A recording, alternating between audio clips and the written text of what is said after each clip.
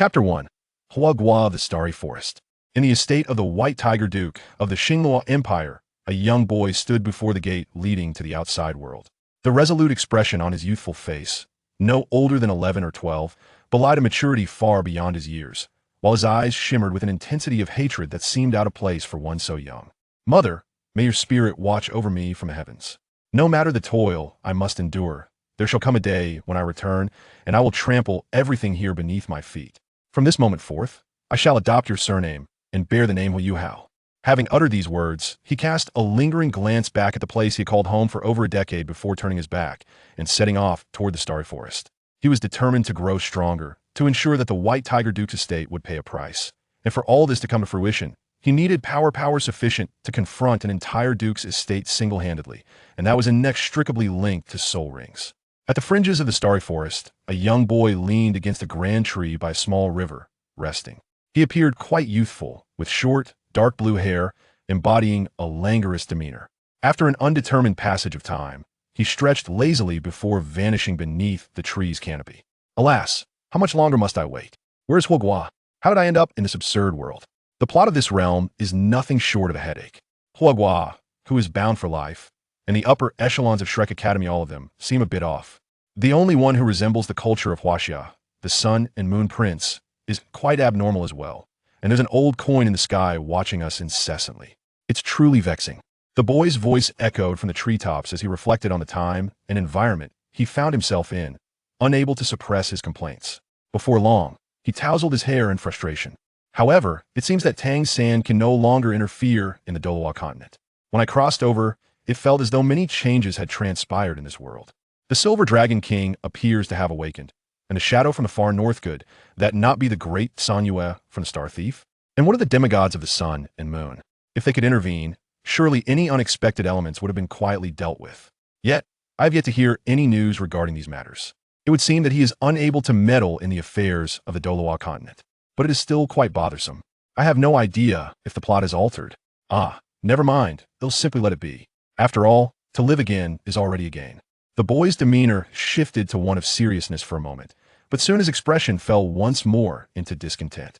It's so frustrating. I've waited here for 3 entire days. Why hasn't Huagua arrived? There's only the single path. Surely, I cannot afford to miss my timing. Perhaps the heavens could no longer tolerate his incessant grumbling, for soon a slender figure with blue hair appeared at the end of the path, a pair of eyes sparkling like stars, though his frail form suggested malnutrition. There's a small river ahead, let's rest there and perhaps have some lunch. Beyond lies the Starry Forest. I will definitely become a soul master. Mother, I promise. Yu Hao clenched his fist, motivating himself. He rolled up his pant legs and sleeves before heading into the river to catch fish. Unbeknownst to him, the boy in the tree observed everything with keen eyes. Habitually, he rubbed his nose and frowned, but soon returned to his idle state. The boy remained perched atop the tree, quietly watching as Yu Hao prepared to cook fish, renowned as a delicacy in the Douluo realm. He then retrieved his own lunch from the 5 spatial gems in his possession a hefty skewer of beef. Oh my, this smells divine. The people of Douluo really have no taste grilled fish? Who would eat that? Barbecue is far more delectable. Ugh, this storage soul guide is increasingly ridiculous. After my parents acknowledged my existence in this life, they gifted me something reminiscent of the divine items I cherished in my childhood, an identical storage soul guide to that of the white-haired Ling Yuxuan. It's certainly stylish, but so cringe-worthy. As he gazed at the soul guide, embedded with red and blue gems, he shook his head in resignation. He then took out some juice, settling back to watch the unfolding events. Ah, baby, what is that delightful aroma? Let's hurry. The scent is coming from up ahead. A joyful voice called out, clear and melodious, startling Yu Hao, who felt like a wounded creature, ready to flee at any moment. After all, Yu Hao was currently a super novice, unable to even defeat a wind baboon. Following the direction of the voice, he spotted 2 figures approaching along the stream. Leading the way was a girl who appeared to be around 15 or 16, her long black hair tied into a ponytail, cascading down her back, clad in a light blue outfit that accentuated her youthful vibrancy. Trailing behind her was a boy with blue hair, radiating an air of elegance and amiability. Yu Hao felt himself relax unconsciously. Little brother, your grilled fish smells incredible. Are you selling it? The girl exclaimed, taking a few jubilant steps toward Yu Hao. Though he had seen beautiful girls before, it was important to note that Huagua had been single for 11 years. As the beautiful maiden approached, Huagua's face gradually flushed crimson.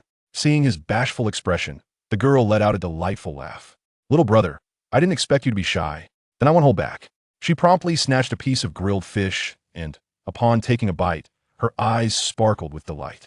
At that moment, the boy behind her strolled over, greeting Huyu with a resigned smile while glancing at the girl.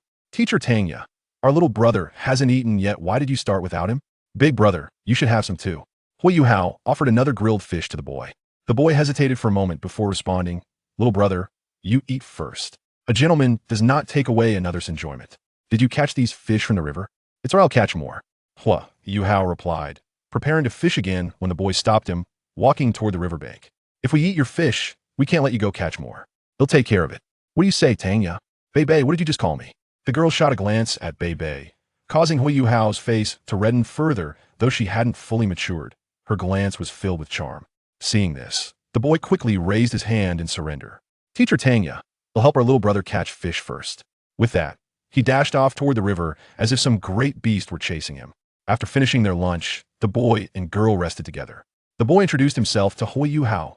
"Hello, little brother. My name is Bei, and this is my companion, Tanya." Tanya glanced at Bei with an exasperated look before turning to Huyu. "Little brother, you can call me Sister Xiaoya." She then leaned against Bei's shoulder to rest. "Hello, big brother Bei, Sister Xiaoya. My name is Huyu," he replied before settling down, lost in thought. Chapter 2. The Mysterious Boy, the Lord of the Borderland, Gufeng. "Big brother Bei, Sister Xiaoya, I have something to attend to, so we'll take my leave." After resting for a while, Huyu stood and set off toward the starry forest. Bei, do you think Xiao brother is also here to hunt souls? He's so young, should we lend him a hand and invite him to join our Tang sect, as a way of repaying him for treating us to grilled fish? Tang amused as she watched Hui's departing figure. Bei, unable to suppress a chuckle, poked Tang Ya's forehead playfully. "I see you're, just after his grilled fish, looking for an excuse to bring him along to cook for you. Although he did treat us, we should indeed help him. Let's go, Xiaoya," Bei concluded, gently ruffling her hair. Goodness, Douluo continent truly produces an abundance of love-struck fools and enchanting maidens. With the likes of Xiao Wu and Bibi Dong in Douluo and Huyu and Bei in Douluo too, it's quite overwhelming. However, I cannot allow you two to go unchallenged this time. Ilex, I wonder if he'll be chosen, but whether I am or not matters little. I came merely to give it a try. The boy in the tree shrugged and gradually descended to stand before Bei and Tanya. "Apologies, but you'll have to stay here and accompany me for a while," the boy said softly to Bei and Tanya. Thus, he positioned himself squarely in their path. Bei narrowed his eyes at the sudden appearance of the boy, halting his quest to find Huyu in the forest. "Hey, what's your deal? Is this path your family's? If you don't step aside, don't blame me for being rude," Tanya said with displeasure, her stance indicating she was ready to take action if necessary. The boy, unfazed, casually dug at his ear and blew on his hand before speaking. "Firstly, if I dare to block you, I am not afraid of any retaliation. Secondly, I do not go by hey my name is Gufeng. Lastly, I am curious about how the esteemed students of Shrek would act in an impolite manner." With that, the boy crossed his arms, studying Tanya and Bei with keen interest. "Little brother, kindly step aside. Since you know we are students of Shrek, please let us pass. Otherwise, do not blame us for being impolite." Bei began, but before he could finish, Tanya had already taken action. The dark blue silver grass surged forth wildly, resembling a horde of venomous snakes recklessly charging towards Gufeng. In an instant, it closed the distance to Gufeng, while Bei's arm crackled with blue lightning, following closely behind the blue-silver grass as it rushed towards Gufeng. Alas, what a nuisance! A black aura surged tumultuously as tendrils of ebony mist began to seep from beneath Gufeng's feet. In an instant, the black mist swelled, violently dispersing the blue-silver grass, causing Bei to stagger backward from the force. Gufeng's hair transitioned from blue to black, growing uncontrollably until it cascaded down to his waist, finally coming to a halt. Ethereal, immutable king of wisdom. Gufeng silently chanted within his heart, and a towering figure, 5 meters high, composed of swirling black mist materialized in the middle of the path, resembling a half-giant akin to the Susanoo from Naruto. Yet the giant bore a striking resemblance to a youthful Gufeng, or rather, it was the grown version of the boy. The black giant's hand slowly coalesced the mist into a massive black sword, and in the following moment, The colossal blade descended, its terrifying force slicing through the air as it aimed to strike Tanya. First soul skill Blue Silverbind. Second soul skill Thunderous Wrath, combining with the first skill Thunderous Dragon Claw. Bei Bei and Tang Ya's pupils constricted as they unleashed their proud soul skills against the descending giant sword. An explosive sound erupted as the black giant sword was shattered by the thunder, and in the next moment, the image of a Manjusaka flower appeared beneath Bei Bei and Tang Ya's feet. Ethereal Manjusaka. The black mist surged upwards from beneath Bei Bei and Tang Ya, propelled by an unseen force. Thunder raged and splattered, obstructing the onslaught from below. Bei Bei maintained the thunderous wrath, and had it not been for the need to shield Tanya from the sudden attack, he would not have expended such significant soul power to forcibly counter the oncoming mist. Seeing this, Tanya also ceased her actions, forming a barrier with the blue silver grass to assist Bei Bei in blocking Gu Feng's ethereal Manjusaka. Ha, ha, ha. Heavy breaths escaped from Gu Feng's lips. Damn it, indeed, I was too ambitious, my body just can't keep up. Thinking back to the Star Stealer, Lu Xing, it's absurd an ordinary person achieving the rank of Demon Lord. Ugh, I can't endure this, I seem to be quite useless. Just using 2 skills of ethereal has already left my body in distress. However, it's fortunate that these 2 have been temporarily incapacitated. It seems I must swiftly secure the 3rd soul ring. Though the soul ring cultivation method is utterly inadequate and has significant side effects, I only require the strength it provides to accelerate my physical growth and enhance my body. Ah, these 2 actually managed to block it. It seems the novels have misled me. I genuinely believed that the people of Douluo were pathetically weak. My parents were right with my current strength. Even a slightly formidable soul emperor could easily dispatch me. I foolishly thought they were jesting. Never mind, my body is too small to withstand such power. They'll deal with this later, I need to recuperate. Upon witnessing his ethereal Manjusaka being thwarted, Gu Feng discreetly retreated. Cough, cough, cough, who exactly is that kid? Is he an evil soul master? But if he is, why did he not kill me and Xiaoya? Wait, Xiaoya? Xiaoya, are you alright? Bei Bei, dragging his injured body, hurried over to Tang Ya's side. Seeing that she had sustained minimal harm, he let out a sigh of relief. Bye-bye, I'm fine. Most of the impact was absorbed by you. I didn't suffer significant injuries. What about you? Was that scoundrel trying to kill us? How infuriating. I wonder how little brother Hui Yuhao is faring. Tanya gazed at the disheveled Bei Bei, unable to suppress her anger. Her resentment towards the one who obstructed them grew, as he had unreasonably hindered their attempt to aid Yuhao and had hurt Bei Bei in the process. Had it not been for Bei Bai's intervention, Tanya would have been severely injured, and their quest for the 3rd soul ring could have ended in failure. The more she thought about it, the angrier she became, and her grievances towards Gu Feng intensified. Xiaoya, guard me, I need to recover for a moment. It appears little brother Hu will have to fend for himself. Observing that Tanya was relatively unscathed, Bei Bei prepared to recuperate his strength. Their journey was already fraught with unexpected troubles even before entering the forest, and his mood was far from cheerful. Meanwhile, Gu Feng leaned against a tree, watching Hui Yuhao approach while slowly adjusting his own state. He felt quite displeased. Damn it, I'm truly fed up and still not accustomed to the Douluo continent. It's as if the moment one speaks of fighting, it becomes a reality. The wildlands are somewhat tolerable, but I can't be sure about the Sun Moon Empire, however. Here in Douluo, it's as if soul masters are inherently superior. They act without hesitation. Yet, it seems I'm partially to blame if someone blocked my path. I would likely react with anger as well. Nonetheless, I never anticipated that the people from Shrek would resort to ambush its truly deserving of their reputation as Tang's sect. Gu Feng's hair had once again turned back to its blue hue, albeit a short style. Under normal circumstances, he would suppress the ethereal elements within him, as his body could barely withstand it. Even his cultivation was hampered, with the ethereal elements forcefully expelling the absorbed soul power. Nevertheless, the ethereal elements were gradually absorbing the essence of the world, slowly fortifying his physique. Ah, I wonder if my parents will come looking for me after discovering my quiet departure. But probably not after all. More than a decade ago, an anomaly occurred on the continent. Though most people were oblivious to the overwhelming phenomena, those of us in the top-tier powerhouses certainly took note. I wonder if that rift was caused by our group of outsiders. The danger on that side is undeniable. And why does the rift have to be so conveniently located near my home? Yet, it's fortunate that the strongest emerging from that rift is merely a title to law. My father, a 98th level super daw, should be able to hold his ground, especially with that martial soul of his Ugh, the sun-shooting bow. How ridiculous! A soul ring can only be utilized once, and once activated, It requires a day to cool down. However, the power it wields, though I've never witnessed it, it should be formidable.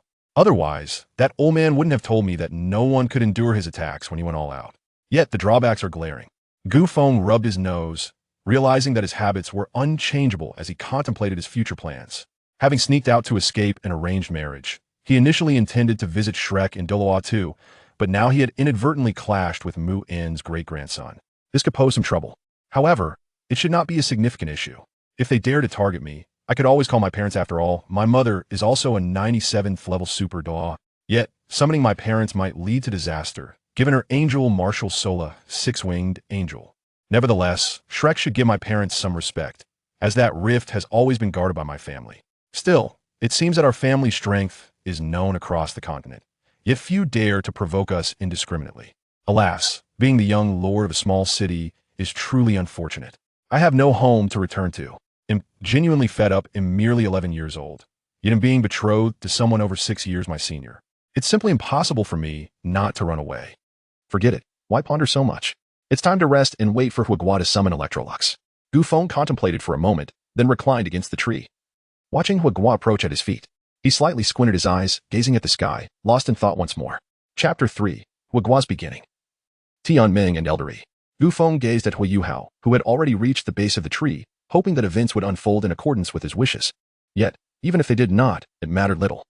His audacity to stealthily follow Huayuhao and witness the historic moment of the first soul ring in a million years was solely attributed to the uniqueness of the ether. Under circumstances where Gu Feng does not actively expose himself, even the unparalleled Douluo cannot perceive his presence. After all, one who possesses the audacity to elope beneath the very gaze of a 98th level super Douluo certainly harbors a modicum of confidence. Gu Feng once again retrieved a bottle of wine from his glove, observing the unparalleled protagonist, classmate Huagua, engage in a life-and-death struggle in a one-on-one showdown against the formidable wind baboon, a soul beast that nearly accomplished the feat of slaying a deity. Witnessing Huagua nearly being defeated by a mere wind baboon left Gu Feng speechless, unable to suppress the urge to rest his forehead in his palm. I must confess, I had harbored certain expectations for Huagua, who had not yet unleashed his true potential. Alas, I was mistaken, for before tapping into his powers, Huagua truly lacked combat prowess and was even inept in fighting. Nonetheless, this spectacle was quite delightful, had there been a soul-guiding device to record it. I would surely have preserved the keepsake of this moment, hehehe. Gu Feng observed Huagua being pursued by the wind baboon beneath the tree, as he earnestly indulged in a melon. Eventually, after a relentless tugging from Huagua, our god-slaying wind baboon collided with the white tiger dagger, resulting in the emergence of a white 10-year spirit ring. Could it be that this spirit beast is merely a decade old? I am destined to become a spirit master. I must seek justice for my mother.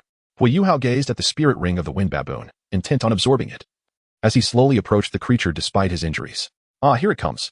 Gu Feng sensed an oppressive aura drawing near, and he knew instinctively that it was the terrifying mental pressure emanating from the edge of the Douluo forest, belonging to that insect. At last, I have encountered a spirit master with a mental attribute, yet it is a pity that I cannot shed tears. Otherwise, I would be weeping profusely. Suddenly, the earth split open, revealing a colossal snow-white insect adorned with 10 golden stripes emerging from below. How impressive. You can speak. Are you perhaps a 100,000-year spirit beast? Huayuhao regarded the enormous white insect before him, feeling the dense mental pressure it radiated, akin to an abyss or a prison, yet surprisingly, he felt no fear. You are the true white insect. I am the sole million-year spirit beast of the Douluo continent, the heavenly dream-eye silkworm. Fear not, for I shall not bring you harm. Rather, I will elevate you to become the most gifted individual in this world. The heavenly dream-eye silkworm, just as in the original tale, began to weave grand visions for our young Hua. Ah, how intriguing. What a coincidence. Or perhaps this is the fate of Douluo's favored, innately possessing level 1 soul power, encountering a million-year spirit beast, the heavenly dream-eye silkworm, at the first spirit ring. Even more extraordinary, the heavenly dream-eye silkworm, in a rather unfortunate state, voluntarily agreed to become this fellow's spirit ring, the first million-year spirit ring, accompanied by an uncertain second ice attribute martial soul. Presumably, once they merge, it shall soon arrive. With the sun and moon in hand, I grasp the stars. There is no one like me in this world. Oh, Ilex, you have created an existence of transcendent artifacts, single-handedly shattering the entire Divine Seal continent. How curious that you would take an interest in one so inherently lacking. Gu Feng observed the conversation between Huayuhao and the heavenly dream-eye silkworm, his gaze lifting towards the horizon, lost in contemplation, as the fusion between the heavenly dream and Huayuhao commenced. An overwhelming surge of spiritual energy radiated across the entire periphery of the Douluo forest, spanning thousands of miles, rendering every human and soul master unconscious in its wake. At that very moment, the sky abruptly split open, revealing a rift from which a swirling mass of gray mist emerged, hurtling directly toward the merging pair of Huagua and the heavenly dream ice silkworm. Ether Cloud Dragon. A white current of energy coalesced into the form of an eastern dragon, soaring toward the encroaching gray mist. Upon the dragon's head stood a youth with azure hair, halting the advance of the ominous gray mist with his presence. Thus, a tripartite standoff took shape. On one side stood the heavenly dream in the fusing Huagua. On another, Gu Feng, poised atop the ethereal cloud dragon. And lastly, the writhing gray mist, the lingering divine remnant, Alaic. Damn it, where did these two come from? Why didn't I sense them at all before? The heavenly dream ice silkworm watched the confrontation between the youth and the remnant, its entire being unsettled. Yet, in the midst of its fusion with Huagua, it was powerless to intervene. Before the words Elder Yi, I need your help, could even be uttered, the gray mist surged violently toward the merging Huagua and heavenly dream ice silkworm.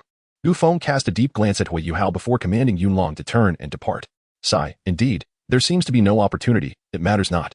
I shall strive to develop the ether to its utmost potential. Surely, the deities of this realm cannot rival me. Yet, I wonder if I can attain the same formidable strength as the demon lord Liuxing from the original narrative. It seems rather unlikely. Liuxing single-handedly devastated an entire hell, subsequently obliterating it with the Doomsday Cannon. The crucial point is that hell exists as a higher-dimensional universe. The gods of Douluo, it appears they cannot contend with the demon lord. Even if Douluo is not as feeble as the esteemed individuals on the internet conjecture, it still cannot rival the demon lord. Gu Feng sat cross-legged atop the cloud dragon's head, his mind swirling with thoughts of the heavenly dream ice silkworm, Elix, the demon lord Liuxing, the abyss, and the blood of the abyss. Indeed, Gu Feng bore no blood of the abyss. Had he possessed it, he would not have resorted to mere chance in seeking Elix's aid. Although in this Douluo universe, the use of ether does not induce the adverse effects of reverse growth, the sheer potency of ether rendered Gu Feng hesitant to unleash its full power, as his body could not withstand it. Alas, it appears he must still gather the unpalatable whale gel. However, only the millennium-old whale gel holds any efficacy for him now. He recalled that Shrek possessed a piece of millennium-old whale gel. Perhaps he could procure it in due time. Yet, why did he experience Liuxing's condition when fully utilizing ether? Despite the absence of abyssal blood within him? Could it be that he harbored abyssal blood within? Yet that should not be the case, for his body exhibited none of the symptoms associated with abyssal blood. It was a perplexing conundrum. Gu Feng pondered increasingly, becoming more bewildered. Too many uncertainties clouded his mind, leaving his hair in disarray. Nevertheless, he decided to focus on acquiring the third soul ring, although the soul ring seemed utterly futile, as its soul power had been forcibly consumed by the ether, rendering it devoid of any soul abilities. It remained uncertain whether the subsequent soul rings would possess any skills. At the very least, Gu Feng's first and second soul rings lacked even a single soul skill. Gu Feng searched tirelessly around the outskirts of the stars for an entire day, and at last, he discovered a specimen of the ancient and resilient golden bamboo, estimated to be approximately 3,000 years old. Employing various means, he successfully acquired the soul ring. His soul ring configuration comprised a first soul ring from a solitary bamboo, aged around 700 years, a second soul ring from the blue silvergrass, aged 1,200 years, and a third soul ring from the golden bamboo. Due to the influence of the ether, Gu Feng's martial spirit neither inherited his father's son Bao nor his mother's angelic spirit. It should be noted that during the awakening, his martial spirit was initially destined to inherit his mother's angelic martial spirit, a divine legacy from millennia past. However, at the moment of awakening, the ether within him shattered the angelic martial spirit, causing the fragmented essence to merge into his being. Consequently, Gu Feng's martial spirit transformed into a reflection of himself, rendering him as if devoid of a martial spirit altogether. This incident left both his parents in shock, but fortunately, no further complications ensued. The matter remained a secret known only to Gu Feng and his parents, who publicly declared it a mutation into his intrinsic martial spirit. Next, he contemplated spending time at Shrek, for the sun and moon were too distant, and the path was elusive. Moreover, the prevalence of evil soul masters in that region warranted a more cautious approach. Initially, he believed that with the ether at his disposal, he could face any adversary without fear, except for the formidable Douluo. Yet, he found himself unable to contend even against a relatively strong soul emperor, as his body could not sustain the output of ether. Frustrated, he resolved to spend 6 years at Shrek before returning. The prospect of marrying at 18 was not entirely out of the question, though it stirred up memories of the time he nearly faced an arranged marriage at just 12. Such thoughts were exasperating. Ultimately, he decided to visit Shrek with the intention of meeting new companions. Gu Feng chattered to himself atop Yunlong, but amidst his musings, he became suddenly overwhelmed, clutching his head and rolling about on Yunlong's back, heading towards the entrance of the stars. Meanwhile, our dear Huagua encountered Bei and Tanya, and, true to the original narrative, he joined the Tang sect. Thanks to Huagua's fortuitous luck and assistance, they successfully helped Tanya acquire her third spirit ring, a mandala snake aged 1,800 years. Her soul skills mirrored those in the original tale. At the entrance of Shrek Academy, one might exclaim in astonishment. Is Shrek truly this grand? It dwarfs the desolate city by a considerable margin. However, one must consider that while the desolate city may be sparsely populated, its denizens are predominantly formidable. There are scarcely any weaklings, and, indeed, I seem to be the weakest among them at present. Gufeng pondered and realized that he might indeed be quite inexperienced. However, upon further reflection, he noted that he was merely 12 years old, apart from himself. The youngest in the desolate city was his betrothed, whom he had evaded marrying. Yet, she seemed to be nearing 18, not even a resident of the desolate city. Nonetheless, it was rumored that she possessed a twin martial soul, exceptionally formidable, a formidable soul king capable of overwhelming ordinary soul emperors, and was on the verge of breaking through to Soul Emperor herself. Why dwell on such thoughts? I have yet to even meet her, surely. She cannot have arrived at Shrek Academy. Hiss, it's impossible, absolutely impossible. According to the original text, during this period in the Inner Academy, there seemed to be no twin martial souls. Indeed, it is utterly inconceivable. Gufeng surreptitiously utilized his old mentor's City Lord seal to craft a letter of recommendation. By presenting this letter to the admissions personnel, he was able to proceed with his enrollment. Chapter 4. Enrolling and watching the performance, Gu Yuna and Gu Qiu stated their ages, names, martial spirits, and soul power levels before queuing. The admissions officer, a bespectacled teacher exuding a gentle demeanor, created a sense of comfort and ease. 11 years and 7 months, Gufeng declared, my martial spirit could be considered my own, and I possess a soul power level of 32, Soul Master. Thank you for your assistance, esteemed teacher. After Gufeng concluded his remarks, he made his way towards the school. Another Soul Master? Are there truly so many under the age of 12 this year? And there is another Soul Sect member. Along with that girl from the academy, it seems this year is replete with prodigies. Wang Yin adjusted his glasses and shook his head. In the next moment, he suddenly paused. Wait a moment, the martial soul is his own. Isn't that the corporeal martial soul? Hiss, where did that little fellow go? Wang Yin turned around but could no longer see Gu Feng's figure. Alas, it seems I must wait until after the class assessment to address this. Shrek City is indeed vast, at least significantly larger than the main city from my previous life. However, it lacks the vibrancy of those grand cities. There is no turning back. It's better to let it be. Gufeng strolled leisurely, reminiscing about the splendid world of his past life, a realm of peace and harmony.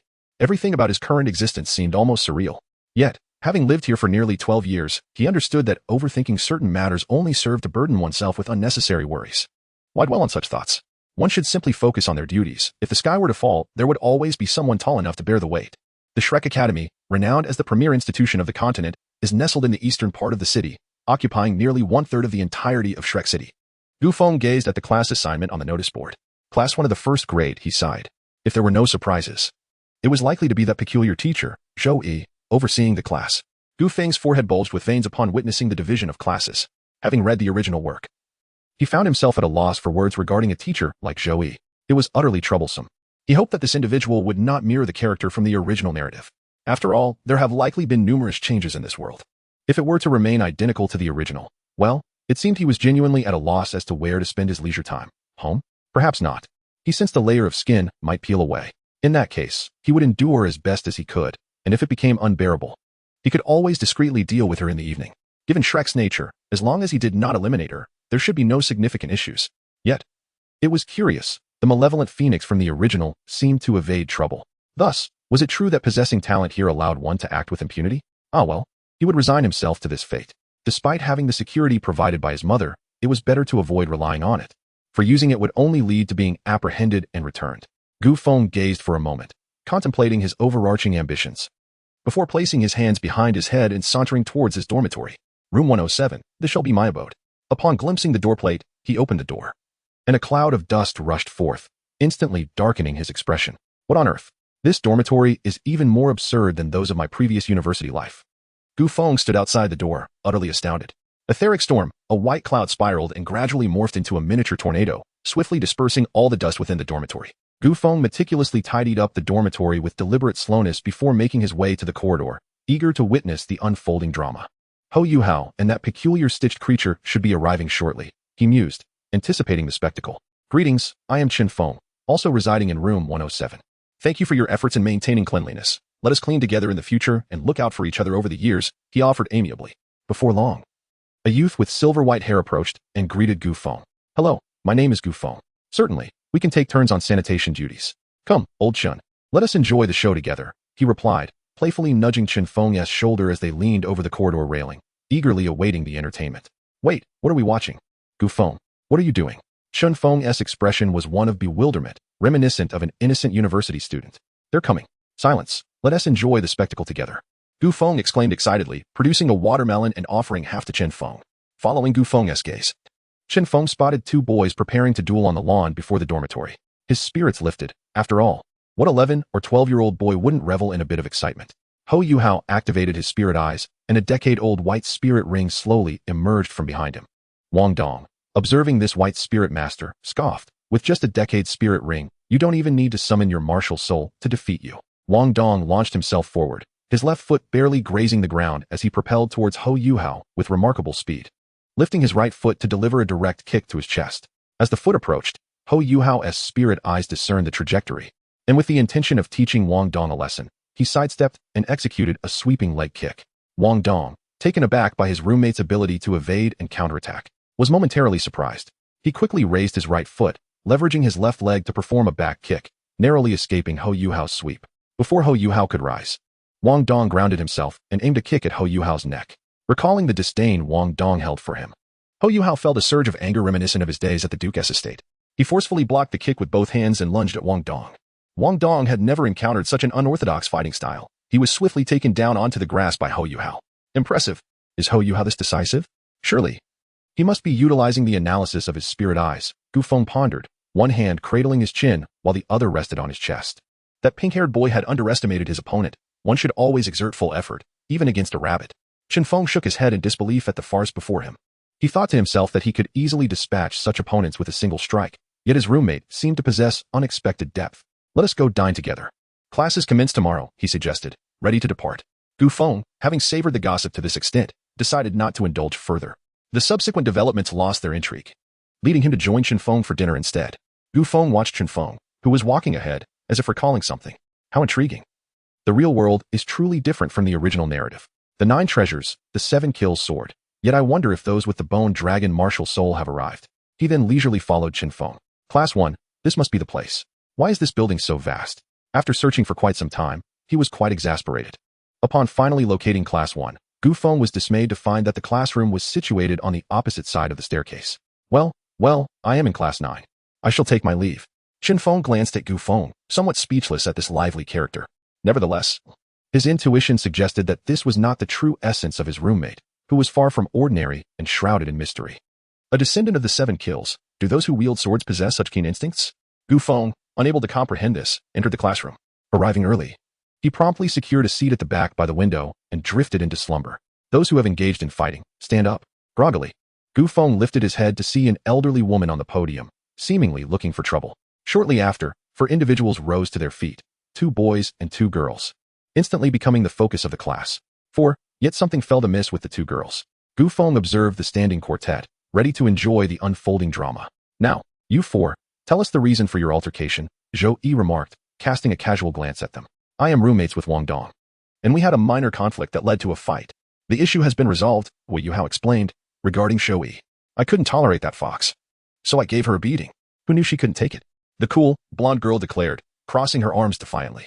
Good shower, well done, but next time, do take it easy. Don't leave your opponent incapacitated, Zhou Yi remarked, her expression brightening upon hearing that her rival's classmate had been bested by Gu Chou'er. And you? Do you know? What is your situation? Zhou Yi then inquired of the girl who appeared almost ethereal, with silvery hair and amethyst eyes that seemed like precious gems. Her beauty seemingly bestowed by the creator himself. Similar to Chou'er, that tiger and his fiancée were quite bothersome, disturbing my reading. After reminding them once, I had no choice but to personally ensure their silence. Gu Yuna replied nonchalantly, as if it bore no significance to her, in her mind. Such trivial matters paled in comparison to her reading. Hiss. The Silver Dragon King and the Emperor Beast. Given that the Divine Realm cannot intervene in Douluo continent, even the Silver Dragon King has made an appearance. Yet, why should I concern myself? It has nothing to do with me. Gu Feng was initially taken aback, as he had not anticipated the emergence of the Silver Dragon King. However, upon reflection, he realized it bore no relevance to him, rendering it inconsequential. Yet, he remained oblivious to the fact that Gu Yuna had observed his astonished expression upon hearing her name. This individual is somewhat peculiar. Does he know me? Or is he aware of my true identity? Gu Yuna cast a penetrating glance at Gu Feng, lost in her own thoughts. Apart from the 4 of them, everyone else was tasked with running 100 laps on the playground. Zhou Yi, after discussing the reasons with Gu Yuna and Hou Yuhao, instructed the remaining individuals to listen attentively. Indeed, this character was as insufferable as portrayed in the original narrative, evoking a sense of revulsion. Gu Feng regarded Zhou Yi on the podium, feeling a throbbing headache. He wondered whether encountering such a teacher was a stroke of good fortune or merely a twist of fate for her. Chapter 5, The First Battle with the Soul Emperor. How did Zhou Yi ascertain whether these individuals had completed their 100 laps? She hadn't personally counted. And in the original tale, those she expelled indeed hadn't finished their laps. Something seemed amiss. Shrek currently lacked the surveillance of future generations. And she was in the classroom. Even if she were not present, with so many participants, how could she possibly know who had fallen short? Wait, could it truly be as I suspect? Gu Feng seemed to have contemplated a possibility, raising his gaze to the classroom. If that were the case, it would indeed make sense. After standing on the playground for a while, Gu Feng appeared to have made a certain resolve. With a sigh, having lived a second life. Why should he suppress himself as in the past? As long as he was true to his heart, that sufficed. So let him see if reality aligned with his imagination. Zhou Yi. After a brief interval, Gu Feng seemed to transform into a different person, feeling considerably lighter, as though the shackles upon him had been released. The ethereal cloud dragon, a magnificent white creature, propelled Gu Feng forward at an extraordinary pace, completing 20 laps in a remarkably short span. Subsequently, he dismissed the cloud dragon and joined the main group in their run, after which Huagua and the other three also emerged to jog. The ensuing developments unfolded precisely as depicted in the original narrative, with Huagua, aided by Wang Dong, successfully completing 100 laps without incident. Following this, it was time for the so-called expulsion segment. Gu Feng smiled, eager to ascertain whether events would transpire as he anticipated. Zhou Yi, her expression impassive, turned to the students and calmly announced, "Those whose names I call, step forward. Cheng Qing, Qiu Jianrao, Tang Dao, Shang Wanchentian, Lin Ziyu, Zhuge Yun, Tai Long, Tang Ling, Yun Xiaopiao, Gu Feng." Except for Gu Feng, the others gradually stepped out. "You 10 need not return. From this moment forth, you are no longer students of Shrek," Zhou Yi stated coolly. "Why?" One student, perplexed and indignant, questioned Zhou Yi. Zhou Yi smiled indignant. "His name is Huagua. Had he not completed 100 laps, he too would be among you. However, he succeeded in finishing 100 laps. I never stated that mutual assistance was prohibited. Wang Dong aided him willingly. If anyone is willing to assist you during the run, that is permitted as well. But did anyone assist you? I disregard the process and focus solely on the outcome. The result is that Huagua completed 100 laps while you did not. Now leave. If you do not depart, I shall nullify your martial souls." Applause erupted as Gu Feng sauntered out from the ranks. His composed demeanor and fearless expression captured the attention of all present. "Are you truly certain that we did not finish? Have you counted? How can you ascertain who completed 100 laps and who did not? Teacher, is your martial soul of the mental type? Can you stand behind your own words?" Gu Feng slowly approached Zhou Yi, his words laden with skepticism towards Zhou Ying, a smile playing at the corners of his mouth. Could this young lad have discerned something? Unlikely. He was merely an 11-year-old child, incapable of such insight, undoubtedly feigning composure. Beneath Zhou Yi's mask, her complexion paled, yet none could perceive the subtle shifts in her expression except for Gu Yuna. "What I say serves as evidence.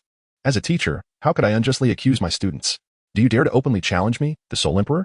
Zhou Yi articulated slowly, her tone intensifying as she uttered the title of Soul Emperor. 6 soul rings emerging from beneath her feet. The oppressive aura of the Soul Emperor surged toward Gu Feng. "Ah, it appears my suspicions were indeed correct. The shameless old hag. These few must be the students whose soul power barely meets the standard. I am aware of your teaching methods. You have expelled quite a number of students. Due to various issues, the remaining students boast a high acceptance rate. But isn't that because you dismissed those who were slightly underperforming? These 9 must surely be the lowest in this cohort.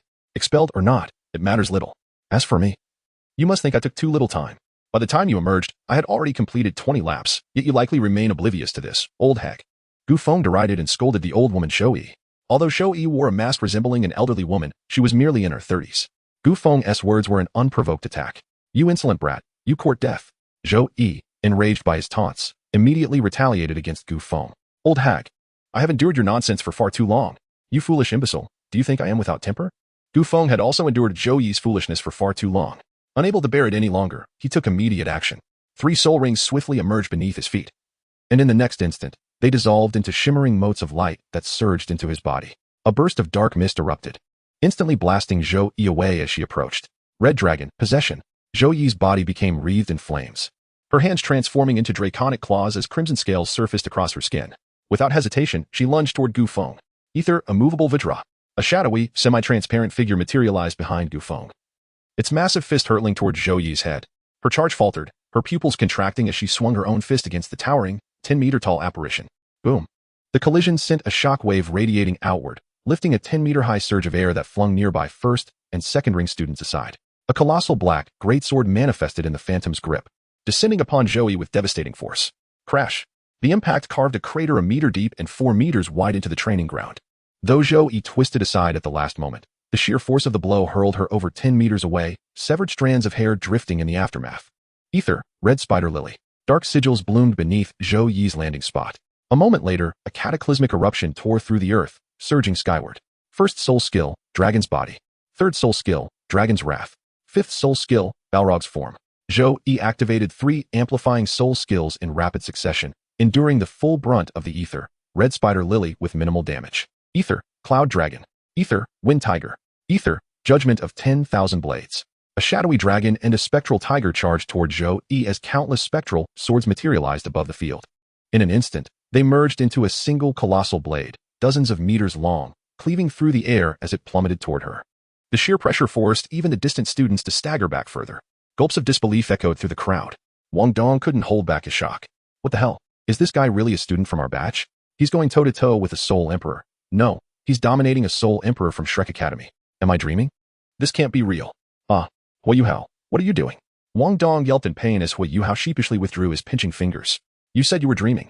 If it hurts, then it's not a dream, Huagua retorted before reactivating his spirit eyes to observe the battle. Gu Yuna and Gu Qiuer exchanged glances, their expressions turning serious. They had initially dismissed the combat prowess of this era's soul masters, until now. A soul ancestor overwhelming a soul emperor? It was akin to a low-tier 1,000-year soul beast toying with a 10,000-year beast. This is absurd. Though Gu Yuna could achieve similar feats, she was the Silver Dragon King. Her innate strength incomparable. Her current state was merely a recultivation. Gu Qiuer, in a desperate struggle, might barely hold her own against a soul emperor, but only just. Yet, the blue-haired youth, now with waist-length black tresses on the battlefield, was outright suppressing a soul emperor. Fourth soul skill, Roar of the Infernal Dragon.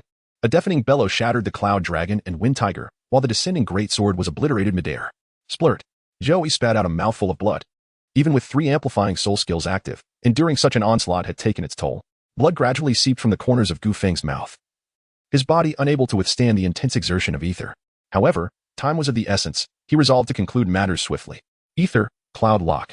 Black chains descended from the heavens, ensnaring Zhou Yi's limbs, preparing to lift her into the air. Yet, Zhou Yi's struggles caused the chains to tremble ceaselessly. Ether, Cloud Explosion.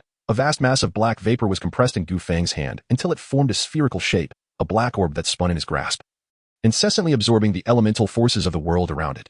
Suddenly, Zhou Yi felt a chilling sense of foreboding. A lethal instinct pounding in her mind as she beheld the ominous black sphere hovering in front of her, her brain issuing frantic warnings. Sixth soul skill, Hellfire. Zhou Yi now regretted her earlier decisions. She had never anticipated encountering such a monster in her class. For the moment, her only option was to defend against this imminent strike. A deep crimson flame erupted from her mouth, surging forth to shatter the chains and race toward Gu Feng. The black sphere also hurtled toward Zhou Yi, and in the ensuing moment, a violent explosion erupted. The ground of the playground was ravaged as if plowed through. Just as the shockwave threatened to engulf the crowd, a figure appeared before it, extending a hand to shield against the impending force. This explosion, capable of obliterating an ordinary soul emperor and severely injuring a high-ranking one, was effortlessly subdued. In the blink of an eye, the figure positioned itself between Zhou Yi and Gu Feng, effortlessly halting the fiery onslaught from both. With a gentle push, the two were sent sprawling backward. Zhou Yi's hair was disheveled, her appearance resembling that of someone who had endured a bombardment from a soul-guided cannon, while Gu Feng appeared relatively unscathed. However, Gu Feng had suffered considerably more than Zhou Yi. After all, he had merely caught her off guard. His series of swift, unexplainable strikes had only managed to inflict minor injuries upon her, failing to achieve anything more substantial. The damage from the cloud explosion, though significant, had been mitigated by Zhou Yi's sixth skill. Now, he found himself unable to bear the toll on his own body. Chapter 6, Yin Xiaozha. It is time to cease this conflict. Should you choose to continue, do not blame me for being unyielding. The figure's voice was gentle. Yet the displeasure etched upon his face revealed his growing ire. All students from Class 1, gather here. The figure addressed the distant students and then turned to the two instigators of the chaos. You two, come here as well. He proceeded toward the only area that remained relatively intact, as most of the playground had been thoroughly devastated. Gu Feng stood still, regaining his composure. The figure gestured, sending a pulse of light toward Gu Feng, instantly restoring 70% of his vitality from the earlier battle, leaving him to recover the remaining 30% at his own pace. Greetings, I am Yin Xiaozha, the Dean of the Martial Soul Department. Can someone enlighten me as to what transpired here? A student engaged in combat with a teacher to the extent that much of the playground has been rendered unusable. Explain this to me. Is it customary to create such a ruckus on the first day of school? Yin Xiaozhi suppressed his fury. As the dean, he was already burdened with responsibilities, especially with the inter-academy assessments scheduled for the day. Who would have thought a teacher and student would clash, and that the student would overpower the teacher? Though it was a surprise attack, it was still outrageous. Were it not for the extraordinary prowess of this student, Yin Xiaozhi would have expelled him without hesitation. At that moment, Hui Yuhao stepped forward to recount the events, and upon hearing the account, Yin Xiaozhi cast a penetrating gaze at Zhou Yi. Having lived for so long, he could see through Zhou Yi's intentions. Her cunning was not a new development. Yet this time she had encountered formidable opposition. Students, return to your classrooms for self-study. Gu Feng, you too shall return for self-study. Zhou Yi, please come to my office. Yin Xiaozhi addressed the students amicably before suppressing his anger and directing his words at Zhou Yi, then vanished. Wait for me, you little brat. Zhou Yi had never experienced such a significant setback before. However, before she could finish her thoughts, Gu Feng interjected. Old hag, do you think I'm afraid of you? If need be, we can battle again. I won't stop until you are rendered incapable of self-care. This declaration infuriated Zhou Yi, nearly provoking her into action once more. But ultimately, she stormed off toward the dean's office. Gu Feng turned and walked towards the classroom.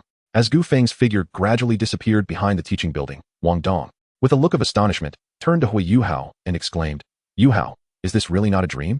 Is he truly our age? My goodness. I want to confront that old hag directly.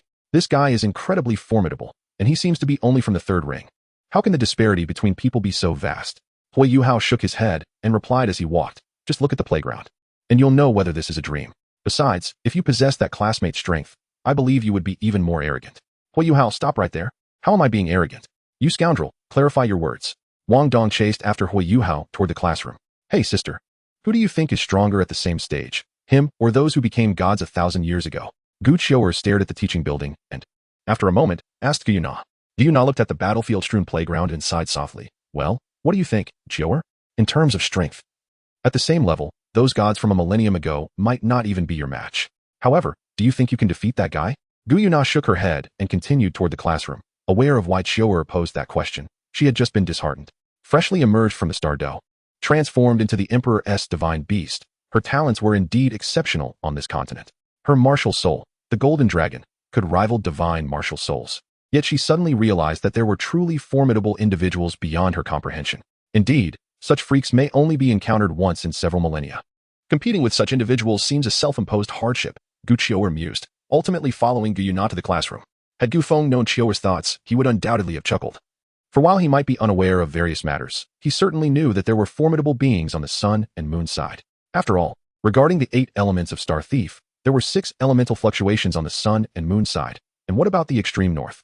The moon of the Tsang and the Ice Queen were legendary, their combat prowess unparalleled. The Origin sect also had one, though the specifics remained unclear. Shrek likely had one as well, and there were also 2 ambiguous soul beasts from overseas. There might even be more powerful figures. For the anomalies from 12 years ago merely indicated the 8 elements, soul beast apparitions, ancient giants, and ice element phenomena. Who could say if only these few had descended upon Douluo? Returning to the dormitory, Gu Feng lay directly on his bed, pondering the events of the day. Growing increasingly irate, that old hag was truly more bothersome than the little fairy from his past life. Initially, he intended to endure it, but that was utterly impossible. He could not contain his anger even slightly. Regardless, with the foundation laid by his mother's previous gifts, he resolved to act decisively. Gu Feng, it's gone viral. There's a formidable individual in Class 1 who clashed with their homeroom teacher on the very first day, and astonishingly, he overwhelmed the teacher. I initially didn't believe it, but after seeing the demolished playground, I'm convinced. It's absurd. Gu Feng, you're also in Class 1, right? Do you know who it is? Qin Feng returned to the dormitory and inquired about Gu Feng, eagerly recounting the sensational events of the day. As he spoke, he turned to find Gu Feng staring at him as if he were a fool, and he immediately fell silent. Why are you looking at me like that? This matter is known throughout the Outer Academy of Shrek. I'm uncertain about the Inner Academy. But everyone in the Outer Academy is aware that there's a formidable individual in Class 1, though they don't know who it is. As he spoke, Qin Feng noticed Gu Feng's increasingly peculiar expression, a knot forming in his heart. He swallowed hard, tentatively asking, Gu Feng, that person wouldn't he be you, would it? His voice dwindled to a whisper, and had it not been for Gu Feng's keen senses, he might not have caught the latter part of the question. Gu Feng glanced at Qin Feng, gave a slight nod, stretched lazily, and nonchalantly remarked, well, as long as you know, don't spread it around. I've been asleep for nearly a day. Shall we go eat? After speaking, Gu Feng walked outside. recalling that today was presumably the first day for Huagua to sell fish, which he was eager to try. Wow, Feng Ge, wait for me. I'm going to call Miss and that fierce girl, Wu Feng, to join us, Chen Feng said as he recovered from his astonishment and hurried after Gu Feng.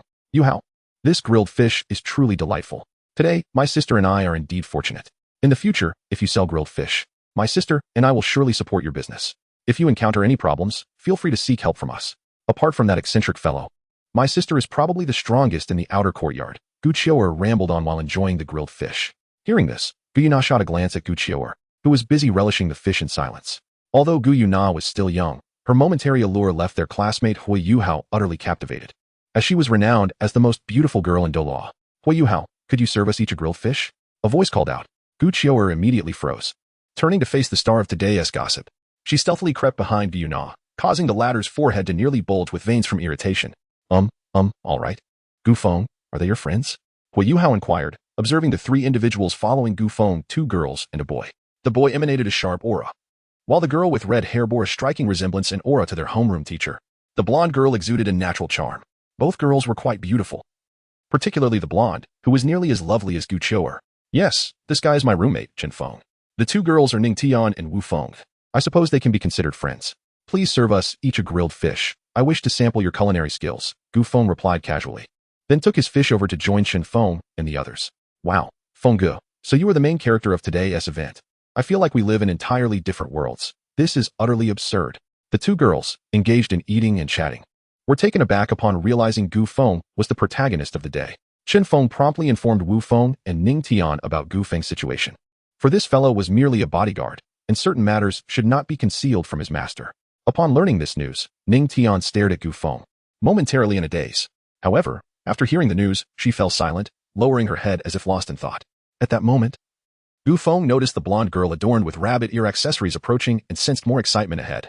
Her exquisite features resembled that of a character from a two-dimensional realm suddenly appearing before him. Enough chatter. It seems we have a spectacle to witness.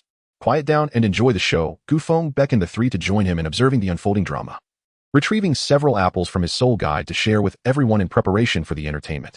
Hello, could you spare me 2 apples, Gu Feng? My sister and I find the fish a bit dry, Gu Yuna said as she gently pulled Gu Qiuer over and stood beside Gu Feng, her voice calm as she brushed a stray strand of hair behind her ear. Of course, here you go, Gu Yuna. Let us all enjoy the show together. Gu Feng replied without even glancing at her, casually handing over the apples while his gaze remained fixated on the unfolding interaction between Hui Yuhao and the blonde senior. A flicker of unexplainable emotion passed through Gu Yuna's eyes as she expressed her gratitude and joined in watching the drama. At that moment, Chen Feng nudged Gu Feng and whispered conspiratorially, Feng Ge, are there more beautiful girls in your class? Is this Gu Yuna the type who has a preference for a certain kind of boy? Gu Feng turned his head to glance at Chen Feng, who was right there, and thought to himself that if he had any questions, he should ask them directly. He preferred not to be disturbed while enjoying the spectacle. After making this remark, Gu Feng shifted his gaze to Hui Yuhao, ready to indulge in the unfolding drama, as the climax of this narrative was swiftly approaching. However, he couldn't help but wonder if the young denizens of Douluo were already contemplating romance at such a tender age. Was it really the irresistible charm of Gu Yuna that had captivated them? Nevertheless, he dismissed these thoughts, prioritizing the enjoyment of the spectacle over any musings that bore no relevance to him. Gu Feng absent-mindedly rubbed his nose, relinquishing his contemplations, and resumed his observation of the scene. Chapter 7. The Twin Stars of the Outer Courtyard. Jiang Nan, and as the girl adorned with a golden-haired rabbit ear headpiece was about to depart, a deep voice resonated through the air. Hey, kid, are you refusing to sell? A gold soul coin hurtled from the distance, embedding itself into the barbecue grill, while a large hand reached toward the last 2 grilled fish at Hui Yuhao's stall. Upon hearing that voice, Hui Yuhao instinctively activated his mental detection. Just before that hand could seize the fish, he deftly evaded it using the Tang Sec's Xianyu hand and the Ghost Shadow Misty Step. However, he was unprepared for the hand to plunge directly into the fiery coals, an overwhelming aura emanating from it. Another hand grasped Hui Yuhao's shirt, lifting him effortlessly. A golden flash darted into the figure's arm, and dark blue-silver grass ensnared the figure, accompanied by a sharp cry. Su Sanshi, release Yuhao. That fish belongs to me. With that, she utilized the constricting crane to push Su Sanshi aside. The sound of the blue-silver grass exploding resonated as Su Sanshi broke free from its grasp. Water swirled around him as a hefty shield manifested in his hands, and he charged towards Tanya, shield raised. With a mighty roar, a dragon-transformed arm struck the shield with tremendous force, sending shockwaves rippling through the air. I say, Sanshi, you first laid hands on my junior disciple and now intend to attack my dear Tanya. What, do you seek a duel? The speaker was Bei Bei and Tanya, who had previously been halted by Gu Feng at the entrance of the Stardow forest. Bei, keep a close watch on your sister, Su Sanshi remarked, lowering his shield. After a brief scuffle, he extracted the dragon whisker needle that Tang Yu had lodged in his arm, albeit at the cost of a Xin Shui Dan. Bei, your sister fights with such ferocity. That dragon whisker needle is excruciating, Su Sanshi complained, clutching his arm and rubbing the spot where the needle had pierced him. Who told you to meddle with my newly recruited Tang sect disciple and attempt to snatch my grilled fish? Tang Yu retorted, munching on the grilled fish and rolling her eyes at Su Sanshi's foolishness. Nan, the fish that you how grilled is truly delicious. You must try it. Tang Yu exclaimed, turning to Jiang Nan and linking her arm with hers. A smile blossomed on Jiang Nan's face as she accepted the piece of grilled fish that Tang Yu offered. After taking a delicate bite, her eyes sparkled. It's absolutely delightful. Where did you find such a talented disciple, Tang Yu? She inquired lightly. Seeing this, Su Sanshi rushed toward Jiang Nan, exclaiming, Nan, if it's that good, I shall buy it for you every day. His expression was one of eager servitude. However, Jiang Nan's countenance darkened at his approach. Raising her right foot, she delivered a swift downward kick to Su Sanshi's head. With a resounding thud, the previously valiant Su Sanshi collapsed to the ground, convulsing. Huagua instinctively shuddered at the sight of his gentle senior sister displaying such violence, feeling it was surreal. Do you think Nan is quite fierce? Bei approached, gently patting Huagua's shoulder. Huagua nodded subconsciously, as anyone witnessing this situation would find it hard to believe. Nan is actually very gentle.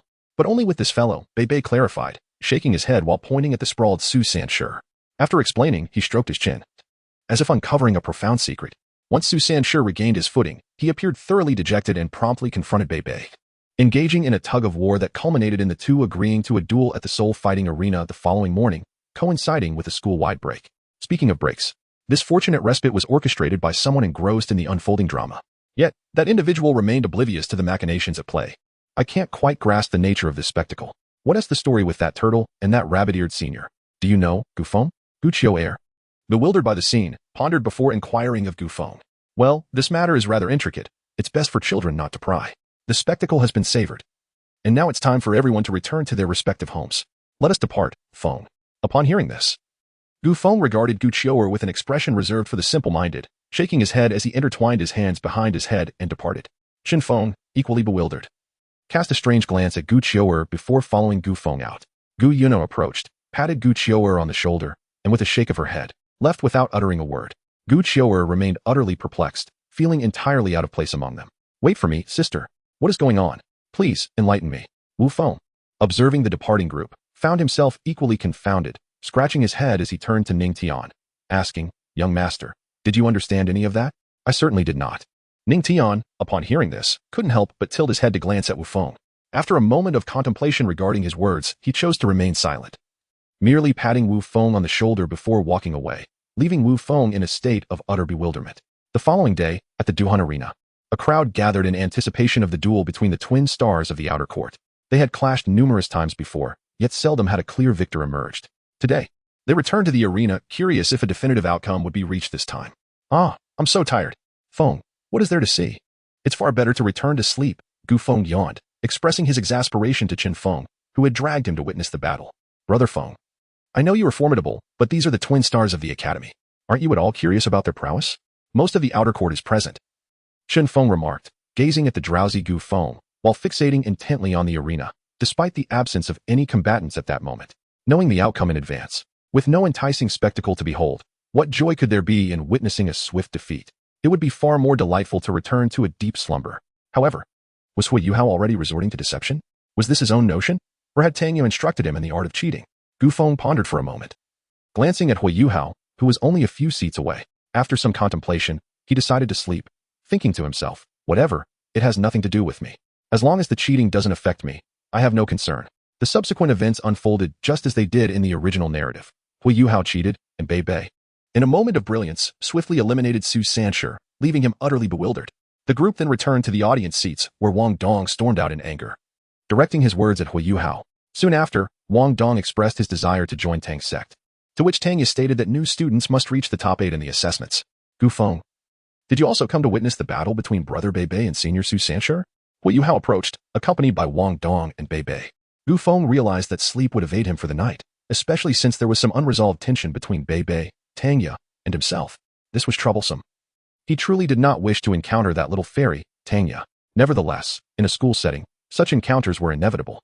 This matter would have to be resolved sooner or later. It would be better to address it sooner rather than later.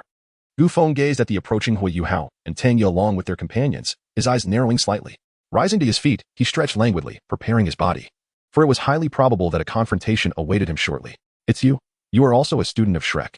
Tang Yi was momentarily taken aback by Gu Feng's countenance, surprised to encounter this individual who had obstructed her path on Stardow Road. Bei observed the blue-haired youth before him and intervened to prevent Tang Yi from launching an immediate attack. With a gentle smile, he extended his hand and greeted, "Hello. You must be Gu Feng, the junior. You bear a striking resemblance to someone I encountered previously. Are you also a freshman this year?" Gu Feng cast a glance at the smiling Bei before turning to the fiercely gritting teeth of Tang Yi. Unable to suppress a chuckle, he exclaimed, "Ha, this is truly amusing. I initially thought today would be rather dull. Alas, I must ask, senior, is this kind of probing truly entertaining? I am indeed that person. So, what do you and your fellow seniors intend to do about it? A showdown, perhaps?" Gu Feng's laughter faded as he fixed a cold stare upon Bei and Tang Yi. Tang Yi, glaring at the young man before her, could no longer contain her fury. "Let us settle this, then. I'm not afraid of you," she declared, preparing to strike. However, Bei intervened, placing a hand to halt Tang Yi.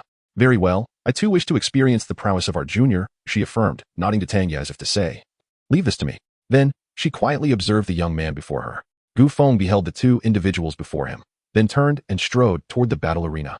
His voice echoing as he proclaimed, "Let us engage in a duel. Once it concludes, we shall set aside our previous grievances." At that moment, Huagua and Wang Dong sensed the disconcerting tension. Was there a conflict between Brother Bei and Teacher Xiaoya? Oh dear, this could spell disaster. Exchanging glances, Huagua seized Bei's sleeve, urging, "Brother Bei, Teacher Xiaoya, perhaps it would be wise to let this go." Just as Huagua intended to recount Gu Feng's past triumphs, Tang Yi interjected, poking Huagua's head with her finger, chiding, "Whose side are you on? Really? Brother Bei is a high-ranking soul master. We must witness him decisively defeat that fellow." With a flourish of her hand, she appeared confident of victory. After sharing another glance with Wang Dong, they both shook their heads, resigning themselves to the unfolding events. On one side stood the peculiar classmate who had fought a teacher on the very first day of school, and on the other, the elder brother who had aided them. Huagua resolved to exert every effort to ensure his brother's victory in this confrontation. Meanwhile, onlookers noticed more participants entering the arena, eliciting gasps of excitement. "Is there to be another spar today? How splendid. But that young man on the field seems to be a first-year student, does he not? Oh my sister, look quickly. Isn't that Gu Feng? Who does he intend to fight? What bravery it takes to challenge such an opponent." Gu Qiuer exclaimed, bouncing in her enthusiasm. Seizing Gu Yuna's shoulders and shaking her. "Qiuer, do calm down. We shall soon see how this unfolds." "I am curious myself," Gu Yuna replied calmly. Gently patting Gu Qiuer to encourage her to sit, her gaze fixed on the arena, awaiting the developments. Chapter 8. Ouyang-sun, the referee, scrutinized the two combatants, a first-year novice and a fifth-year dual star, feeling overwhelmed. Such intergrade duels were the bane of referees. Both arduous and troublesome. "I propose, senior, that regardless of the outcome of this match, we consider our past disputes resolved." Although Gu Feng was indifferent to the ramifications of the incident at Stardow, he preferred to settle matters rather than prolong them, as he wished to avoid further confrontations with Tang Yi.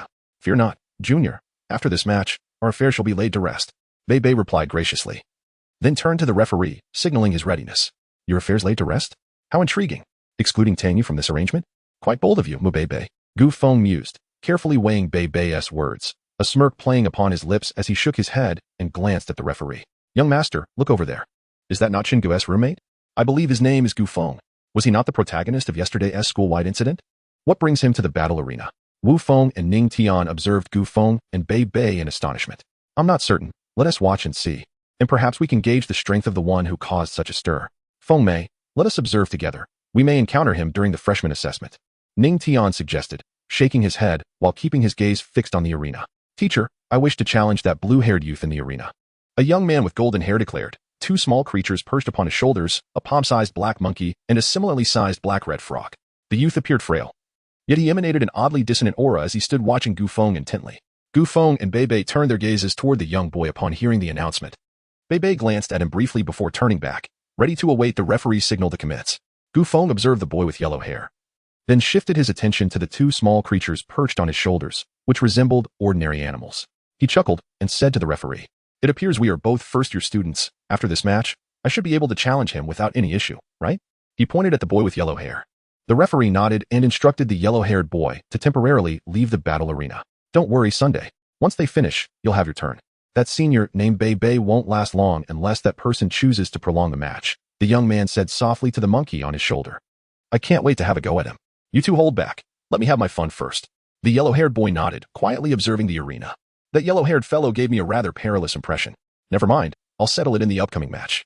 I initially intended to keep Bei Bei company to pass the time, but it seems better to resolve this sooner. Gu Feng contemplated, seemingly arriving at a decision as he awaited the referee's exit. As the referee departed, blue lightning erupted, and Bei Bei's arm instantly transformed, taking on a dragon-like appearance. At that moment, a mental wave connected with Bei Bei, as Hui Yuhao intervened to assist Bei Bei in cheating. With the third soul skill, Dragon's Fury, lightning surged around Bei Bei once more, propelling him towards Gu Feng, unleashing a barrage of lightning dragon claws upon his approach. So you were indeed resorting to cheating, Hui Yuhao. Gu Feng glanced at Hui Yuhao's position before narrowing his eyes at Bei Bei, who was rapidly closing in. Ether cloud veil. White clouds descended from above, obstructing Bei Bei's path. The lightning dragon claws crashed against the cloud veil, creating ripples upon impact, yet the veil remained steadfast in front of Bei Bei. Ether, cloud chains. 5 white chains emerged from the veil, swiftly binding Bei Bei. Although Gu Feng did not exert his full strength, Bei Bei, a mere 3-ring soul master, was incomparable to the likes of Gu Yu. Not to mention Gu Feng's current capabilities far exceeded what he could wield in the Stardew Forest. The cloud chains suspended Bei Bei in the arena, and Gu Feng observed him quietly, indifferent to Bei Bei's futile struggles to break free. The entire arena fell into a profound silence. It was not until the referee announced Gu Feng's victory that a chorus of swallowed breaths permeated the air. Yet, few dared to speak loudly. All were astounded by the scene. They had witnessed a 3-ring soul master being effortlessly defeated, a first-year student vanquishing a 5th-year dual-star senior. Goodness. Young master, is this real?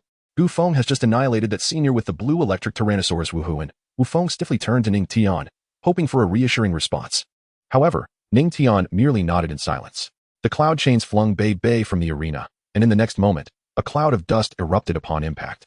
Outside the arena, onlookers observed this new development, concluding that today's battle was indeed worthwhile.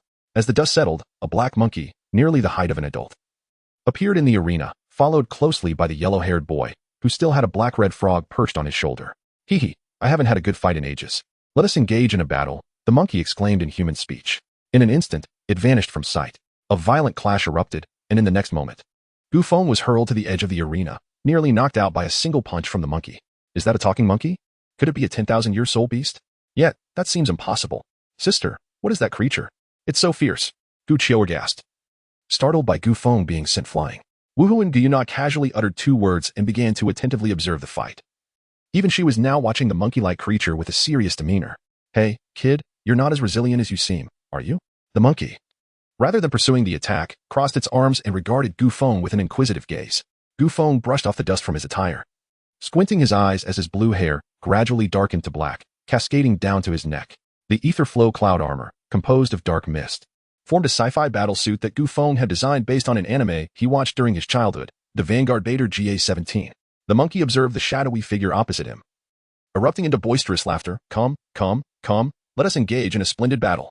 In an instant, both the man and the monkey vanished from sight, and the arena was filled with the resounding clamor of intense clashes, though few could perceive their fleeting forms. Yet, with each collision, small craters emerged upon the battleground, and in mere moments, the entire arena was pockmarked. Cough. This fellow is exceptionally powerful. My apologies, Xiaya. At this juncture, Bei Bei returned to the side of Hui Yuhao and Tangya. Su Sanshur patted Bei Bei on the shoulder, shaking his head and opening his mouth, yet no words escaped. He merely gazed at the devastation in the arena. Yuhao, you seem to be sleeping quite soundly. What are you all up to? That young man. What is he clashing against? The voice of the heavenly dream-eyed silkworm resonated in Hui Yuhao's mind, laced with astonishment, as if it had encountered something extraordinary. Goodness, why is this one here as well? Is Shrek this perilous? The heavenly dream-eyed silkworm appeared to sense an alarming presence, trembling as it spoke. Heavenly dream. You are awake. What were you just saying? Hui Yuhao mentally queried the silkworm. Nothing of consequence, Yuhao. Listen well. Keep your distance from those two engaged in battle. They possess formidable strength, and it seems they harbor hidden powers. And that silver-haired girl over there, avoid her if possible. I shall retreat for now. Do not summon me in her presence.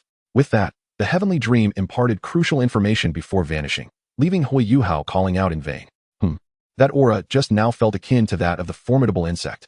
Gu Yuna glanced at the arena, having sensed the absence of the insect's presence, before returning her focus to the ongoing duel. With a resounding crash, 2 figures stumbled back, teetering on the brink of collapse at the edge of the battered arena. The man and the monkey stared silently at one another. The monkey then glanced at the golden-haired youth at the arena's periphery and spoke. I cannot sustain this intensity for long. You must feel the same. Shall we settle this with a single strike? The expression beneath Gu Feng's armor was somewhat solemn as he nodded and subsequently released the flowing cloud battle armor. This monkey seemed to be the manifestation of that yellow-haired youth's martial soul, suggesting that the latter possessed a twin martial soul. Had he not exerted his full strength? Perhaps not, as he had not gone all out. Nevertheless, I doubt I could defeat him now. No, it may not be entirely impossible, judging by the yellow-haired youth's expression. He too must have certain limitations. Hee, are you prepared, boy? The monkey exclaimed, its entire being radiating a dark red aura. 3 purple soul rings rose behind the monkey, illuminating the surroundings with their violet glow.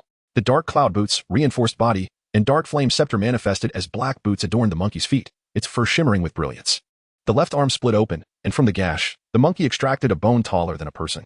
With a resounding crash, a black-red staff appeared in the monkey's grasp, exuding the formidable presence of a soul emperor.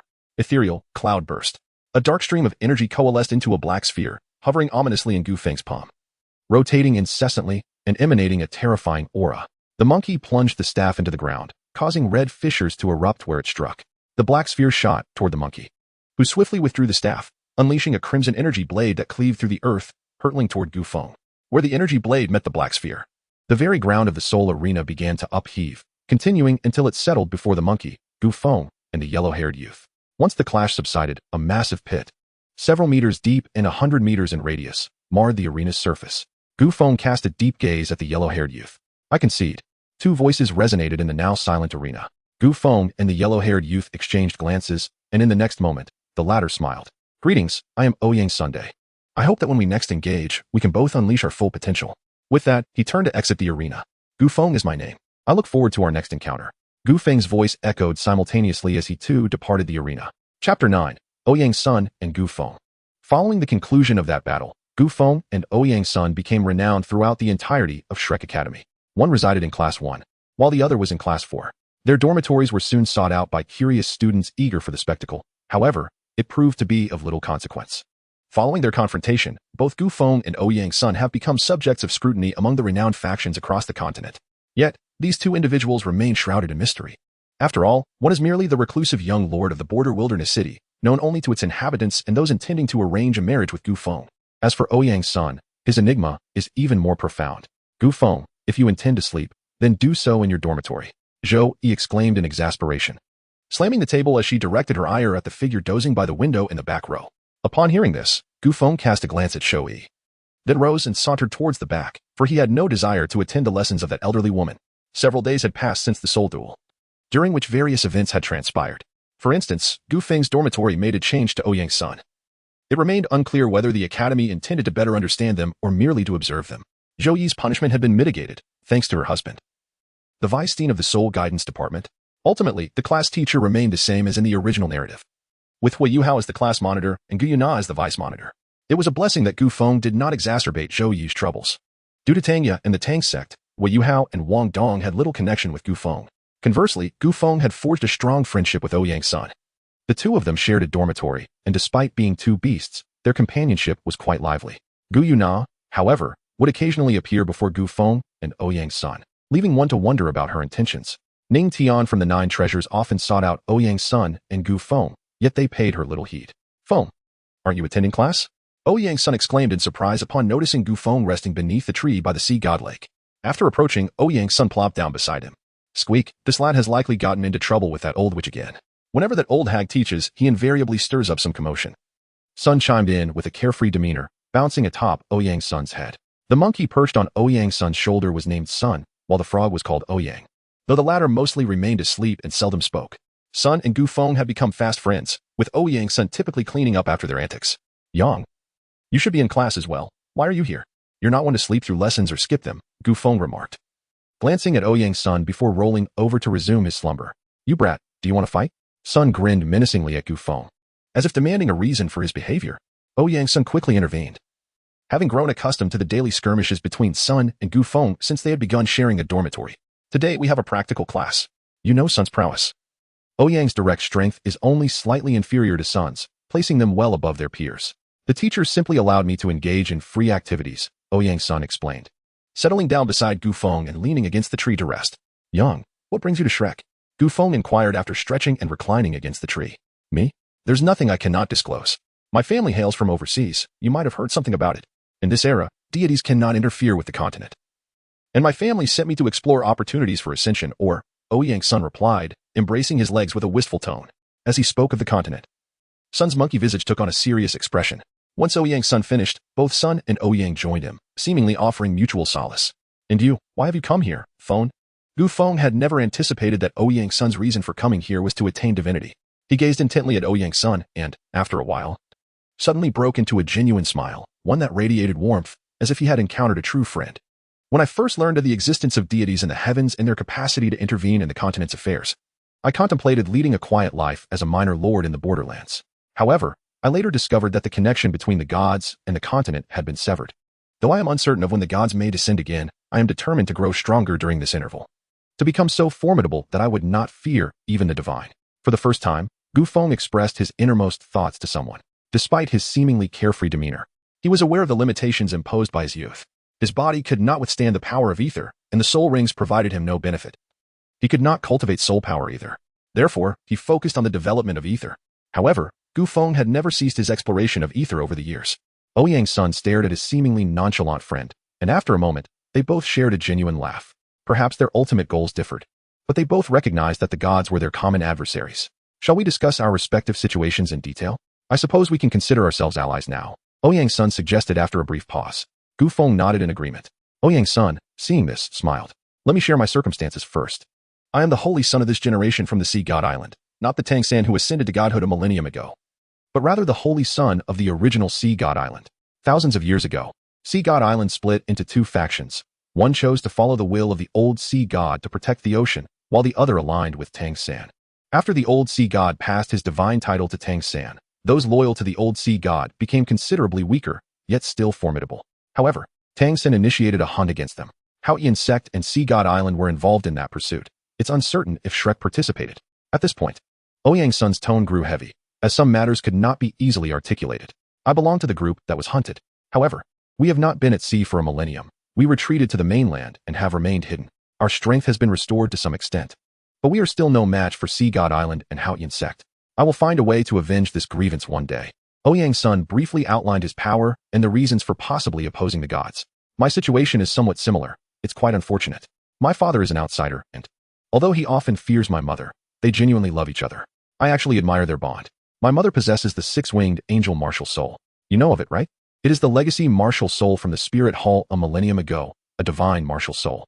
So, the story is rather kitsch, but the outcome is not dissimilar to yours. They concealed themselves until the gods could no longer interfere in the mortal realm. However, they do not have much faith in the powers of Douluo continent.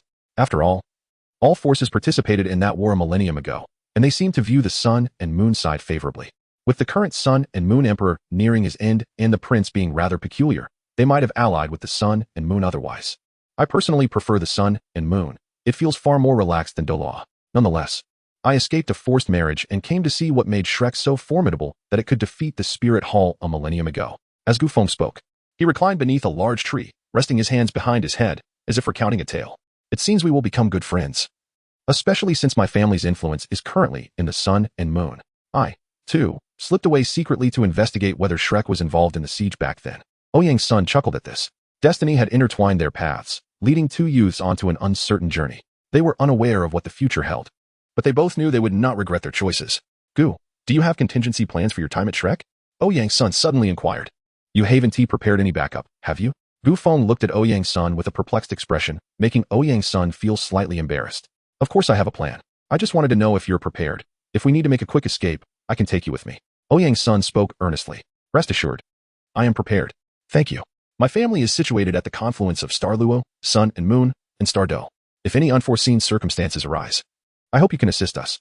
Gu Feng seemed to ponder something before addressing Ouyang's son with sincerity. Certainly, no problem, Ouyang's son nodded. They then resumed their conversation, indulging in various gossip until Gu Feng noticed a peculiar entity and a stitched creature approaching. Oh dear, what luck. With these two appearing here, the phoenix should be on its way as well. This could be troublesome. Gu Feng observed the figures of Hui Yuhao and Wang Dong in the distance, unable to suppress a gesture of exasperation. Gu, Yang, something is rushing across the lake. Ouyang's son seemed to sense something amiss and alerted them. They exchanged glances. Rising to their feet, ready to act at a moment's notice. Meanwhile, Hui Yuhao remained blissfully unaware of the impending danger, playfully bantering with his cross-dressing roommate. Yuhao, look. It's Gu Feng and Ouyang's son. I didn't expect to see them here. Wang Dong nudged Hui Yuhao, leaning in to whisper. Gu Feng, Ouyang's son. What a coincidence. Are you out for a stroll? Despite the delicate nature of their relationships due to Tangya, Hui Yuhao still greeted them amiably. I suggest you take a look at the lake and run if necessary. Otherwise, Yang and I might not be able to help you, Gu Feng advised.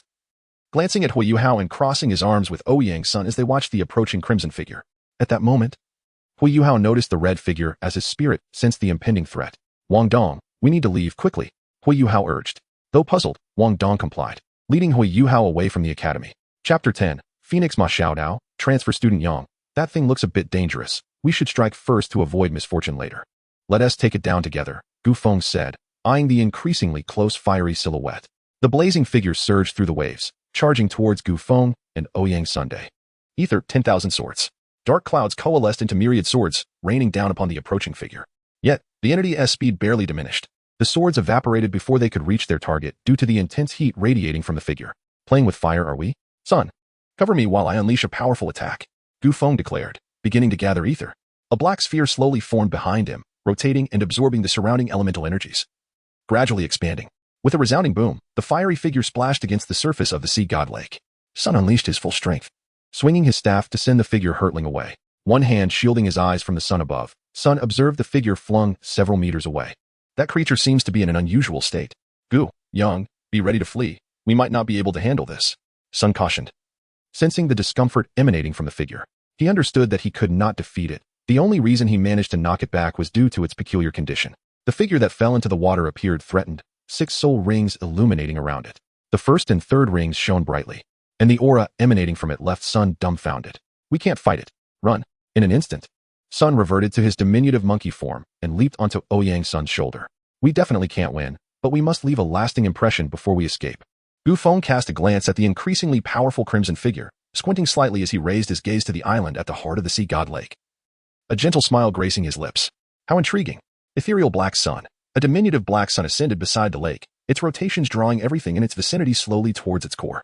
Once absorbed, all matter was compressed and swiftly annihilated, the energy produced by this obliteration spiraling in tandem with the small black sun. As the sun expanded, its gravitational pull intensified, gradually drawing in the flames enveloping that figure. Let us go. Run, Yang. Ascend. Gu Feng summoned a cloud dragon, lifting Ouyang's Sun onto its head, and they soared towards the academy. The crimson figure sensed imminent danger, its fifth spirit ring illuminating, radiating light as a small, obsidian phoenix manifested in its grasp. Ignited and soaring towards the now 6-meter-wide black sun. A violent explosion resonated, sending water from the lake soaring dozens of meters into the air before crashing back down. The figure was directly thrust into the lake by the shockwave of the blast. Whoosh, what was that sound? Yuhao, what transpired behind us? Wang Dong and Hui Yuhao reached the outskirts of the sea god lake's forest, mere meters away from escape. Wang Dong paused to catch his breath. Exhausted from exerting his full strength to carry Hui Yuhao, a burden he deemed cumbersome for such a distance. I don't know, but it must be Gu Feng and Ouyang's son, Hui Yuhao replied, incredulous, glancing back. The explosion had been hundreds of meters away, and the sound traversed through the trees. A wave of heat swept through, causing the leaves to sway violently. The ferocity of the battle was palpable, with the shockwave alone being terrifying. Hui Yuhao pondered briefly, feeling slightly reassured as he looked towards the academy not far off. Another gust of wind blew, scattering the leaves, and they looked up to witness a black dragon silhouette dart past them towards the academy. The vague outlines of 2 figures were discernible upon its head. Could it be? Hui Yuhao exchanged a glance with Wang Dong, swallowing hard as he prepared to assist Wang Dong in fleeing. In the next moment, an oppressive heat descended, knocking Wang Dong unconscious from the violent impact. How dare you harm someone I have chosen? The dream-eye silkworm sensed Hui Yuhao was in peril and urgently stepped in. A chilling aura extinguished the flames, enveloping Hui Yuhao in frost. Die! The dream pointed, and a beam of ice-blue light coalesced at Hui Yuhao's fingertips, striking the crimson figure's head and sending it crashing down. The dream-eye silkworm intended to deliver a follow-up strike, but sensed something amiss. Reluctantly retreating back to Hui Yuhao's spiritual sea, Hui Yuhao then collapsed beside Wang Dong. Not long after Hui Yuhao fell, 2 figures emerged from the direction of the inner courtyard. One was the teacher of the life tree martial soul who had previously aided them, and the other was the dean of the martial soul department who had appeared after Gu Feng and Zhou Yi's confrontation. Dean, Xiao Tao is here, and there are 2 new students from the outer courtyard. Fortunately, they merely lost consciousness from the shock. The teacher of the life tree martial soul examined the two outer courtyard students and reported to Yin Xiaozhe. The residual aura here resembles the breath of an ancient ice dragon. Are there ice attribute students hidden in the outer courtyard? After a moment of contemplation, Yin Xiaozhe suddenly raised his head, as if struck by a thought. Teacher Zhuang, please take Xiao Tao back to the inner courtyard first. I need to ascertain the situation once these two children awaken. Yin Xiaozhe glanced at Hu Yuhao and Wang Dong on the ground while addressing Teacher Zhuang. Yuhao, be careful in the future and avoid dangerous places. If I hadn't arrived in time this time, it would have been disastrous. Do you understand? The Dream Ice Silkworm delivered a metaphorical punch of love to Hu Yuhao within his spiritual sea, despite being merely a worm without any fists. Yes, Brother Dream. I understand. Thank you, Brother Dream. Hu Yuhao rubbed his head, which had been metaphorically struck, expressing gratitude to the Dream Ice Silkworm. All right, it's time for you to go out. There's a tidal Douluo waiting for you outside. The Dream Ice Silkworm waved its hand and kicked Hu Yuhao out of his spiritual sea. Before Hu Yuhao could comprehend the dream's words, he awoke. Principal? Hello, Principal. Hu Yuhao gazed at Wang Dong, who looked worried, and Yin Xiaozhe beside him, immediately flipping himself upright. Hello. I wish to know who that ice attribute soul master was that assisted you. This is crucial for me. Of course, here are 2 soul-raising pills as compensation for you. Yin Xiaozhe did not beat around the bush, directly inquiring about what he wanted to know. Apologies, Principal, but I am unaware. However, during my unconsciousness, I witnessed a cloud dragon flying from the lakeside, and after that, I remember nothing. Hu Yuhao calmly diverted the topic towards Gu Feng and Ouyang's son, concealing the intervention of the Dream Ice Silkworm. Is that so? Very well. Remember to keep this matter confidential, as the consequences could be severe.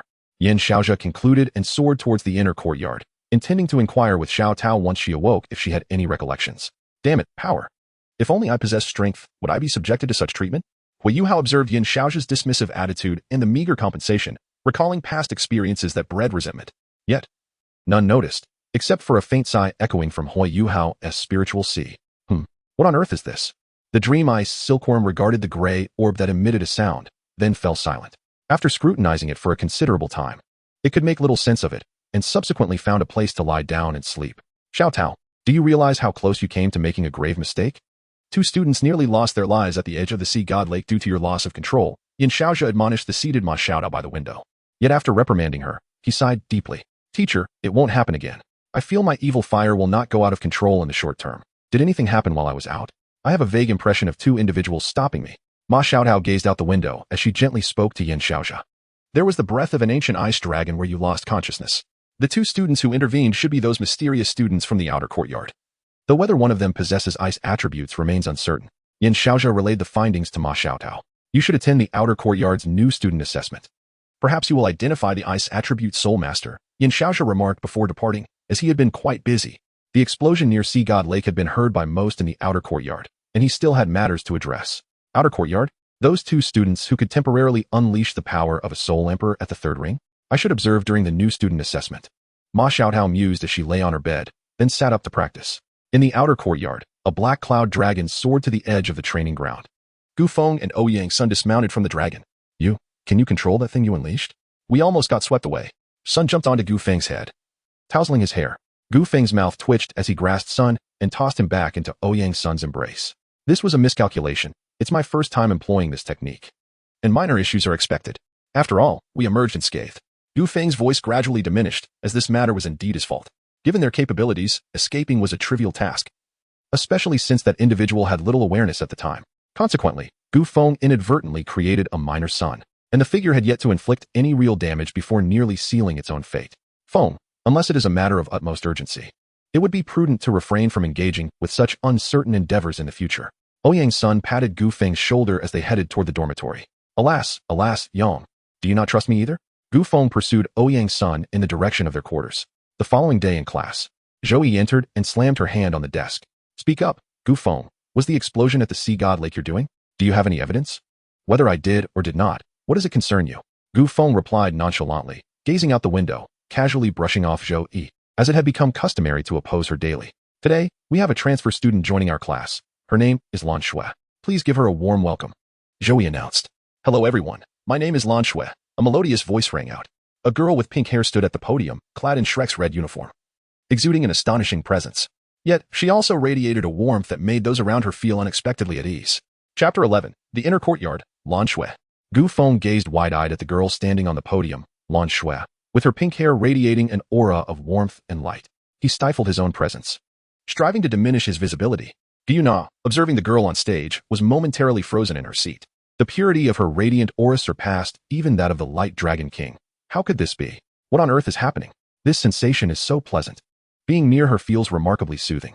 The moment Lan Shui entered the classroom, Gu Qiu'er felt an unexpected wave of ease wash over her. Bowing her head, she shielded her forehead with her hand, revealing a crimson vertical pupil that seemed to have discovered something. She promptly closed the pupil and glanced at Wang Dong, as if contemplating something profound. Hu Yuhao found himself entranced by the incoming girl, subconsciously captivated by the gentle warmth reminiscent of his mother. A solitary tear streamed down his cheek, fleeting yet poignant. Wang Dong, upon observing Lan Shui, was suddenly overcome by a brief headache, though it dissipated almost as swiftly as it appeared, leading him to dismiss it from his thoughts. Behind Wang Dong sat a petite girl with a ponytail. Her eyes fixated on Lan Shui, twinkling with admiration. She was undeniably beautiful. Xiao Xiao, upon noticing the girl's gaze, felt her face flush crimson, hastily lowering her head. Zhou Yi looked at Gu Feng and instinctively bowed her head, momentarily taken aback by his unexpected compliance. Could it be that? Zhou Yi glanced at Lan Shui beside her and suddenly smiled. However, to the other students, her smile appeared rather terrifying, given that her mask resembled that of an elderly woman. Lan Shui, there's a spot next to Gu Feng. You may take a seat there for now, Zhou Yi said, gesturing to the vacant chair beside Gu Feng before turning to exit the classroom. Damn, this is troublesome, he muttered, feeling the ethereal energy within him begin to stir uncontrollably upon her arrival. If she drew closer, he feared that the ether would erupt uncontrollably. Gu Feng gazed at the approaching Lan Shui, as if he had reached a momentous decision. He discreetly placed his hand beneath the table and retrieved a bracelet from his soul guide device, adorning his wrist with it. In an instant, the ethereal energy within his body settled into a tranquil state. This bracelet, a unique soul artifact from his mother's home, was akin to an 8th-level soul guide in the realm of the sun and moon. Though its utility was rather limited, it proved to be perfectly suited for the current situation. The artifact's effect could suppress the tumult of soul power within one's body, typically employed during the absorption of soul rings, enabling the acquisition of higher-level rings, albeit only facilitating the process slightly. Gu Feng had previously been frail, overshadowed by the formidable power of the ethereal energy within him. His mother had extracted a portion of this energy and made alterations, ultimately discovering a means to suppress the ethereal essence residing in Gu Feng's body. However, the consequence of this manipulation was that he could scarcely mobilize the ethereal energy, and any forced attempt to do so would likely result in chaos. Lan Shui settled beside Gu Feng. I could sense the vibrant presence of light elements just a moment ago. Why have they now become so subdued? Is it because of him? She discreetly glanced at Gu Feng, seemingly lost in contemplation. The current Shrek Academy seemed to be teeming with an array of peculiar characters. Just look at the roster. There's Hu Yuhao, the son of fortune, and Tang San's daughter, though she appears to be a patchwork creation. Perhaps she hasn't fully manifested as such yet? And then there's the Silver Dragon King and the Imperial Beast, although neither has yet made a significant move. Who can predict what may suddenly unfold? Moreover, Ouyang's son appears to embody the essence of a fortunate child even more than Hu Yuhao. Strength, influence, talent, and, well, let's not dwell on luck. That is an unbeatable aspect. And here is Lan Shui, seemingly taking advantage of my unfamiliarity with stealing stars. Controlling light? The pinnacle of light must be time itself, truly impressive. I wonder if Tang San could exploit this aspect. However, it seems that Lan Shui is somewhat of a slacker, wielding the most powerful abilities yet executing the weakest maneuvers. As Gu Feng pondered this, he inadvertently cast a glance at Lan Shui. Hello, classmate Gu. Is there something on my face? You've been staring at me, Lan Shui inquired, her voice gradually diminishing, a hint of crimson creeping onto her cheeks. Oh, I was just noticing how your school uniform is red. It's completely different from ours. Gu Feng quickly diverted the conversation, and in that instant, the entire class seemed to have unearthed some juicy gossip, their gazes fixated upon the two of them. I can't believe I would find myself in such a situation. Gu Feng felt a wave of discomfort under their scrutiny. That's because I was attending classes in the inner academy previously, due to my age. The academy had asked me to spend some time in the outer academy. Once I participate in, sorry, I can't disclose that. My apologies. Lan Shui stuck out her tongue, tilting her head slightly while flashing a smile at Gu Feng. I must admit, she truly deserves the title of the premier actor in Stealing Stars. Peeling back her facade would undoubtedly reveal a darker core. As seasoned performers, it's a challenge to see who can outshine the other. Gu Feng gazed at Lan Shui's adorable demeanor, unable to suppress a shiver. Oh, so you are a student from the inner courtyard? Your soul power must be quite formidable, and your martial soul should be impressive as well. During class, refrain from frivolous laughter. Gu Feng, if you wish to speak, kindly return to your seat. It was then that Zhou Yi, having reappeared at the lectern, interrupted Gu Feng's intent to inquire further. Gu Feng glanced at Zhou Yi, realizing for the first time how remarkable she truly was. He hastily stood up, uttering a respectful good teacher, before discreetly slipping out through the back door. At that moment, the entire class fell silent. Wasn't it just now that Gu Feng referred to Zhou Yi as teacher? Hadn't he called her an old hag? Could it be that Gu Feng was under some sort of spell today? Wang Dong suddenly exclaimed, his disbelief palpable. Hui Yuhao patted Wang Dong on the shoulder, silently urging him to observe the podium. Wang Dong stiffly turned his head, clenching his fist as he gazed at Zhou Yi. You should leave too, Wang Dong. Later that evening, in the dormitory. Ouyang, we have a problem. A student from the inner courtyard came to our class, Gu Feng lamented, his spirit dampened by the day's events. Oh, you actually fear the students from the inner courtyard? That is unexpected. Could it be that you have some dirt on you that they've caught wind of? Son, munching on a banana larger than his own hand, regarded Gu Feng with curiosity, as if he were a troublemaker akin to himself in the outer courtyard. What happened? Feng. Did that student from the inner courtyard pose any threat? Ouyang's son interjected, halting Sun before he could delve into a likely tirade of mockery. This is serious. Ouyang. You must be aware of the anomalies from over a decade ago. She is likely one of them. Gu Feng stated in a remarkably calm tone, delivering a hypothesis that sent shockwaves through the room. The dormitory fell abruptly silent. No way, you can't be serious. Goodness, this is... Sun exclaimed, dropping his banana, utterly flabbergasted, his expression adorably bewildered. Feng, if your speculation holds any truth, then that individual's strength must surpass ours significantly. Especially since our families cannot compare to Shrek, a superpower of millennia. However, together we needn't fear her. Rather, your concerns likely stem from other matters, Ouyang's son pondered, articulating his perspective, recognizing that anomalies were a universal phenomenon, albeit momentarily taken aback by Sun's shock. Indeed, she is from the inner courtyard. It's puzzling why she has ventured into the outer courtyard now. Regardless, we should exercise caution for the time being, lest we find ourselves bested by a girl. Ouch. Gu Feng contemplated a certain possibility and quickly shook his head, dismissing the perilous thoughts in his mind. Hey, how about we invite Ouyang to discreetly probe that fellow in the inner courtyard? Sun suddenly interjected. Gu Feng and Ouyang's son exchanged glances and simultaneously shook their heads, opting to retire to bed. They feared that lingering with Sun would transform them into reckless brutes. It was absurd that this foolish monkey would even consider confronting a particularly young student from the inner courtyard at Shrek Academy. The critical point was that victory was not guaranteed. How could one be so audacious? One could only say that it was truly in a monkey's nature. Engaging in a confrontation would certainly lead to unavoidable consequences. However, Sun couldn't grasp the logic, having pondered aimlessly for some time. Ouyang, awakening, leaped beside Sun and delivered a resounding slap. Enough, monkey. Stop overthinking and rest. You need only focus on fighting. He then hopped back onto Ouyang's son's shoulder. Stunned by the slap, Sun reflected and realized that fighting was indeed his forte. Thus, he too succumbed to rest, exemplifying the truth that apart from brawling, his intelligence was utterly lacking. Thus, over the course of 2 months, time passed swiftly. Following that day, Sun and Gu Feng scarcely attended classes, spending their days either by the sea god lake or causing trouble elsewhere, while Ouyang's son tirelessly cleaned up their messes. Zhou Yi had approached Director Du Weilin on multiple occasions, demanding severe punishment for Gu Feng, yet ultimately, nothing materialized. Lan Shui had become close friends with Gu Yuna and Gu Qiu'er from her class, though their intentions remained a mystery. Much like in the original narrative, Hui Yuhao developed a friendship with Xiao Xiao. Presently, Hui Yuhao was the busiest student in the entire academy. After attending classes in the martial soul department in the morning, he would spend his afternoon studying the crafting of soul tools in the soul guidance department. The silver lining was that within 2 months, Hui Yuhao had risen to the rank of a level 1 soul master. He also managed to carve out time each week to sell grilled fish, gradually becoming acquainted with Su Sanshi and Jiang Nan Nan. Due to Gu Feng and Ouyang's son, the entire outer courtyard was fervently engaged in training. Compared to the original narrative, Hui Yuhao's strength had notably improved. He had already reached the 19th rank as a soul master. Unbeknownst to them, the assessment for the new semester was fast approaching, a crucial event determining their class placements and the resources they could acquire. This was the opening assessment of the continent's foremost academy, and securing the top position would yield substantial rewards. Hui Yuhao, prepare the team roster for the opening assessment and submit it to me, Zhou Yi stated calmly, glancing at Lan Shui, confident that her group would undoubtedly claim first place. Even Ouyang's son from Class 4 would be no match for Lan Shui.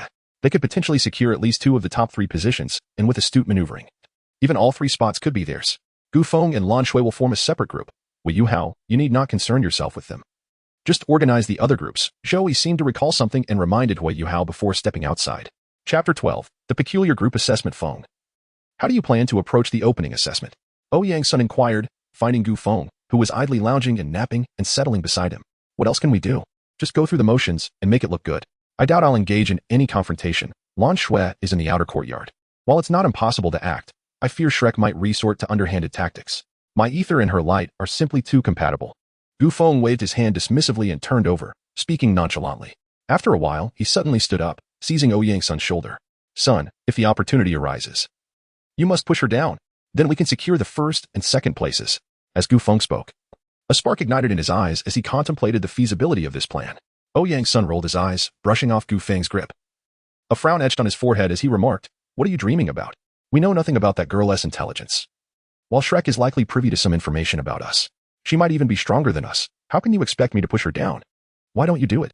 "Well, perhaps you're right. Let it go. We'll just muddle through. However, I reckon we will face considerable restrictions. Otherwise, the other participants wouldn't stand a chance in the top 3, Gu Feng mused, reclining on the grass leisurely. Yes, that seems plausible, but who knows? Are you aware of the assessment format? Ouyang Sun suddenly recalled something and gazed quietly at Gu Feng. Huh? Isn't it just a fight? Are there any other rules? Gu Feng looked bewildered. After more than a decade, who could remember the specifics? He could barely recall the major events, let alone the minutiae of such trivial matters. I figured as much. How would someone like you, who hardly attends classes, know? Let me enlighten you. First, the rest of the points competition, victory earns you a point, while defeat earns you nothing. The competition is divided into groups, with each group required to compete in 10 matches, eliminating half of the teams. Then, there's a round-robin format where 10 groups compete in a venue, selecting the strongest among them, followed by a progression to the top 64. Groups eliminated in the points competition will be expelled. That's about it, quite straightforward. Ouyang Sun meticulously explained the assessment rules. He didn't pay much attention to these regulations, as he was confident that his full potential could easily surpass anyone in the outer court. Except for this lazy fellow and the enigmatic Lan Shui. The two posed an uncertainty, as he had never faced them at full strength. This method seems troublesome. But I can't shake the feeling that something unexpected will arise. Gu Feng sensed a disquieting aura surrounding the convoluted rules. Yet, with their superior prowess in the outer court, they were in a league of their own. On the day of the competition, numerous venues were established, with all the first-year newcomers eagerly anticipating the assessment, except for a few without sufficient strength. Hello everyone, I am Douluo, the head of the Martial Spirit Department. We will now proceed with the venue and group allocations. Due to the unique circumstances this year, I have an announcement to make. In Venue 1, there are only 8 teams, which will be the top 8 contenders in this assessment. If any team believes they are stronger, they may issue a challenge directly. The winners will remain in Venue 1, while the losers will restart and compete in the points competition. Naturally, considering the number of participants, we will disclose all information about the students in Venue 1 and provide everyone with a full data challenge. Next, the list of participants for Venue 1 was announced. Group 1, Gu Yuna, Gu Qiu Air, Chao Yuxian. Group 2, Ning Tian, Wu Feng, Chen Feng. Group 3, Dai Hua Bin, Zhu Lu, Chui Yijia. Group 4, Xia Huan Yu, Lan Su Su, Lan Luo Luo. Group 5, Wang Dong, Xiao Xiao, Hui Yu Hao. Group 6, Lan Shui. Group 7, Gu Feng. Group 8, Ouyang Sunday. When Douluo called out the names of Gu Feng and Ouyang Sun, he cast a glance at the two amidst the crowd but said nothing further before continuing with the arrangements for the assessment. Due to the limited slots in Venue 1 and only a single day for challenges, any contender who recklessly challenged and was eliminated without resistance would have their participation qualifications revoked. A teacher from the inner court was invited to provide medical assistance. I hereby announce the commencement of this year's freshman assessment. After hearing the rules, Ouyang Sun glanced at Gu Feng. Hey you, don't tell me you're a harbinger of misfortune. It really does seem like something's amiss. Sun leaped from Ouyang Sun's shoulder onto Gu Feng's head. Get off. How was I to know the academy would actually come up with something strange? Gu Feng adeptly grabbed Sun and tossed him back to Ouyang Sunday. Now, please let the 8 groups enter their respective arenas. Those wishing to issue challenges may proceed. With that, Douluo concluded all the rules, and the assessment commenced. Upon taking the stage, Gu Feng retrieved an assortment of snacks and a blanket from his soul guide device, casually settling onto the arena to quietly enjoy the spectacle. You rascal, it's not right to relish the show alone, he mused. Upon spotting Gu Feng indulging in his treats, Sun swiftly dashed from platform 7 to join him, partaking in the festivities. Douluo, observing this scene, could only shake his head in disbelief, his forehead pressed by his hand. Goodness, this fellow is rather audacious. Has no one dared to teach him a lesson? Brother, can you fathom why platforms 6 and 7 are so sparsely populated? One might end up regretting it, he remarked. Hui Yuhao cast a glance at Gu Feng, a hint of envy flickering in his eyes. Taking a deep breath, he steeled himself for battle. Sister, is Gu Feng truly as brazen as he appears? This seems rather entertaining. I wish to try as well, Gu Qiu chimed, mimicking Gu Feng's actions and also beginning to snack. Gu Yuna, observing the lively Gu Qiu, shook her head and nonchalantly pulled out a soul guide textbook to read. Well, you two young ladies certainly are not lacking in spirit, Chao Yuxuan remarked, wiping the cold sweat from his brow as he quietly assumed the role of an observer, gathering information about the other groups. What could he do? After all, he was the weakest among them and had wished to relax himself as well. Ouyang Sun, seeing the antics unfold, chose to sit and rest. Aside from their trio, challengers from other groups gradually began to emerge. The duo from Group 78 were formidable. Their prowess was undeniable. Yet, how could a mere soul master dare to guard a platform alone? A team approached the sixth platform, where Lan Shui stood ready to defend her position. She cast a glance at the three fools across from her. 3 second-ring novices? How dare they provoke me? Lan Shui pondered, her irritation mounting. Taking a deep breath to compose herself, she was visibly agitated. Her reputation may not have been prominent in the outer academy, but that did not equate to weakness. The academy had assigned her to guard the platform alone. Even the dimmest intellect should recognize her strength. Why then? Did such fools appear to ruin her mood? Lan Shui's gaze shifted from the snacking Gu Feng to the observing Ouyang Sun, a vein throbbing at her temple. In the blink of an eye, the 3 soul masters were sent flying from the platform. Lan Shui's figure merely flickered, aside from a handful. Most spectators remained unaware of how swiftly those 3 had been eliminated. Subsequently, the area surrounding the platforms guarded by Lan Shui, Gu Feng, and Ouyang Sun became devoid of onlookers, all having retreated to the vicinity of the 5 foremost platforms. Young man, did you witness that clearly? Sun squinted, a serious expression adorning his simian features. No, I could only discern a blur, but it was indeed formidable, Gu Feng replied after thoughtful contemplation, though his countenance reflected unease. Gu Feng and Sun Du fell into silence. After all, they found themselves incapable of matching such speed. Gu Feng glanced at Ouyang Sun, who shook his head and subsequently closed his eyes to rest. Never mind, there is no necessity to confront her. A mere casual response would suffice. Come, let us enjoy the spectacle, Sun. Gu Feng suddenly laughed and addressed Sunday. Upon hearing this, Sun lifted his gaze to Gu Feng and, after a moment, joined him in laughter. You rascal, indeed, it's not a matter of life and death. There is truly no need to exert ourselves. With a shake of his head, Sun also settled into the role of a spectator. Among the 8 arenas, the last 3 and the first 3 had no challengers left, save for the initially stubborn trio. Each of the first 3 arenas boasted 2 soul respect champions, and the latter 3 were no exception, with 2 formidable monsters from the outer academy. Along with a girl who might rival their prowess, it was no surprise that no one dared to step forward. Thus, our classmates Hui Yuhao and the sisters Lan Susu found themselves in a predicament. Their lineup featured offense, control, and defense, complemented by Hui Yuhao's extraordinary foresight, allowing them to hold their ground. Yet, they were still contending against all first-year newcomers from the outer academy, some of whom belonged to particularly powerful groups. They encountered an opponent whose martial soul was a mirror, capable of replicating Wang Dong. Had it not been for Hui Yuhao's predictive abilities, Wang Dong would have found himself in dire straits. The same could be said for the group led by Xie Huanyu. Xie Huanyu himself fared well, as his martial soul was the Pippy Elephant, which was nearly impervious to attacks from newcomers. However, the sisters Lan Susu and Lan Luoluo faced considerable challenges. They encountered a team with a soul respect champion, and the hidden martial soul fusion techniques they had prepared as trump cards were forced to be revealed. They had no choice. They needed to secure victory in today's competition.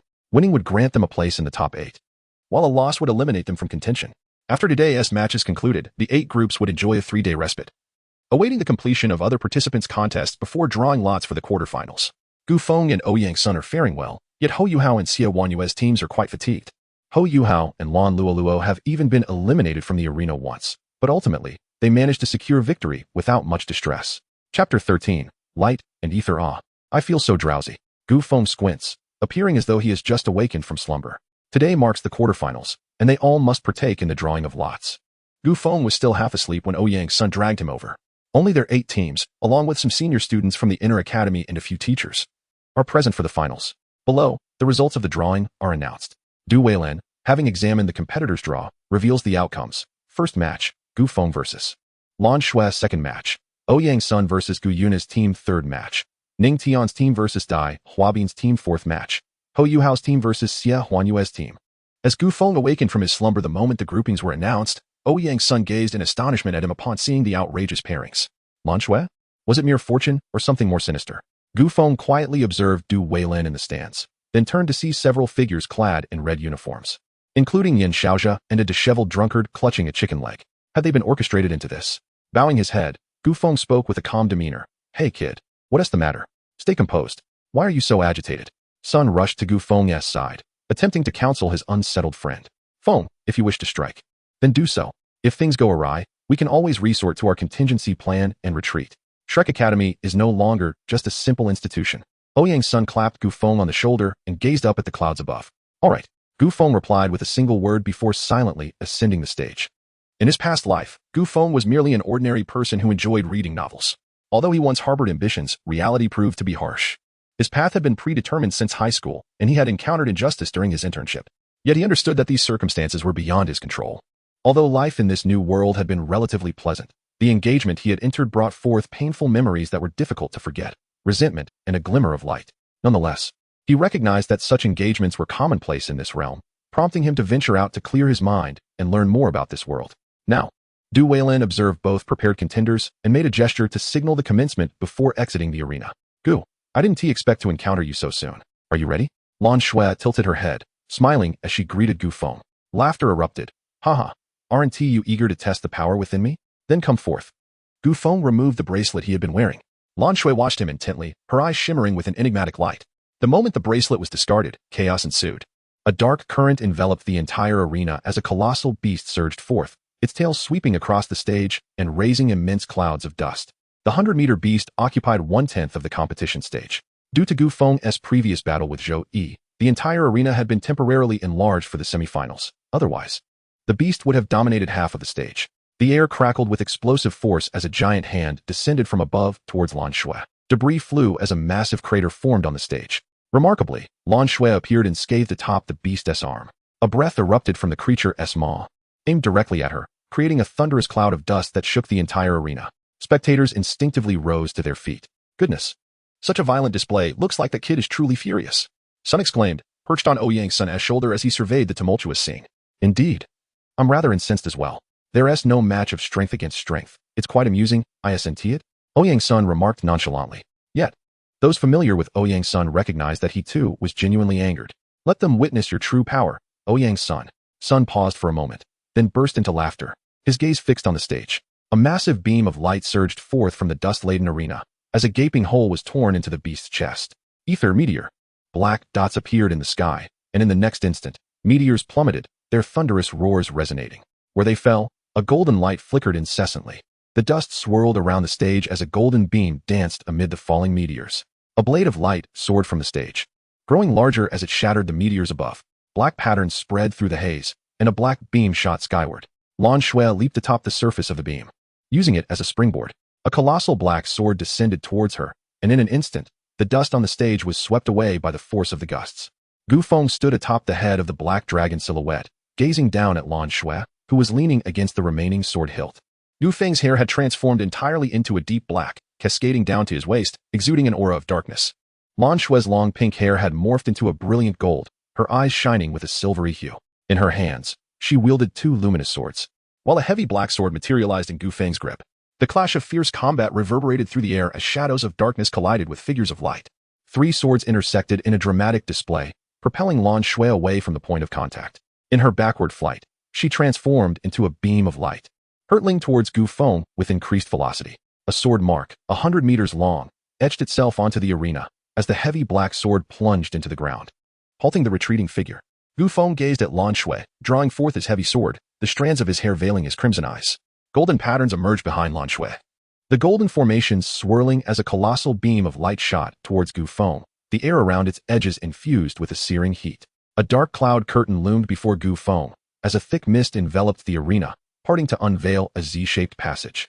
With a mighty swing of the heavy sword, the shadowy figure was sent crashing into the ground, creating a series of immense craters.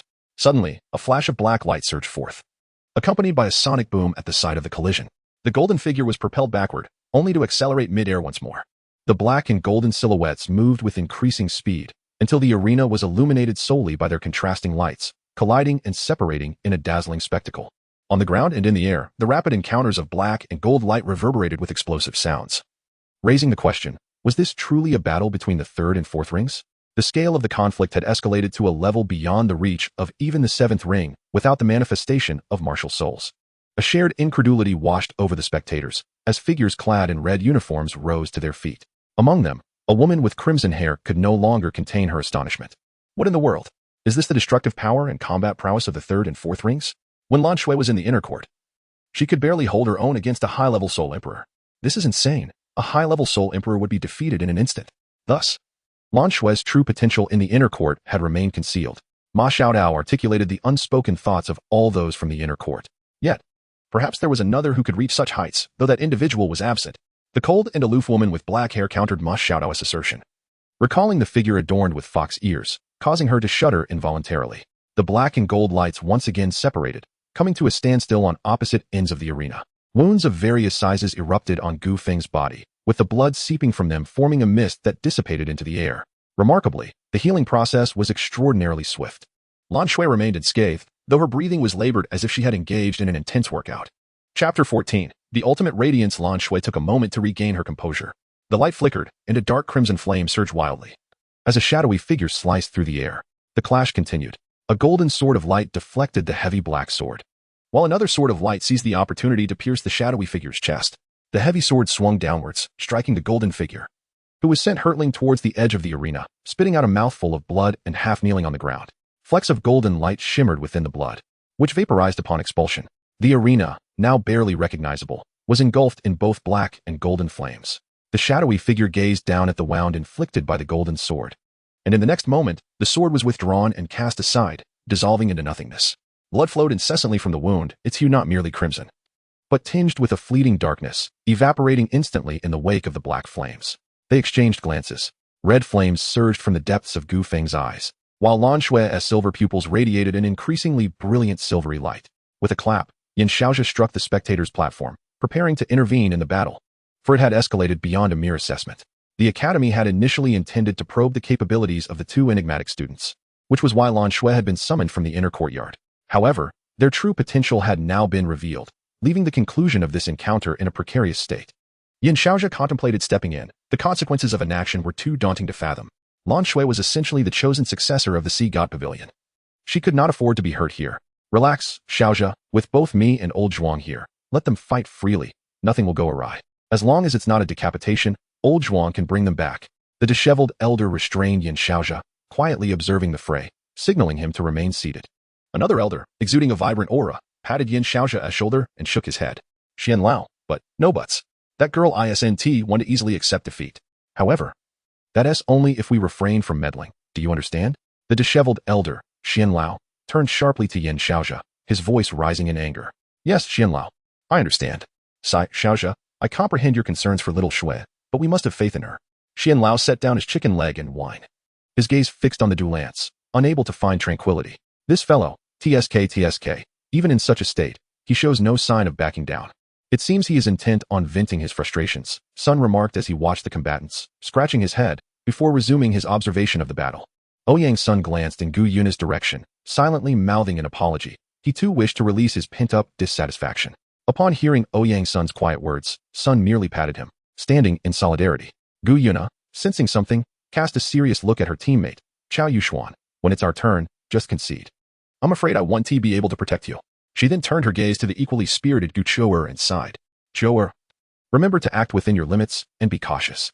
Understood, Gu Jia. Upon witnessing the ferocity of the battle, Chao Yuxuan felt a wave of defeat wash over him. But Gu Yuna's words instantly alleviated his anxiety. Gu Chou'er nodded in agreement. Sister, we will win. At the very least, we will not lose. Huabin, do you think we can win? Zhu Lu asked, her eyes filled with uncertainty. Dai Huabin opened his mouth as if to respond, but ultimately remained silent, shaking his head as he watched the fierce contest unfold. Young master, what do you think of Fengge? The talented youth the sect master wanted us to befriend must be someone like him, Chen Feng expressed to Ning Tian. Ning Tian nodded, deep in thought. You how? Do you think our newly completed martial soul fusion skill can surpass theirs? Wang Dong asked hesitantly. A glimmer of determination flickered in Hui Yuhao's eyes as he pondered deeply. Our martial soul fusion skill is formidable. Even a soul emperor wouldn't dare to confront it head-on. Yet, I believe it may not suffice. He ultimately shook his head. Why are you two so pessimistic? We can always concede. Why are you worried about winning? We are not even from the same world. Xiao Xiao shot an exasperated glance at Hui Yuhao and Wang Dong, voicing her opinion. As Hui Yuhao observed the duelists, he felt a surge of aspiration for his journey to the extreme north, knowing he too could become stronger. His fighting spirit ignited. The shadowy figure's wounds healed rapidly. The gaping wound had already scabbed over. With the heavy sword held aloft, the figure bent low, black mist swelling behind him to form vast, ominous clouds. The golden figure gradually rose, her wounds sealing, though her pallor indicated her condition was far from ideal. Reforming two swords of light, she held them aloft, stepping back with her right leg and crossing her arms over her chest. A golden radiance emanated from her. The arena became a realm of dichotomy. One side was engulfed in swirling black clouds, with terrifying red eyes glowing like hellfire. The other side radiated resplendent light and warmth, reminiscent of returning to a mother's embrace. as if angels hovered nearby. The black clouds spiraled into the heavy sword, and a dark meteor streaked across the ground, carving a deep, inky gash. Golden light surged into the dual swords. With a powerful thrust of her right leg, a brilliant beam of golden light sliced through the air, manifesting as a dazzling white aurora. A silent collision resounded, and in the next moment, something monumental transpired. Everything around them was drawn into the point of impact before being instantaneously obliterated. A luminous hemisphere erupted from the center of the arena, as all was crushed and annihilated in an instant, radiating a terrifying brilliance. Gu Feng and Lan Shui were effortlessly swept away by an ethereal force. As the radiance dissipated, a colossal pit, several hundred meters deep, manifested within a 1,000-mile radius. The entire chasm was suffused with a dark crimson hue, interspersed with shades of gray and white flame. Everyone rose to their feet, for the force of this strike had reached the magnitude of a tidal Douluo's ninth spirit ring. In the center of the explosion, Yan Xiaoxia's aura surged, only to be suppressed by an even denser presence. Xiaoxia, remain calm. The situation is not as dire as you perceive. Xuanzi sensed two faint presences at the edge of the arena and breathed a slight sigh of relief. A hand emerged from the periphery. Gu Feng propped himself up, seated on the ground, quietly observing the ruins before him. Light, an infinite brilliance illuminated the debris. Lan Shui's hair and eyes transformed into a pure white, her aura ascending to unprecedented heights. Gradually, she floated from the edge of the ruins to stand before Gu Feng. A radiant sword pierced through Gu Feng's form, embedding itself in the ground. Satisfied that Gu Feng posed no threat, she turned to summon Elder Zhuang for healing. It was over. Thud, thud, thud. Sudden heartbeats reverberated through the air. A dense black cloud began to spread across the arena, within which flickered crimson light, as air currents ignited black-red lightning. The rhythmic heartbeat persisted, as if some dreadful entity were awakening. Chapter 15. Blood of Hell. Light was suppressed by darkness, compressed within a 5-meter radius around Lan Shui. A flash of red light disappeared, and a shadowy figure rose, its wounds fully healed, as though the earlier perilous state had been merely an illusion. Pain. Exquisite agony. It far surpassed the torment Gu Feng had endured when awakening. As the essence shattered his martial soul, Gu Feng slowly opened his eyes. The vast expanse of dark crimson earth stretched infinitely before him, while the sky was shrouded in an ominous shade of red. A foreboding aura permeated the air. In the heavens, a black sun and a blood-red moon loomed, standing in stark opposition to one another. Countless skeletal remains lay ahead, and as Gu Feng stepped forward, the bones disintegrated into fragments, transforming into a fine powder that scattered through the air. Time appeared to lose all significance in this desolate place, where an abundance of bones suggested that no other living beings existed beyond this grim tableau. Gu Feng walked forward unconsciously until a shadow clad in black stood before him. With long, dark hair cascading down to the waist and blood-red eyes, the figure bore countless scars, seated atop a mountain of bones, with a hand resting upon its knee. A sword hilt was embedded in the ground, and the shadow gazed into the distance until Gu Feng arrived behind him. "You have come," echoed a voice, ethereal and resonant throughout the heavens and earth. The entire realm lamented as black snow began to drift down, accompanied by a rain of crimson. Gu Feng opened his mouth and surveyed the world around him. "There was no need for inquiries. I would divulge what you ought to know, while the rest you must seek for yourself." A void-like voice resonated. Gu Feng parted his lips, but ultimately closed them, nodding slightly. "This place is hell." The instant the voice of the void emerged, Gu Feng was rendered bewildered. Yet, this was not the end. This realm had been ravaged by a war. The battlefield of the celestial gods had engulfed the entire universe. Here lay a fragment of hell. The gaze of the celestial gods descended upon your world, awakening the dormant bloodline within you. If fate grants you the opportunity in the future, I hope you will reconstruct hell. The world seemed to be erased by an unseen hand, vanishing inwardly. A dark red vortex appeared in the sky, from which a drop of blood as black as ink emerged, plunging into Gu Feng's body. At the moment the blood integrated with him, the world faded away. A dark red beam of light soared into the heavens, visible to all of Shrek City. Golden radiance shimmered, pulsating and compressing inward. The figures of black and gold clashed once more. Boom. This battle concluded in a stalemate. Should it continue, neither would emerge alive. Xuanzi intervened, placing himself between Gu Feng and Lan Shui, halting their advance. With a forceful push, Gu Feng and Lan Shui were sent flying to either side of the gaping pit, both succumbing to unconsciousness. "Lao Zhuang, tend to these two young ones," Xuanzi commanded. Producing a gourd of wine and a chicken leg, he took a bite and mumbled indistinctly. A colossal tree sprouted from the ground, emanating a vibrant green glow that dispelled the dark mist from the arena, extinguishing the dark red and gray flames within the pit. Two leaves fluttered towards Gu Feng and Lan Shui, healing their wounds. Could it truly be deemed a draw? I hope Feng can accept this outcome. Ouyang's son shook his head and slowly departed with Gu Feng on his back. The arena lay in ruins. A second match was impossible today. Let us go, Chior, and contemplate how to confront tomorrow. After all, tomorrow also brings forth a monster. Do you not murmured as she observed the retreating figures, before leading Gu Chou away, leaving Chao Yuxuan, a mere second-ring ruffian, to his own devices. "Teacher, I shall take Xiao Shui back to the inner courtyard to recuperate, Ma Xiaotao declared. Lifting Lan Shui and soaring towards the inner courtyard, her voice echoing in the air. Hui Yuhao quietly lowered his outstretched hand, turning away without a word. Wang Dong and Xiao Xiao followed suit, departing alongside Hui Yuhao. The other three teams gazed at the desolate arena, their minds in turmoil before they too made their exit. Yuhao, do not compare yourself to such monsters now. Your starting point is far too low. When you have a break, I will take you to the extreme north. And by then, you shall not fall short of them. The heavenly dream ice silkworm envisioned for Hui Yuhao. Beneath the dormitory, an elderly man observed Ouyang's son carrying Gu Feng, letting out a soft sigh as he reclined in his rocking chair, gently fanning himself. Hiss. In the night, a voice echoed through the dormitory. Kid, awake?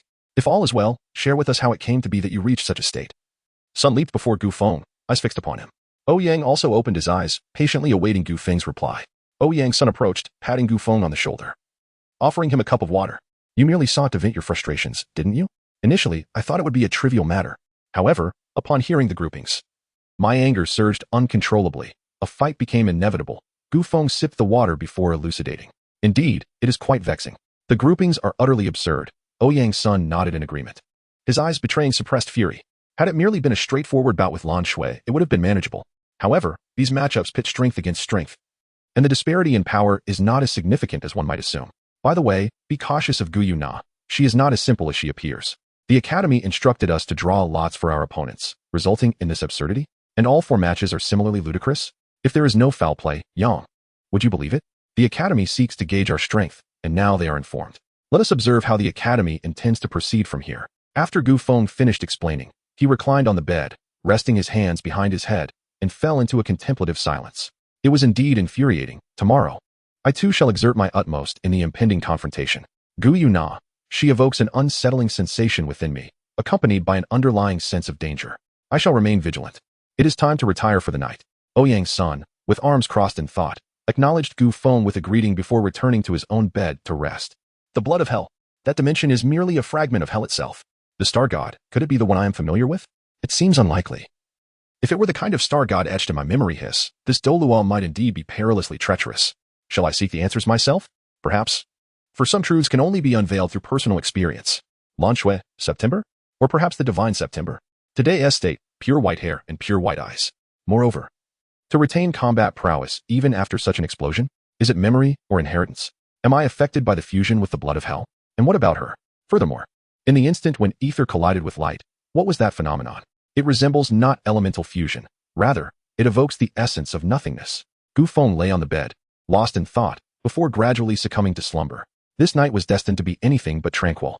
At the Sea God Pavilion on Sea God Island, a group of over 100 elderly gentlemen sat in silence, unsure of how to commence the discussion. What were they doing here? What was there to ponder? It was merely a skirmish among a few students over trivial matters. Have you never fought before? Just for this, you have all sat here for several hours. An aged voice emerged from the shadows. But, teacher, Yan Xiaozhi seemed eager to interject.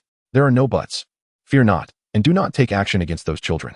We still have Lan Shui and that girl, though the little one is solely intent on finding the one who eloped with her. Alas, the old voice resonated once more, tinged with a hint of frustration. The others could not help but chuckle. Thus, the meeting concluded hastily.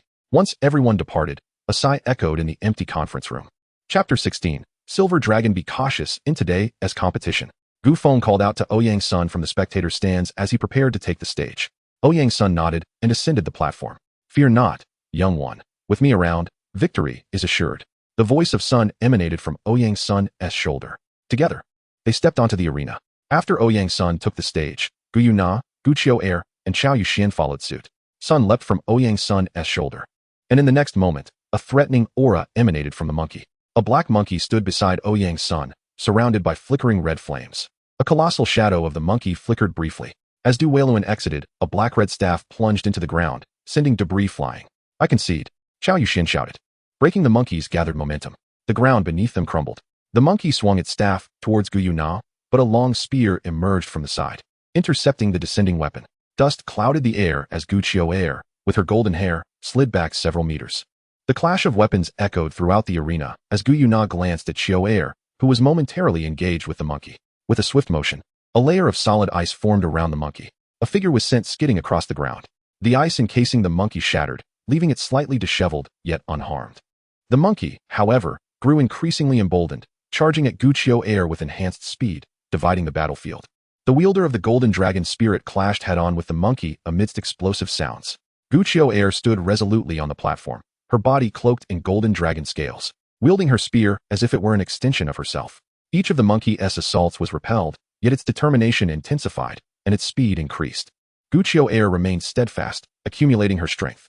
In the next moment, 3 soul rings illuminated. The power of the dragon amalgamated with the golden dragon body.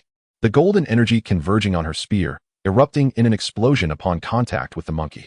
The series of detonations relentlessly battered the monkey, which skidded across the ground for hundreds of meters, leaving a human-shaped gully in its wake. Seizing the opportunity, Guqiu Air charged at the monkey, intent on eliminating it in one fell swoop. Black boots materialized beneath the monkey, its fur reflecting the sunlight like a mirror. The monkey pressed forward defiantly, engaging in a collision of strength. Guqiu Air's golden dragon spirit could only stalemate against the monkey. The staff swung toward her. Guqiu Air bent backward, grounding her spear and delivering a kick toward the monkey. Just as her foot was about to connect, the monkey leaped, swinging its staff down. Guqiu Air deftly pivoted, using her spear to deflect the powerful blow. The duel continued, with speed and strength evenly matched. The monkey and Guqiu Air were locked in a battle of skill. On one side stood a Valkyrie-like girl, a born warrior. On the other, a fierce monkey wielding its staff against any foe. The clash of techniques and instinctive combat persisted. Gu Yuna observed Ouyang's son, stepping forward in her high heels. A ripple of energy surged through the ground, as spikes of ice erupted from beneath. Behind her, crystalline shards gathered, while a fireball in her hand absorbed the essence of the world. Ouyang's son gradually closed his eyes, seated upon the platform. In the next moment, the frog perched on his shoulder leapt down, growing to a meter in size. The frog extended its hands, conjuring a swirling black vortex that engulfed all elemental attacks. Is this the dual spirit of Ouyang's son? A detached dual spirit? Yan Xiaozhou watched the 3 combatants on the stage. Is he still holding back? Ouyang, what are you waiting for? Gu Feng gazed at Ouyang's son and the others on the platform, lost in thought. Ouyang, son, unleash your full power. Ouyang's son's voice suddenly rang out. Ouyang, having successfully defended against Gu Yuna's assault, retreated to Ouyang's son's side. Sun seized the moment to leap back, positioning himself before Ouyang's son and Ouyang. Guqiu Air was pushed back to Gu Yuna's side. The spear whirled and plunged into the arena. The golden dragon sensed the urgency, and Guqiu Air unleashed the innate power of the golden dragon, sending a golden flame toward Ouyang's Sunday. The monkey crouched low, one hand gripping the staff and the other pressed against the ground. A black orb surged toward Guqiu Air, the staff colliding with her spear, propelling her toward the edge of the platform. A black chasm appeared on the arena, several meters wide, spanning its entirety. Just as Guqiu Air was about to tumble off the platform, she swung her spear to deflect the staff, reaching out to grasp the monkey's hand and tumbled off the arena together. By heavens, did that monkey exit so hastily? Gu Feng rubbed his forehead, momentarily stunned. Dai Laohu, could you withstand that blow from the monkey? Ma Xiaotao turned to a boy in a golden-haired red uniform. Likely the same fate as that girl. Or perhaps directly knocked out. This year's South Outer Court is filled with peculiarities, no monsters.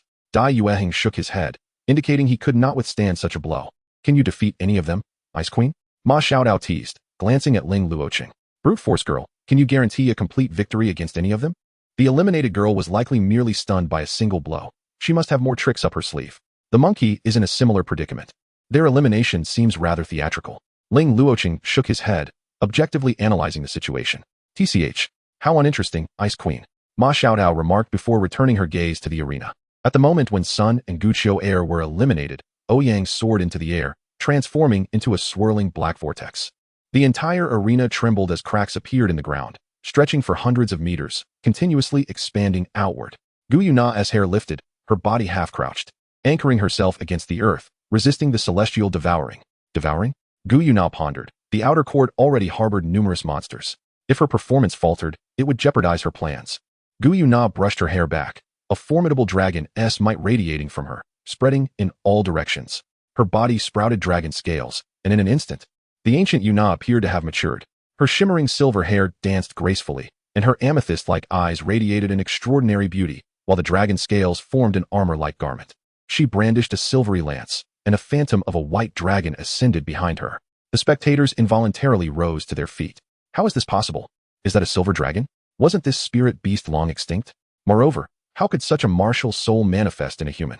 A violent surge of soul power erupted from Xuanzi as he contemplated whether to intervene and seize the girl with the silver dragon martial soul.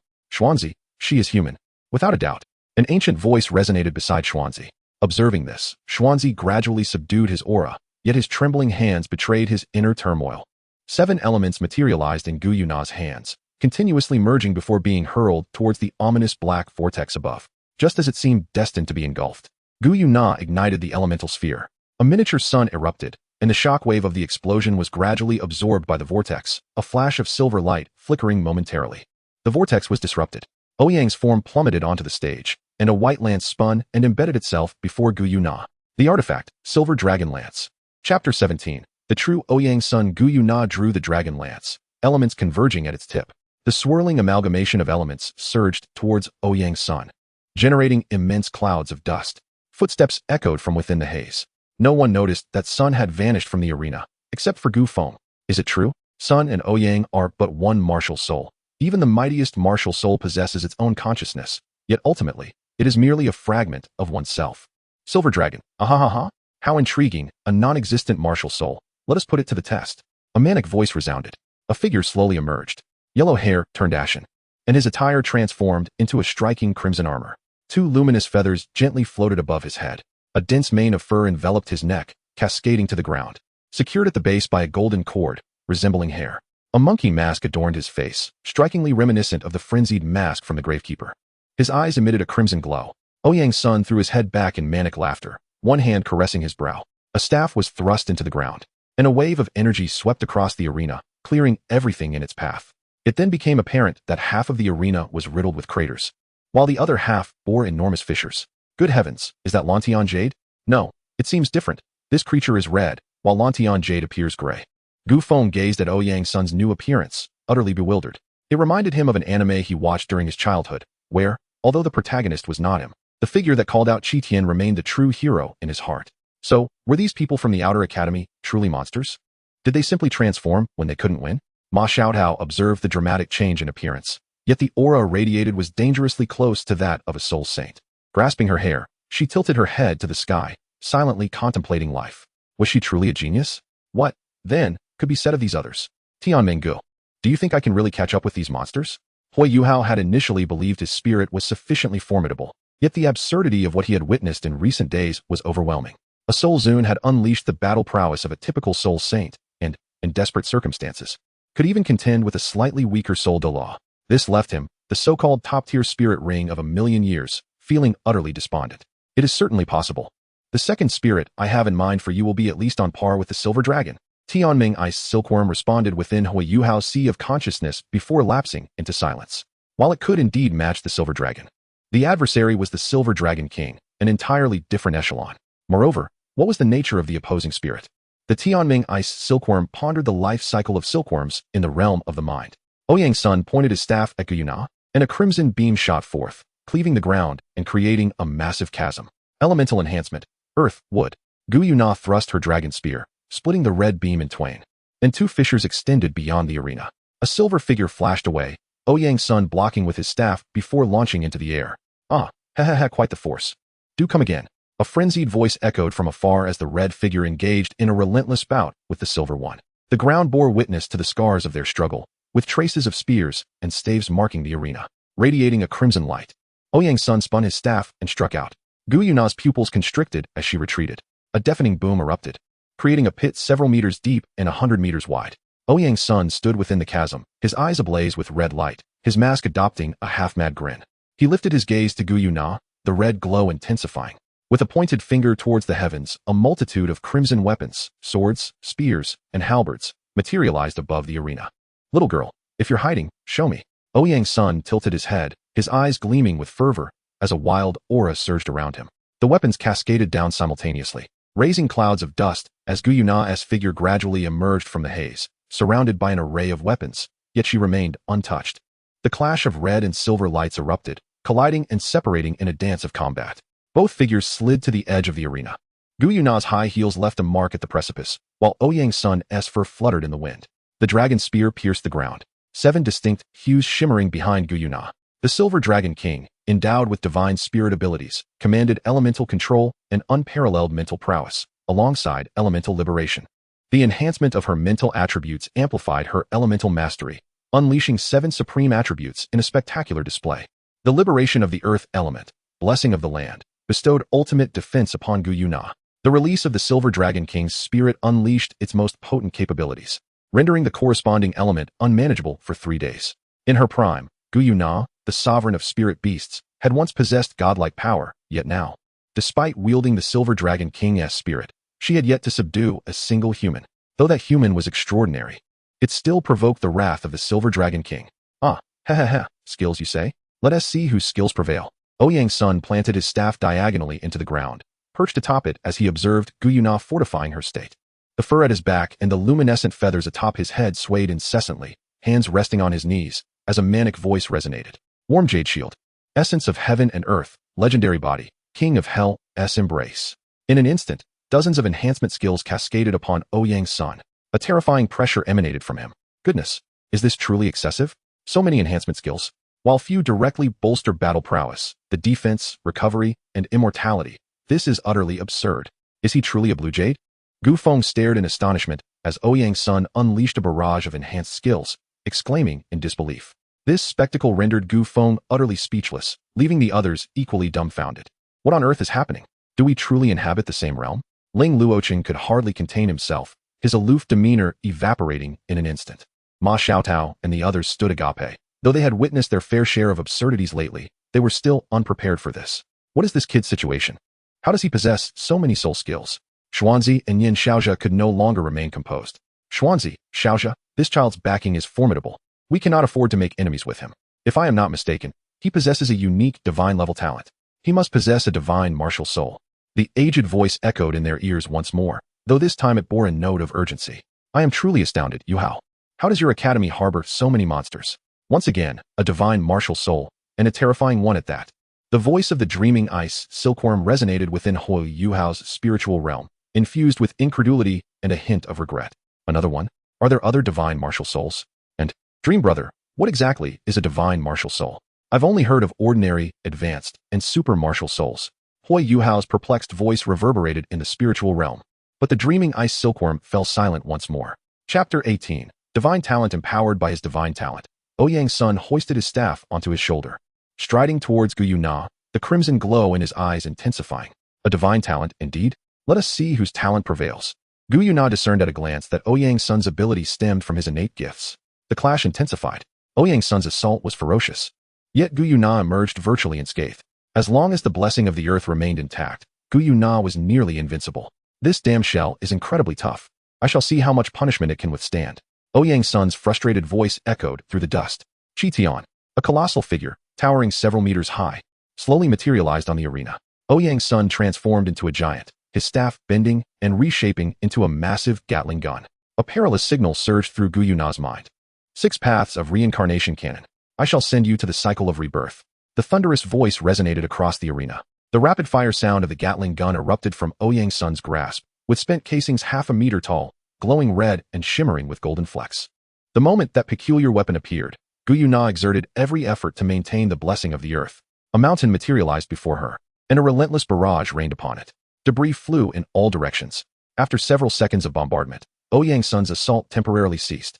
The mountain lay reduced to rubble, and Gu Yuna knelt, gasping for breath. The defense reinforced by the blessing of the earth was nearly breached. Although she could not fathom why that madman had suddenly halted his attack, she sensed an opportunity. Initially intending to conserve some strength, she now unleashed her fiery element, Inferno Phoenix. Endless flames coalesced into a blazing phoenix, its cry echoing as fiery clouds engulfed the sky. The strain of elemental release weighed heavily on Gu Yuna, and her body could not handle multiple releases simultaneously. Otherwise, her strength would reign supreme in the outer academy. The fire phoenix lunged at Ouyang's son, who, despite its massive form being comparable to his, felt the oppressive heat and might alter his expression. Coiling Dragon Ferret. Coiling Dragon Roar. Ouyang's son's golden plume morphed into a gigantic ferret and a fire dragon, the two creatures clashing with the phoenix. However, their strength was incomparable to that of the phoenix and could only endure for a fleeting moment. But time was sufficient. As the ferret and dragon were torn apart by the phoenix, Ouyang's son raised his Gatling gun once more, unleashing a more ferocious attack. The phoenix fell in a torrent of blood, vanishing into nothingness within moments. The remaining bullets surged through the remnants of the fire phoenix towards the recuperating Gu Yuna. Torrential dust billowed upward. Around Gu Yuna, the ground sank several meters, save for the spot where she stood. She spat a mouthful of blood, which fell into the deep pit before her. Ah, I see now. Your move is formidable. If I am not mistaken, each attack is thrice as potent as the last. Yet, you shall find no opportunity. Gyuna slowly steadied herself with the dragon spear. Oh he, and what of knowing? The final strike shall send you to hell. A deep voice resonated as Ouyang Sun's Gatling gun emitted a blinding red light, terrifying energy coalescing at its muzzle. Gu Yuna gradually closed her eyes, reopening them to reveal pupils devoid of color, her gaze now entirely white. Lightning element release, Apocalypse's divine edict. The dragon spear soared, boundless thunder converging upon it, exuding an aura of annihilation. In the next moment, the dragon spear traversed space towards Ouyang Sunday. Ouyang Sun's Gatling gun had also completed its energy accumulation. The red beam aimed squarely at the dragon spear and Gu Yuna. As the crimson beam emerged, the very fabric of space rippled. A tremendous explosion ensued. A mushroom cloud ascended. The entirety of Shrek's city bore witness to the spectacle that day. Wood element release, the savior's ancient tree. The deep pit from the previous day reappeared on the arena. Is the world truly this chaotic? Why do such mutually destructive techniques proliferate? Ma Xiaotao's eyes lost their luster as she gazed upon the apocalyptic battlefield, engulfed in profound contemplation. The sound of swallowed breath echoed. Wang Dong, witnessing the carnage, shivered involuntarily. Could this truly result in death? Was a mere assessment meant to reach such extremes? Wang Dong was perplexed. Gu Yuna knelt within the deep pit. The ultimate healing of the wood element combined with the residual earth element and the physical fortitude granted by the Silver Dragon King's martial soul allowed her to withstand the blow. Though she had lost her combat ability, Ouyang Sun stood not far from Gu Yuna, the crimson glow in his eyes now extinguished beneath his mask. With 20,000 avatars and the effects of the King of Hell, Ouyang Sun endured the explosion. All his enhancement effects were shattered at once, and the backlash surged forth. Ouyang Sun reverted to the form of the golden-haired youth, collapsing backward, while Gu Yuna succumbed simultaneously, toppling forward. The consecutive elemental releases had exacted a terrible toll on her. Had it not been for the divine nature of the Silver Dragon King's martial soul, she might have truly met her demise without resorting to divine power. Gu Feng and Gu Qiu'er simultaneously appeared on the battlefield. Gu Qiu'er supported Gu Yuna's shoulder, gently cradling her in her arms. Gu Feng wrapped his arm around Ouyang Sun's shoulder, allowing him to lean against him. 2 emerald leaves flew towards Ouyang Sun and Gu Yuna, stabilizing their injuries. Gu Feng and Gu Qiu'er exchanged a glance, and together they departed from the battlefield with Ouyang Sun and Gu Yuna. The outcome of this battle was a draw. Yan Xiaozhe, with a grim expression, announced the result. Yet again, the arena required repairs. After proclaiming the verdict, he left the stands with several elders. I returned to my training, striving to break through to Soul Saint before the grand competition. Ma Xiaotao stood quietly for a moment, then spread her wings and soared toward the training room in the inner courtyard. Dai Yueheng and Ling Luocheng exchanged glances before also heading in the direction of the training room. Qiu'er, what was the result of the match? Who won? Gu Yuna inquired after regaining consciousness, looking at Gu Qiu'er beside her. With reddened eyes, Gu Qiu'er embraced Gu Yuna, trembling slightly. Upon seeing this, Gu Yuna's face briefly lit up with a smile before fading away. She gently patted Gu Qiu'er's shoulder in consolation. It's all right, it's all right. I'm here. I've always been here. It's all right, Qiu'er. After a while, Gu Qiu'er managed to calm down, though her slightly flushed eyes made her appear even more vulnerable. A draw? That's acceptable, as long as we didn't lose. So, in the end, did we both faint at the same time? Ouyang Sun glanced at Gu Feng, who was eating watermelon beside him, his expression one of exasperation. You've hidden this quite well. Are you and Ouyang all right? Gu Feng asked Ouyang Sun, setting down the fruit in his hand to peel an apple for him. They are recuperating within me. It will take some time for them to recover. Your injuries will likely require some time to heal as well. Ouyang Sun munched on the apple that Gu Feng had prepared, lying on the bed as he responded. This time we suffered a significant loss.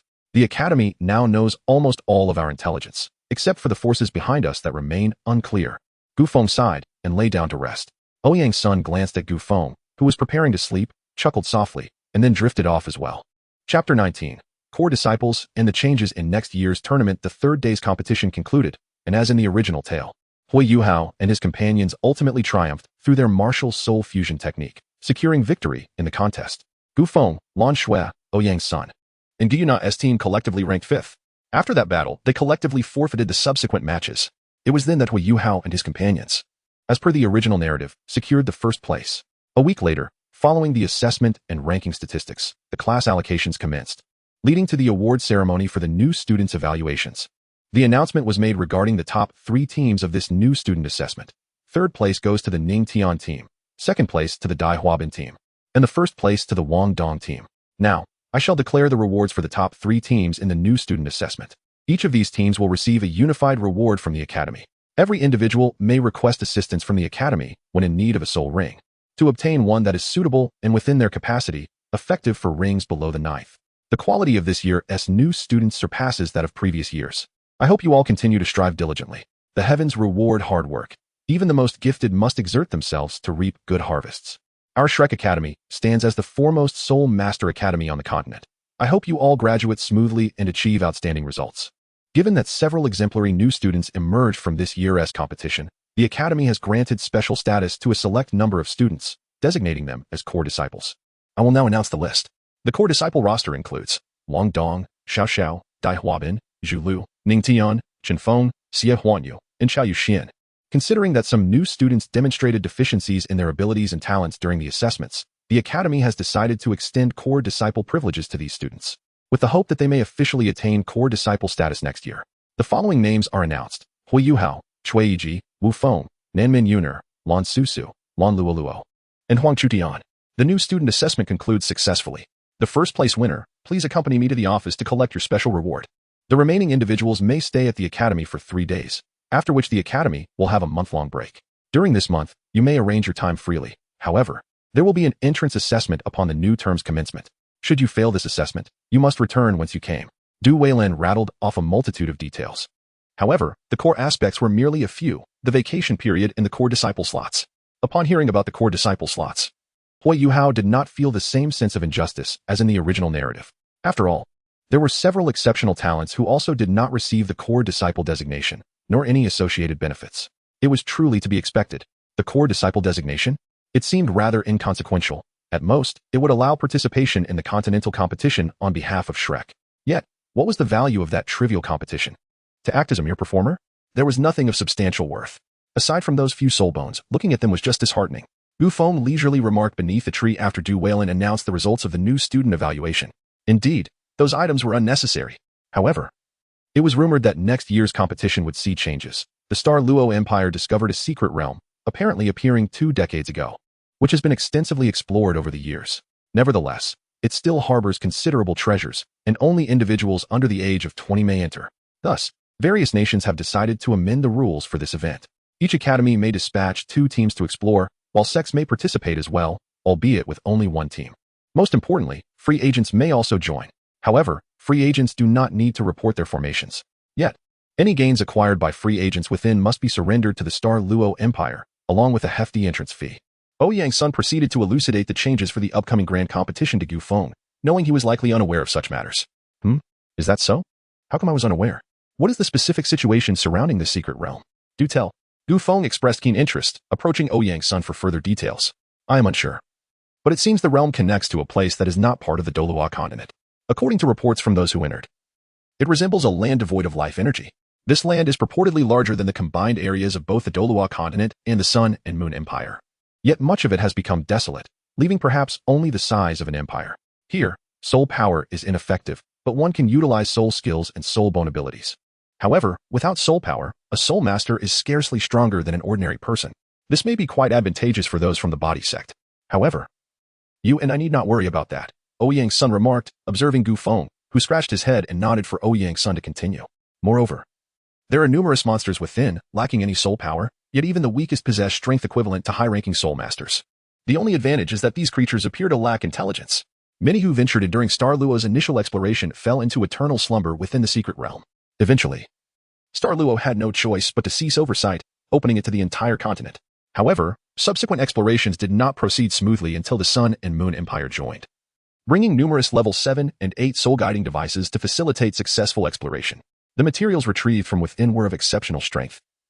Even damaged materials could be used to fabricate level 9 high-tier soul-guiding devices. However, these materials are exceedingly tough, and manufacturing is currently unfeasible. Or else the Sun and Moon Empire would have disregarded all else to invade Star Luo. It is said that someone discovered a remnant image within, which they managed to bring out. This is not writing from our Douluo continent or the Sun and Moon Empire. However, individuals from the Sun and Moon Empire took over a decade to decipher the text.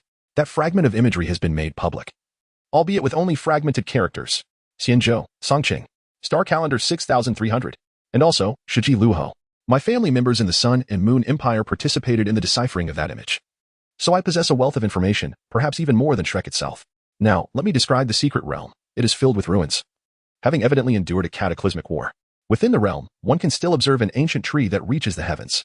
However, it seems to have been severed, and perilous monsters linger nearby.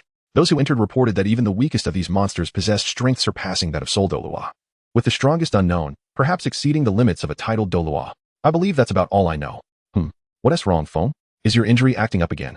Ouyang's son inquired with concern, his gaze fixed on Gu Feng, whose complexion had turned an alarming shade of pale. Upon hearing those words, Gu Feng's mind ceased to function. He stood frozen in profound shock, utterly unable to absorb anything further. With a gulp, he hesitantly articulated the fragmented phrases lodged in his memory. The immortal vessel, Sangcheng? Ouyang's son, witnessing Gu Feng's expression, realized the gravity of the situation and gravely nodded in response. Gu Feng remained silent, lost in thought, until he finally lifted his gaze to the heavens. Ouyang, I must venture to that secret realm. Once the competition commences, I will depart from Shrek and will no longer be able to accompany you there. With resolute determination, Gu Feng made his decision. Ouyang's son placed a reassuring hand on Gu Feng's shoulder. Share with me what you know. Let us embark together. There is little left to uncover about Shrek, but I am quite curious why you reacted so drastically upon hearing of that place. Moreover, our combined strengths will offer mutual support. Very well. Let us speak in our dormitory. This is not a suitable place for discussion. Chapter 20. The Immortal Vessel now. Tell me, Feng, what precisely is this Sangcheng, a so-called immortal vessel? After closing the dormitory door, Ouyang's son activated a barrier to ensure their conversation remained private. The intelligence he had mentioned earlier was information that any force of significance on the continent would be aware of. The individual before him seemed entirely oblivious to the circumstances of his own home. Otherwise, how could the young lord of the Borderlands remain unaware of such news? However, recognizing Gu Feng's prior expression, Ouyang's son understood that what was to follow could not be revealed lightly. Ouyang, do not dismiss what I am about to say as absurd. This upcoming holiday, we shall return home and bring back what I mentioned. At that time, we must arrange for someone to meet us at Xingluo. I will summon my mother, and you should also call upon a formidable ally to maintain order. Gu Feng spoke with grave seriousness. And upon seeing Ouyang's son nod in agreement, he began to recount the tale of the immortal vessel. The immortal vessel. Historical records indicate that there are 9 in total. It is merely a means of transport, yet it is colossal, housing several cities within. The remnants you referred to earlier are but one of these vessels. In ancient times, a great emperor, in pursuit of immortality, dispatched 9 enormous flying craft to traverse the starry sea in search of eternal life. They named these 9 vessels the immortal vessels. However, as time passed, all 9 became lost in the vastness of the starry sea, unable to find their way back home. Nevertheless, in the long expanse of the starry sea, they did discover a form of immortality. Yet, this immortality came at a price. A deity emerged among the crew, severing the path to eternal life. Subsequently, this deity led the immortal vessels in a struggle against immortality itself. During this conflict, several vessels were utterly destroyed, though I cannot recall the exact number. Eventually, the remaining vessels formed a coalition known as the Immortal Vessel Alliance. Ouyang's son listened intently to all the information Gu Feng provided, pondering the existence of this so-called immortality. Is eternal life truly attainable? Moreover, was not the deity said to have existed millennia ago? That is a different echelon altogether. To be precise, the deities in our realm are merely individuals of considerable strength. They are not overwhelmingly powerful. Those deities could indeed achieve a form of immortality, yet it seems to diverge from that of the immortal vessels. However, I am not entirely certain. Nevertheless, the deities above us, how should I put it? A general from the immortal vessels could likely obliterate at least half of the divine realm. Not to mention the deities of the immortal vessels themselves. A single strike from them could annihilate the entire vessel. Gu Feng recounted the general intelligence about the celestial arcships from the collapsed universe of his previous life to Ouyang's Sunday. Over a mere decade or so. Apart from the most crucial details, much of Gu Feng's memory had grown hazy. He retained only knowledge of the star gods, major factions, and their formidable emissaries. The Douluo continent was not as weak as his past self had speculated. Yet even its divine kings would likely fall before an emissary, perhaps even struggle against some of the lesser but ruthless figures beneath them. After all, few among the divine kings possessed the power to shatter stars. As for Sangcheng, according to Ouyang's son's intelligence, even in its ruined state, having decayed for countless years, the remnants of that celestial arcship were beyond the comprehension or reach of Douluo's inhabitants. And now, that fragment of the abyss from before. A spatial rift had emerged, leading directly to the derelict Sangcheng. A sudden chill seized Gu Feng, his scalp prickling with dread. What's wrong, Feng? Ouyang's son frowned, observing his companion's abrupt stillness, half wondering if the previous battle had left him concussed. Things may have just taken a dire turn, Gu Feng muttered. Is that rift bidirectional or unidirectional? If it's bidirectional, and those things cross over, we're doomed. Even if it's unidirectional. If someone retrieves those corpses and extracts forbidden knowledge from them, the consequences could be worse. Gu Feng pondered for a moment before confiding in Ouyang's son about certain concerns. Ouyang's son gazed intently at Gu Feng, then proceeded to the bed to rest. You need not shoulder everything alone. I am here to assist you. Gu Feng gazed at Ouyang's son, who was preparing to rest on the bed, a smile gracing his lips. He too climbed onto the bed and settled down. Ah, delightful. Gu Feng pondered over the intelligence he had gathered. The fissures of the celestial ship could lead to Douluo. Thus, the star gods must be aware of this universe. Hell had been shattered by the great war among the star gods. The records in the collapsed iron only mention the battlefield of proliferation, which engulfed multiple universes. Could it be that battlefield, or perhaps other star god battlegrounds that have never been mentioned in other tales? Oh, apothecary. I hope the people of Douluo do not discover anything. Otherwise, the scene of celestial ship and lawn facing the bounty of Douluo is too terrifying to contemplate. One arrow shattering a star. Perhaps the so-called divine realm would be obliterated as well. This implies that the ether within my body and all its elements are indeed the consequence of hell's destruction. Ether. I wonder if there is a connection between the ether elements that steal stars and the ether codes of the collapsed iron. Ether elements can carry all matter, while ether codes seem capable of altering reality. Can ether elements achieve the same feats as ether codes? And what of the celestial ship? I wonder what period the current collapsed iron belongs to. Do those I once knew still exist? Jing Yuan, Jing Lu, Dan Heng, Ling Sha, do those familiar souls from my previous life still roam this world, or have they yet to be born? Who knows? And how could I forget Fei Xiao? Lost in thought, Gu Feng soon drifted into slumber. Let us go, we're off to enjoy some gossip. It seems there is something juicy today. The next morning, Gu Feng eagerly dragged Ouyang's son towards the school gate. Hey, Feng, what is happening? Where are we going? Ouyang's son, bewildered, was at a loss as he was pulled along. We're going to savor some gossip. After we're done, we'll head back home and inform our families. Then we can team up to venture to Tsanqing. We'll have them come pick us up, Gu Feng exclaimed while running. And soon they arrived at the entrance of Shrek Academy. Shrek was rather desolate now. Following Du Weiland's announcement yesterday, most had departed, leaving only Gu Feng, Ouyang's son, and a few others who lived too far to return home. Don't worry, it should be here soon. The gossip will arrive shortly. Let us find a spot to watch the spectacle. Gu Feng pulled Ouyang's son further away. I'm off now, come back early. Watch me leave. Wang Dong turned to Hui Yuhao and said. Hui Yuhao noticed something glistening at the corner of Wang Dong's eye. For the past 4 months, they had practically lived together. Training day and night. Though not inseparable, they had become close friends. The impending separation filled their throats with an unutterable sorrow. While this feeling might not last long, at this moment, they both felt the pain of parting. After uttering those words, Wang Dong dashed towards the academy's exit, not looking back. But the tears in his eyes could no longer be contained. He murmured to himself, Hui Yuhao, you big fool. Hui Yuhao watched as Wang Dong's increasingly slender figure faded away, raising a hand to rub his eyes before turning to face the sign of Shrek Academy. Slowly leaving the school grounds. Goodness, you brought me here to see this? Feng, you truly are something else. Ouyang's son remarked, observing the chaotic scene before him, unsure of how to articulate his feelings. To put it simply, those two had been in the same class until the assessment led to their division. Ouyang's son had also ended up in Class 1, which was primarily composed of the top 8 teams from the new student assessment, aside from the support-type Soul Masters. However, Gu Feng and Ouyang's son had not attended class after the assessment, claiming severe injuries as their excuse for recovery. This often infuriated Zhou Yi, who would scold them daily in class, yet due to their unique circumstances, she dared not take any drastic actions against them.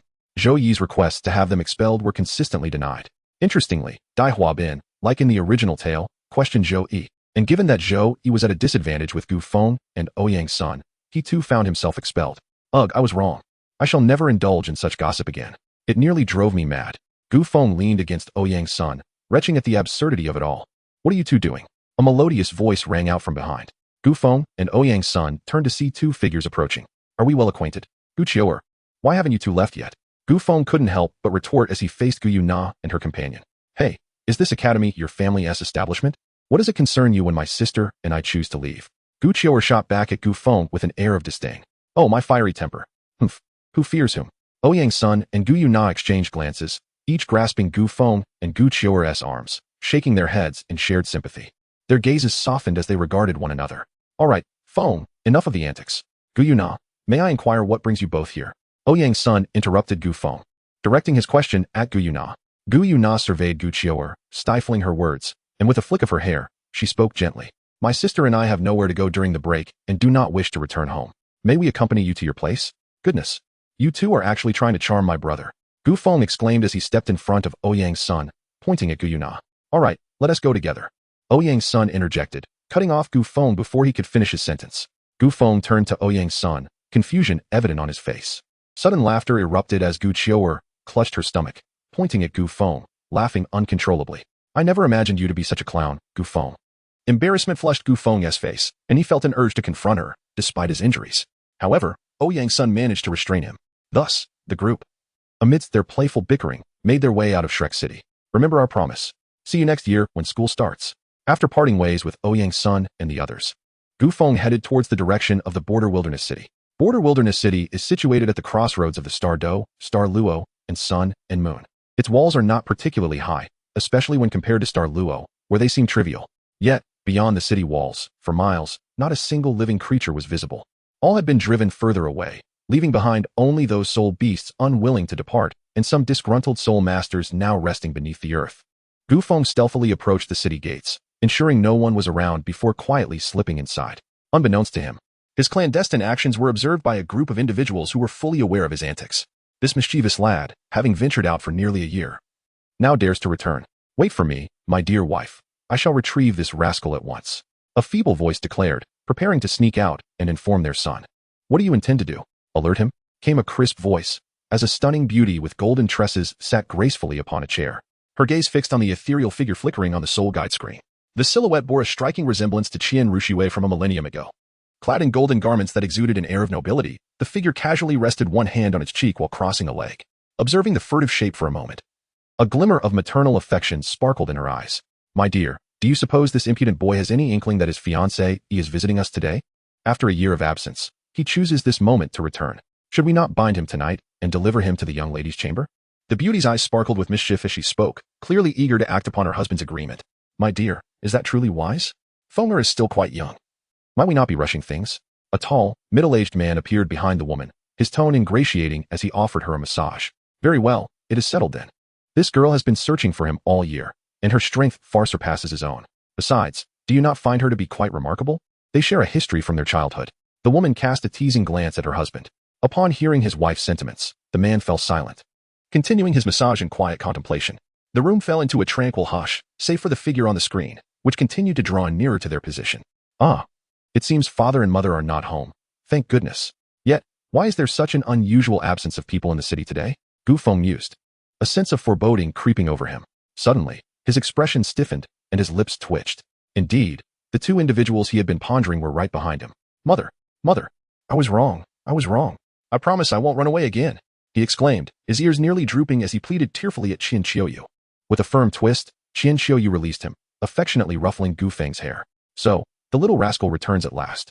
Do tell me what mischief you've been up to this past year. Have you courted any lovely maidens? Casually inquiring about his adventures.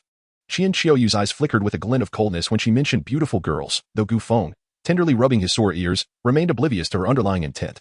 Gu Yechen wiped the perspiration from his forehead, hoping that his son would remain safe in the days to come. He discreetly exchanged a glance with his son. Yet Gu Feng remained oblivious to it. Qian Qiuyu turned her head and shot Gu Yechen a fierce glare. Have you completed your tasks? Why not arrange everything for our return home to prepare for the new year? The concept of the new year did not originally exist in this world. However, Gu Feng had proposed it long ago. His parents found the idea delightful, and thus, they gathered the townsfolk to discuss the arrangement. Consequently, this significant day from their previous lives was perpetuated in the borderless city. Gu Feng recounted the events of the past year to Qian Qiuyu, until he reached the part about Shrek. Qian Qiuyu's lips twitched uncontrollably. Goodness, that scoundrel is right under that girl's watchful gaze. However, it seemed she had been present at the academy much this year. It was understandable that she might not know. Yet, this lad's fortune is indeed remarkable. A playful thought crossed Qian Qiuyu's mind, and her smile brightened. Very well, if you wish to go, then go ahead. Just use the talisman your mother gave you. She will arrive through the spatial tunnel when the time comes. Let us set that matter aside for now. It's time to discuss your own affairs. Let us calculate the accounts properly. The first matter is your running away from home. That girl is quite lovely, and her talents are formidable. At least, I sense that. In the previous you would have been easily defeated, and I suspect the current you would still face the same fate. Moreover, she is a fox-eared mature lady. As if I don't know your preferences.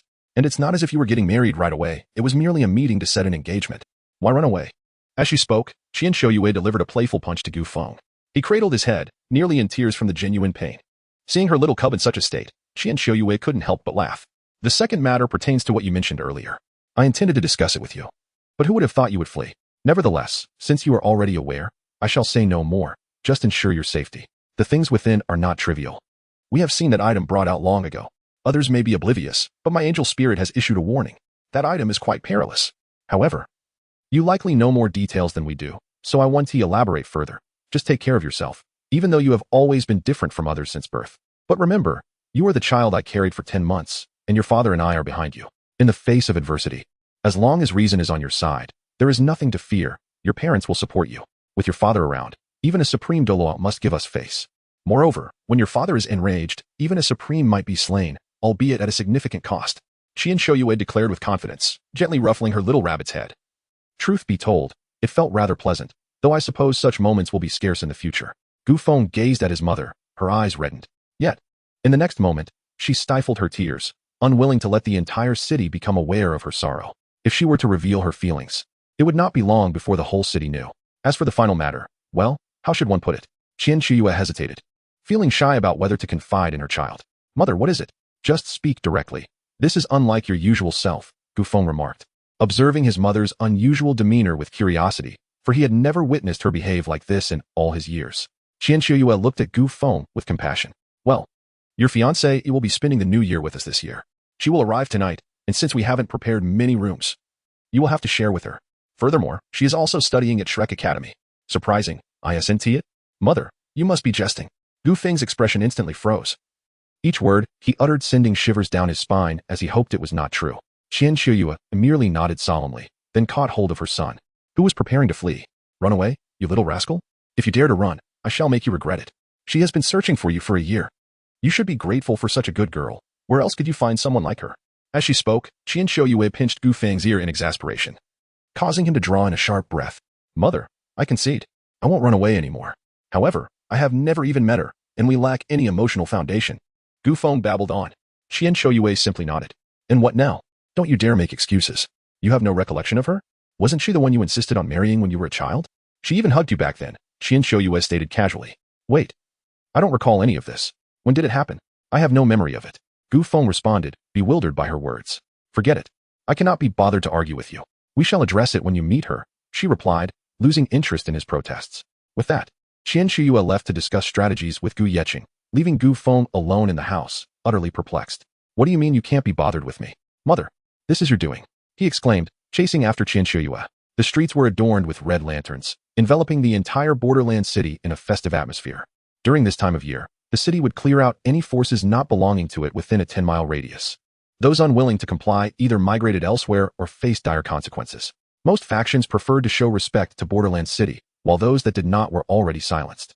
Neither Xing Luo nor Ryu could exert influence over Borderland City, especially considering its two formidable super Douluos and a plethora of strong fighters, albeit with a small population.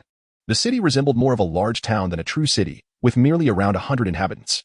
However, the weakest among them had already attained the rank of Sole Douluo prior to Gu Feng's departure from home. Only Gu Feng's parents were super Douluos. Borderland boasted over a dozen titled Douluos. Both empires sought to sway Borderland to their side, yet due to its watchful guardianship over the rift, neither side had succeeded. In private, the people of Borderland preferred Ryu over Xing Luo and maintained connections with the former Ryu emperor. However, since the current prince assumed power, those ties had nearly severed. Even before nightfall, fireworks lit up the skies above Borderland City. In his past life, Gu Feng had only experienced the festive excitement of New Year during his childhood. Although he still gathered with family each year, the celebrations grew increasingly mundane, feeling merely like a gathering. In this new world, however, he rediscovered the joy of childhood festivities. Perhaps this was what he had longed for all along. Gu Feng leaned against the city wall, observing the bustling activity of the townsfolk. Though everyone possessed remarkable strength, in this grand era, they were akin to ordinary individuals. Young lord, when will you return? You won't sneak away again, will you? A gentleman inquired as he approached Gu Feng. Why aren't you celebrating the new year with your family? Gu Feng asked, surprised by the elder's presence. He moved closer to the gentleman, both gazing at the myriad of lights illuminating the homes. Behold this scene. I must express my gratitude, young lord, for introducing the concept of the new year. It is indeed a festival, isn't it? In the past, most of us were oblivious to the true significance of cultivation and its purpose. Those of us from the wilds initially followed the Lord merely for the promise of a better life, and he treated us with kindness. Yet, the essence of it all remained elusive to us. It was only when you, young lord, brought forth the notion of the new year that most of us paid it little heed. However, now, as we gaze upon these countless lights in the company of family and friends, it seems we have all discovered our direction. The most precious things have always been right beside us. What do you think, young lord? The elder spoke these words with quiet reflection. Gu Feng was momentarily stunned after listening. The elder observed the flickering lights for a while before returning to his tasks, as these few days each year were the busiest. Time passed slowly, and Gu Feng remained atop the city wall, deep in contemplation, the elder's words echoing in his mind. Gradually, the fluctuations within him intensified, the blood of hell boiling, while the ethereal essence began to manifest around him. As the sun descended, illuminating the dusk, Gu Feng's hair transformed into a pure black, cascading down to his shoulders. The ethereal essence gradually re-entered his being, and his hair did not revert to its previous azure hue. It was time to return home. The myriad of lights symbolized family companionship and enduring friendships. Was this truly what I desired most? Then let me grow stronger. Strong enough that no one in this universe can seize what I cherish. No one shall succeed. Gu Feng gazed up at the lights under the twilight sky, softly voicing his thoughts. Mother, I am home. Upon entering, Gu Feng spotted 3 figures engaged in conversation, his mother conversing with an unfamiliar individual, while his father cast him a knowing glance. However, his mother and the stranger had their backs turned towards him, leaving Gu Feng uncertain of the stranger's identity. Yet, an uncanny familiarity enveloped him regarding that silhouette. Qian Qiuyue shot a glare at Gu Yeqing, who had been the informant. Go on, why don't you prepare dinner? Do you wish to starve me? She then kicked him into the kitchen. At that moment, Gu Feng approached Qian Qiuyue and the mysterious figure, only to become rooted in place, as if immobilized. What did he behold? The figure possessed 2 fox ears atop their head, pristine white with azure tips. Their hair, a flowing white, was styled into a high ponytail, cascading down to their calves, the ends tinted in sky blue. The bangs were parted gracefully, revealing a golden diamond gem adorning their forehead, paired with a round gem nestled beside it. Their blue eyes radiated warmth and gentleness. A pendant of sky blue dangled from the right side of their hair, complemented by a crimson hair accessory beside their right ear. The left ear bore 2 earrings. The upper body was clad in attire reminiscent of a qipao, in a serene azure hue, while the lower half featured shorts conducive to movement. Sturdy boots elongated their legs, and 2 leg rings adorned the left leg, with a half cape reminiscent of antiquity draping over the right. A white belt encircled the waist, and the cape mirrored the azure theme. A white trench coat completed the ensemble, resembling a general prepared for battle. Each hand donned gloves, one black, the other red, resting on their thighs as they conversed with Gu Feng's mother, a radiant smile illuminating their face. Qian Qiuyue observed her son's dazed expression, surprised by his apparent infatuation. Initially, she believed her son had little interest in girls, considering his previous reluctance to acknowledge the beauty of a certain girl, which had led to his departure from home. Now, witnessing her son's foolish demeanor, she realized the situation was secure. The silhouette also took notice of the astonished Gu Feng, pausing momentarily before extending a hand with a smile, greeting him. It has been a long time, Ah Feng. A bright smile blossomed. Gu Feng regained his composure and gazed at the figure from his memories. Meeting Fei Xiao's eyes, he understood something profound. Long time no see, Sister Fei Xiao. You little rascal, when did you become acquainted with Xiao Xiao? How come I was unaware of this? Qian Qiuyue observed the 2 exchanging greetings, feeling as though she was an outsider in this moment. Gu Feng and Fei Xiao exchanged knowing smiles, simultaneously exclaiming, Indeed, we have known each other for quite some time. Their words were punctuated by laughter, leaving Qian Qiuyue and the freshly arrived Gu Yichen utterly bewildered. Chapter 23, Conversations at night. The 4 of them concluded their dinner amidst a peculiar atmosphere. As they prepared to retire for the evening, Qian Qiuyue and Gu Yichen exchanged glances, both puzzled by the expression of their mischievous offspring. Let us go, Ah Feng. The Annies likely haven't tidied up the spare rooms. For the past year, I've always rested in your room. Surely, you don't mind, do you? Fei Xiao said, lifting Gu Feng's chin with a finger and leaning closer, causing Gu Feng's face to flush a deep crimson. With a smile, he made his way toward the room he hadn't returned to in a year. Oh, look at you, Ah Feng, feeling shy? Fei Xiao teased. Come, sister has something to discuss with you. Gu Feng sat quietly in the room, motionless, still unable to collect his thoughts.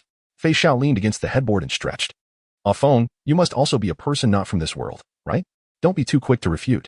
When I first arrived in this realm, I owe you my gratitude. Without your intervention, I might have succumbed to the madness of the moon and fallen into darkness. At that time, you were just a little squirt. In the blink of an eye, you've grown so tall. And then, someone was clamoring to marry me. Who would have thought that the little one from back then would turn out to be a runaway groom? Although I, your elder sister, am indifferent to the notion of marriage, as a general of the immortal vessel, I bear the responsibility of journeying forth. Once these obligations are fulfilled, if you are still inclined, we shall petition the marshal for our union. Fei Xiao's eyes fixed intently on Gu Feng, as if she could see through the secrets nestled within his heart. Elder sister Fei Xiao, I. Gu Feng gazed at the figure before him. The myriad thoughts he wished to express caught in his throat. Take your time, no need to rush. Speak your mind. We may not belong to this world, yet here, I sense the shadow of Yaoqing. It's quite delightful. Fei Xiao blinked, then turned her gaze toward the starry sky beyond the window. The fireworks are truly beautiful.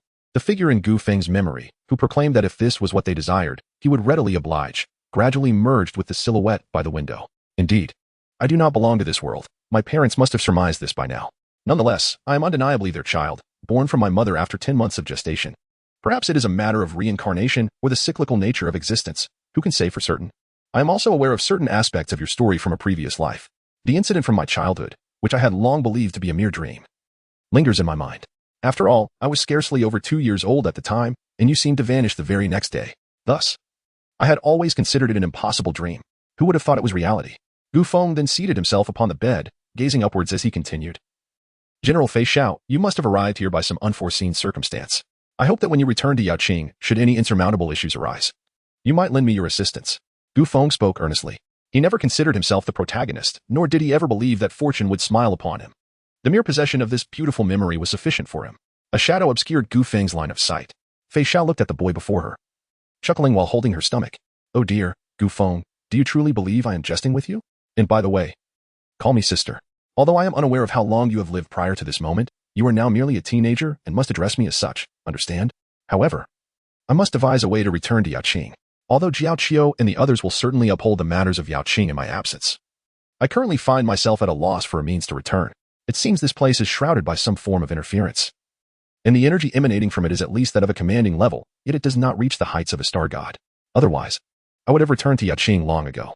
It has been nearly a decade since I arrived here. My strength, while not restored to its peak, has returned to about 70 or 80%. The only issue is my inability to discover the path back. This place feels like a cursed realm. Could it possibly be the edge of the universe? Fei Xiao gently tousled Gu Feng's dark hair, her expression reflecting a hint of concern. She truly was an exceptional general. Subsequently, Gu Feng recalled the mysterious voice from hell and the words of Ouyang's son regarding the ruins of Sanqing.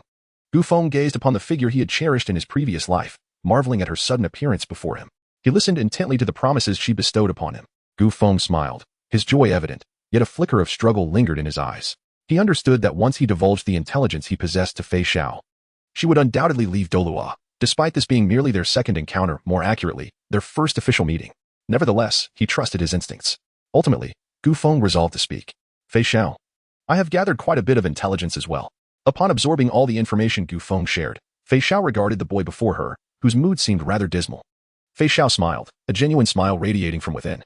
Fox spirits were, in essence, quite simple. Treat them well, and they would reciprocate in kind. This was akin to the time when Gu Feng saved Fei Xiao from the brink of a lunar frenzy during their childhood.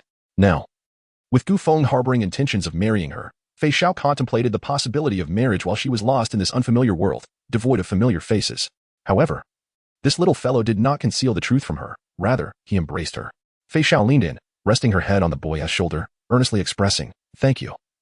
Phone. I must return to Yaoqing. It is my responsibility. Nonetheless, the notion of marrying you is indeed genuine. I am not so young anymore. Yet, I presume you have matters to attend to. Once you have resolved your affairs, I shall await your arrival in Yaoqing to marry me." Fei Xiao offered her promise. Gu Feng, enveloped in her soft embrace, found solace in her words. "All right, I will wait for you, Sister Fei Xiao." Husband, did you overhear their exchange? That girl, Xiao, and that lad, Gu Feng, are completely unguarded around us. If it weren't for her, Xiao alone could obliterate our entire city.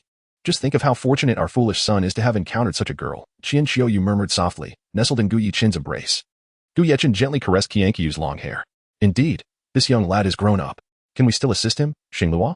When the time comes, I shall accompany you to fetch this rascal. As for the so-called false gods, star gods, and hell that he mentioned, we shall leave those matters for him to resolve. Let us quietly support him without adding to his troubles. They nestled closely together. Over the years, as they observed the scene of Bianhuang City, their mindset had unconsciously transformed.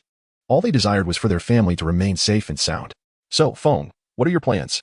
If I recall correctly, Sanqing was devoured by the living planet Shiji Luoho.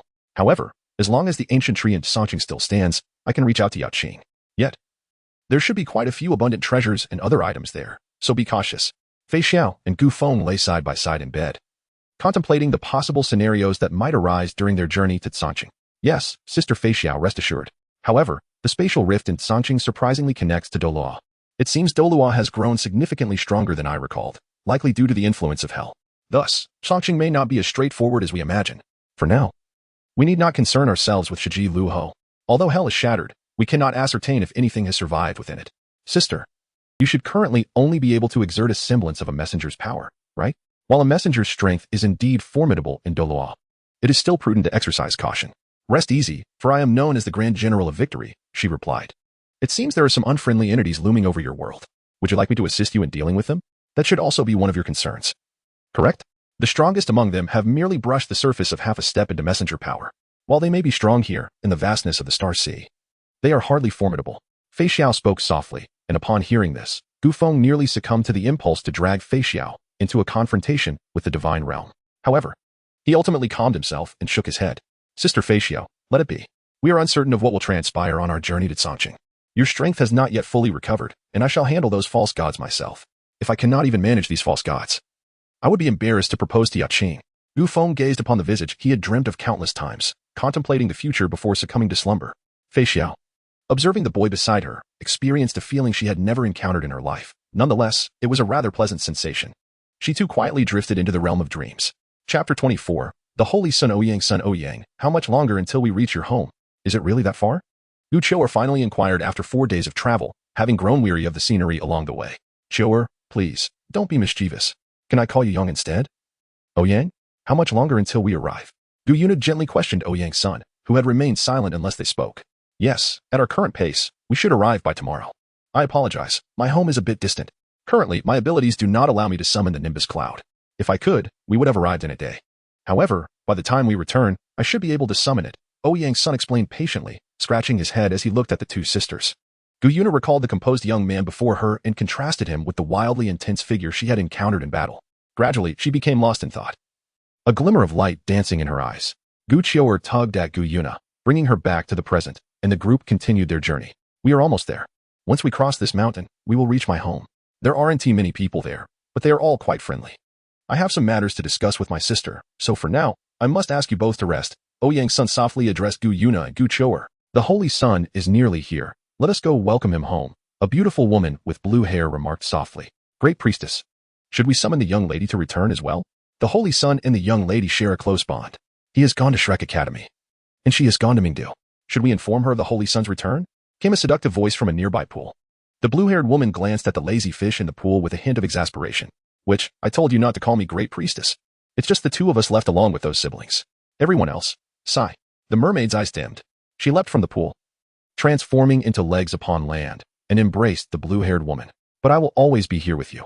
Don't overthink it, all right? The blue-haired woman smiled at the figure who had shared many years with her. Thank you, witch. We must have faith in the Holy Sun and his companions. The witch gazed at the woman, her eyes sparkling with light. Wherever you are, I shall be. Whatever you wish to do, I will accompany you. With that, she playfully nibbled on the woman's earlobe. A witch, you. The woman blushed and gently pushed the witch away, avoiding her burning gaze. She then lowered her head and whispered, once the Holy Sun and the young lady have grown, let us find a place to live in seclusion together. Witch. Chi-Chi?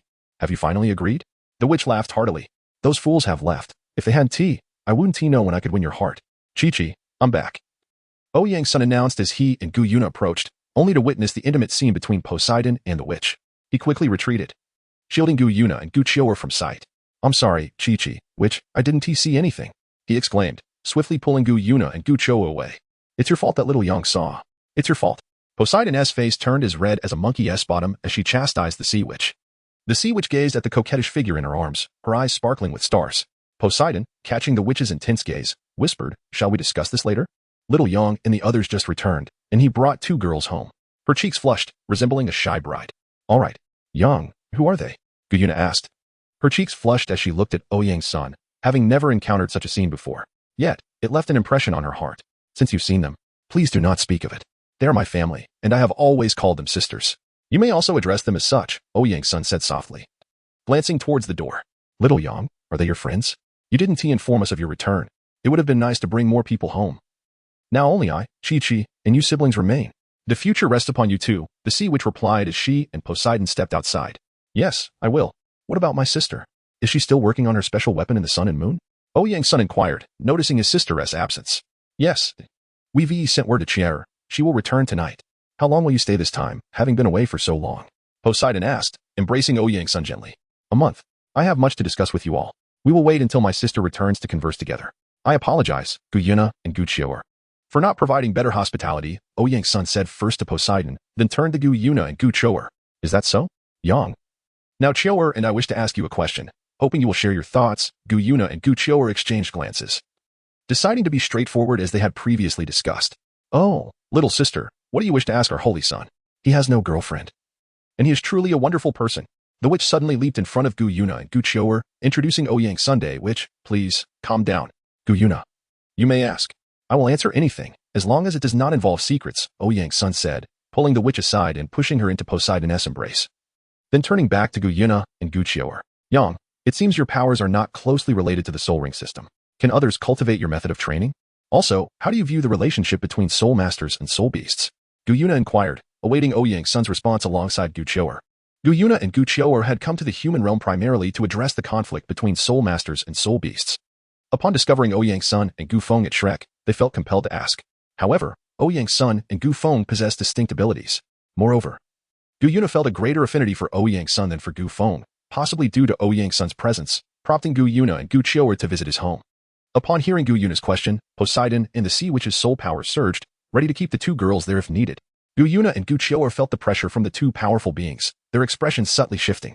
Gu Yuna discreetly retrieved a piece of black dragon scale, prepared for any ensuing situation. Ouyang Sun quietly regarded Gu Yuna and Gu Qiuer, his profound gaze revealing thoughts unknown. Just as Poseidon and the sea witch were on the verge of action, Ouyang Sun raised his hand to stop them and turned toward the courtyard. Come inside. We shall discuss this once my sister returns. Please put away the dragon scales you possess. Sister Qianqian, please refrain from taking action as well. The owner of that dragon scale in their hands must be of an extraordinary caliber, if I am not mistaken. There is likely only one such dragon scale of this essence on the entire continent. Am I right? That would belong to the beast god of the Stardo. Do not misunderstand. We do not wish to be adversaries. We merely seek to comprehend your cultivation system. To demonstrate our sincerity, allow me to introduce myself. I am the Silver Dragon King, the true sovereign of Stardo, and the common lord of all spirit beasts. Qiuer is the imperial sacred beast of Stardo. Gyuna watched as Ouyang Sun strode into the room. Just as Ouyang Sun was about to disappear completely inside, she suddenly proclaimed their identities. The imperial sacred beast? Xiaoyang, what is this?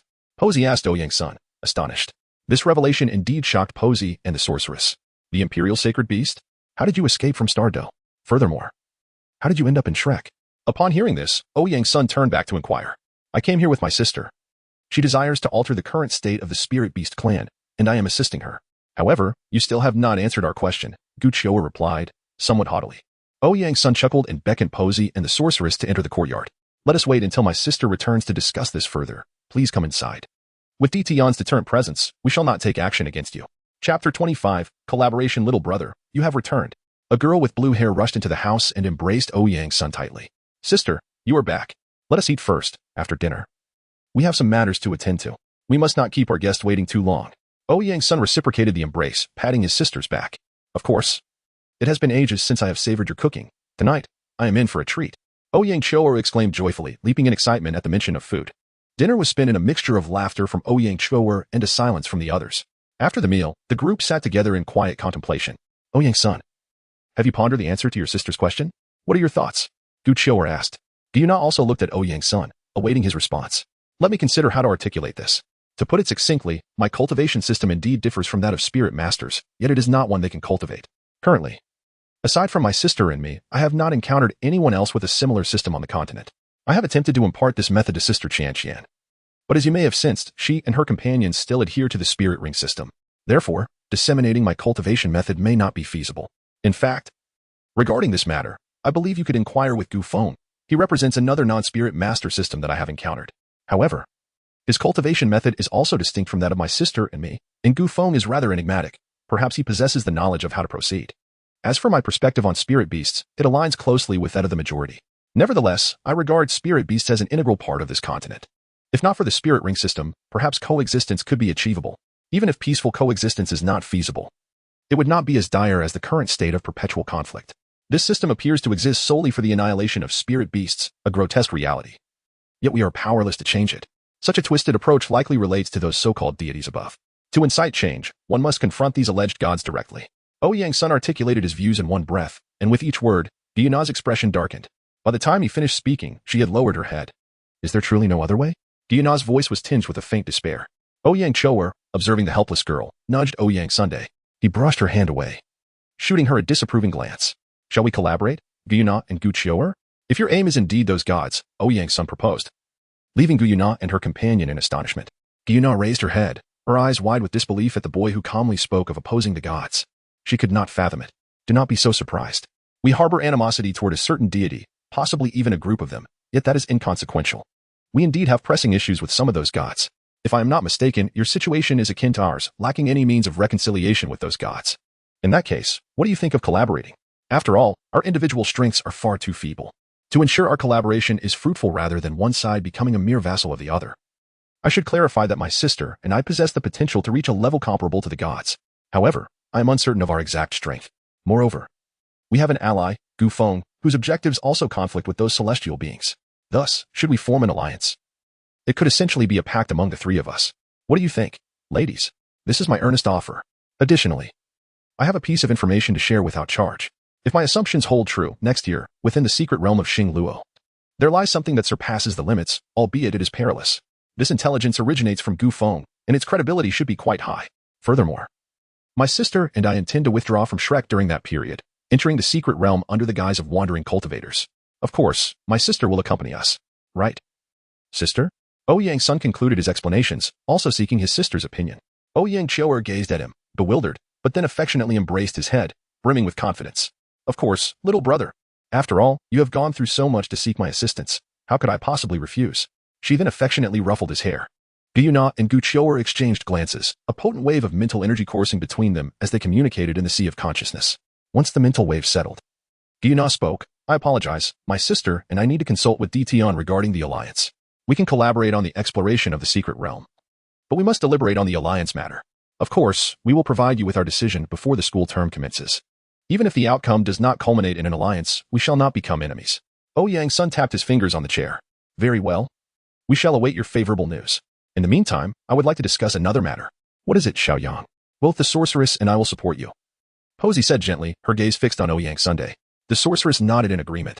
Well, I hope that Sister Qian and Sister Sorceress will be able to assist us when the time comes. That rascal Gu Feng is apprehensive of potential mishaps. They will also send someone from the Borderlands to assist, and if I am not mistaken, it should be either the Angel Douluo or the Sun-shooting Douluo. Or perhaps both together. Hence, we can only rely on Sister Qian and Sister Sorceress, for unforeseen events may arise, and judging by Gu Feng's demeanor, it seems that Star Luo may face significant troubles this time around. Ouyang's son articulated all matters discussed with Gu Yi at the academy in one breath, before turning his attention to what his sister was working on. Sister, what are you doing? He inquired, observing the crimson scarf in Ouyang Qiu'er's hands. This is the culmination of my efforts over the years. It is no ordinary scarf. I have yet to complete its creation. There are still 2 segments pending. Currently, this scarf possesses 5 abilities. Although it may not be of much use to you, dear brother, I am not quite as formidable as you. So its power significantly assists me. As Ouyang Qiu continued she continued to work on the red scarf. Ouyang's son leaned in to see if there was anything he could assist with. Yang. Autumn and I are heading off to rest and discuss our alliance with Dition, Gu Yuna announced before departing with Gu Qiu'er. Qian. Do you recall what you said? Now that we have finished our tasks, let us return to our room.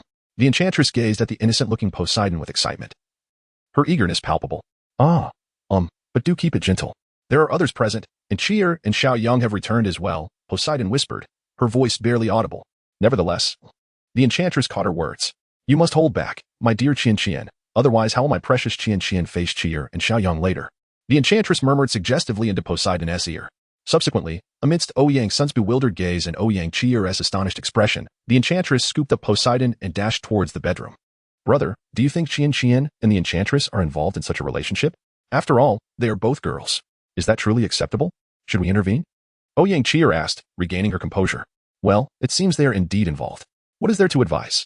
Qian and the enchantress have been together for so many years. How could we possibly counsel them? Besides, 2 girls are preferable to 2 boys, don't you think? Ouyang's son recalled the watermelon he shared with Gu Feng upon returning home.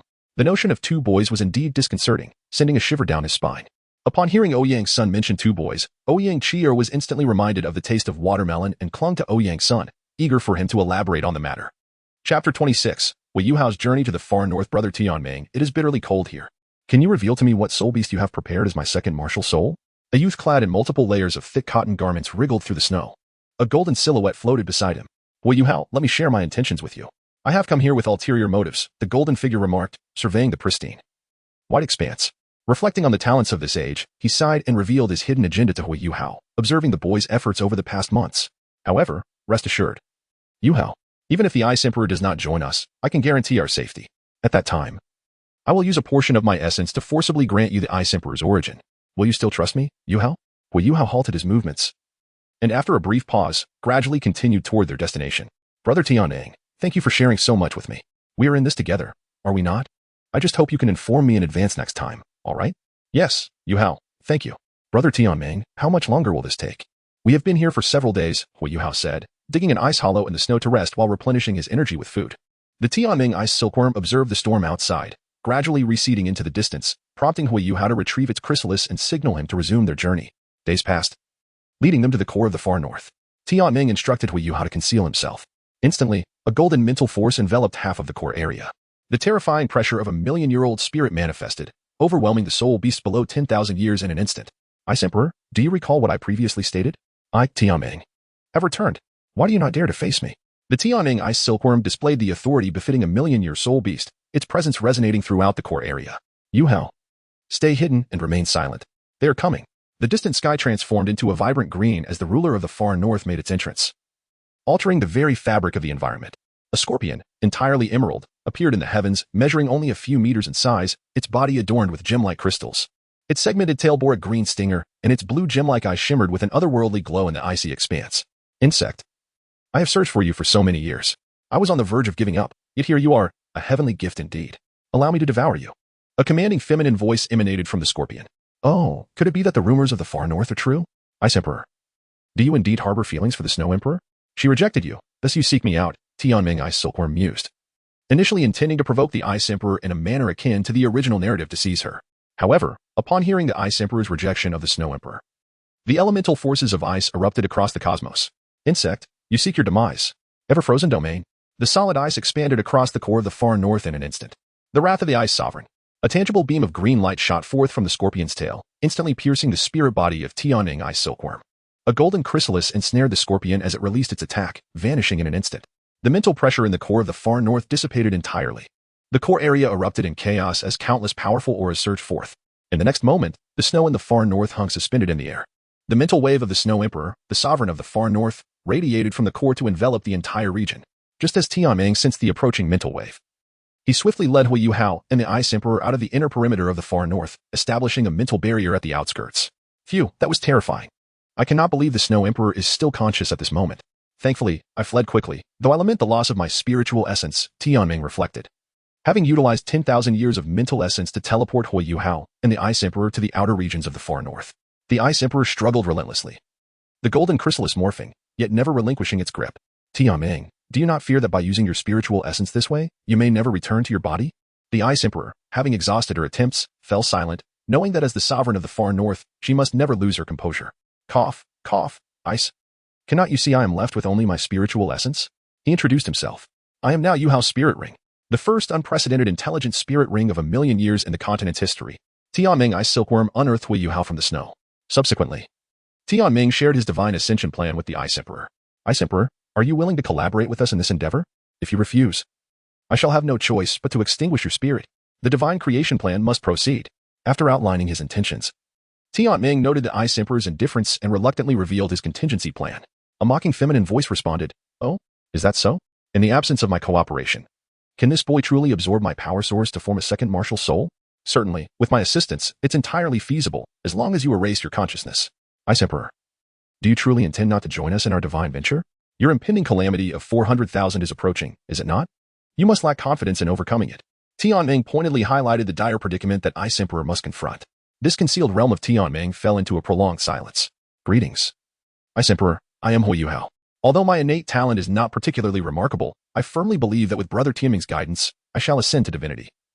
And I possess compelling reasons for such aspirations. Yu Hao articulated his rationale. Despite Tianming's awareness of the boy's memories, it could not help but be moved. They awaited Ice Emperor's response, yet she remained silent. Alas, great worm, little scorpion. Yu Hao shall ascend to divinity. Under the stimulus of Yu Hao's memories, I have also regained fragments of my own recollections. How about I serve as a guarantor? Suddenly, the entire space transformed into shades of gray. The suffocating silence rendered the realm pallid. Yu Hao's eyes turned gray, and his hair instantaneously followed suit. An aged voice emanated from his lips. Who are you? How did you come to reside within Yu Hao's body? This aura feels so familiar. You are that little gray sphere. This is the essence of the divine. Tianming exclaimed in astonishment. The entire insect was engulfed in ecstasy. Following the manifestation of divine consciousness, a wave of mental energy surged from the Ice Emperor. A girl adorned in a green dress, with a tail trailing behind, materialized before Huagua.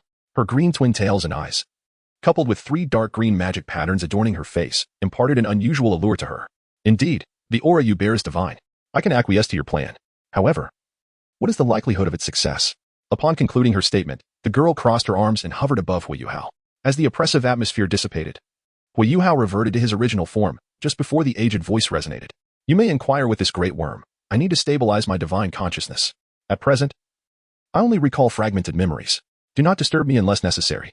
The girl, Ice Emperor, gazed at Tianming, awaiting its response. Had it been earlier, with only my assistance, Yuhao's chance of ascension would have been merely 30%, as I am not adept in combat. However, with your involvement, I can assure a 60% success rate. Together, we could forge a super genius of millennia. Furthermore, with the inclusion of that elder from earlier, I am now 90% confident. Tianming and Huagua exchanged glances, deliberating within the sea of consciousness, ultimately yielding Tianming's response. Very well, I shall collaborate with you.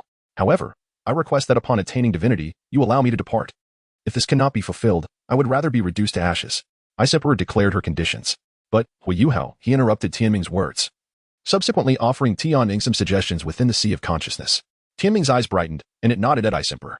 In the depths of the extreme north, a natural sanctuary stood. A colossal ice crystal tree reached from the earth to the heavens, with a crystal palace manifesting atop its crown. Beneath the palace, 2 figures were engaged in a game of chess. The figure with snow-white hair was on the verge of defeating the one with deep blue locks. The ethereal beauty of the snow-white figure seemed to encapsulate the essence of all that is beautiful in the world, evoking involuntary admiration. Her flowing white hair cascaded behind her, draped in a long robe that concealed her alluring form. The figure with deep blue hair narrowed her eyes slightly. A blood-red long knife embedded in the palace ground beside her.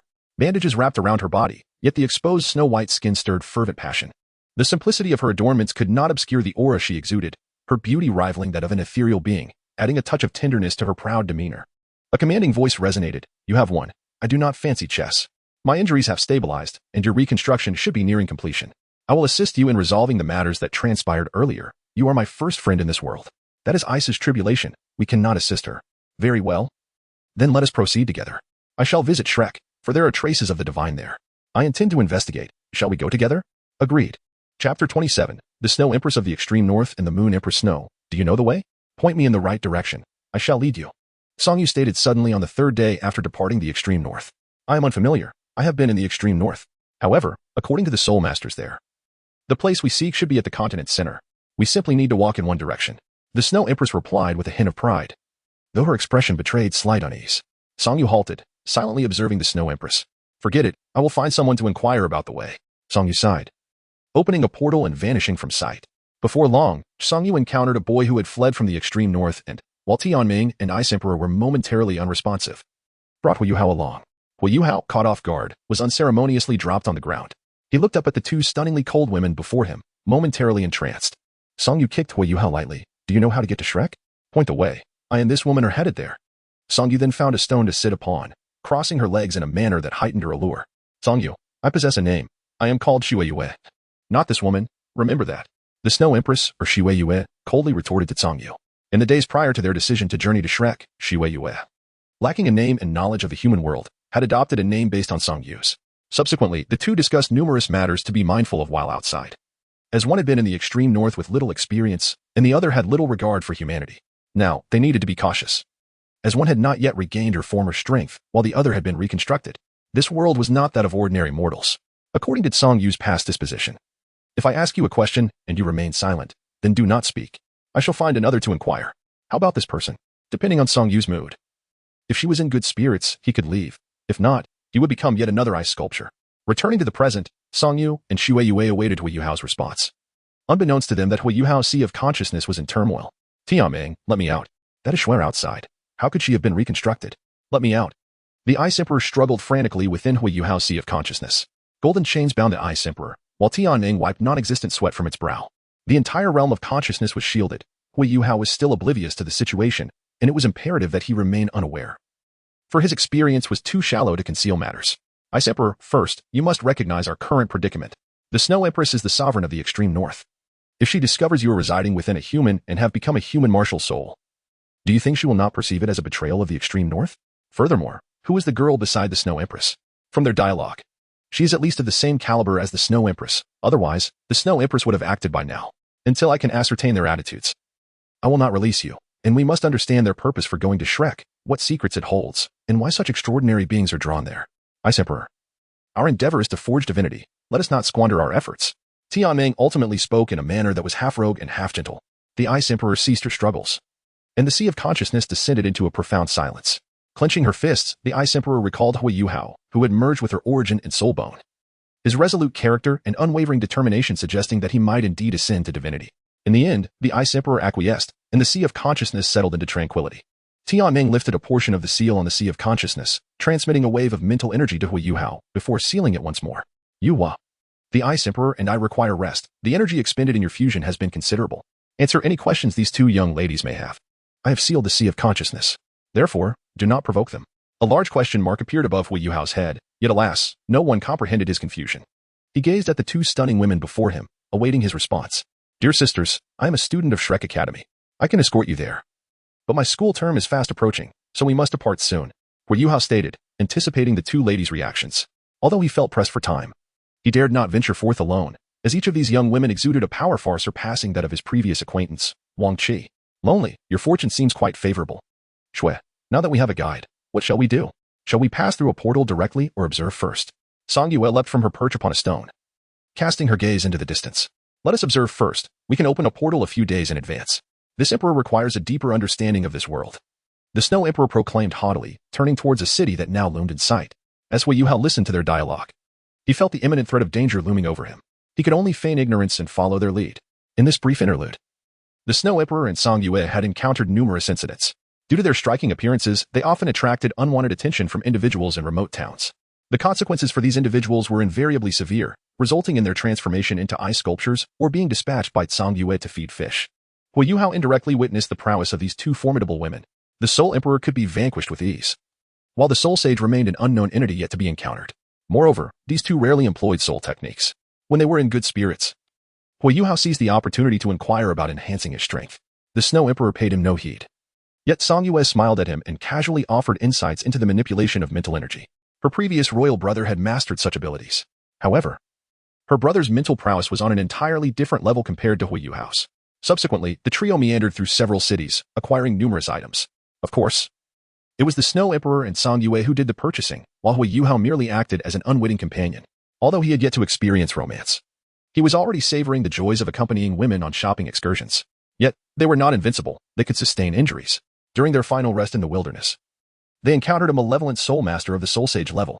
Huagua had already mentally prepared his last will and testament, only to witness the Snow Emperor swiftly dispatch the malevolent soul master, with Song Yue not even lifting a finger. Though the Snow Emperor sustained a minor injury, it was indeed negligible. Huagua once again grasped the advantages of having powerful allies, rekindling his desire for strength. Let us proceed, Shui. We have lingered here long enough. There is nothing more to see. We should head directly to Shrek, for our young guide's face is filled with urgency. Song Yue declared after having dealt with yet another nuisance. Indeed, I too am weary. Let us move on to Shrek, in hopes of discovering something that can elevate my abilities. The Snow Emperor set down her teacup, gazing contemplatively into the distance. In recent days, both the Snow Emperor and Song Yue had developed various interests. Song Yue had taken a liking to reading, finding enjoyment in any book, while the Snow Emperor had developed a taste for fine tea. Huagua, however, felt unworthy of such indulgences. A fissure resembling a portal appeared before the trio, with mysterious patterns etched along its edges. Huagua examined the designs, yet discerned nothing of significance. Suddenly, a forceful kick propelled him into the portal. What is there to see? A waste of time. Let us move. Song Yue and the Snow Emperor stepped through the time and space portal together. Meanwhile, Gu Feng and Fei Xiao bid farewell to their parents and set off for Shrek. Ouyang's son and Gu Yuna had also reached an agreement and were en route to Shrek, accompanied by Ouyang Cheer. At the inner courtyard of Shrek, Lan Shui and Ma Xiaotao were dining with a group of friends, simultaneously undertaking the responsibility of recruitment. At the registration desk, Ma Xiaotao and Ling Luoqing stood silently, while Lan Shui diligently recorded the names of applicants. Unsurprisingly, the number of registrants here was the highest. Having lost a bet, Ma Xiaotao and Ling Luoqing reluctantly assumed the role of greeters, standing expressionlessly at the recruitment desk. Yet, in their hearts, they had sentenced Dai Yueheng, who proposed the wager, to a dire fate. Just then, a commotion erupted at the registration desk. Ma Xiaotao and Ling Luoqing exchanged glances and sprinted towards the source of the disturbance, leaving Lan Shui to quietly play the role of a bystander. Finally, I am no longer a mere gatekeeper. This is excruciatingly dull. Ice Queen, do you not feel it? Ma Xiaodao exclaimed, her energy revitalized as she dashed away. No, I simply do not wish to speak. It is too awkward, Ling Luoqing retorted. Her tone laced with pride as she made her way toward the source of the chaos. Behind the queue of new students, a portal-like fissure materialized in midair, emanating an aura of spatial power. Ma Xiaodao and Ling Luoqing's expressions turned grave as they prepared to act at a moment's notice. Chapter 28, Convergence at Shrek. Ah! Help! A cry for help echoed from the portal. Hui Yuhao emerged from the portal, plummeting toward the ground. Just as he was about to crash, a delicate hand grasped the nape of his neck. Are you the top candidate from the new student assessment team? I believe your name is Hui Yuhao. Could you enlighten us about that portal-like phenomenon in the sky? A warm breath enveloped Hui Yuhao's head. Ma Xiaodao held Hui Yuhao aloft beneath the portal, while Ling Luoqing redirected the surrounding new students to another registration point. Those are the martial souls of 2 new students this year, Hui Yuhao began to explain. Yet before he could finish, Ma Xiaodao flung him aside. Boom! Dust erupted from the impact as a blood-red blade embedded itself in the ground. The sound of high heels echoed in the vicinity. As the dust settled, 2 ethereal-looking women revealed themselves. One stood with her arms crossed, observing quietly, while the other approached the blood-red blade, gently extracting it from the earth and wielding it with ease. Ma Xiaodao and Ling Luoqing activated their martial souls, ready to confront the unknown. This must be Shrek, right? Shui, what will you do? Song Yue inquired, sheathing the blood-red blade as she turned to the Snow Emperor. She sought not to ponder extensively, she simply yearned for a battle against a formidable opponent. The Snow Emperor surveyed her surroundings, spotting a boy in the distance. He appears to be a student of Shrek Academy. Let us join that academy, perhaps we will find what we seek there. After a brief contemplation, the Snow Emperor resolved to explore the legendary academy that had garnered intrigue for millennia. I must inform you that both of you exceed the age limit for new student enrollment, thus rendering you ineligible to join Shrek. Ma Xiaodao gazed at the 2 fairies of similar age before her and communicated the constraints of their youth. Oh, can you truly take on the role of a sovereign? A commanding voice resonated, casting an icy chill over the vicinity. Ling Luoqing sensed an overwhelming pressure, the flames of Ma Xiaodao's phoenix flickering perilously close to extinction. Shock manifested in their eyes as this scenario could only signify one possibility, the ultimate ice. The girl wielding a blood-red blade possessed the absolute attribute of ice. Suddenly, the aura of a super Douluo erupted from within Shrek. A radiant energy surged from the inner courtyard towards the entrance of Shrek Academy, followed by several tidal Douluos hastening from Shrek City to the enrollment area. Song Yu sensed that it would only be a few minutes before these formidable presences arrived. Her own aura flared, mistakenly believing these individuals to be adversaries. Oh, did you think summoning reinforcements would be effective? Before they arrive, I can easily eliminate you all. Song Yu thought, intent on dispatching her current foes before fleeing with the Snow Empress. With this resolve, Song Yu unleashed her ultimate move, Absolute Zero. An extreme chill enveloped the surroundings instantaneously. Ma Xiaodao and Ling Luoqing attempted to explain, but their words were frozen in time, transforming them into ice sculptures. Hui Yuhao, due to the essence of the Ice Emperor and the Ice Blue Emperor Scorpion, narrowly escaped a similar fate, though he trembled uncontrollably nearby. Song Yu conjured 2 crystalline ice roses, directing them towards Ma Xiaodao and Ling Luoqing.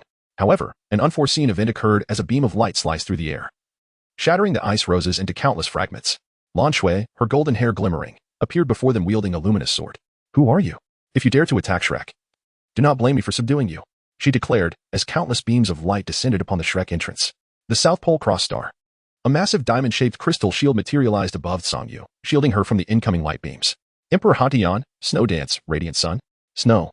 A blizzard swept through, and an enormous field unfurled, revealing a blue sun in the sky that brought not warmth but an extreme cold.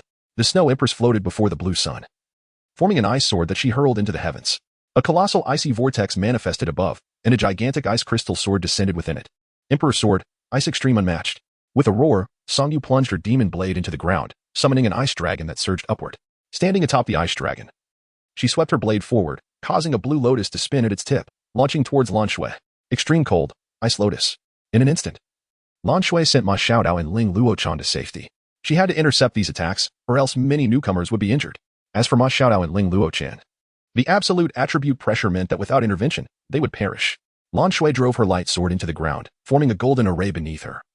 The hexagram pattern revolving ceaselessly. Transparent light pillars formed a hexagonal shield to guard against the ice sword and ice lotus. Hexagram, light protection. A tremendous sound erupted at the Shrek entrance, as a fierce shockwave propelled Ling Luoqing and Ma Xiaodao, who were already in safety, far away once more. Some newcomers, believing themselves powerful enough to spectate, were also swept aside. Lan Shui bore the brunt of 2 attacks, sustaining minor injuries. The demon blade carved a path of ice, while the Snow Empress conjured a new Emperor Sword in her grasp. The clang of weapons meeting filled the air. Oh, that blonde? It's only been a month. And look at you, reduced to this state. I haven't fought in quite some time, Sun declared, wielding a black staff to block the demon blade before retreating to Ouyang Sun's side. Fei Xiao, riding a black cloud dragon, pinched the Snow Empress's emperor sword between two fingers. Don't be so impulsive.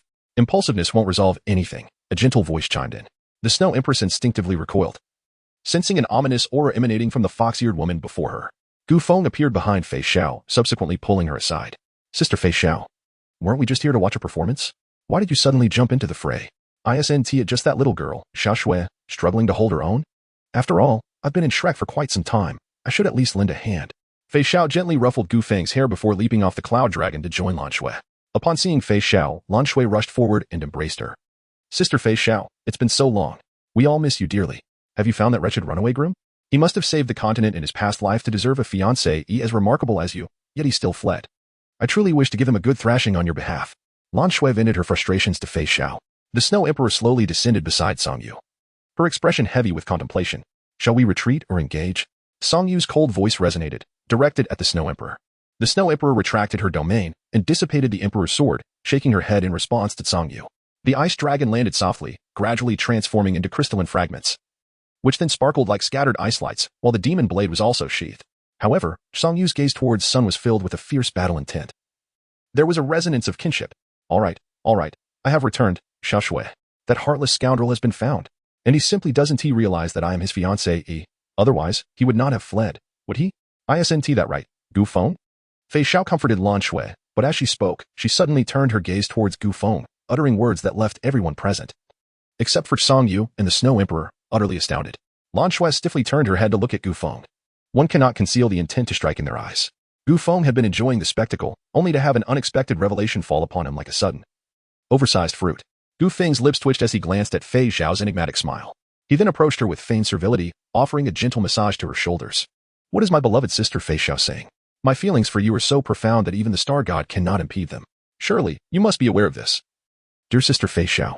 As Gu Feng's voice grew increasingly faint, he gazed at Fei Xiao's countenance, recalling how Fei Xiao had searched for him tirelessly for an entire year. A sense of unease began to envelop him. Then, under the astonished gaze of Lan Shui and the peculiar looks from Ouyang's son and the others, Fei Xiao boldly released Lan Shui and wrapped his arms around Gu Feng's neck, drawing him close to his chest while one hand affectionately ruffled Gu Feng's hair.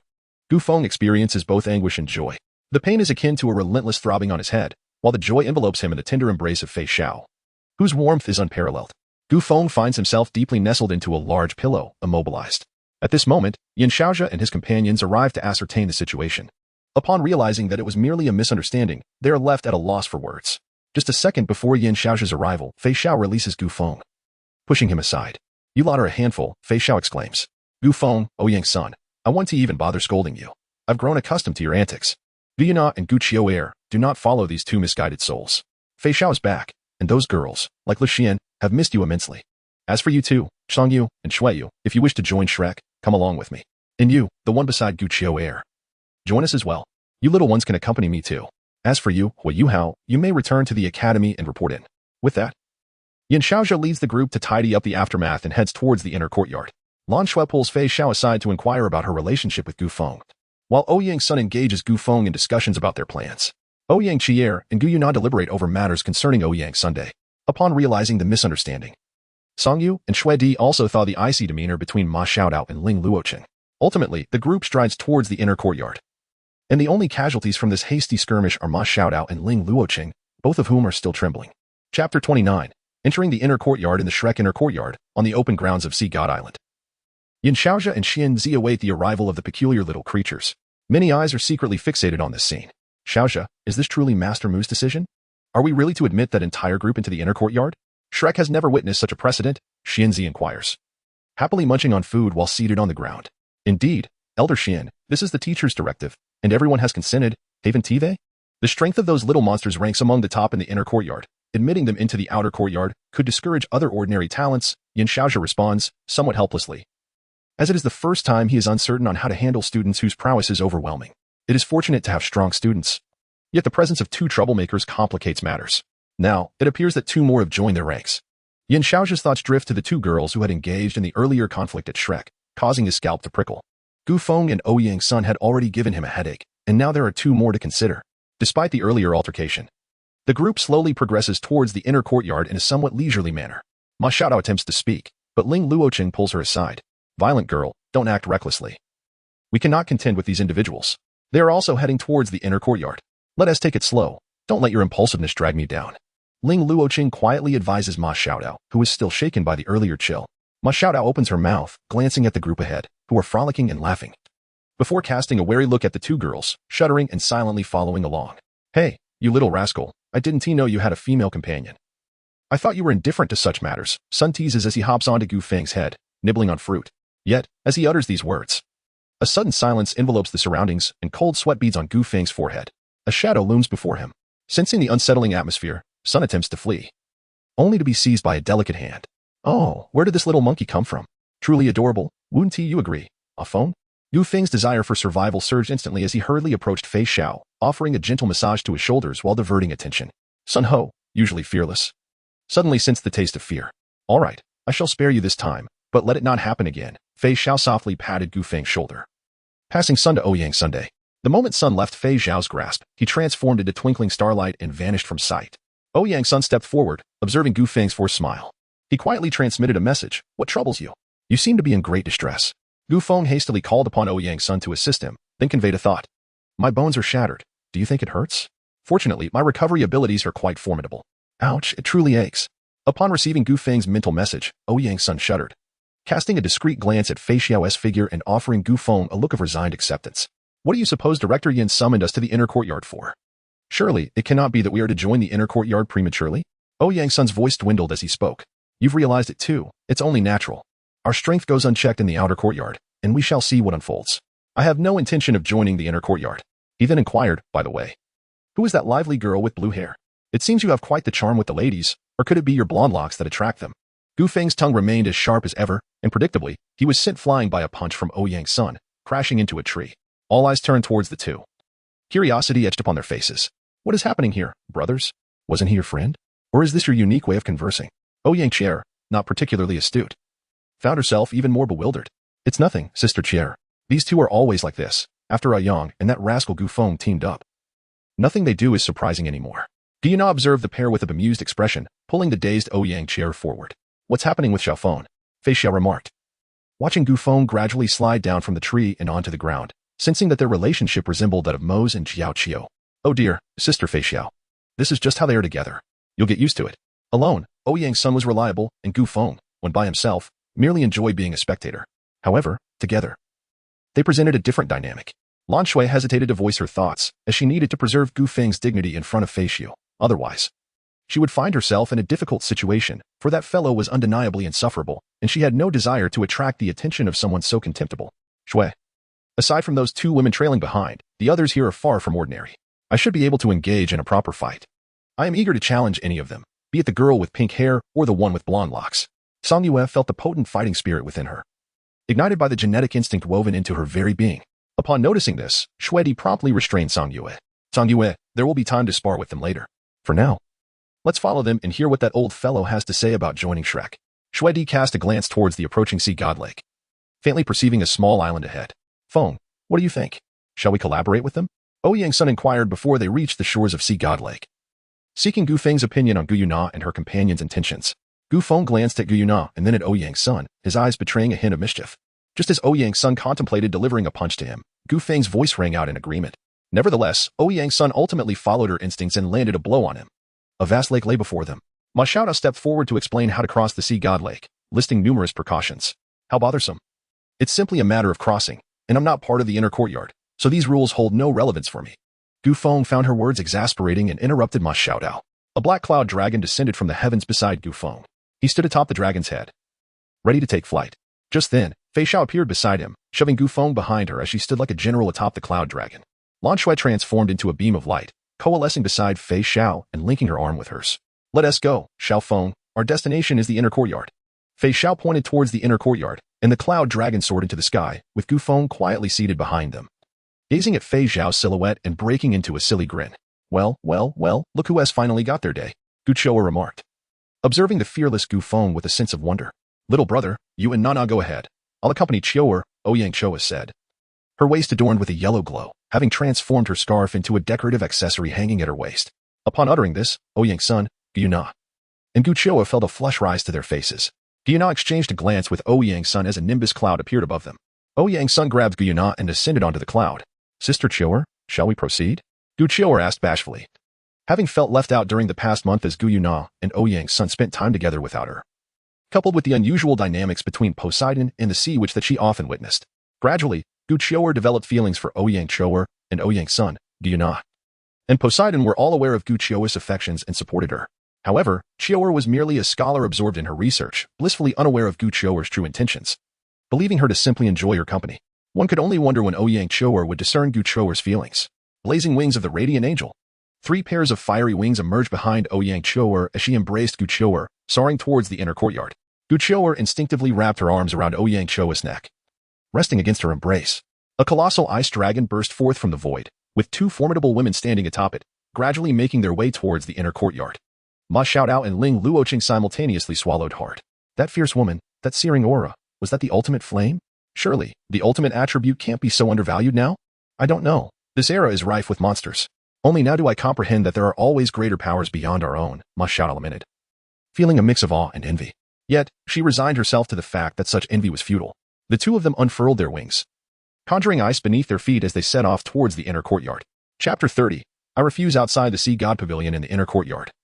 The black cloud dragon soared above the golden tree, causing Yin Xiaozha and his companions to scowl, ready to intervene and pull that brat down. Just then, 3 figures descended from the dragon. One of them, seizing a person, landed right before Yin Xiaozha and his group. Upon seeing Gu Feng again, Fei Xiao, intent on stirring trouble, yanked him from the cloud dragon and jumped down. A person-shaped den appeared in the ground as Gu Feng's legs twitched, signaling he was alive and unscathed, while Lan Shui stifled her laughter. Serves you right. Sister Fei Xiao, you're truly impressive. You effortlessly handle this rascal. Lan Shui whispered to Fei Xiao, who had looped her arm through Fei Xiao's. He is simply too unruly, just moments ago. He wanted to leap to the treetops for a bit of fun, which is why I had no choice but to pull him down, Fei Xiao remarked, a subtle smile gracing her lips as she surveyed her surroundings. Walking over, she tidied Gu Feng's disheveled attire and brushed off the dust from him before gripping his ear. Little Feng, can't you behave a little more seriously? When I first met you, you were such a shy boy. How did you end up like this? After her scolding, Fei Xiao released Gu Feng's ear and greeted Yin Xiaozha and the others, pulling Lan Shui to the side, aware that this time the spotlight was not on her and Lan Shui. Gu Feng rubbed his ears, murmuring softly to himself, wasn't it you, Sister Fei Xiao, who told me not to tire myself out and to be carefree and natural? I've been preoccupied with thoughts all day, and it's exhausting. However, Gu Feng dared only to mutter under his breath, lest he be reprimanded again. Yin Xiaozha and the others looked at the unusually obedient Gu Feng, rubbing their eyes, feeling as though the sun had risen in the west. A drift of clouds descended, carrying Ouyang's son and Gu Yuna beside Gu Feng. Ouyang's son patted Gu Feng on the shoulder, casting him an exasperated glance, while Gu Yuna stifled her laughter. They had just witnessed Gu Feng's reckless antics from above. It was pure self-sabotage, and it was surprising that he hadn't been pulled down sooner. At that moment, Ouyang Chior landed gracefully, holding Gu Chior in her arms. Yin Xiaozha and the others felt an overwhelming aura of intense fire, their eyes widening in astonishment. However, upon recalling Fei Xiao, Lan Shui, and Gu Feng, they soon regained their composure. Goodness. Gu Chior, are you blushing? You can't possibly be in heat, can you? Wow, this is the first time I've seen someone in heat. Gu Feng dashed over to Gu Chior and Ouyang Chior, words tumbling out of his mouth. Ouyang's son opened his mouth, at a loss for words, while Gu Yuna's smile turned into a twitch. Ouyang Chior, taken aback, glanced at Ouyang's son, then at Gu Yuna and Gu Chior, momentarily frozen in place. An invisible dark aura emanated from Gu Chior, her fury simmering just beneath the surface, barely contained due to Ouyang Chior's presence. However, someone nearby continued to babble incessantly about heat and other nonsense, flitting about in front of her. Golden Dragon Perception. Dragon's Power. Talent of Strength. Golden Dragon Explosion. A massive pit several meters deep formed beneath them, with Gu Feng lying at the bottom, one foot twitching occasionally to prove he was still alive. Ah, that feels good. I cannot endure this insolent person any longer. Gu Chior, having vented her anger, scurried to Ouyang Chior's side, resembling a child who had misbehaved. All right, Chior. It's fine. I actually quite like you, Ouyang Chior replied, her face momentarily adorned with a peculiar smile. Upon hearing this, Ouyang's son and Gu Yuna exchanged glances. And upon witnessing Gu Chior's emotional response, they were left speechless. 2 blue figures materialized nearby, observing their surroundings attentively. Now that everyone is present, I shall speak plainly. After discussions within the academy, it has been decided to grant you an opportunity to join the inner court ahead of schedule. I trust you all wish to join? Our Shrek inner court is entirely different from the outer court. Our responsibility is to safeguard the continent, to eliminate evil soul masters and various threats. Joining Shrek inner court means becoming part of the Shrek prosecutor's office, the organization that maintains order on the continent. Every year, students from the inner court fall in their pursuit of peace. Yet, this is our mission, and it is their honor. Perhaps no one will remember them, Perhaps it is perilous, but it is our calling, children. Are you willing to accept this mission and join the Shrek Inner Court? Moreover, joining the Shrek Inner Court does not conflict with your original factions. On the contrary, you will receive our support. Our Shrek Academy generally refrains from interfering in your respective factions unless you choose to allow it. After everyone had gathered, Xuanzi announced a shocking revelation. Ma Xiaodao and Ling Luoqing looked on enviously. They had endured considerable hardship to join the Inner Court, unlike the ease with which the current group was being invited. Of course, graduating from the Outer Court is not difficult for you. However, graduating from the Inner Court requires completing tasks for the prosecutor's office. If you fail to complete these tasks, you cannot graduate. Students who graduate from the Inner Court are among the strongest in various fields. Many, however, have fallen in the pursuit of peace, perishing during their missions, but this is the duty we must uphold as the foremost force on the continent, maintaining peace. In recent years, the Sun and Moon Empire has harbored ill intentions, and we at Shrek have been striving to uphold peace. Thus, should they initiate war, they will become our adversaries. Xuanzi reiterated the conditions and requirements for joining the Inner Court. Gu Yuna, Gu Qiuer, Ouyang Qier, Ouyang Sun, and Xuedi were all taken aback by the weight of their responsibilities. The Yuna sisters and Ouyang Qier looked to Ouyang Sun for guidance as they followed his lead. Despite Xuanzi's compelling words, they preferred to trust Ouyang Sun's judgment, though Ouyang Sun was astonished by the gravity of Shrek Inner Court's duties. He was a man of his word, and he felt a sense of disquiet. He had previously promised Gu Feng that if he joined, he would do so as well. Songyu, what do you think? Joining the Shrek Inner Court seems to offer us no benefits. As for maintaining peace, what concern is it of mine? Xuedi's voice echoed in Songyu's mind. Songyu listened quietly to the old man's rhetoric of glory and duty, finding it laughable. She felt the academy was utterly unworthy of the responsibility of maintaining peace. Xuedi, do you wish to join this mediocre academy? Listening to the old man's words makes me feel nauseous. I will not join such a place. Songyu's voice, filled with indignation, resonated with Xuedi. Realizing Songyu's rising fury, Xuedi quickly grasped her arm to prevent her from losing control. She had never sensed such anger from Songyu before. It was a revelation that even she could be provoked. Fei Xiao pulled Gu Feng up from the pit and gently bandaged him, knowing that his recovery ability was extraordinary. Akin to that of a bountiful creature, though he lacked the aura of abundance. It wouldn't be long before he healed on his own. Indeed, when Gu Feng awoke, Xuanzi had just finished speaking, prompting Fei Xiao to recount everything once more. Gu Feng smirked and turned his gaze toward Fei Xiao. Sister Fei Xiao, have you joined this inner court? Gu Feng's expression revealed nothing, yet he felt a strange obstruction in his heart. Observing the discomfort on the boy's face, Fei Xiao ruffled his hair. This month had formed a habit for her. Gu Feng's head was quite pleasant to stroke. No, who told that brat to flee from marriage? I searched for him for a year, so of course, I haven't joined the inner court. I am merely familiar with these people from the inner court, as they traverse the continent and occasionally assist each other. However, I was unaware of the so-called requirements of this inner court, understand? Upon hearing Fei Xiao's words, Gu Feng appeared to breathe a sigh of relief, and then cautiously inquired about Fei Xiao's perspective. Fei Xiao gazed at the boy who cared for her, and gentle words echoed in his mind. Sister, of course, I plan to follow you. After all, if the intelligence regarding Songqing is accurate, I will be able to connect with Yoqing in the ruins of Songqing. Wherever you go, I will follow. You are my fiancé, after all. I cannot allow others to steal you away. Moreover, I hold little regard for the so-called peacekeeping efforts of the inner court. Do not forget, I am a general of the Xianzhou. With a playful pinch of Gu Feng's cheek, Fei Xiao's response solidified his resolve. He turned to Ouyang Sun, who nodded in affirmation. Fei Xiao, why don't you set an example? Xuanzi's voice resonated. Fei Xi was momentarily taken aback, her expression cooling, yet she replied to Xuanzi, Elder Xian, I cannot make decisions unilaterally. I must heed my little man's wishes. Such matters are certainly his to dictate. With a wink directed at Gu Feng, Fei Xiao's playful gesture left him momentarily frozen. His face suddenly flushed. Seeing Gu Feng's embarrassment, Fei Xiao chuckled. So, what is your answer? Young man, will you join the inner court? Xuanzi interrupted their playful banter. Oh, me? I must refuse. Chapter 31. Confrontation. Very well. Since you agree, what do you have to say? You refuse. Xuanzi, expecting Gu Feng to join the inner court, was abruptly silenced by the word refuse. The atmosphere grew tense, filled only with the sound of the wind. Interesting, let us observe how they resolve this matter. Song Yue's voice reached the Snow Emperor's ears. The Snow Emperor nodded, quietly awaiting the unfolding events alongside Song Yue. Given this, I too declined to join the inner court, Elder Xian. My apologies. Ouyang Sun's calm voice emerged at this moment. Ah, Elder Xian, did you hear my little man's words? Therefore, I too must refuse to join the inner court. Fei Xiao's gentle tones followed Ouyang Sun's rejection, laced with a hint of disdain. Having fought for many years in Xianzhou, she had encountered numerous situations, and the self-righteous civility masquerading as justice was something she found particularly loathsome, though she typically refrained from resorting to violence against it. Xuanzi had never faced rejection, let alone a series of them. Anger flared upon his countenance, and he unleashed the formidable presence of a super Douluo. Give me a reason for your refusal. The glory of Shrek is not something you can trample upon at will. If you cannot provide a justification, do not blame me for my lack of courtesy. The expressions of Yin Xiaojia and the others darkened. Their refusal of Elder Xian also signified a rejection of Shrek, a resounding slap to their faces. Fei Xiao's sister. Why do you? Lan Shui attempted to speak, but was halted by Yin Xiaojia. Xiao Xue, this matter is no longer simple. Let Elder Xian handle it. Subsequently, she led Lan Shui away to a distance. Ma Xiaodao and Ling Luocheng shared glances at the unfolding rejection. Though anger surged within them, they too departed, taking Lan Shui with them. Ouyang's son approached Gu Feng, greeting Fei Xiao, as Gu Feng looked at Xuanzi, suddenly finding the situation rather amusing. Gu Feng, in his previous life, observed the Taimin disciples and felt that Shrek had an unusual affliction. Now, he perceives that this ailment is indeed of an extraordinary magnitude. No wonder the Federation launched a divine killing missile during the Dragon King incident. You old fool, do you think you can treat us with such disdain? Who do you think you are? I am quite eager to witness just how you intend to show such insolence. Gu Feng extracted a level 9 fixed spirit cannon shell from the soul guiding device and placed it directly upon Sea God Island. Behind the level 9 shell were 3 level 8 shells, all aimed directly at Xuanzi. An eerie sensation enveloped everyone present, aside from Fei Xiao, who merely furrowed his brow. The others felt a sense of impending doom. You think that brandishing this can threaten me? You are courting death. Xuanzi's voice thundered with fury.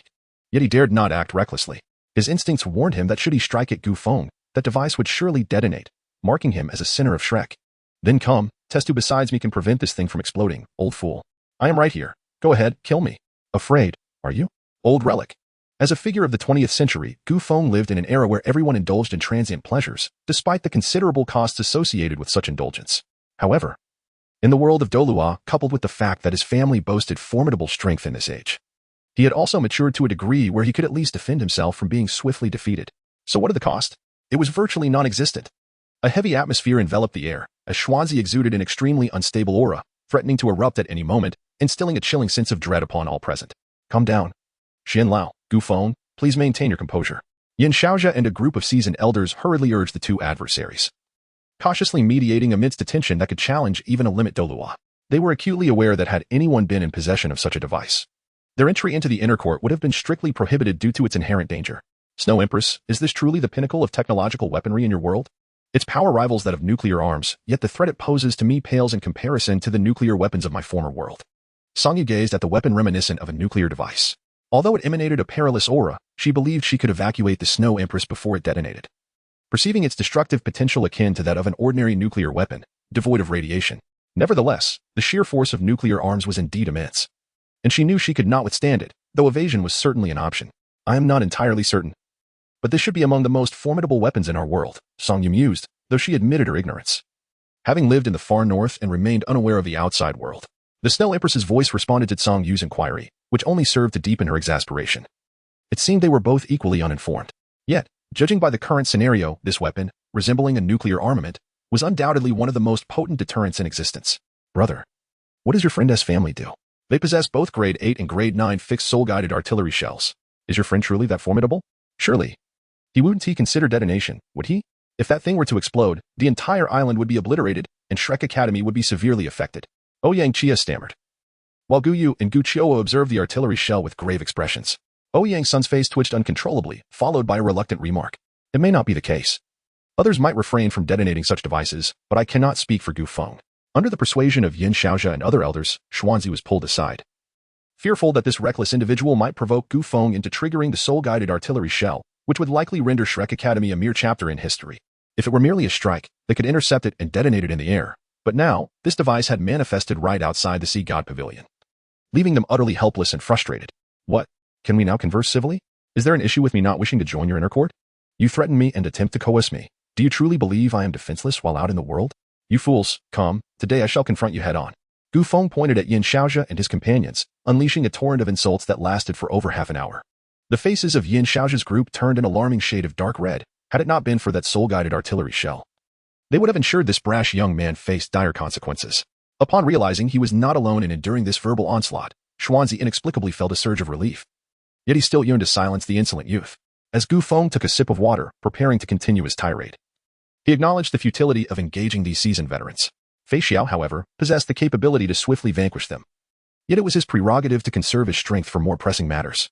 The Douluo universe had been sealed by that infernal demon lord, leaving scant life force energy available. Thus, replenishing Fei Xiao's energy would require considerable time, especially with the imminent opening of the secret realm. The unknown challenges that lay ahead urged caution, hence, Gu Feng could only indulge in his verbal escapade, as these old-timers were simply unable to counter him. Young friend, is this enough? The young lord of the borderless city indeed had no need to ally with other factions, yet this did not grant you the liberty to insult us, the Shrek Academy. That soul-guided artillery shell will offer you no protection, and we harbor no fear of the borderless. You must either bring them into Shrek, and I shall reserve a place for you in the Sea God Pavilion, or a radiant aura envelop the entire island. Although this light did not possess the qualitative brilliance of the aura emanating from Lan Shui, its sheer magnitude was of an entirely different order. An ancient voice resonated within the minds of all present. This voice born insidious, almost hypnotic quality, subtly entwined with the light's aura, rendering it even more treacherous. Suddenly, Gu Feng's expression shifted dramatically as ethereal energy surged around him. Ouyang Sun's visage transformed into a mask, while shimmering feathers and down danced about him. A divine staff clutched in his grasp. Gu Yuna sprouted dragon horns and scales, and a golden radiance enveloped Gu Choer. One of Ouyang Chier's eyes glowed a vivid crimson. Her waist ornament radiating a kaleidoscope of colors, and 3 pairs of wings unfurled from her back. The Snow Empress wielded the imperial sword, while Song Yu's demonic blade also emerged. Fei Xiao narrowed his eyes, gazing intently at the pinnacle of the golden tree. A cerulean light enveloped the entirety of the sea god lake, as a force distinct from soul power manifested upon its surface. Just as Fei Xiao prepared to act, Gu Feng intervened, declaring that this entity was a remnant of the malevolent being from a millennium ago. Although formidable, its power was limited and would not deter them. Old fool, do you still intend to brainwash us? Do you truly believe you have us at your mercy, thinking I would hesitate to detonate such a thing? Let us see. As Gu Feng made his appearance, he immediately communicated with Song Yu. The moment he took action, he attempted to retreat with them. But the spatial barrier created by the oceanic light obstructed them, rendering her unable to break through. Chapter 32. Action and Departure in an Instant. A wave of destructive energy erupted as Song Yu opened a dimensional gate. All of them evaded the damage inflicted by the soul-guided cannonballs. A towering mushroom cloud slowly ascended. However, the resulting damage was negligible. The light of the sea god mitigated most of the impact. Yet, a group of seasoned veterans from the Sea God Pavilion suffered severe injuries, with the exception of the resilient Xianzi. Muin summoned the light of the sea god to shield against the terrifying soul-guided cannonballs, rendering himself incapable of engaging in combat. The explosion was contained outside the Sea God Pavilion, affecting only a 100-meter radius, but it left behind a deep pit measuring several thousand meters. Muin redirected the energy underground and into the sky, where a second sun suddenly appeared. I want you all dead. After Xianzi infused his martial spirit, he coughed up blood. Though he was tough, his internal soul power was currently in disarray. Preventing him from employing soul skills or powers, this was hardly good news for Gu Feng and the others. Ether, Cloud Lock. Dark clouds instantly coiled around Xianzi, with the number of cloud locks continuously increasing. Kamsi Divine Formation. Ouyang Sun plunged the divine demon staff into the ground, and 4 towering pillars emerged around Xianzi, each adorned with a golden chain that bound his limbs. Blood-colored Extreme Cold, Heart Blood Cold Lotus. An overwhelming chill descended as Song Yu drew her demon blade and made a cut on her palm. The blood-colored coldness manifested into a sky full of blood-colored ice lotus flowers, which, upon contact with Xianzi, encased everything in ice. Imperial Cold Sky, Snow Dance Radiant Sun. A blizzard descended, cloaking all their figures. Multiple auras from the inner courtyard surged toward this direction, lost amidst the tempest. Purple Extreme Star, Eye of Insight. One of Ouyang Chio's eyes radiated a magnificent purple hue, displaying a purple cross-star icon that spun within. That old fool's weakness lies in his armpit. Attack there with all your might. In that fleeting moment, everyone unleashed their full power. Ether, ultra-low configuration pseudo-apocalypse cannon. Clouds coalesced into several abyssal behemoths. These monstrous entities devoured one another, forming a colossal cannon, and the chaotic energy surged forth, shattering the protective domain of Snow Dance Radiant Sun, hurtling toward Xianzi. Enhanced Overdrive, Hunter God Sniper. Ouyang Sun radiated an aura nearing that of a tidal Douluo. As terrifying energy converged before the divine demon staff, the air sizzling with the intense energy accumulation. Imperial Sword, Ice Extreme Peerless. A massive ice sword reappeared in midair, compressing until it transformed into an ordinary ice sword. As it sliced through the air, a pitch-black rift appeared, and the ice sword vanished within it, only to re-emerge before Xianzi, bringing forth a dreadful intent to kill. Blood-colored Extreme Cold, Cold Lotus Slash. Endless blood-colored ice lotuses surged into Song Yu's demon blade, which glowed with a crimson radiance. She swung the blade, launching countless blood-colored ice crystals toward Xianzi, transforming into a massive blood dragon just before reaching him. Blazing Eye Awakening State, Stellar Goddess. Ouyang Chio's garment suddenly vanished, her body wrapped in bandages for modesty, with golden bandages covering her eyes and a miniature galaxy appearing behind her. A small meteor descended from the heavens. Fire Element Release, Phoenix of Purgatory. Thunder Element Release, Apocalypse's Decree. Diana unleashed her 2 most formidable elemental releases, lightning crackling around the phoenix as it soared toward Xianzi with a cry. Eye of Fate, Judgment. Guchioa traced a golden-red vertical eye on her forehead with her finger. The eye opened, emitting a beam of light that transcended time and space, landing directly upon Xianzi. roar. A massive creature, 100 meters tall, obstructed all of Gu Feng and his companions' attacks. The beast bore a goat's head and bull's horns, with razor-sharp teeth and an apparent black hole in its mouth. Its eyes were situated beneath its forepaws, one of which lay immobilized as they focused their fire to break it. Xianzi's martial spirit manifested as the terrifying Taodai Divine Bull, a super martial spirit with the bloodline of a fierce beast. I want you all dead. A heavy voice emanated from the colossal beast as one of its massive claws swiped toward Gu Feng and his group. The terrifying force potent enough to flatten them into a pulp. The dimensional gate had already opened after they unleashed their attack, allowing Gu Feng and his comrades to escape. They could not hope to defeat such a formidable opponent, one so close to the pinnacle of this world. The Sea God Island in the Shrek inner courtyard trembled slightly as the giant claw struck the ground, creating a small lake. Xianzi's enraged voice followed. Those damn fools. Do not let me find them? Why has this happened? Why did my teacher and the others engage in battle with Sister Fei Xiao? What is the reason behind all this? Is it Gu Feng? Yes. If it weren't for him, Sister Fei Xiao would still be in the inner courtyard. It is all because of him. Lan Shui witnessed this scene, falling into a trance. In an instant, she matured, though her growth was distorted. The light of salvation could also be the light of destruction. However, Gu Feng remained blissfully unaware of all this. Even if he were informed, he would not take it to heart. After all, this is Shrek, where the most eccentric individuals exist, one of the most bizarre places in the world. Within a mountain range. The 8 of them landed. Upon landing, apart from Fei Xiao and Gu Feng, the others were recuperating, as facing a super Douluo nearing their limits was no trivial matter. The backlash from their attacks was beyond what they could withstand. Only this group of extraordinary individuals remained, for ordinary people would have perished long ago in Shrek. Fei Xiao refrained from intervening. She had her reservations. The journey through Songcheng was still fraught with uncertainties, and she could not act recklessly. Due to the infernal blood he previously acquired, Gu Feng's regenerative abilities are nearly akin to those of abundance. However, the progeny of abundance can rarely be extinguished unless through exceptional means, or they can be effortlessly crushed. In contrast, Gu Feng's infernal blood has merely augmented his physical strength and regenerative capabilities, rendering his recovery slightly extraordinary, resembling a form of accelerated regeneration. Gu Feng and Fei Xiao stood vigil, their eyes scanning the horizon. Xiao Feng, she mused softly, how much longer can we share these moments together? Will we still be able to witness the sunrise and sunset side by side in the future? Leaning her head against Gu Feng's shoulder, Fei Xiao seemed to harbor a heavy heart. She sensed that her time was dwindling, yet she chose to remain by Gu Feng's side. After all, with her formidable abilities, she could easily venture alone into the ruins of Songcheng. Throughout the years, Fei Xiao had refrained from engaging in conflict whenever possible. For her moon frenzy was a calamity upon this world, and none could thwart her once she was consumed by it. A decade prior, Fei Xiao's moon frenzy had erupted. But at that moment, a certain child had appeared, altering her path. As her thoughts swirled, she gradually succumbed to slumber against Gu Feng. A trace of sorrow etched upon her brow. Fei Xiao was undeniably weary, yet she could not reveal her exhaustion before others. As a general, her fatigue must remain concealed. For if she faltered, so too would the spirit of Yao Qing. Gu Feng gazed at the slumbering Fei Xiao, his thoughts wandering far and wide. Eventually, his eyes lingered on her profile, and he resolved to make a certain decision. A hand gently patted Gu Feng's shoulder. It was Ouyang's son, who had recuperated and approached without disturbing Fei Xiao. Gu, there are still about 6 months until the opening of that secret realm. What shall we do next? Ouyang's son communicated telepathically, while Song Yu and others awaited behind them, eager to see if collaboration was possible, as none of them were inclined to suffer losses. Let us first establish an academy. Our group can conveniently form a 7-member battle team, with Sister Fei Xiao serving as the leading instructor. As for the academy's principal, I can invite my parents for some courteous introductions.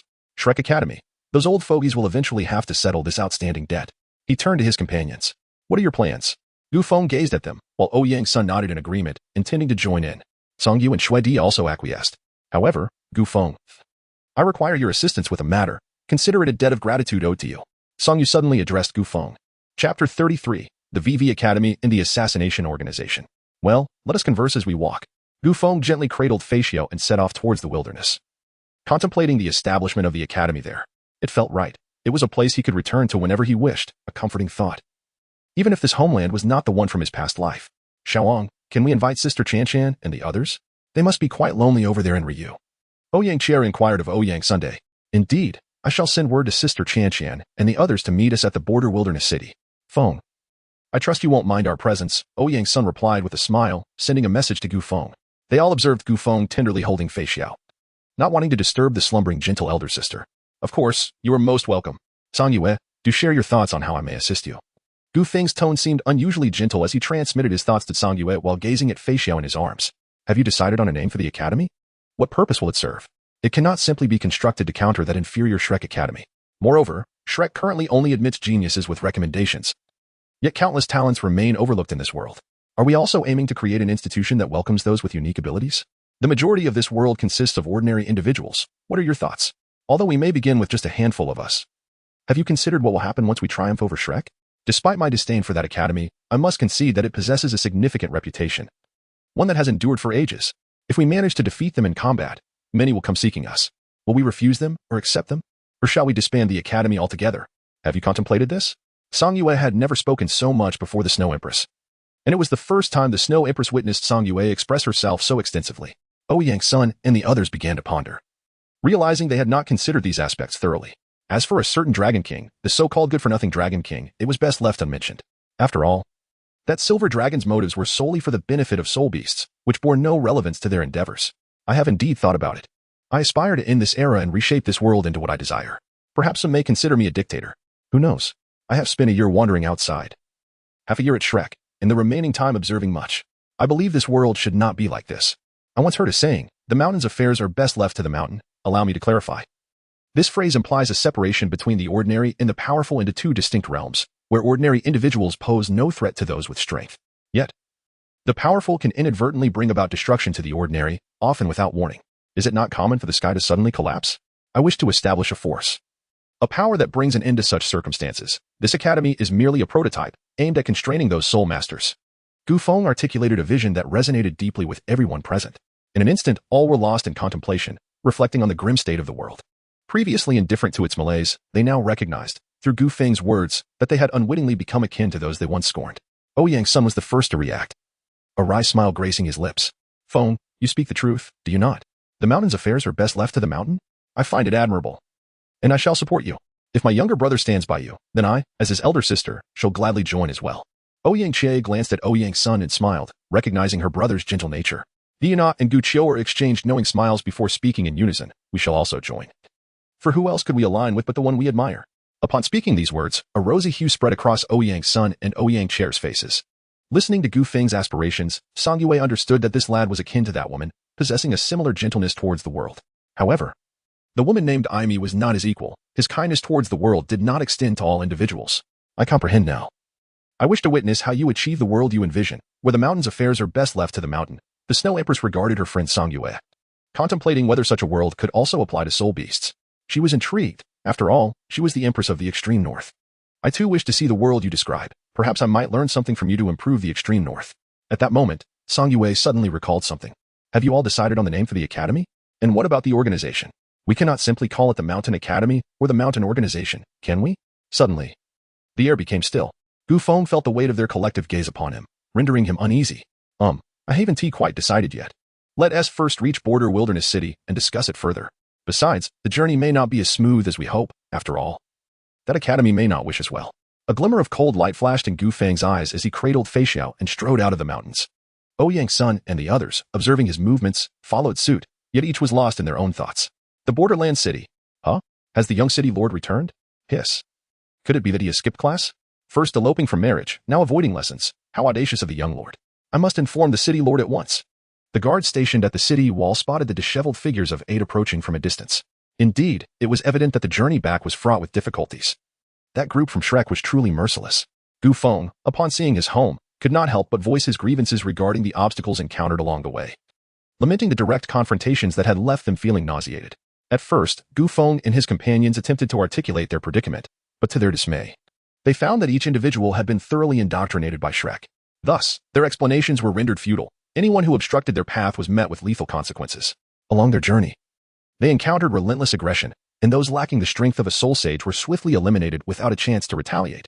After all, soul sages are not as common as cabbages, yet who could have anticipated the sheer number of Shrek's members? They found themselves ensnared in a vicious cycle, caught between fighting and retreating. The situation was utterly nauseating. Eliminating one adversary only led to the emergence of several more, and while they displayed a fearless demeanor, the unfortunate truth was that few of Shrek's members perished. Most were merely former graduates. The relentless pursuit was akin to being dogged by a tenacious adhesive plaster. It was genuinely disheartening, especially as Fei Zhao's condition had been deteriorating. His recovery of strength was accompanied by the resurgence of the moon frenzy inscribed within his very genes. Although Fei Zhao had confided in no one, Gu Feng had witnessed his distress under the cover of night. Moon frenzy, the ruins of Changqing, the hunt, storm, and the abundant apothecary. What on earth is happening, you rascals? Why are you in such disarray? What transpired? And what of Xiao Xiao's condition? Gu Yechen pulled Gu Feng aside to inquire. Qian Shouyue engaged in conversation with the young ladies, subtly probing for information regarding Gu Feng, while Gu Yechen seized the opportunity to gather details, with Ouyang's son accompanying them. To put it simply, Shrek demanded our allegiance to their so-called inner academy, which I refused. Those old geezers accused me of insulting Shrek and belittling their prestige. Subsequently, that ancient figure named Xuanzi attempted to take action, prompting me to deploy the 9th-grade fixed-point soul-guided cannonball that we had secured from the sun and moon side long ago, and thus, a confrontation ensued.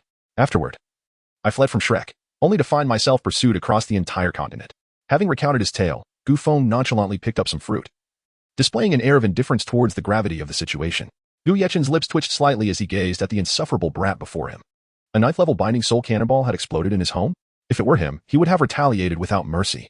What enmity could possibly justify such an affront? So, are you all planning to establish an academy together? This institution, as described by Xiao Feng, represents the nascent form of a powerful force. Have you given thought to the significance of the organization and the name of the academy?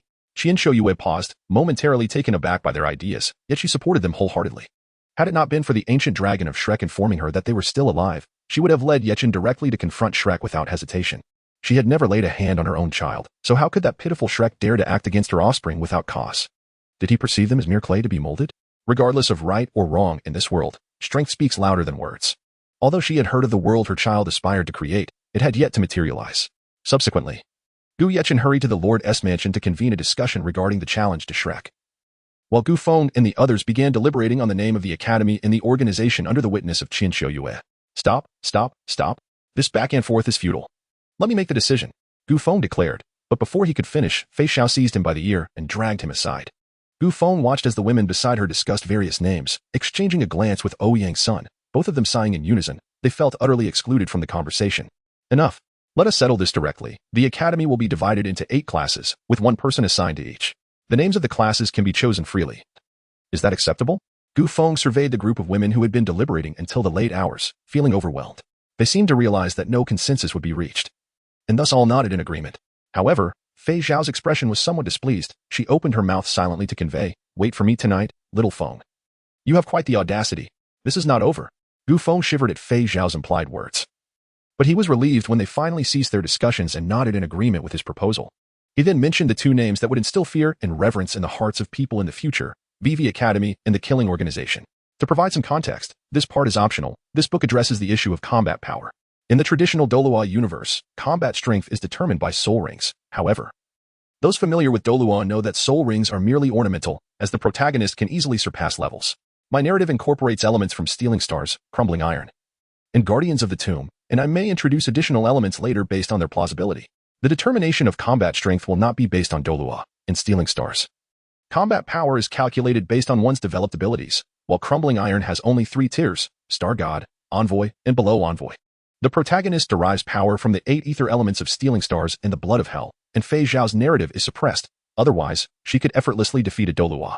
An Envoy could handle a weak Douluo in the Divine Realm with ease, and even if not victorious, it would be manageable. Additionally, the strength of the Douluo native lineup has been slightly enhanced, but not to an outrageous degree. After all, if the protagonist's faction is overwhelmingly powerful, a significantly weaker opposing faction would render the story invincible. Strong adversaries will emerge later, such as the 5th Mirror of Stealing Stars, the bountiful entities of Crumbling Iron, the Destruction Legion, and Tang San's arrangements. As for the original work of Songqing Xianzhou, I recall it being destroyed by the Emperor's Bow. Here, I have written that a core part has been preserved as a plot device. Regarding the comparison of combat powers, it is evident that Crumbling Iron ranks the highest. Stealing Stars follows, and Douluo remains the weakest, regardless of enhancements. Now, addressing the reason for Fei Xiao's entrapment, it is relatively reasonable. The true form of the Star God coveted by Crumbling Iron is an ancient beast, while the Hell of the Star Demon Lord, Liuxing, contains abyssal behemoths. I am uncertain which of these 2 is stronger. After all, Crumbling Iron posits that a mature ancient beast possesses at least Envoy-level combat power, with the possibility of reaching Star God strength.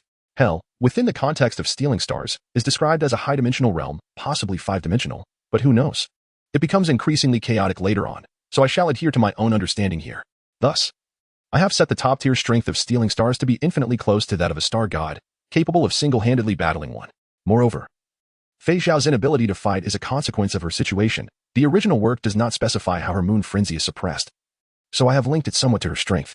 After her strength is restored, the symptoms of her bloodthirst due to moon frenzy will intensify, explaining her inability to engage.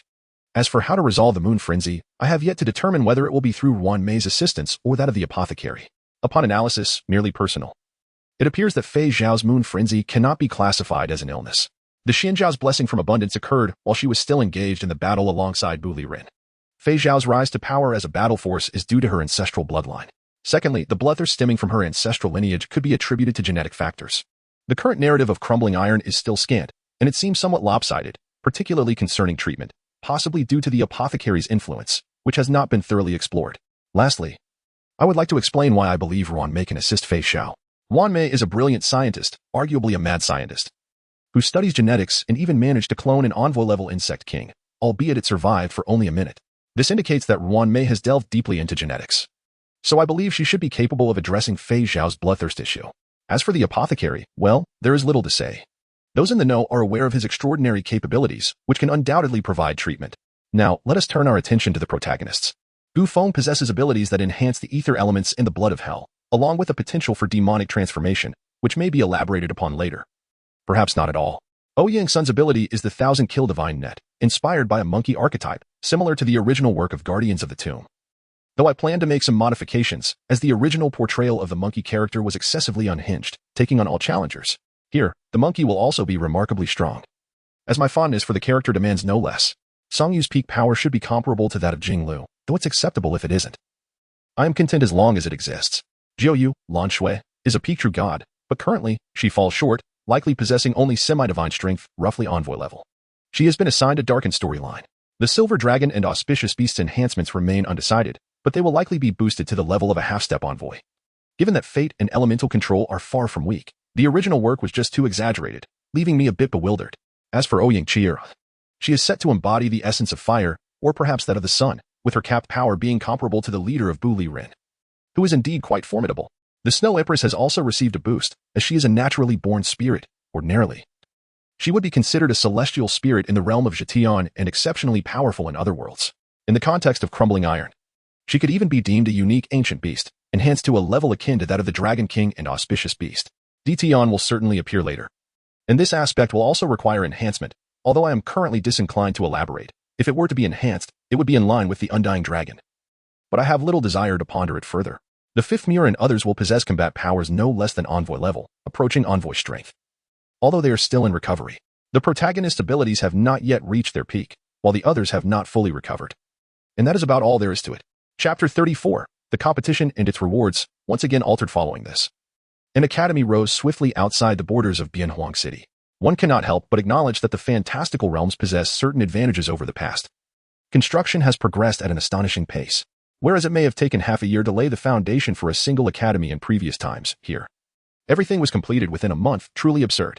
Subsequently, Ouyang Sun's two sisters also arrived. However, Gu Feng had spent 3 days in bed, utterly exhausted.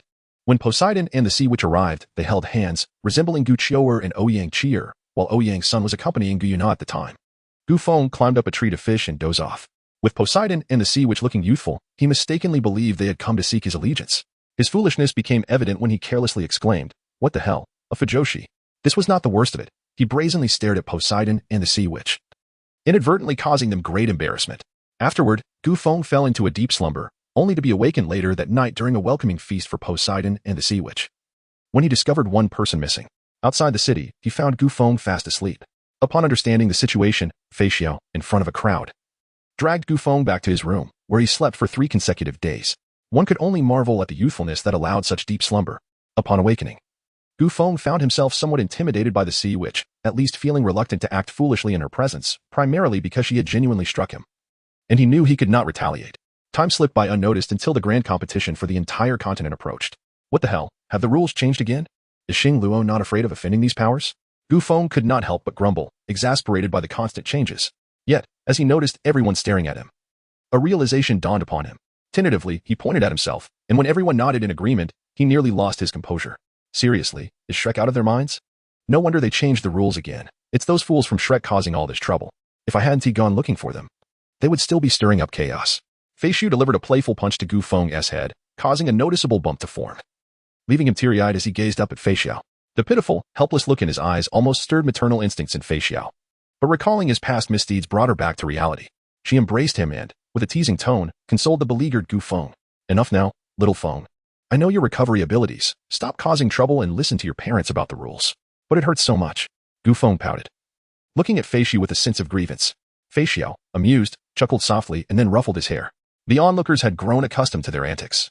Even though Fei Xiao frequently playfully struck Gu Feng, however, they understood that if anyone else behaved in such a manner before Fei Xiao, the outcome would not be as gentle.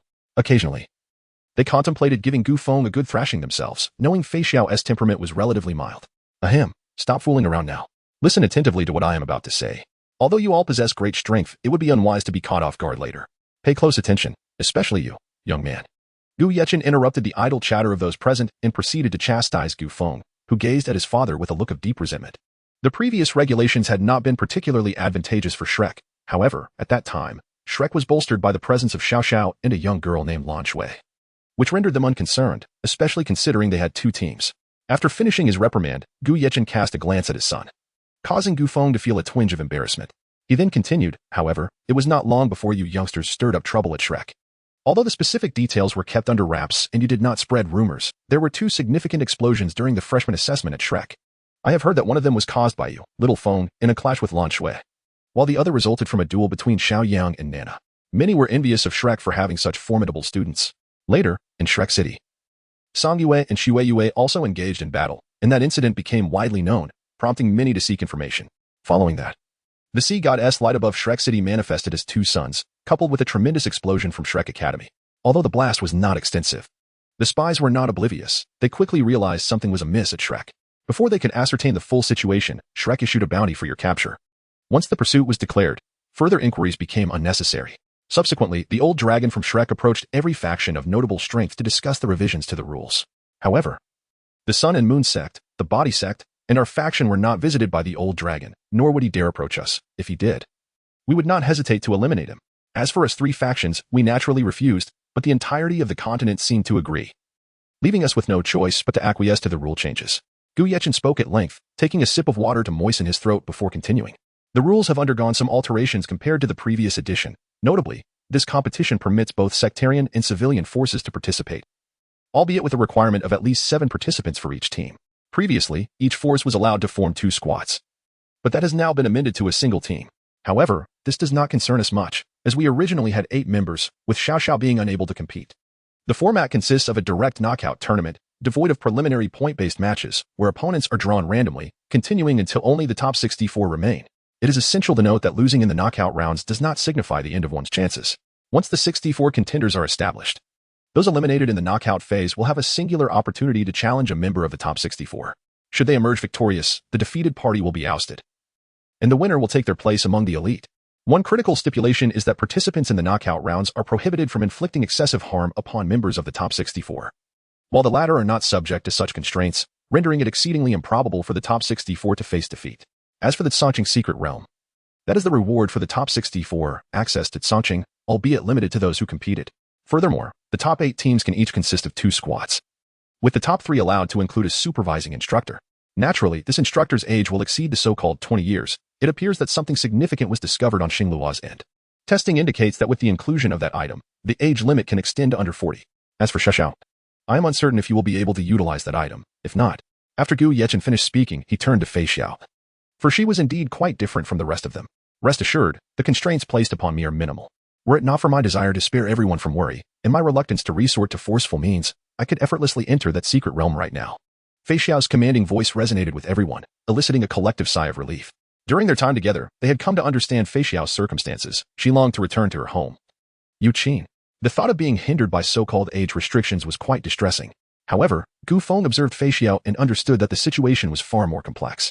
The moon frenzy had been suppressed for too long, and with no one to help Fei Xiao regain her balance, coupled with her gradually recovering strength, she found herself expending more energy to keep the moon frenzy at bay. In the past, Fei Xiao might have dared to take a risk. Yet now, due to Gu Feng's influence, she persistently restrained her own power and the moon frenzy within, unwilling to become a mere machine of slaughter. Gu Feng clenched his fist, resolutely reaffirming his determination within. That night, upon returning to his bedroom, he observed Fei Xiao, who had changed from her usual attire into a tank top and shorts, seated by the window gazing at the night sky. Sister Fei Xiao, what troubles you? You seem preoccupied. Would you care to share? Gu Feng inquired, mustering a cheerful demeanor. Fei Xiao turned her head slowly, silently regarding Gu Feng, withholding her words until the smile faded from his face. She gently leaped down from the window and gestured towards the bedside, inviting him to sit. Once Gu Feng settled down, Fei Xiao unexpectedly embraced him. Little Feng, thank you for your concern. However, my condition has become rather unmanageable. If only I had known about Songqing years ago. Now, time has slipped away. But had I known then, I would not have met you, which, in its own way, is quite fortunate. I only wish that if I were to lose control, you would have the strength to end my life, she confided softly, revealing her innermost thoughts. Sister Fei Xiao, Gu Feng began, but was interrupted as she drew him onto the bed to rest. Gu Feng lay in bed for a considerable time, gazing at Fei Xiao's peaceful face as she slept. His conviction grew stronger. Fei Xiao could no longer delay. Even if it ultimately led to animosity between them, what of it? All he desired was for her to live healthily and joyfully. Chapter 35, The Commencement of the Competition in the Douluo Empire, in the desolate city of Douluo. Such formidable walls. Yet, what purpose do they serve? To prevent sieges? What are the inhabitants of the Douluo Empire thinking? In a world endowed with extraordinary powers, do such barriers truly hold any significance? As Gu Feng and his companions beheld the towering city walls, thick enough to measure several meters and soaring high into the sky, they were momentarily taken aback. Gu Feng could not help but voice his disdain, surprising everyone around him. Initially, they had thought that such walls would be nearly insurmountable, even for the mighty Super Douluo. However, they had not considered that a Super Douluo might simply fly over the walls to wreak havoc within. Thus, the walls appeared to serve little purpose. At that moment, Fei Xiao shook her head in resignation and cast a sharp glance at Gu Feng, explaining the rationale behind the construction of the walls by Xingluo, for she was an expert in this matter. It was evident that while a Super Douluo could soar over the walls, those inside would become easy targets. Xingluo possessed their own formidable warriors, and those who crossed the walls must be prepared to face an onslaught. To avoid being besieged, the only alternative was to launch an assault on the city. Gu Feng has claimed that the walls were useless, stemmed from his unique ability to effortlessly ascend to the heights of 10,000 meters, a feat beyond the reach of the continent's strongest. Therefore, for him, the walls truly seemed to hold no value. Yet for the inhabitants of this land, they were indeed quite significant. Gu Feng's perspective diverged from that of many others. They merely needed to focus on their own capabilities and not be led astray by his views. After a nod of agreement, the group regarded Gu Feng's indifferent expression with a burgeoning urge to confront him, though they were relieved to be in Xingluo rather than the border wasteland. Had they been in the latter, Gu Feng would surely have faced a collective reprisal. All right, let us go, Fei Xiao, everyone. Let us find a place to rest and await tomorrow's elimination rounds, came the gentle voice of Qian Shouyue, accompanied by Gu Yeqing and Posey. This time, the elite forces from the border wasteland had all arrived, primarily out of concern that the old guards from Shrek might resort to underhanded tactics. With the four of them present, regardless of whether it was Shrek or any other faction, they would have to weigh their chances against the wrath of 4 Super Douluos. Upon entering the city, a group of 8 cloaked figures also made their way in, shrouded in mystery and danger. Young master, we must teach that group from Shrek a severe lesson. It is time for the world to recognize the might of our body sect once more. One of the imposing figures announced to the youth leading the group, whose appearance, though not strikingly handsome, exuded an air of authority. Rest assured, our body sect shall secure the first position this time. I have fully mastered the Golden Awakening, and I sense that there exists an even more potent awakening beyond gold, of which I have merely grazed the surface, the youth replied as they proceeded to their hotel. They had long awaited this day. Yet this particular competition was proving to be the most unfortunate for them. The world is vast, and it has never been devoid of prodigious talents.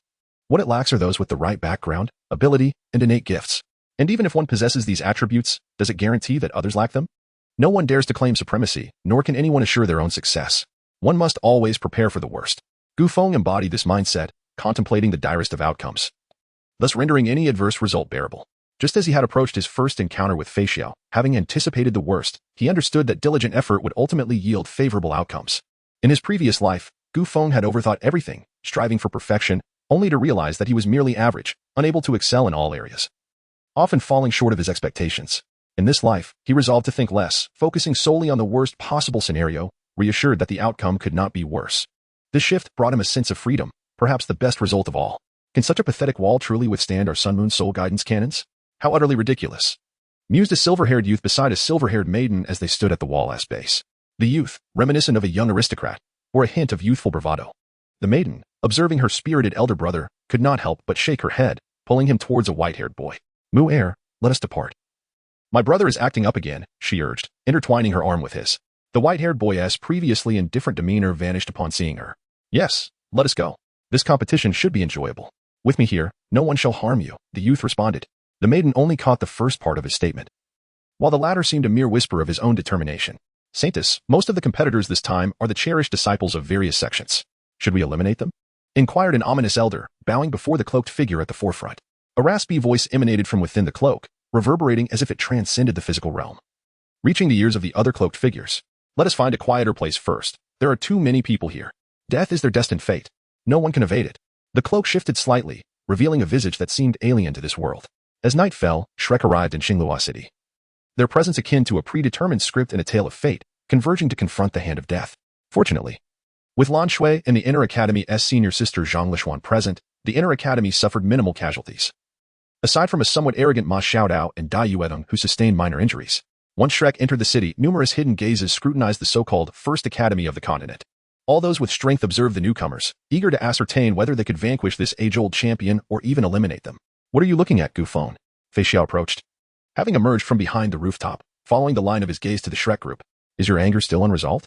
If so, I shall cheer for you from the sidelines and ensure they receive a thorough beating, she continued, resting her head on his shoulder, her eyes narrowing. A rosy hue gracing her cheeks. Gu Feng detected the scent of alcohol upon her, and his expression darkened. Fortunately, she did not seem to be inebriated this time. He recalled a previous occasion when, after a heart-to-heart, Fei Xiao had brought out a jar of fine wine, and he had indulged in a sip alongside her. Who could have anticipated that after just one cup, she would become inebriated and rowdy, had it not been for Gu Feng's remarkable recovery abilities? He might have found himself incapacitated the following day, with Fei Xiao pleading for his survival. That had been the first time Gu Feng had felt genuine fear, leading him to vigilantly monitor Fei Xiao, preventing her from indulging in alcohol. Little did he know that while observing Shrek's members from the rooftop this time, fortune favored him as Fei Xiao drank sparingly and did not succumb to drunken antics, instead revealing a different kind of grace. Gu Feng held Fei Xiao close. Casting one last glance in the direction of Shrek, Gu Feng lowered his head to gaze at the fox sister cradled in his arms. Never before had his heart felt such tranquility. With the blessings of the hunt, the soaring ascent, the madness of the moon, and the return to ancestral bloodlines. All he wished for was the safety and happiness of the enchanting being in his embrace. A glimmer of cold light flickered in Gu Feng's eyes. If he were to ultimately fail, it was highly likely that Fei Xiao would perish. At that moment, he would probably succumb to madness. Sometimes, love truly defies reason. Gu Feng found himself ensnared in the very love he once despised. Chapter 36, the display of unique talents the following day. At the grandest arena of the Xingluo Imperial City, the fervor of the competition was palpable. Due to the tournament schedule, every team was required to engage in relentless battles without respite, as victory meant the immediate arrival of the next contender, continuing until the top 64 were determined. Some lamented the unfairness of it all, yet this world has always been devoid of equity, and with all participants vying for supremacy. Those who falter can only concede defeat to superior skill. There were no excuses to be found, nor would any be granted. While the nobles and commoners of Xingluo City reveled in the spectacle of this grand tournament, in this pitiful world, akin to a performance by monkeys, the aristocrats watched as these so-called geniuses fought fiercely, oblivious to their own hubris. Gu Feng longed to witness the world as described by others. Song Yu gazed upon the morbid reality of this ailing world and its afflicted denizens, unable to suppress her lamentations. What has become of this realm? No one could provide an answer. Perhaps, when the spirit hall was vanquished millennia ago, the space for ordinary people vanished along with it. The once mighty force that safeguarded the populace had dissipated into nothingness. What the predecessors failed to achieve, this new generation endeavored to realize. Most among them were either reincarnated or had lived long enough to be reborn. They too yearned to pursue their desires unrestrained. Thus, it began from this very place. In the ensuing elimination rounds, each of you shall face your own match, concluding swiftly, so that the world may recognize the strength of our borderlands and elevate the reputation of your lethal organization. Qian Qiuyue observed these young individuals. Their aspirations transcended this mere competition, for a contest is ultimately just a contest, far less brutal than the battlefield itself. Gu Feng and the others exchanged a glance and nodded in unison. When it was their turn, each individual took to the stage one at a time. Bored, they began to place bets on who would take the longest to finish. The one with the slowest time would have to run errands for the group for an entire day, regardless of the task, as long as it was not excessively unreasonable. Ethereal, the other shore flower. Gu Feng propped himself against the earth, dark veins sprawling across the arena. In an instant, a series of radiant beams obliterated an entire team. Frozen, the Snow Emperor waved his hand, and a blizzard descended upon the arena, encasing a squad in ice sculptures. Celestial Staff Punishment. Ouyang Sun's divine staff radiated golden light, sweeping across the field and sending a team hurtling away. Blinding Tornado. Ouyang Qi's eyes glowed red, unleashing fiery tornadoes that swiftly eliminated another group of contestants. Above heaven and earth, I alone am supreme. With a swing of her demon blade, Song Yu split the arena in two, turning everyone present, including the referee, into ice statues. Golden Dragon Explosion. The Golden Dragon roared. Gu Qiuer's dragon cry reverberated, causing the arena to upheave, with concentric waves of cracks spreading, leaving no one standing. Elemental Torrent. Gu Yuna unleashed chaos upon the elements, having initially wished to abstain from such a trivial wager. Yet, seeing everyone engage, she felt compelled to take it more seriously. The outcome was a series of instant eliminations. With no alternative, it was deemed a draw. Perhaps their aggressive tactics had irked some, as formidable challengers began to emerge from various academies. Gold's Fury. A silver-haired youth stepped onto the stage, multiple metallic spheres manifesting behind him, instantly forming hundreds of soul-guided cannons. Under the barrage of firepower, the battle concluded in an instant. With unparalleled speed, a flash of light dispatched all adversaries. Lan Shui glanced at Gu Feng and the others, a glimmer of coldness flickering in her profound gaze. Interestingly, Hui Yuhao seemed to emulate the original narrative, simulating 600,000-year soul rings, leaving an entire team dumbfounded, while some merely regarded it as a spectacle. Little one. Observe that group. Should the opportunity arise, eliminate them immediately. They are the ancient foes of my family. If it were not tantamount to declaring war on the continent, I would relish the chance to annihilate them. Qian Shouyue approached with Gu Yechen and Poseidon, fury blazing in her eyes. The vermin from the shadows had resurfaced. And Shrek truly was incompetent. Unable to contain her rage, Qian Shouyue struck the stands with a punch, creating a massive crater that startled Gu Feng and Gu Yechen, who hastily provided explanations to the authorities, not wishing to incur financial penalties. Suddenly, a figure cloaked in black extended his hand, conjuring a dark circular ring that rapidly expanded to encompass the entire arena, causing all contestants to vanish in an instant, as if erased by some unknown force. The black ring dissipated, and the enigmatic figure departed without uttering a word. Silence enveloped the arena. The many powerful beings had appeared today, with individuals dispatching teams single-handedly. Witnessing such an instantaneous extermination was unprecedented. The expressions of Gu Feng and the others grew somewhat grave. Yet another power, foreign to this continent, has emerged. One that is perilously capable of annihilating everything. Goodness, it seems that all manner of grotesque beings have arrived. Nevertheless, Mother, if you instruct me to eliminate that individual, I shall undoubtedly strive to accomplish that task. However, Gu Yu, I presume you must be intrigued by the cultivation system wielded by that individual, am I correct? Shall I allow you a moment to breathe? Our systems, those of Yang, Chier, and Sister Fei Xiao, are ineffective in this realm, and having finally encountered another. Do you require me to grant you a moment's respite? Gu Feng gazed at the figure in black robes that had vanished from the arena. Although he understood that he might not possess the strength to vanquish that individual alone, he was not without allies in this endeavor. Guillenot cast a disdainful glance at Gu Feng, recognizing his intention to make her the scapegoat. However, it was indeed a task assigned by Aunt Qiuyu. And this scoundrel was attempting to shirk his responsibilities. Despite the fact that the individual's cultivation system was not native to their continent, Guillenot, armed with her previous research, was well aware that this time would likely yield no fruitful results. Gu Feng, that fellow, is simply unwilling to engage in battle, offloading such laborious tasks onto others. Fear not, Aunt Yu. When the time comes, we shall vanquish those cloaked figures together. Ouyang's son interrupted the impending dispute between Gu Feng and Gu Yuna, shaking his head in resignation, before joining Qian Xiuyu and Poseidon in conversation. At that moment, several formidable individuals were eliminated from the competition. A handsome young man unleashed a powerful punch upon the arena, sending all but himself hurtling through the air by the force of the shockwave. Dusting himself off, he descended from the stage, declaring with commanding authority, I, Long Outyin of the Body Sect, hereby reserve the championship title. A striking young swordsman, with a mere flick of his blade, instantaneously annihilated an entire team. He gazed in the direction that Long Outyin had departed, coldly articulating, You are indeed formidable. I wish to challenge you to a duel. I am Ji Juechen of the Mingda Hall. The swordsman's intent soared skyward, stirring the interest of several powerful figures. Ah, that young man cultivates sword intent. How intriguing. I wish to duel him. You must not interfere, lest you provoke my wrath. Songyu, witnessing the soaring battle spirit, felt her own desire for combat awaken. Thus, the first day's elimination round concluded, showcasing the remarkable prowess of these individuals. Chapter 37. The Premature Auction. It appears that this grand competition harbors many who are adept at concealing their true abilities. Those who falter shall find themselves in a most embarrassing predicament. As Gu Feng and his companions frolicked and engaged in playful banter that evening, Gu Feng spoke up, eliciting a collective eye roll from the women present. Ouyang's son and Gu Yechen gazed at Gu Feng, at a loss for words. This fellow was never serious, and one wondered when he might ever exhibit a modicum of decorum. Fei Xiao approached Gu Feng with a smile, saying, Xiao Feng, come, accompany me for a stroll. I have scarcely explored the streets. Taking Gu Feng's hand, she declared they would go, embodying the decisive spirit of a general. Meanwhile, Ouyang's son accompanied Gu Yuna on a shopping expedition, while Ouyang Chier and Gu Qiuer mysteriously retreated to a room for some clandestine project. The Snow Empress and Songyu ventured to an auction, eager to uncover any useful treasures, while Poseidon and the Sea Witch sought a private room outside. The two were currently in the throes of romance, prompting Ouyang Chier and the Snow Empress to contemplate seeking advice from the witch. The current dynamic was distinctly lopsided, with a surplus of formidable women compared to only Gu Feng and Ouyang's son among the men. It was uncertain whether a one-on-one confrontation would yield victory, and the distinction between winning and killing remained ambiguous, particularly in dire circumstances. That night, as everyone reconvened at the Xinglua Grand Hotel to rest, Songyu and the Snow Empress rushed in, urging the others to follow them to the auction. What is going on? Did you two discover something remarkable? Gu Feng inquired, having rarely seen them in such a flurry. The auction had preemptively announced its grand finale. Songyu turned to the group and, with deliberate emphasis, revealed astonishing news. Hell. Fragments. What on earth? Fragments of hell? How did Xingluo acquire them? Are they auctioning information or something else? Surely they cannot be directly auctioning fragments of the hell world. Moreover, how did you find out? And how did Xingluo come by this information and release it so brazenly? Gu Feng was taken aback, unable to suppress his astonishment. During the establishment of the Shaxing and Vivi academies, they had shared certain secrets, which included knowledge of why the divine entities could not meddle in the continent. The former demon lord of hell, Liuxing, had sealed this realm.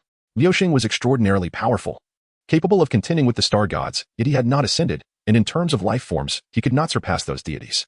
Additionally, the battlefield was set in hell during the great celestial conflict. Let us proceed, and we shall discuss along the way. Many have already arrived, and the news is simply astonishing. Songyu led the way, and they learned more about the situation as they walked. Xingluo had explored the ruins of Zhangqing for many years, initially yielding nothing. Subsequently, Su Jiawei returned to their former stronghold and fortuitously discovered a fragment of space. This fragment could lead directly to another world, as you might have surmised. The destination of this fragment was a remnant of hell. Su Jiawei's team had sent personnel to explore, only to find that within this remnant of hell, one could not wield soul power, and even elemental energy was exceedingly scarce. It was a paradise for body cultivators, surrounded by an endless sea of blood, and Su Jiawei dared not send anyone down, although the periphery was littered with numerous remnants. These remnants were formidable. Even the trashy Douluo could not obliterate them, and one such remnant had even vanquished the titled Douluo with its vengeful spirit. Reluctant to retain the fragment, Su Jiawei and his team resolved to auction it off in exchange for more useful items. Upon arriving at the auction house, they entered a private room, and at this point, Songyu had nearly clarified the situation. Thus, it seemed this was merely a stroke of luck. Gu Feng bowed his head in contemplation, pondering the nature of the remnant spoken of by Xingluo. The precursor to hell was indeed the demon realm, which later transformed into hell under the dominion of the demon lord, Liu Xing. Therefore, those remnants must be the abyssal beasts. In a fleeting moment, Gu Feng contemplated a certain possibility. He abruptly lifted his gaze, a glimmer of sharpness flashing in his eyes. The abyssal behemoth. He must acquire that shard to journey to the hell's remnant. Whether for himself or for Fei Xiao, he required power. And the abyssal behemoth could bestow upon Gu Feng the strength he sought. As it happened, capable and formidable factions began to arrive one after another. Before Star Luo auctioned the spatial shard, numerous other items were put up for bid. Those items held no value for their group, however. When the Ice Abyss Scorpion's soul bone appeared, the Snow Empress's countenance darkened. That was her kin. And the emergence of their remains at the auction was understandably distressing for her. Guyu, do me a favor, instruct Dition to seize that shard directly. It is of utmost importance to me, and I shall owe your soul beast clan a debt of gratitude. Gu Feng suddenly called out to Guyuna, his icy words cutting through the air. Everyone instinctively turned their gaze toward him, witnessing the uncharacteristic solemnity etched upon his features, a silent testament to the profound significance this matter held for him. Very well, Guyuna responded coolly after contacting Dition. Her tone measured, but this favor won't be so easily repaid. The auction reached its climax, as four titled powerhouses sealed off the venue. The auctioneer unveiled the final treasure. Then darkness descended. An abyssal void swallowed the auction hall in an instant. From within the suffocating blackness, a monstrous, rhythmic breathing echoed. Two colossal golden slitted pupils materialized above, and with their emergence, the very fabric of space above the auction house tore asunder. A deafening draconic roar shook Star Luo City. A gargantuan claw descended from the heavens, obliterating the unfortunate auctioneer before he could even react, reducing him to nothingness. As swiftly as it had come, the darkness dissipated. Dition's presence vanished from Star Luo City, leaving behind only the shattered remnants of the auction house as proof of his passing. Guyuna ushered everyone back to their hotel, where Dition awaited them in their chambers. The incident had been suppressed, inevitably so. After all, Dition's brazen act of force had stunned the entire continent. Officially, he remained the undisputed strongest in the world. Here. Guyuna tossed the fragment to Gu Feng with a casual flick of her wrist. Remember, you owe me a favor, and this one won't be cheap. Nana. Fei Xiao interjected, his voice firm. Consider this my debt to you as well.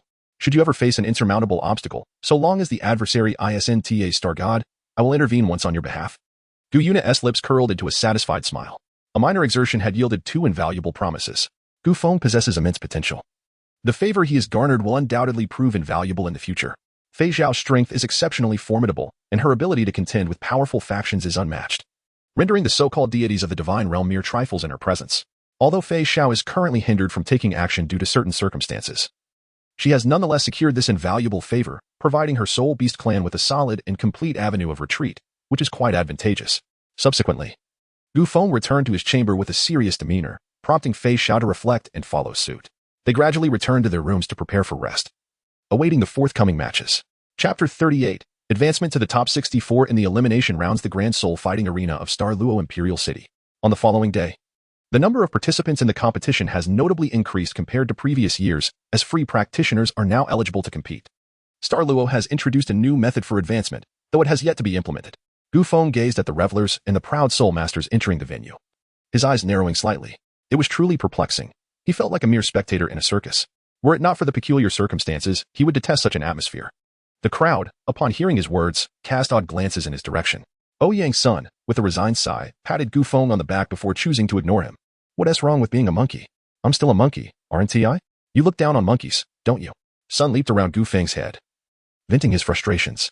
A gentle voice, reminiscent of a refined lady, interrupted the chaos as a hand grasped Sun by the nape. All right, enough of that, little monkey. Gu Feng isn't particularly fond of this environment. In fact, I share his sentiment. It feels rather strange. If it were a typical competition, I wouldn't mind. But this feels rather off. Fei Xiao tossed Sun into Gu Yuna's arms, resting her chin on her hand, pondering the source of this unusual sensation. Gu also experienced a peculiar feeling, as though the attendees were not there to genuinely witness a competition, but rather to observe a performance. As if there were no ordinary people present. Song Yu sensed the dissonance as well. In a continental competition, it was remarkable how few true commoners they encountered. So, what was the purpose of such an event? It seemed odd. One would expect ordinary people to have a clear view of the competition. What was the point of their presence if they could see nothing? Yet, they were not ordinary nobility. Why do you suppose that is? Surely, it can't be that they have nothing better to do with their wealth. Gu Feng's expression grew slightly colder as he recognized the complexity of the crowd. Upon his words, everyone began to grasp the implications. As the atmosphere darkened, Qian Xiaoyu approached, observing the somber expressions and shaking her head in dismay. She then playfully pinched Gu Feng's cheek. Oh dear, this isn't the time for you to be worried. Didn't you say you wanted to create a new world? Then focus on that. Don't overthink it. These individuals are, to some extent, representatives.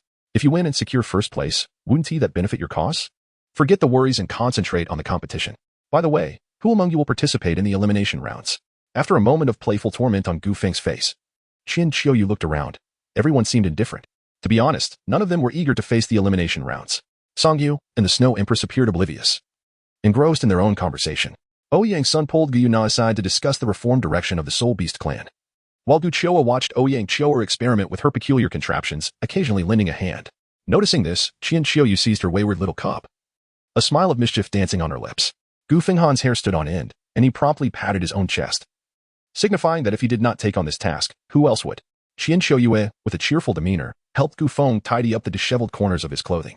Afterward, she exited their chat room, happily exclaiming a note of encouragement to keep up the good work.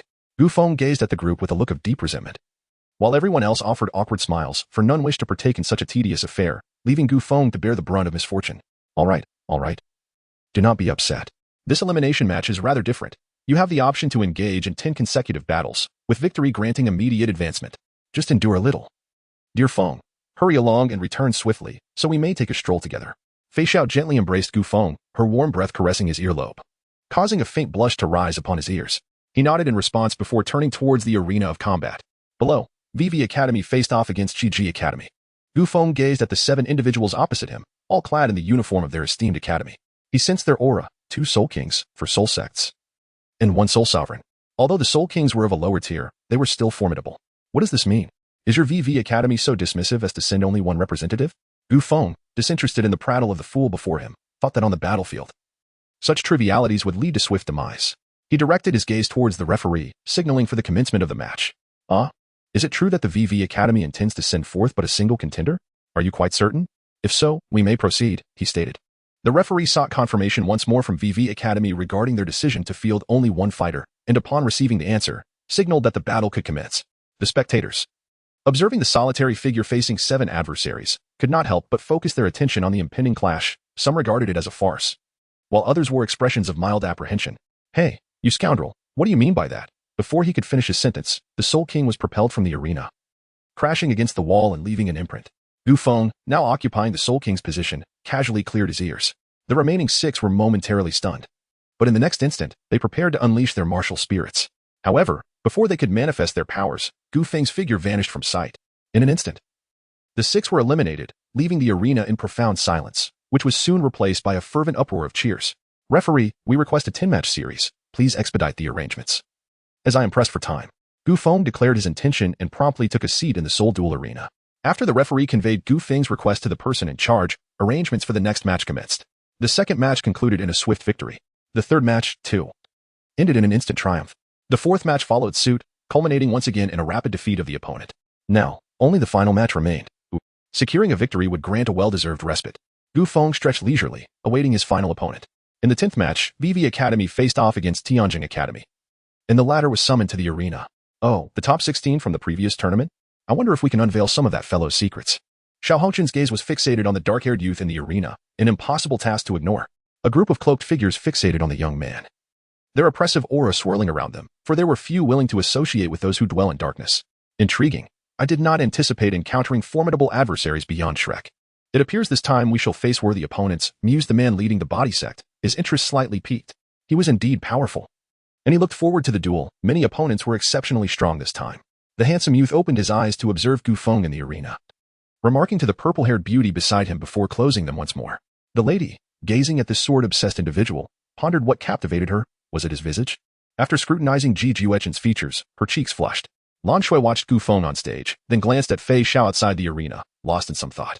Hu Yuhao observed Gu Feng, contemplating the disparity between his second martial soul and his own strength, eager to gauge the gap between himself and Gu Feng. After Gu Feng and his companions departed from Shrek, he had risen to prominence in the outer academy, even managing to hold his ground against Lan Shui for a while. However, had Lan Shui been aware of Hu Yuhao's thoughts, the situation would likely have been quite different. After all, should he falter after having been spared, Hu Yuhao would hardly merit the title of the Chosen One. Are you still planning to face us alone? We are not those inferior academies, declared Yu Wuqing, captain of Tianjin Academy, as he approached with his teammates. Gu Feng regarded this individual, who could contend with Shrek's inner circle. Recalling the inexplicable manner of his defeat in the original story, he turned his gaze toward Hu Yuhao and the others, reflecting for a moment before looking skyward. As if coming to a realization, then shook his head and glanced at the referee. You shall soon learn the price of underestimating us. Yu Wuqing seethed, noticing Gu Feng's disregard for him, his fury igniting as golden leaves hovered around him. His teammates summoned their martial souls, angels, bows, wolves, and bells. Ether, sun, and moon. A black sun and a white moon abruptly materialized in the arena, the black sun rising behind Gu Feng, while the white moon ascended behind the Tianjin side. The sun and moon forged a unique domain, and then Gu Feng reached out, grasping the air. The sun, formed of black energy, and the moon, composed of white energy, plummeted simultaneously, colliding with Yu Wuqing and his team. Since Gu Feng acquired the blood of the underworld, he appears to have become even more ruthless. He has always refrained from utilizing the power of the underworld's blood, for he currently cannot contain its essence. The remnants of the abyssal beasts within the shards of the underworld remain unaddressed, as he lacks the time and means to deal with them. However, his comprehension and mastery of the etheric elements have grown more adept. Yu Wuqing and others couldn't help but twitch their lips as they gazed at the descending sun and moon, each unleashing their most formidable techniques, the dance of golden leaves, the angelic divine slash, and the simultaneous release of 5 arrows. A massive cloud of dust enveloped the arena, and as it cleared, a group from Tianjin Academy lay unconscious on the ground, leaving Gu Feng as the sole figure standing amidst the devastation. Gu Feng turned and walked towards the stands, the crowd outside erupting in deafening cheers. Chapter 39. Advancing to the top 64, Part 2. The referee watched the descending youth, wiping the cold sweat from his brow, feeling as if he could not possibly defeat this young man. Subsequently, the staff came to repair the arena, and the next elimination round commenced. I shall take the stage for the upcoming elimination round. Let us finish this swiftly. This round has already consumed too much time, and we, Shrek, cannot afford to be outshone by that fellow. Lan Shui's cold voice resonated, leaving everyone momentarily stunned. Wang Yan contemplated advising Lan Shui to conserve her strength, but recalling the battles between Gu Feng and Lan Shui at Shrek, he lowered his hand. He glanced at the others from Shrek, who all nodded in agreement. While the outcome of the match was crucial, they feared being ridiculed by those who did not comprehend their capabilities if they failed to achieve a perfect score. Thank you all. If I do not encounter those teams in the top 64, I shall refrain from taking the stage. Elder Xian should be arriving from Shrek soon. She added, Xiao Shui, be cautious and do not overexert yourself. Your injuries have yet to fully heal. Perhaps let Xiao Yuhao accompany you. Zhang Lishuan's gentle voice reached them. However, Lan Shui merely shook her head and provided an explanation. Thank you for your concern, Sister Lishuan, but my injuries have healed. Like can indeed mend wounds. Your injuries are far more severe than mine. Who would have thought that the evil spirit master possessed a soul saint-level corpse? Had it not been for your shielding of the first wave of attacks, I would not have managed to bring everyone out unscathed. After that incident, I informed Shrek. Elder Xian should be nearing. Zhang Lishuan observed the steadfastness in Lan Shui's demeanor and chose not to press further, simply advising her to exercise caution. For none could predict the presence of fierce individuals among the rogue cultivators or other academies. Shrek intends to send only one participant? Lan Shui mused. Ending this early would indeed be preferable. My apologies, referee. She gently requested that Shrek's team also engage in consecutive battles. The referee cast a deep glance at Shrek in the position of VV Academy. Lan Shui glanced at Gu Feng's position, and suddenly, her hair began to shimmer with a golden hue from the tips. 9 consecutive victories. In the 10th match, Shrek will face Qianji Academy.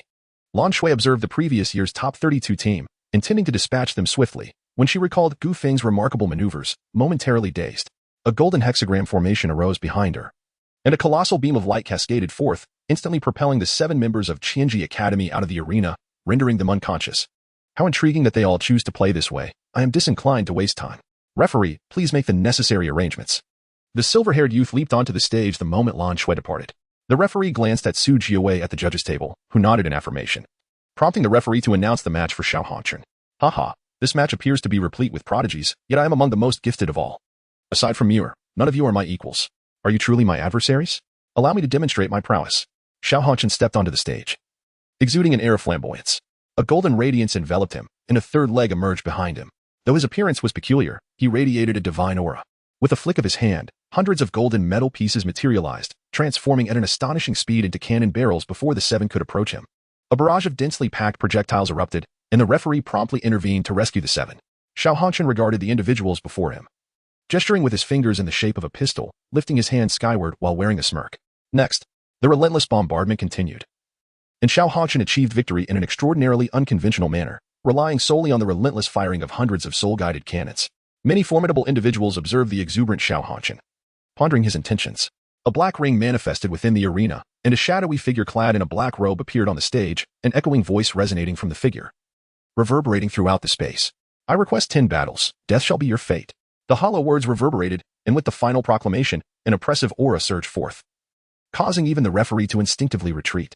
A team of rogue cultivators ascended the stage, undeterred by the ominous presence of the black-robed figure in the eerie black ring. Eager to test their mettle, the black ring exploded, instantly engulfing the entire arena, and in the next moment, it reappeared around the shadowy figure. The ring spun slowly behind the figure, and all those present on the stage vanished without a trace. The referee's eyes glazed over before he collapsed, as if witnessing something profoundly terrifying. Everyone stood in shock, as a disheveled elder materialized above Shrek, a colossal hand reaching out toward the black-robed figure while a powerful voice echoed across the arena. How dare an evil spirit master participate in the continental competition? Die. The black-robed figure regarded the ethereal giant hand coalescing above, and a long-handled sword materialized in its grasp. The sword's design was peculiar, adorned with barbed spikes, and an irregularly shaped crystal adorned its hilt. As the sword plunged into the ground, a gray beam shot skyward, dispersing the giant hand into dust. A new black ring appeared atop the long-handled sword, spinning incessantly. For title Douluos emerged in the arena to restrain the advancing Xuanzi. What? Do you also wish to obstruct me? Every evil spirit master must be eradicated. Do you intend to shelter them, Star Luo? Elder Xian, this is a competition. The tournament cannot be interrupted. Please consider, after the match concludes, Star Luo will not hinder you, but during the competition, it is not permissible. Su Jiawei, unlike his portrayal in the original text, stepped forward, exuding an imperial aura as the scene of a starry sky unfolded above him, a crown materializing upon his head, the starlight locking onto Xuanzi. Before Xuanzi could unleash his wrath, Zhang Lishuan swiftly restrained him, subsequently apologizing to Su Jiawei. The overwhelming aura emanating from Su Jiawei was formidable. They could not provoke someone of that caliber, especially not on this territory. The competition continues, Su Jiawei declared before returning to the stands. While Xuanzi and the others resumed their seats, the black-robed figure resumed the competition, yet due to the previous carnage, no one dared to take the stage. Ultimately, the referee had no choice but to declare the black-robed figure the victor by default. How fascinating. I shall also give it a try. Long Aotian landed on the arena, dust swirling around him as his commanding voice reverberated through the soul battle arena. His fighting style, though not as swift as Gu Feng and Lan Shui's, nor as overwhelming as Xiao Hongchen's firepower, and lacking the peculiarities of the man in the black robe, was nonetheless formidable, each punch struck with precision, pressing his opponent's heads firmly against the arena floor. Subsequently, Xinglua Academy and several other institutions achieved a consecutive 10 victories, revealing to all the formidable contenders and potential champions of this soul battle competition. Meanwhile, on the streets, Fei Xiao, meandering leisurely, suddenly cast a serious glance towards the starry sky above the arena, his blue eyes flickering with a hint of gravity. The presence of a formidable entity. Gu Feng gazed at Fei Xiao, who had suddenly come to a halt, and followed her line of sight into the starry expanse, accompanied by her gentle murmurs. He tenderly pulled at Fei Xiao's sleeve, shaking his head softly. Do not worry, Fei Xiao. I shall resolve these matters. Your primary objective now is to reach the ruins of Cangqing, and then establish contact with the Xianzhou Alliance to return to Yaoqing. Upon hearing this, Fei Xi looked at the boy whose eyes were filled with concern for her, wanting to say something, but ultimately embraced him gently instead. Chapter 40. The advancement matches of the top 32, a glimpse of the underworld. As the contestants stepped into the arena, a wave of cheers erupted, with every spectator in the stands fervently animated, as if they themselves were the ones competing. Perhaps this is akin to the concerts of a past life. Gu Feng recalled the concert he had witnessed in his past life, where the fervor of the audience mirrored this very moment. However, he was not particularly fond of such occasions. In his previous life, he was a reclusive individual, preferring solitude. Below, the competition between VV Academy and the Heavenly Dragon Sect was about to commence. Yang, you should draw the competition format. I'm feeling rather lazy and my luck has never been particularly favorable, Gu Feng remarked, shrugging his shoulders and relinquishing the task to Ouyang Sunday moments later. Ouyang Sun returned, casting a glance at Gu Feng, just as the referee's voice echoed through the arena. The competition format consists of individual matches and team matches. Now, may the first individual from each side step forward. Why are you all staring at me? Damn it, it's me again. Why don't you all step up? I'd rather take a break, Gu Feng grumbled, glaring at the group of onlookers. The others exchanged glances, preparing to reprimand this loquacious individual. Wait. You all are amazing, my respected seniors. I was wrong. I'll go. Gu Feng, sensing the impending reprimand, hurriedly ascended the stage. There was no way he could stand against them alone, especially with Fei Xi watching. He certainly did not wish to embarrass himself. As both sides took the stage, the audience erupted into even louder cheers upon spotting Gu Feng. The representative from the Heavenly Dragon Sect was a girl, which was indeed a rare sight, as the sect, known for its blue electric Tyrannosaurus lineage, seldom featured female competitors. Gu Feng sensed an extraordinary aura emanating from the young girl, something that seemed unfitting for the realm of Douluo. His eyes narrowed as he focused intently upon the girl ascending the stage the moment the referee exited. A black pattern resembling a flower materialized beneath her feet. Ethereal, the other shore flower. The girl was instantly engulfed by a towering pillar of black clouds. And before the dark clouds dissipated, a black sun and a white moon arose. An overwhelming pressure surged forth, a peculiar gravitational force palpable even outside the arena, albeit faint. The majority of this pressure bore down upon the girl encased within the black clouds. That girl was formidable. Gu Feng was now faced with a troubling opponent. Had he known such a rival existed, he would have engaged sooner. Song Yu, observing Gu Feng's resolve, felt a surge of excitement. Yet resentment bubbled within her at the thought of missing such an opponent due to her reluctance to engage with the weaker competitors. If Gu Feng were aware of her sentiments, he would undoubtedly berate her and confront her directly. All right. When the time comes, you all can join in. After all, it seems there are more hidden talents than just one. Those like us, who reveal our strengths right away, are certainly in the minority. Fei Xiao attempted to placate Song Yu. Then, with a smile directed at the collective fervor in everyone's eyes, she turned her gaze toward Gu Feng, who was giving his all in the arena, a smile gracing her lips. As Gu Feng launched his attack, many outside the arena began to watch attentively. A serious opponent capable of eliciting such focus from Gu Feng must be at least on par with them, and likely not far apart in strength. Lan Shui, the Hongchen siblings, Long Ao Tian, Miao V, Ji Juchen, along with the figure in the black robe and a host of hidden observers began to strategize how they might respond to such an onslaught and the potential for counterattacks. Ethereal, Nano Vanguard. The fusion of black and white energy birthed four figures in an instant, the white Bader wielding dual swords, soaring through the skies, accompanied by four high-tech flying machines bearing a violet hue. With a swift motion, an array of crimson spikes from the grotesque Yggdrasil emerged, alongside a figure reminiscent of Bader, yet wielding knives in both hands, geary-eyed. The black pillar of clouds was cleaved asunder, and the girl underwent a remarkable transformation. No longer merely a girl, but rather a captivating woman, she bore a 2-meter-long peculiar katana at her waist, its hilt adorned with what appeared to be monstrous eyes. Her long, purple hair cascaded down, and atop her head rested an unusual ornament. Her slender waist was clad in peculiar shorts. The skirt of her attire flowed elegantly with the wind, while the wide sleeves of her garment fell gracefully to her feet. By the heavens! Gu Feng, upon catching sight of the figure opposite him, could not help but exclaim in astonishment, although he was aware that he would eventually encounter individuals from his past life within the railway. Encountering the formidable spirit known as Huang Quan, a being that should not exist, was entirely unexpected. The moment the violet-haired enchantress appeared, she seemed momentarily dazed, as if struggling to comprehend her presence in this location. Gu Feng felt a sense of trepidation wash over him, an unsettling kind of fear that was far from ordinary. Yet, in the next instant, Huang Quan raised her hand and observed the swirling ether emanating from Gu Feng. She gently closed her eyes, attuning herself to a peculiar sound that resonated like the throbbing of strange blood. With a single hand, she grasped her blade, drawing it ever so slightly before returning it to its sheath, murmuring softly to herself. So it is. The atmosphere grew still, with four sharp soldiers standing guard before Gu Feng, poised for action, while the presence of the black sun and white moon intensified. A chilling voice whispered in Gu Feng's ear, urging him on, strike, and if your strength is sufficient, I shall reveal to you the means to resolve the issues that plague her. Gu Feng was momentarily taken aback, his body gradually leaning downwards. In his previous life, he remained oblivious to how Fei Xiao's ailment was ultimately resolved. He was even unaware if Fei Xiao's condition ever improved. He had previously placed all his hopes on the healer. Yet the healer might not necessarily respond to him. Moreover, Huagua, the most enigmatic envoy within the Broken Iron universe, might indeed possess a solution. Gu Feng turned his gaze towards Fei Xiao's position, his aura settling into tranquility. He recalled the image of her sitting quietly by the window in the evening. She too seemed unwilling to be ensnared by the madness of the moon. Once the fearless and unrepentant general of the celestial vessel, now she hesitated to wield her own power, restrained by the fear of losing control. The once carefree warrior now appeared burdened with contemplation, as if weighed down by newfound concerns. The images in Gu Feng's mind ultimately lingered on the future that Fei Xiao had spoken of, where Yao Qing awaited his proposal. A low, melancholic laugh gradually spiraled into madness as Gu Feng brushed his hair from his forehead, and a frenzied voice echoed around him. Then let us battle. At the moment Huagua emerged, Fei Xiao rose anxiously, sensing the essence of a void destiny, concerned that Gu Feng might be harmed. Just as Fei Xiao contemplated bringing the laughing Gu Feng back, they were confronted by Ouyang's son, who urged her to let him fight with all his might. He had been suppressing himself for far too long. He was not the same during his time at Shrek. Gu Feng had not considered so much back then. You are the reason for his transformation. We must believe in him. Even if Gu Feng were to lose, we are still here. Ouyang's son's fighting spirit sword. With Song Yu, Snow Empress, Ouyang Qi'er, and Gu Yana standing resolutely behind him, all gazing at Fei Xiao, awaiting her decision. Fei Xiao observed Gu Feng's figure, then sighed helplessly, resting her chin on the railing, her blue eyes seemingly lost in thought. Well then, let us trust Xiao Feng. Chapter 41. The Advancement Round of the Top 32, Part 2, Pseudo-Apocalypse Canon. 4 sharp soldiers surged toward Huagua, each possessing strength equivalent to that of a soul sage in this realm. Huagua wielded his long blade to deftly deflect Gu Rui's attack, swiftly kicking away the approaching Bada air, and nimbly leaping to evade the nanospikes unleashed by Yiming Jiada.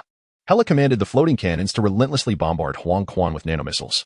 Bada air's shoulder armor opened, and an uncountable number of nanomissiles were launched simultaneously, while Yiming Jiada conjured spikes spanning dozens of meters to pierce Huagua. Gu Rui's long blade ignited with a black flame, slashing towards Huagua. The 2-meter-long katana traced a graceful arc, and in the next moment, the attacks of the 4 nanosoldiers, along with all sharp soldiers, dissipated simultaneously on the arena. Spectators outside the ring were astonished. Rising to their feet, they realized they could counter Gu Feng's nanosoldiers. Yet none could do so with the ease displayed by the purple-haired goddess on stage. Her strength was unfathomable, and many breathed a sigh of relief. For regardless of who emerged victorious or defeated in this clash of titans, it would ultimately benefit them. Huagua spun on the spot, the katana carving an arc, sending a wave of energy crashing toward Gu Feng, uprooting the ground as it surged forward. 3 paths withered: ether, sun, and moon. The black sun and white moon vanished from the arena in an instant, only to reappear on Gu Feng's shoulders the next moment. The diminished celestial bodies now emanating an even more terrifying aura. Gu Feng's shoulders bore the weight of resistance against the sun and moon, his aura reaching its zenith. A formidable black greatsword materialized, shattering the waves of energy with a powerful upward strike. Ether, judgment. In an instant, Gu Feng's silhouette emerged above Huagua. As the air rippled violently, the crimson aura flickered ominously around his heavy sword, which then descended with tremendous force upon Huagua. A colossal pit materialized on the arena floor, sending clouds of dust billowing into the air. Yet, as the dust settled, the scene that unfolded was unexpected to most spectators outside the ring. Huagua leaned nonchalantly against his great blade, leisurely munching on a peach, while Gu Feng knelt in the giant pit, supporting himself on the hilt of his sword. He withdrew the heavy sword from the ground, only for it to shatter into countless fragments, which transformed into dust before reaching the earth. The sun and moon insignia upon his shoulder dimmed, eventually dissipating into wisps of white smoke. Gu Feng slowly rose to his feet. His regenerative abilities, derived from the blood of the underworld, were now constrained by a peculiar energy, rendering his recovery far less effective than before. Gu Feng observed Huagua leaning against the blade. His understanding of her thoughts was limited. Nonetheless, her restraint from action was a relief. Gu Feng gradually closed his eyes, and the ethereal energy circulating on the arena dissipated. Huagua glanced at Gu Feng before placing the unfinished peach into her sleeve. She grasped her long knife, fully prepared to counter any forthcoming assault. She needed to gauge his approximate strength before deciding whether to divulge certain information to him. She had only glimpsed a fragment of his future, a moment in which he stood against the divine. Yet, that fragment appeared to be but an illusion, indistinct and ethereal. His pitch-black pupils radiated a crimson glow, and Gu Feng wore an expression of chilling detachment. In an instant, a colossal, jet-black coffin sealed Huagua within its confines. Dark chains connected the coffin at its 4 corners, suspending it in midair, the oppressive force of the confinement unsettling many. Ethereal energy, black coffin. This entity could, at most, afford him a brief respite, especially since Huagua had yet to engage earnestly. Gu Feng recalibrated his state, the blood of the underworld finally mending his previous wounds. A multitude of tightly shut eyes manifested in the sky as they opened, countless gazes fixated upon the black coffin. In that moment, many resorted to various means to obstruct the prying eyes, sensing their voyeuristic capabilities. The sheer multitude of spectral eyes in the heavens evoked a profound sense of oppression. As if foreboding calamity loomed on the horizon, the sun and moon reappeared upon his shoulder, the heavy black sword coalescing anew. Just as Gu Feng had completed his preparations to seal Huang Quan, a blade of light cleaved through the black coffin, shattering it into fragments that dissipated into the ether. Gu Feng sidestepped the glint of the blade, which vanished after extending several hundred meters forward, leaving behind a massive chasm that spread onto the viewing platform. Huang Quan maintained an air of nonchalance, leisurely munching on the unfinished yun tao, seemingly unfazed by the peculiar eyes above her head. Eager to see what surprises he might unveil next. Ether, Emperor's Cataclysm. Countless beams of energy cascaded down, filling the arena with a cacophony of explosions as this venue, impervious even to Douluo, was shattered into fragments. A shadowy figure lunged towards the violet-haired figure, the heavy sword scraping against the ground, igniting black flames as it swung towards Huang Quan. Boom! A deafening sound erupted, sending the dark figure flying, the black sword in hand disintegrating into dust. In the next moment, black light was relentlessly repelled and propelled towards Huang Quan. The entire space was awash with shadows. Most spectators could only see the violet-haired lady standing amidst the swirling black shadows that collided around her. She wielded a long blade with a scabbard, continuously deflecting the dark apparitions, yet the incessant assaults began to test her patience. Where the shadows passed, pitch-black flames ignited, slowly forming a strange pattern. Though seemingly unnoticed by anyone, the black shadows charged at Huang Quan once more. This time, a faint lightning aura enveloped her. In an instant, terrifying thunder swept across the ground, creating several deep craters. The black flames extinguished after the lightning's passage, revealing a pattern left in their wake. As the onlookers pondered its significance, a colossal vortex appeared in the sky, enveloping the entire arena, prompting everyone to rise in unison. All titled individuals sensed an oppressive aura emanating from the vortex, while those beneath their ranks collapsed to the ground. Several presences erupted, resisting the overwhelming force. Ouyang's son, Lan Shui, Miao Er V, Long Outyin, the cloaked figure, and others who had been concealed revealed themselves simultaneously. The figures, having unleashed their auras, exchanged glances before turning their attention to the arena, recognizing the connection between the sky and the entity on the platform. A terrifying roar erupted, and in that moment, Su Jiawei, Xuanzi, Qian Shouyue, and others simultaneously stifled the sound's propagation. Had they not intervened, the ensuing battle might have resulted in a river of blood. The sky began to crack like a mirror, as bizarre colossal beasts crawled forth, gnashing at one another, forming a grotesque cannon. The aura emanating from the cannon was palpable enough to instill a sense of threat even in the weakest of the strong, directing its focus on Huang Quan. The cannon devoured countless energies, instantaneously consuming all energy within the arena. The devouring force spread towards Xinglua City, prompting Su Jiawei to summon the imperial crown. Attempting to isolate this invasive power, though with limited success, his eyes narrowed, contemplating the figure on the platform, pondering the nature of this entity. Dusk ancient beast? No. Merely a resemblance. It lacked the oppressive aura characteristic of true ancient beasts, its presence significantly weaker. Yet, it was evident that this creature posed a considerable danger. In that instant the beast emerged. Huang Quan froze momentarily, her body tensing, mistaking it for the dusk ancient beast, but soon relaxed, realizing the creature's size, strength, and oppressive nature were inferior to that of a genuine ancient beast. Nevertheless, the beast's aura seemed to share a common origin with ancient beasts, strikingly similar. Huang Quan gazed at the unbreakable entity above, silently sighing.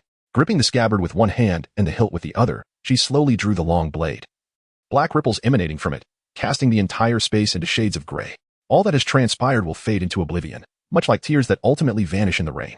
Do not look back. There is no path to retrace. I mourn for the departed, weeping as if it were rain, filling the river crossing, surging like a tide to guide you home. In the moment the blade was unsheathed, Huang Quan's violet locks turned grayish-white, her long-sleeved garment disintegrating into fragments. From the armor on her fingers, blood-red patterns enveloped her form, ominous dark red eyes betraying a foreboding aura. As Huang Quan intoned softly, a hand emerged from the ruins, with ether surging wildly into the enormous vortex above, amplifying the devouring power of the beast. In an instant, it broke through Su Jiawei's obstruction. As the dark red beam erupted with Huang Quan's unleashed aura, waves of destruction descended upon every heart present. Pseudo-apocalypse cannon. Suddenly, the black and red blade light tore through the dark red beam, cleaving the entirety of Xinglua City in its wake. Dreams of remnants died in despair, severed by a single strike. The trace of the blade light extended beyond Xinglua City before gradually fading away. The boundless gray light compelled all to close their eyes. And when the brilliance dissipated, Gu Feng's figure lay quietly amidst the ruins, unable to recover immediately even with the blood of the underworld. As the forces of void and hellish blood clashed against one another, Gu Feng reclined on the ground, gazing at Huang Quan, who looked up at the descending raindrops. Reaching out to catch them, she transformed back into her purple-haired form, as if the fierce individual who had just cleaved the entire city in two had never existed. From her sleeve, she produced a crimson-oiled paper umbrella, unfurling it as she slowly approached Gu Feng. The crisp sound of her high heels striking the ground harmonized with the patter of raindrops on the umbrella, resonating clearly in Gu Feng's ears. Let us pause for a moment. That previous maneuver was but a mere fragment of the power I wield. It seems as though this place suppresses all fate energy. And the force that curtails that energy is intrinsically linked to the essence within your being. When you awaken, I shall come to you, revealing the answers you seek. This is merely a projection of mine, and I am uncertain why it has manifested here, yet the instant I beheld you, an understanding dawned upon me. The sound of her high heels gradually faded away as Gu Feng slowly closed his eyes. At the moment Huang Quan departed, Fei Xiao appeared before Gu Feng, gently lifting him and vanishing into the curtain of rain. The spectators who witnessed this battle could only feel the absurdity of it all. Neither the swirling vortex above the starry expanse nor the blinding flash of the blade was something they could contend with. Xuanzi rose, determined to eliminate that formidable foe, whose threat loomed too large.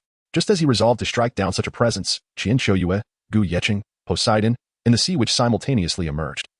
Their combined might dispelling many thoughts of confrontation among the onlookers. Xuanzi, sensing the four powerful presences that matched his own, resignedly sat down, lost in contemplation. Su Jiawei observed the blade mark that pierced the starry realm. The horrific aura lingering beside it sent chills down his spine, and even the force within him, which had urged him to transcend his limits, dared not provoke the energy emanating from that scar. He watched the purple-haired enchantress gradually recede, along with the figures from VV Academy disappearing into the rain. With a slow turn, he made his way back to the Starry Palace. Chapter 42. The Advancement Matches of the Top 32, Part 3, The Terrifying Black Ring. Following the upheaval between Gu Feng and Huang Quan, the continent-wide competition was reluctantly paused for 2 days. During this interlude, the Starry Realm tirelessly worked to repair the battle arena and fortify the competition grounds. Now, representatives from the Holy Spirit sect and the 9 Treasures Liuli sect from the common folk are invited to the stage to confirm the competition format. Gu Feng remains in a state of unconsciousness. Following the fierce battle between Gu Feng and Huang Quan, the Tianlong sect was single-handedly overwhelmed by Ouyang's son, who did not even exert his full strength. He decisively penetrated the entirety of the individual competition. In the subsequent team battle, without Huang Quan, Ouyang's son took the stage alone and played an enigmatic melody. The members of Tianlong found themselves unable to control their own bodies. Being cast aside one by Ouyang's Sunday, chaos ensued. Ouyang's son's peculiar skill, the melody he played, could disorient the senses of his opponents, proving to be quite advantageous at times. The Jiobao sect is a venerable and ancient sect, one of the foundational powers in the realm. All present had witnessed the formidable abilities of the man in the black robe, although they did not believe Jiobao could secure victory. They harbored hopes that Jiobao could compel the black-robed figure to reveal some of his hidden techniques. The disparity in overall strength among these individuals was not excessively vast. Aside from their desperate measures, intelligence could enhance their chances of triumph in such circumstances. They collectively observed the matches of their opponents, seeking to glean valuable information to avoid being caught off guard when their turn arrived. When the Jiobao contestant took to the stage, he wielded a long sword embedded with 6 gemstones, with inscriptions on the hilt spelling out its name, 7 kills. As the 2 competitors entered the arena, a black halo simultaneously manifested on the stage. Sword intent surged skyward as 6 soul rings illuminated concurrently, signaling the peak of the man's aura. 7 kill sword technique. Sever the heavens and vanquish gods and demons. In an instant, the blade of light cleaved through the still expanding black halo, and an unusual long-handled greatsword descended from its center, shattering the sword energy aimed at the black-robed figure as it plunged into the ground. The black-robed figure slowly advanced, extending a hand from beneath the cloak. The hand was a ghostly gray-white, resembling that of a corpse, with irregularly shaped gray-white crystals protruding from the wrist and fingers elongated and pitch black. As the long sword was drawn, a sense of decay and chaotic destruction enveloped the arena, forcing the 7 kills man to stagger backwards under the onslaught of this disordered aura. A gray sword energy cleaved through the soul-fighting arena, suddenly materializing before the 7 kills man, as murderous intent coalesced around him, forming a realm of slaughter. The 7 kills domain. He swung his sword to sever the gray sword energy, his slightly crimson eyes betraying his murderous intent. The 7 kills sword ascended into the sky, fracturing into 2, then 4, then 8 in mere moments. In the span of a few breaths, a multitude of 7 kill swords blanketed the heavens above the arena, while the black-robed figure merely rested the great sword upon his shoulder, remaining unmoving. 10,000 swords converge as one. The 7 kills descends. All the long swords soared into the sky, parting the clouds, coalescing into a 100-meter-long 7 kills sword aimed directly at the black-robed figure. As the sword sliced through the air, it cleaved the atmosphere in 2. An enormous crash resounded, and a shockwave engulfed the entire arena. When the dust settled, the colossal sword was embedded in the ground, and the black-robed figure stood unscathed beside it. Suddenly, several rips appeared in the black robe, which then disintegrated into tattered strips fluttering across the stage. All present instinctively rose to their feet, transfixed by the figure revealed beneath the hood. Those of noble birth without soul power were struck by terror, collapsing to the ground and crawling backward in fear. Beneath the black robe stood a woman, her pale hair cascading to the ground, her eyes devoid of pupils, appearing eerily hollow, and her body marred by countless crimson fissures. Holes pierced through her arm joints and thigh joints, and sinister spikes protruded from her form, exuding an aura of decay and desolation. There was no trace of vitality about her, yet she stood starkly in the arena. And at the moment her black robe was torn asunder, chaos erupted throughout the battleground. The energies of soul power, elemental force, spiritual energy, and so-called divine power became utterly immobilized, and those outside the arena sensed an impending calamity emanating from the woman. They felt her presence fluctuating, at times a living being, at times a corpse, at times akin to a spirit beast, and then resembling a high and mighty deity, before again descending into darkness, like an abyss. Neither human nor beast, neither corpse nor god, neither demon nor angel, what on earth was she? Ouyang's son and his companions felt the ominous aura of the woman, and grim expressions collectively manifested on their faces. The woman turned her head toward the inheritor of 7 kills. Though she lacked pupils, it was evident to all that she was fixated on him. She pointed the long-handled greatsword at her opponent and slowly waved her hand. Suddenly, the sword began to whirl in her grip, releasing a torrent of countless gray blades. Wherever the sword energy danced, it appeared as though the very heavens and earth were being consumed, enveloped in a pallid hue. The inheritor of 7 kills sensed an overwhelming peril in that instant. He wished to concede, yet opened his mouth to utter a sound, but no words emerged. The Jiobao inheritor vanished into the blade's embrace, the 7 kills sword cascading to the ground, slowly disintegrating into dust along with half of the arena itself. The titled soul master of Jiobao sprang to his feet, unleashing his furious soul power toward the gray-haired woman. The title he bore was that of the sword Douluo of this era, the master of the 7 kills inheritor who had just vanished from sight. A rank 97 super Douluo. The sword Douluo, a paragon of offensive prowess, surpassed even Xuanzi in sheer attack, yet could not rival Gu Yeqing, for one represented consistent offensive capabilities, while the other embodied explosive might. Gu Yeqing's attacks were unrivaled across the continent, and none dared provoke him. Under the relentless assault of Gu Yeqing, survival was a gamble. Either he would perish or his opponents would succumb to his wrath. This was precisely why the quartet had managed to instill fear in those lurking within the arena. For none wished to face the fury of Gu Yeqing.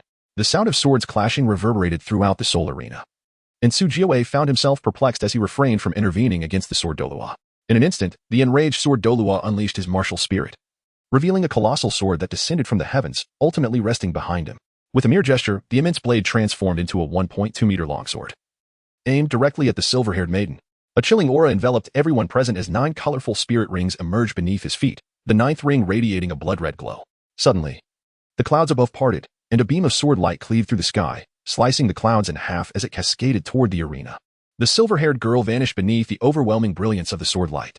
Just as the sword Douluo believed he had avenged his disciple, he turned to leave this sorrowful place. Without warning, a colossal black ring appeared above the arena, rapidly expanding to envelop the entirety of Xinglua City. Following Gu Feng's consumption of all energy within the city and the severance of Xinglua by Huagua, a new force emerged to blanket the area. All-powerful beings shielded their cherished ones, gazing gravely at the ominous black ring that loomed over the city. The previous crimson artillery and the lethal sword light hinted at the terrifying nature of these extraordinary phenomena. The black ring materialized the moment the silver-haired girl vanished, raising alarm in the hearts of all. As the black ring shrouded Xinglua, darkness enveloped the city, and in the next instant, a cacophony of frenzied sounds erupted: cries, laughter, roars, howls, pleas. Every conceivable human expression resonated in the air. The sword Douluo's hair stood on end as all 9 spirit rings ignited, radiating light from his body, a manifestation of his soul bones. He unleashed every available measure, even capable of momentarily entangling with the limits of existence. Yet, death still lingered ominously around him.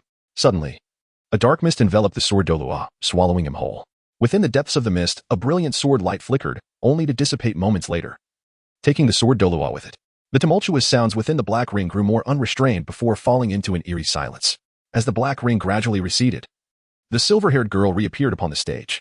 A chill ran through everyone, including Su Jiawei and the Silver Dragon King. The unknown is the most terrifying of all.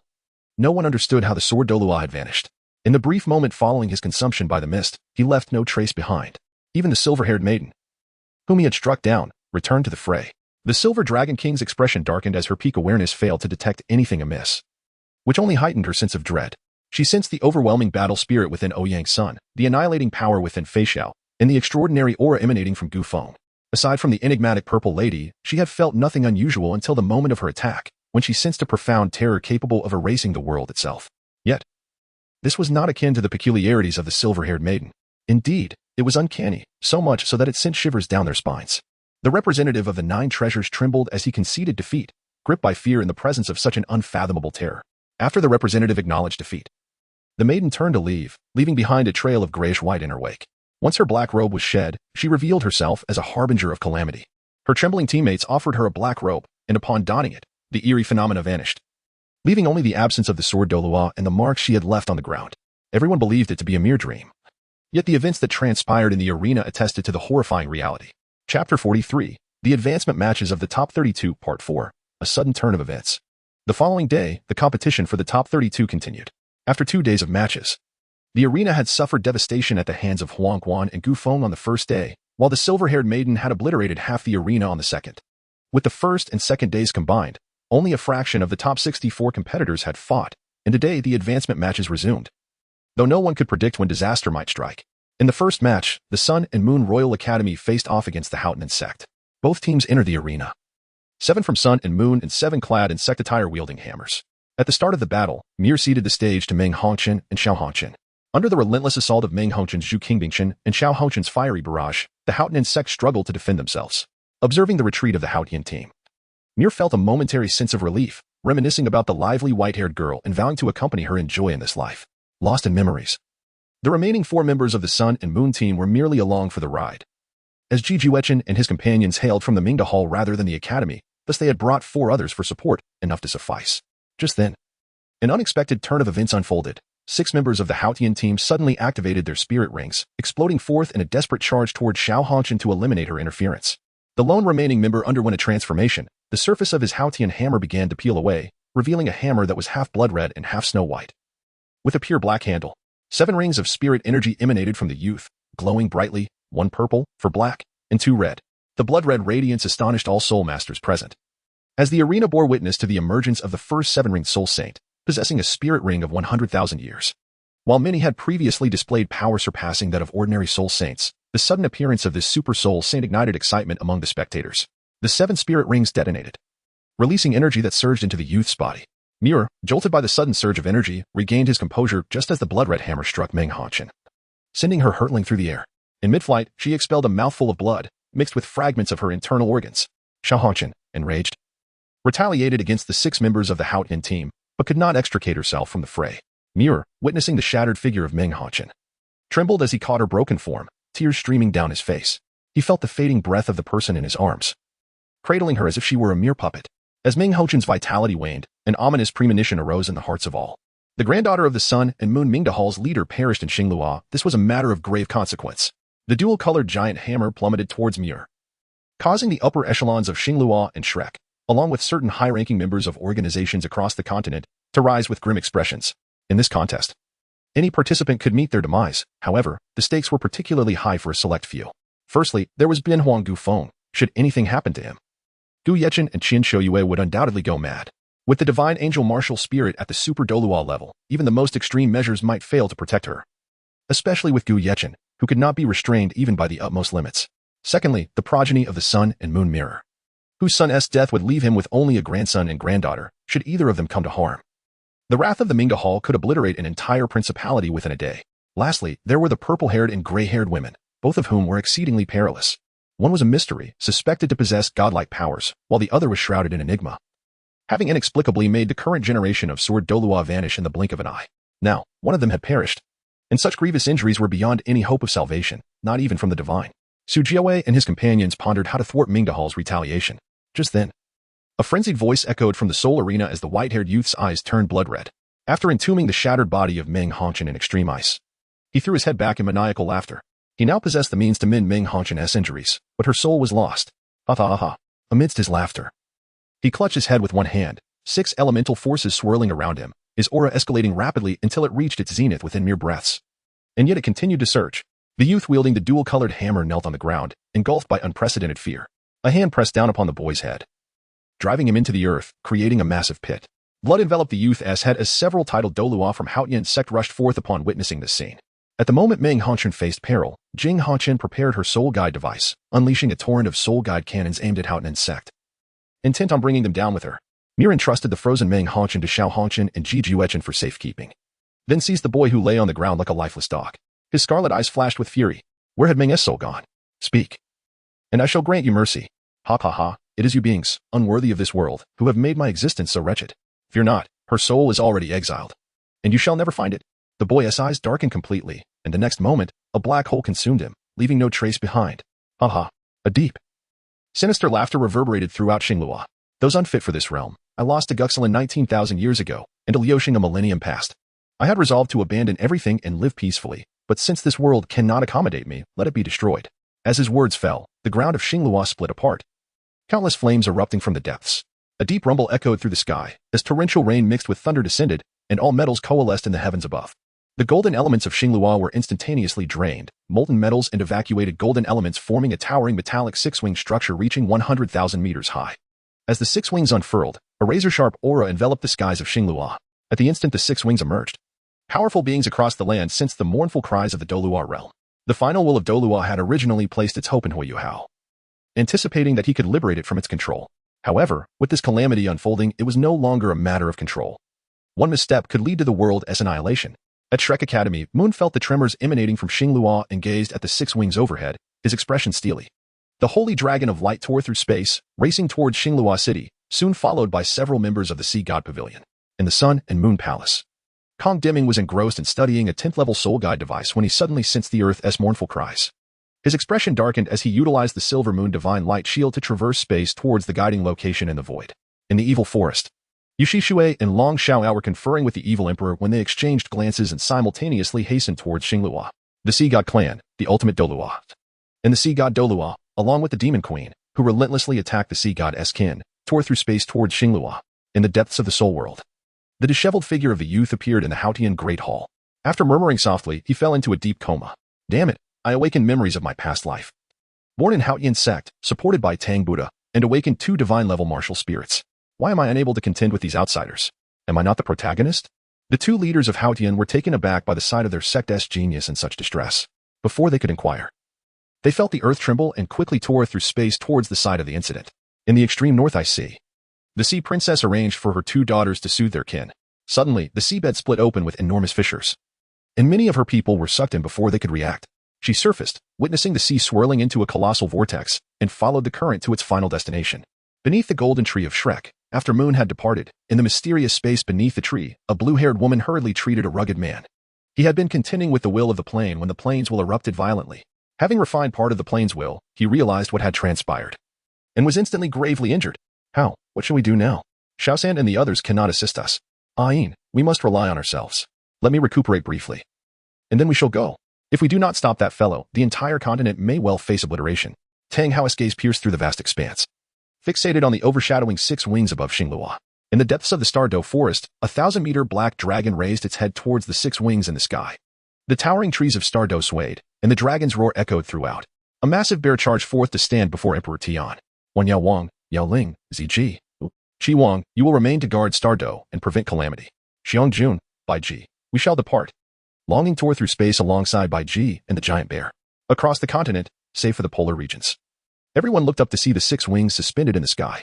Such a distance allowed them to witness the chaos that had unfolded.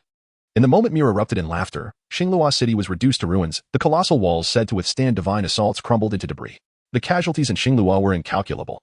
As Gu Yechen gripped an ancient longbow, his expression grave as he gazed at Mir hovering before the six wings at an altitude of 10,000 meters. Su Jiawei's imperial crown radiated boundless starlight, shielding his sister and key members of the royal family, while the undying poison of the main body sect and Shrek Estuanzis protected the pride of their family.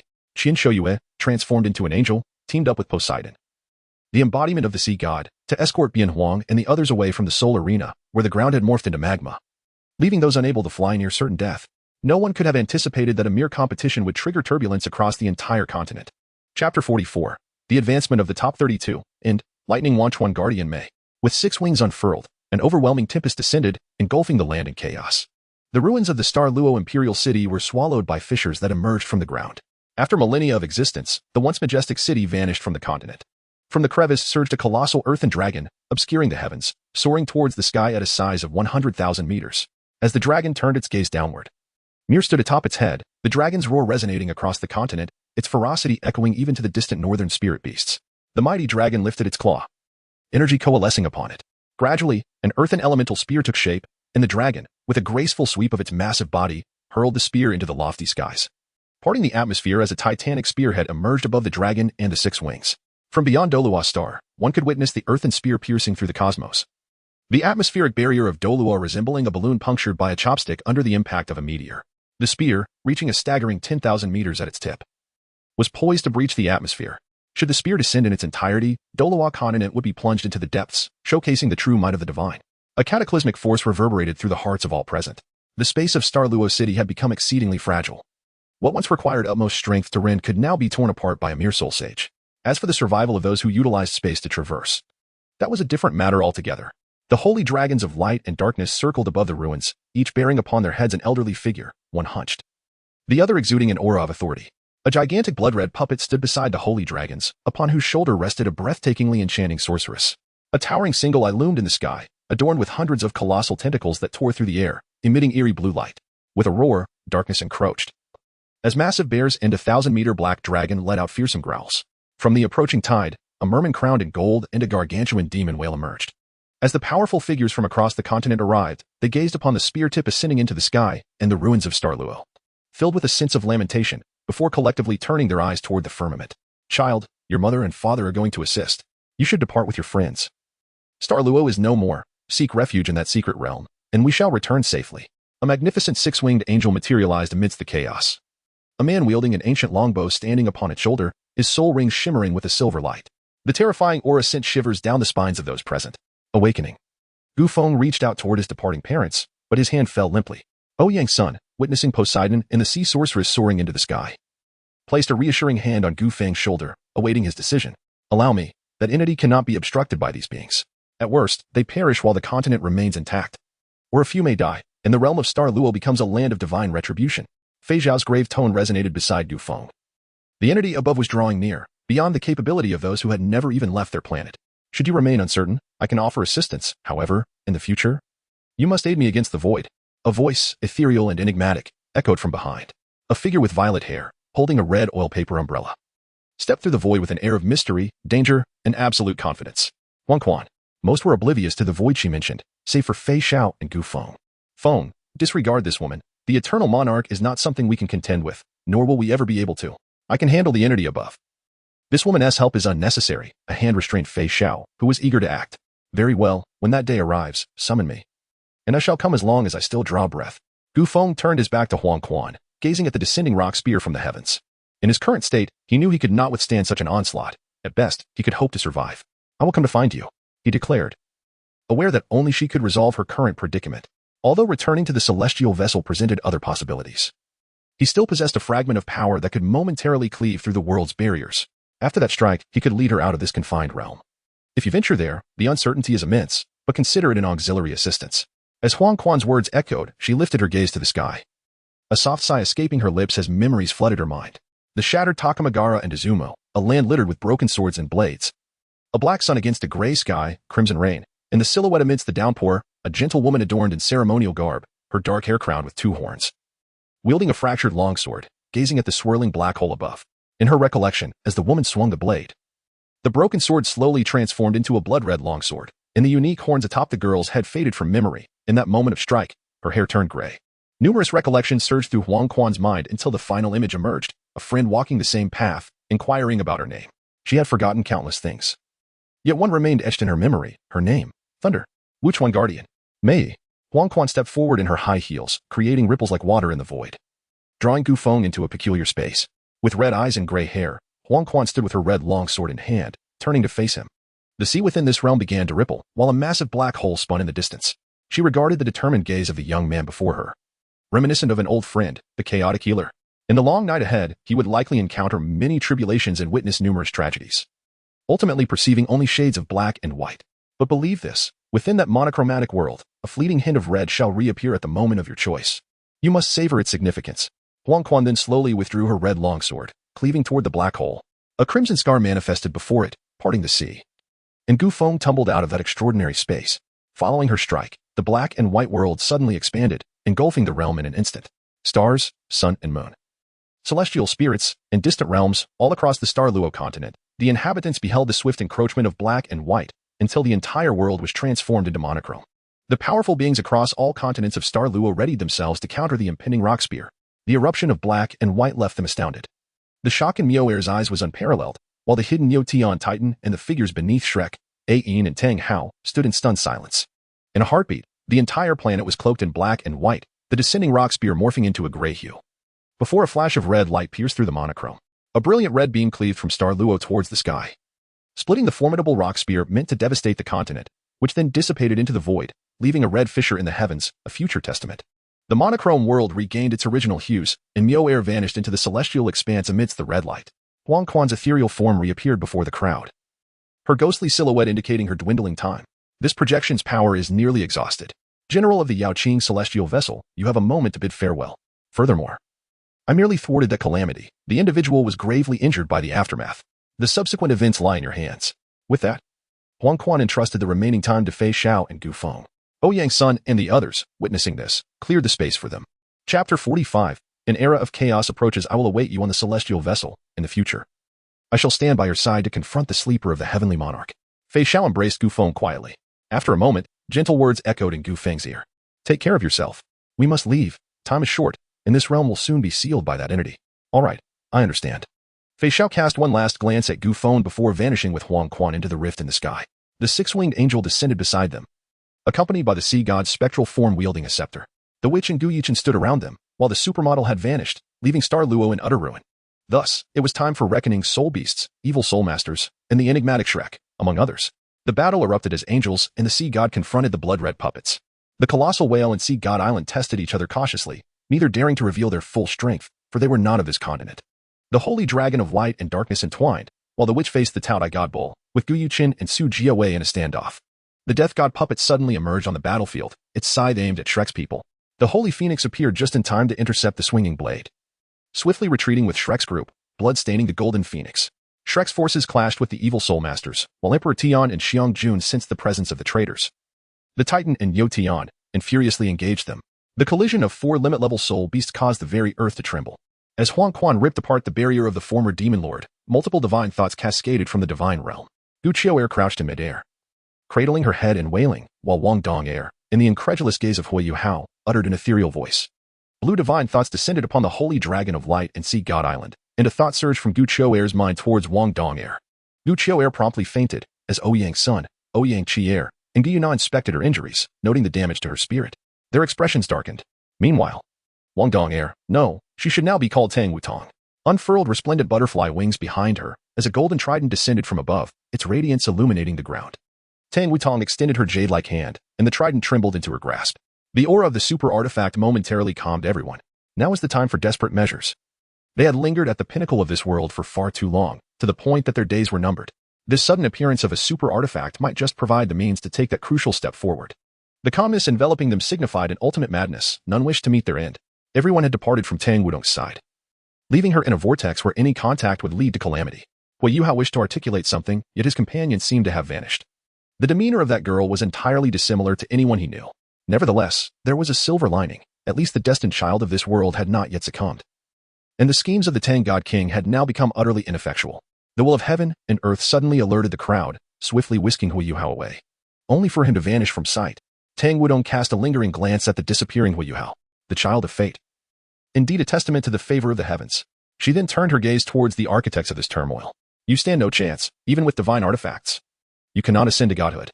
However, there exists an opportunity for you to attain divinity, and that is to eradicate these interlopers unworthy of Douluo. Tang Wudong pointed her sword at Gu Feng and the gray-haired Nox. The black sun and moon ascended from the ruins, followed by an explosion. Ether, sun, and moon. The detonation raised a cloud of dust, causing Gu Feng and Ouyang's son, along with the others unconnected to Douluo, to flee for their lives. When the divine consciousness descended, Gu Feng felt an ominous shift, preparing in advance, for their strength was insufficient to confront the paramount powers of the continent. The death puppets and blood puppets charged simultaneously at Nox, and in that instant, Nox was obliterated into fragments. Darkness, profound darkness. It enveloped the entirety of Star Luo, extending to the borders of Douluo. From within the darkness, countless whispers emerged. You've arrived. How we long for you to release us to vanquish them. The black ring erupted, and the previous dark mist surged towards all within Star Luo. What the hell is this? Shishue, take cover. The dark sacred dragon, igniting its soul power, surged forth with Yushishue out of the black mist, its body seemingly corroded, scales decaying, horns withering, claws aging. The dark sacred dragon transformed back into a tall elder, its aura waning, spitting forth black blood as it carried Yushishue towards the sun and moon. At the moment Long Xiaoyao breached the black mist, Zhang Liwu followed suit. Fleeing alongside them, he bore the greatest loss, having sacrificed 400,000 soul beast souls and the Bone Dragon King to escape. The angel and sea god fought fiercely, while the witch was repelled by Taodai, and Gu Yechen found himself trapped above the firmament by Su Jiawei, ensnared tightly by the guardian of the imperial crown. Unable to emerge in the short term, as the dust settled, Gu Feng and his companions were intercepted by members of the body sect, the Angel, Sea God, and which stood resolutely before the undying poison, while the Shrek members and other forces of the continent encircled them. The hooves of the Taodai divine bull stomped down, and the manic laughter of Ouyang's son echoed. Come, now this feels right. With one hand propped against his forehead, his blazing eyes radiated a scarlet glow. Golden feathers and white fur swirling as the Taodai divine bull stomped down. Chi Tian. Everyone was lifted by Ouyang's son, and in an instant, the Taodai divine bull was sent flying. However, Ouyang's son ultimately could not contend with such a formidable adversary. After sending the Taodai divine bull airborne, he reverted back, momentarily losing his combat prowess. The aura of the Snow Empress surged wildly, reaching Soul Sage, then Soul Douluo, on the verge of breaking through her title. She yearned to conclude her recultivation. Although the outcome would likely not enable her to overcome these foes, there remained a glimmer of hope for her escape from this place. Gu Feng extended a hand to rest upon the Snow Emperor's shoulder before stepping out from behind. He approached Qian Qiuyu and gently embraced her. Mother, do not worry. We shall be fine, I promise. With that, he swiftly rendered his mother unconscious with a chop of his hand, supporting her as she fell, and entrusted her care to the witch and Poseidon. As for his father, for now, he felt powerless, yet it seemed there was little cause for concern on that front. The number of titled individuals surrounding them continued to grow. The temptation of ascension was simply too great. In the past, these individuals struggled to find their way, but now, everyone yearned to involve themselves. I can lead you away. There is no need to resort to that. Song Yu observed the encircling formation, assessing their remaining combat strength. The probability of a complete escape stood at a mere 40%. Yet, that was sufficient. This time, I do not wish to flee again. Shrek made an escape once, and I avoided facing it when Fei Shao departed. I am not a saint, nor do I relish these troublesome matters. However, the people I care for are few. My family, and should anyone harm them, I would wish for their demise.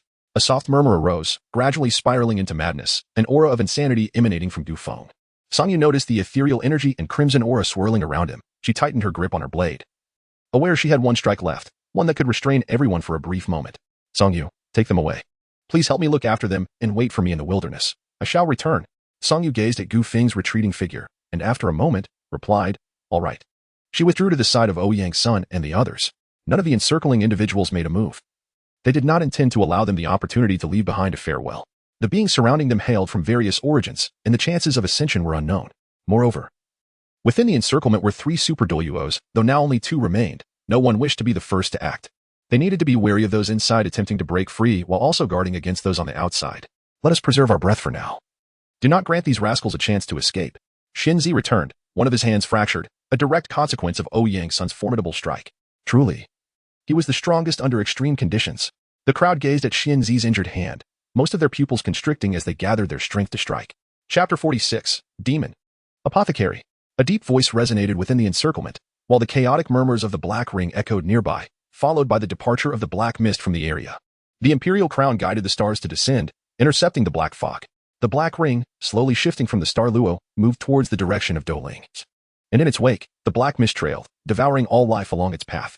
Something is amiss. Why is that Black Ring leaving here? Muin and the hidden Yin Tang Hao simultaneously furrowed their brows in contemplation. The enigmatic nature of that entity was beyond their comprehension, leaving them only to ensure their own safety while protecting those on their side. Why has it suddenly retreated? Endless black energy erupted from beneath the star Luo ruins, swirling around Gu Feng, and in the depths of darkness, a pair of blood-red eyes ignited.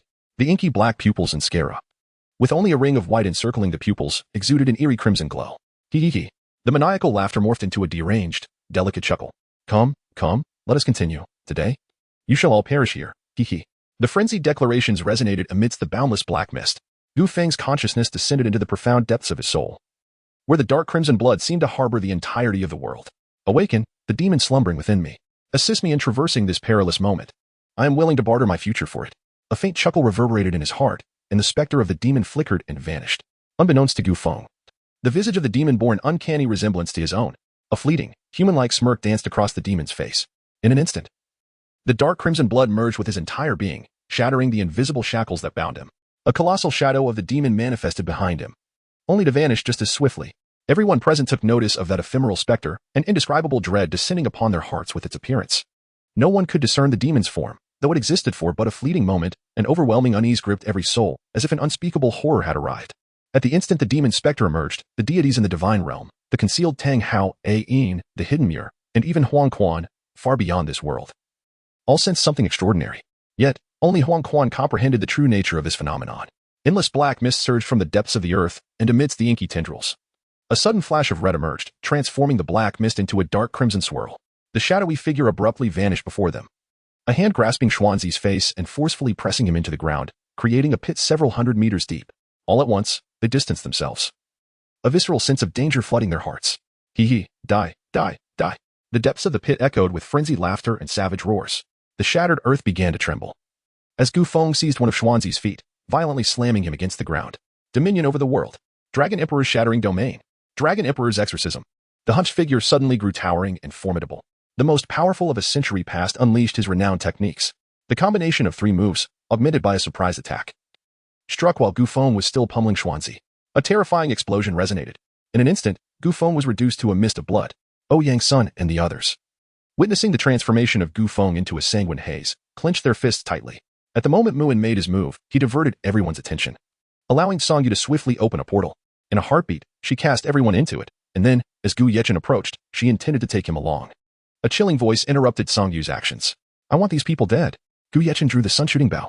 Light, an endless cascade of sunlight, surged from the celestial body above into the top bowstring held by Gu Yechen, as an arrow forged from radiant rays of sunlight, imbued with a searing intensity, was aimed squarely at Muin. The sun began to set. In an instant, the brilliance of the sun dimmed, and the arrow composed of sunlight transformed into a nascent sun, hurtling down upon Muin.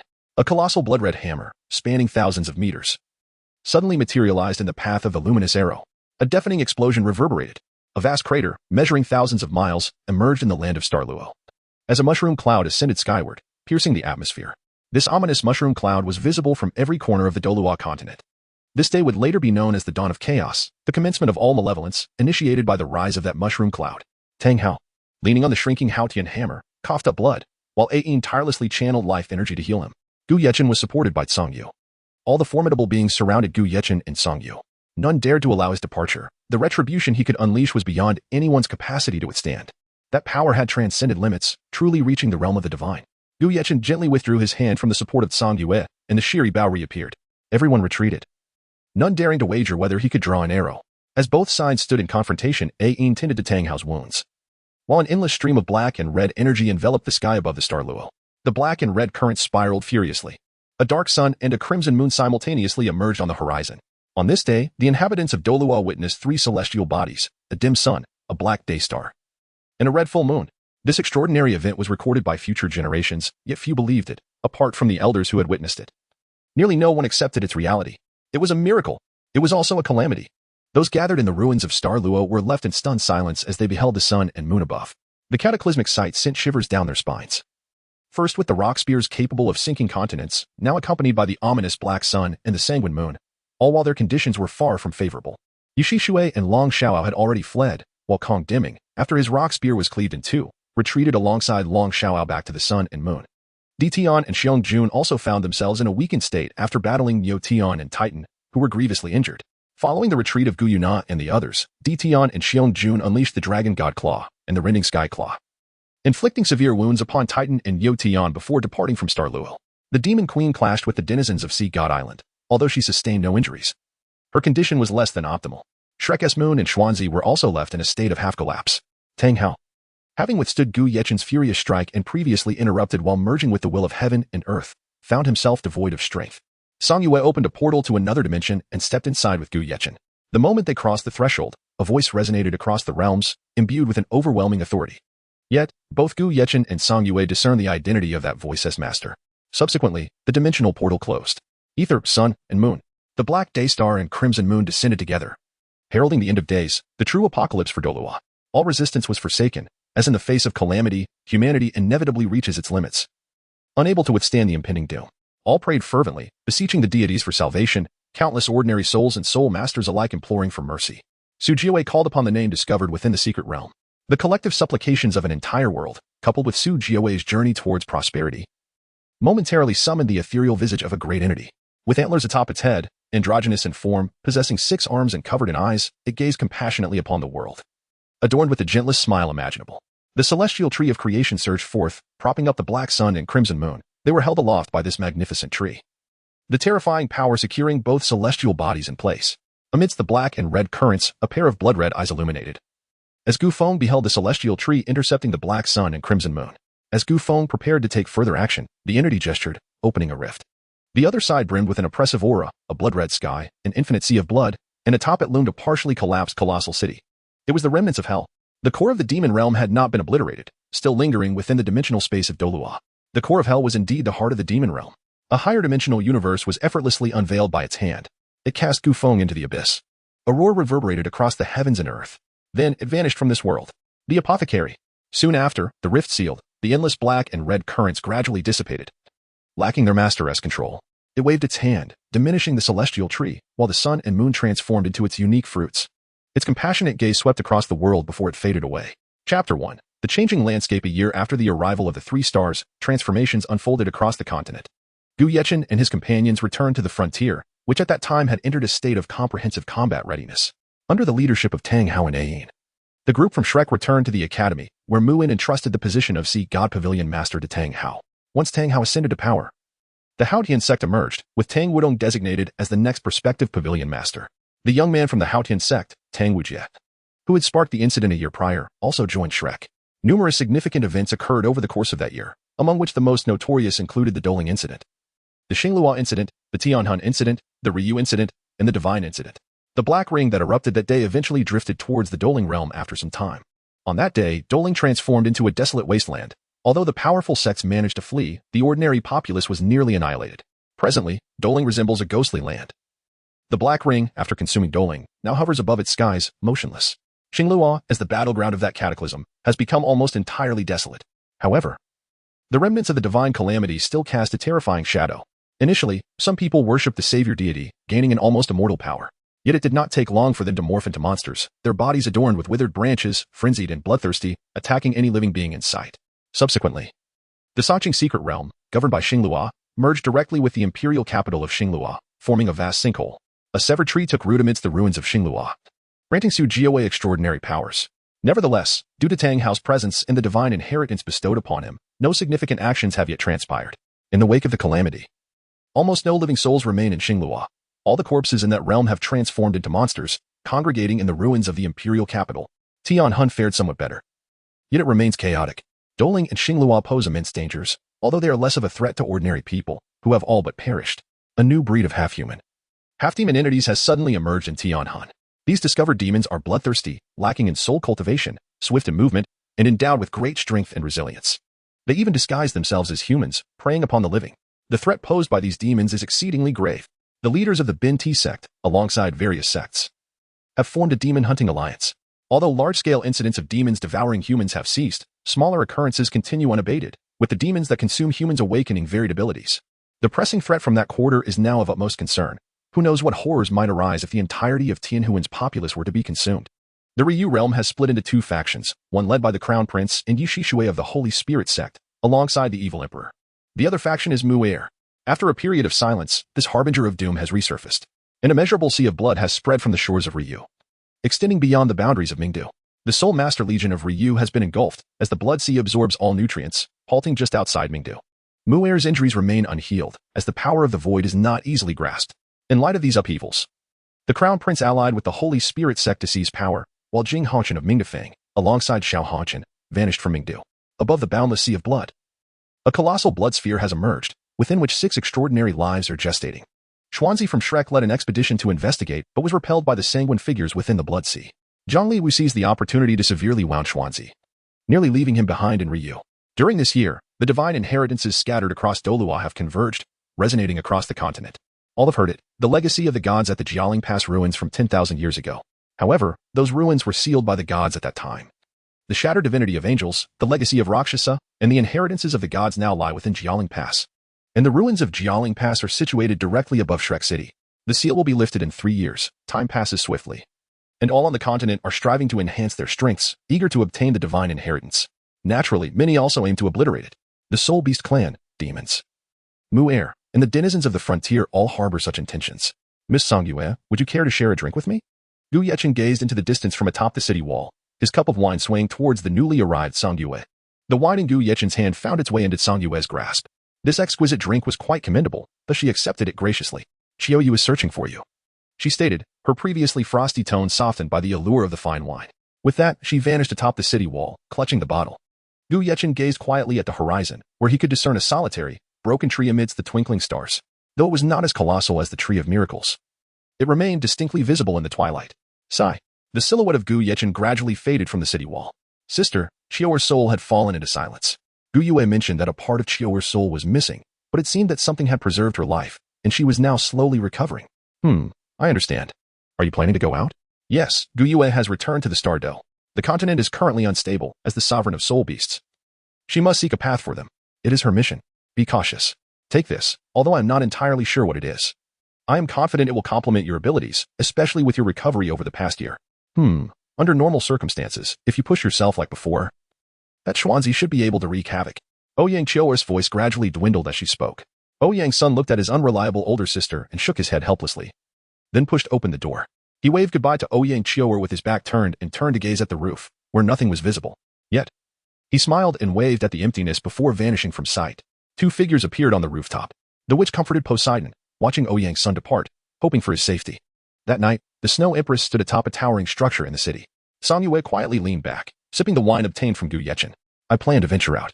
Although I am no longer the sovereign of the extreme north, during the Great War last year, if I hadn't fought with all my might, I would have been utterly useless. A soft chuckle echoed in the silence. But I am indeed the sovereign of the extreme north. Next time, I will not merely watch from the sidelines. The Snow Empress's icy voice resonated in the tranquil night. Song Yue paused her drinking, smiled, and resumed sipping. Well, I intended to mention that I need to recover my strength. It's ironic that my role in that battle was merely to facilitate the retreat. I am a war god. As Song Yue's words fell, a fierce aura and endless chill surged forth. After a moment, it calmed down. And the Snow Empress turned to look at Song Yue. The two aloof and composed women laughed simultaneously. Song Yue tossed the wine toward the Snow Empress, who took a swig. And in the end, they parted ways, each heading in a different direction. In the Shrek City prison, a golden-haired figure was sealed within, her body battered and filthy, devoid of clothing. Hiki, this woman has been locked up for a year. She has endured all sorts of torture, yet it's futile. But I must admit, she remains remarkably alluring. Indeed, after being ravaged by so many, she still retains such charm. Ha ha, now I'm tempted again. Brother, how about you? Then, let us go? Half an hour later, two guards exited the cell of the golden-haired figure, leaving Lan Shui lying on the filthy ground. Lan Shui had suffered for an entire year. Under the so-called divine descent from 10,000 years ago and Tang Wutong's demands, she was captured. The Shrek she had called home for over a decade did nothing to stop it, even acting as a principal accomplice. Otherwise, even if she couldn't fight back, she could have escaped. However, Shrek's betrayal and schemes had plunged her into despair. Daily humiliated by different individuals, the resentment within her threatened to annihilate the world. Soon, you will all perish. In the darkness, her originally white eyes began to turn blood red, and her golden hair transformed into pure white. Is this my destined fate? Aha. Who am I? Merely your pawn? Or what? The child of destiny? What has this identity brought me? Only endless torment. An invisible will conveyed a message to the figure with blue hair. That was the life Tang Xin chose not to interfere with. A congenital level 20 divine martial soul. Centered around Xing Luo, encountered a member of the Xingguan sect, aiding the woman to become empress. She was the queen, he was the general. And his mother was proud of him, while his father treated his mother exceptionally well. He unified the continent and ascended to the divine realm with his family, liberating the commoners. A perfect family and aspirational love. That was his true fate. Not a life akin to that of a dog. The Ice Emperor and Tianming were engulfed in endless fury. Those chosen from birth had their paths predetermined. Were their choices also orchestrated? How intriguing. I have obliterated half of the continent, and gods can indeed be slain. Things have become interesting, Yu Hao. How about you take me as your master and learn the arts of the undead? A platinum-haired figure materialized. Such a being becoming a god is a mistake. Yet do you wish to oppose him? He is a god, after all, and do you currently? The platinum-haired voice resonated softly. Tianming and the Ice Emperor, hearing this, lowered their heads helplessly. Yes, he is a god. In his eyes, we could be extinguished at will. I refuse to live such a life. I want to take charge of my own destiny. As long as you can teach me, I am willing to take you as my master. Ha ha ha, splendid. This encounter has also brought me significant benefits. My fragment of divine consciousness will not dissipate. Above you, there is a senior brother and sister. They are not inferior to the gods of this world. Yu Hao, I only hope you can achieve a life free from that man's interference, contributing something for the people of this world. My name is Undead Calamity, God of Necromancy, Ilex. Chapter 2, Ouyang Lin Xing Do. Now even the outskirts of Xing Luo lack soul beasts? How intriguing. Golden feathers fluttered as Ouyang's son stepped into Xing Do, wielding the divine demon staff. 2 years ago, several other youths had embarked on their journey to Xing Do from this very spot. His destination was clear, the core area of Xing Do. Whoever stands in his way shall perish. However, the Soul Beast clan would likely not obstruct him. As he bore her scales, logically, she should have sensed him the moment he set foot in Qingdao. It appears that Qingdao is not peaceful either. Many have been wandering the barren borders this past year, yet under the watch of the border guards and Gu Yechen's intimidation, no one dared to advance further. As for Qingdao, the high-end combat power consists of just a few fierce beasts. She has completely restructured herself. Though her current strength is commendable, it ultimately pales in comparison to her former power. Shrek has produced divine-level combatants, a troublesome development. I wonder how she has fared this past year. Ouyang's son transformed into a beam of golden light, shooting toward the core of Qingdao. As he neared the inner circle, he halted. Oh, is the situation so dire? He leaped onto a tree, concealing his presence. Before him, high walls had been erected around the inner circle, with countless high-tech soul-guiding devices aimed at the center. On the city walls, the presence of 2 super Douluos could be felt. This was just one direction, and considering the vast expanse of the inner circle, at least 16 super Douluos would be required to encircle it. East, west, south, north, each direction with 2 individuals, while the others can provide timely support. How did Shrek gather so many super Douluos? Unless Ouyang's son contemplated the most challenging scenario. These super Douluos were not solely from Shrek, but were a collective force from all factions across the continent. But why? Ouyang's son and his companions had little contact with the outside world over the past year. The denizens of the Borderlands were not weaklings and had no need for soul rings. Or perhaps they all possessed the strength of Soul Douluo or Tidal Douluo. Although advancing from Soul Douluo to Tidal Douluo has become significantly simpler compared to a millennium ago, the people of the Borderlands are reluctant to use soul cores for promotion. This was still what Gu Feng had mentioned. Advancing with soul cores was a shortcut. While the elevation to Tidal Douluo a millennium ago was built on accumulation in the essence of earth and sky. Thus, it is unlikely that a multitude of Tidal Douluo would emerge from the Borderlands in the near future. I wonder how that fellow is doing. According to Lord Gu and Song Yue, he has not perished, and it was indeed he who brought forth the last 3 stars. However, the resounding roar that echoed across the continent was undeniably his voice. The apothecary. Was that the ethereal figure? Ouyang's son recalled the strange silhouette that shielded against calamity. And he found it surprisingly gentle, evoking a sense of familiarity. This felt unusual. He himself was considered a forsaken child, so how could he? Clearly, this situation is not as straightforward as it seems. Ouyang's son regained his focus, gazing at the colossal wall before him. He lacked any means to traverse it silently and could only force his way in. His eyes radiated a sanguine glow, and in an instant, the formations of all individuals atop the wall appeared in his mind. Blazing eyes, thermal imaging, a rather trivial yet somewhat practical ability. The number of adversaries before him was not excessive: 10 Soul Saints, 3 Douluos, and 1 Tidal Douluo, with no Super Douluo present in this vicinity. The troublesome elements were the 2 Super Douluos. Dealing with the Tidal Douluo was merely a matter of time. However, time was of the essence. If the Super Douluos on the opposite side were to arrive, his efforts would be in vain, and he might not get another chance. Ouyang's son continued to ponder. Golden feathers fluttering upon the trees, while white fluff descended from the treetops. Suddenly, a red scarf glimmered with 7 distinct hues, soaring towards his neck. What is this? A special weapon researched by my elder sister?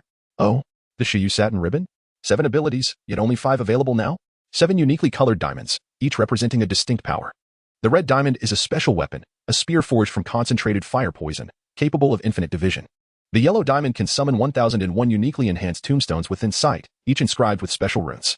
The purple diamond can temporarily enhance one's organs and even strengthen cells, granting extraordinary abilities, though it is limited to 2 organs, and once chosen, the selection cannot be altered. This enhancement could even be deemed a form of evolution. The green diamond, a green bronze bell etched with inscriptions of rebirth, serves as an ancient scripture related to spirits and transcendence, capable of safeguarding the soul. The blue diamond, formed of blue lightning, embodies a flock of unyielding crows, imbued with thunder and serving as his eyes, allowing him to swap positions with any of them and gain their perspective. The pink diamond is sealed by countless chains, seemingly connected to another realm in his perception. The black diamond, dim and devoid of light, appears to lack any radiance for the moment. Yet he senses that this diamond harbors the most potent abilities. As Ouyang's son absorbed the information from the Zhou Yi satin ribbon, his mind momentarily froze. Could this be something his sister, that fool, could create? No, this was not her creation. Rather, she crafted her ribbon based on this very object. It seems there are indeed many supernatural entities. Even such weapons have emerged. Who knows what other extraordinary arms might exist? Ouyang's son's crimson eyes dimmed for a moment. And in the next instant, the god-demon staff emanated an unparalleled golden light. The Zhou Yi satin ribbon? Its power is formidable. Yet the god-demon staff is no less impressive, perhaps even superior in its offensive capabilities. The Zhou Yi satin ribbon requires a cooldown after each use, but at this moment, it is precisely what he needs to solve his infiltration issue. Blue diamond, purple diamond. The purple diamond, the ZY Emperor Star, enhances blood and shadows. From the void emerged hundreds of blue crows, all alighting upon the towering trees. The golden light from the god-demon staff grew increasingly blinding as Ouyang's son wielded it like a colossal axe. cleaving through the wall and creating a gap several meters wide. Ouyang Sun's shadow solidified into his form, and the blue crows soared into the chaos. Heading towards the breach, the purple shadow exuded nobility as Ouyang Sun stealthily concealed his presence.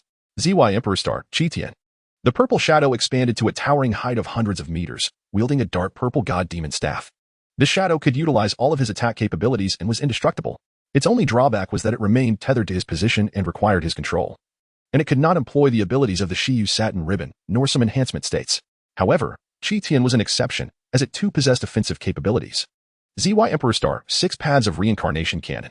The staff in the shadow Ouyang Sun's hands morphed into a Gatling form. He had considered this previously. He lacked particularly terrifying attacks, yet his goal was to exert firepower suppression. All issues stemmed from inadequacies in the individual's abilities, and furthermore, the god-hunting sniper could indeed slay gods, but he currently lacked the necessary power. The defenders atop the wall responded swiftly, yet they were caught unprepared against a premeditated assault. The outcome was already predetermined. The 6 paths of reincarnation cannon unleashed a barrage, bombarding the wall before the tidal Douluo and super Douluo could react.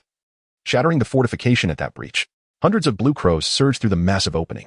Upon witnessing this scene, everyone understood the gravity of the situation. They rushed to intercept the blue crows, yet ultimately, a few managed to slip through. The moment the blue crows entered, the purple shadow vanished instantaneously. The tidal Douluo found nothing upon investigation, yet they knew this was not a simple matter. A speed-type soul saint dashed towards Shrek, unaware of the unfolding events. Ouyang Sun appeared beside the blue crows. Then, the Emperor Tian manifested, casting a profound gaze upon Ouyang Sun. Alas, let us proceed. The Master awaits your arrival. Chapter 3, Bluefield Jade, Ouyang Sun, and the Mask of the Mad God. Tian led Ouyang Sun towards the Lake of Life. Along the way, Ouyang Sun observed numerous soul beasts tending to their wounds. A shallow green lake emerged before him, shrouded in thick mist, a manifestation of the essence of heaven and earth. The vitality permeating the air above the lake was particularly potent. The water shimmered with a verdant hue, and a figure with green hair was seen constantly healing a portion of the soul beast by the lake's edge.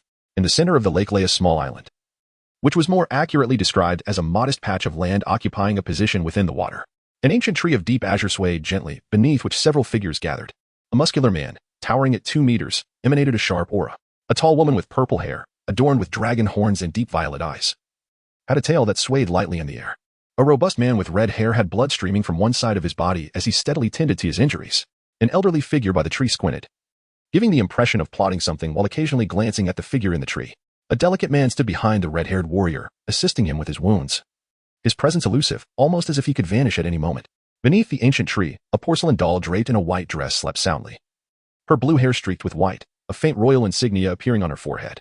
When Tian and Ouyang Sun arrived, all eyes turned towards Ouyang Sun, whose masked appearance evoked a sense of threat among those present.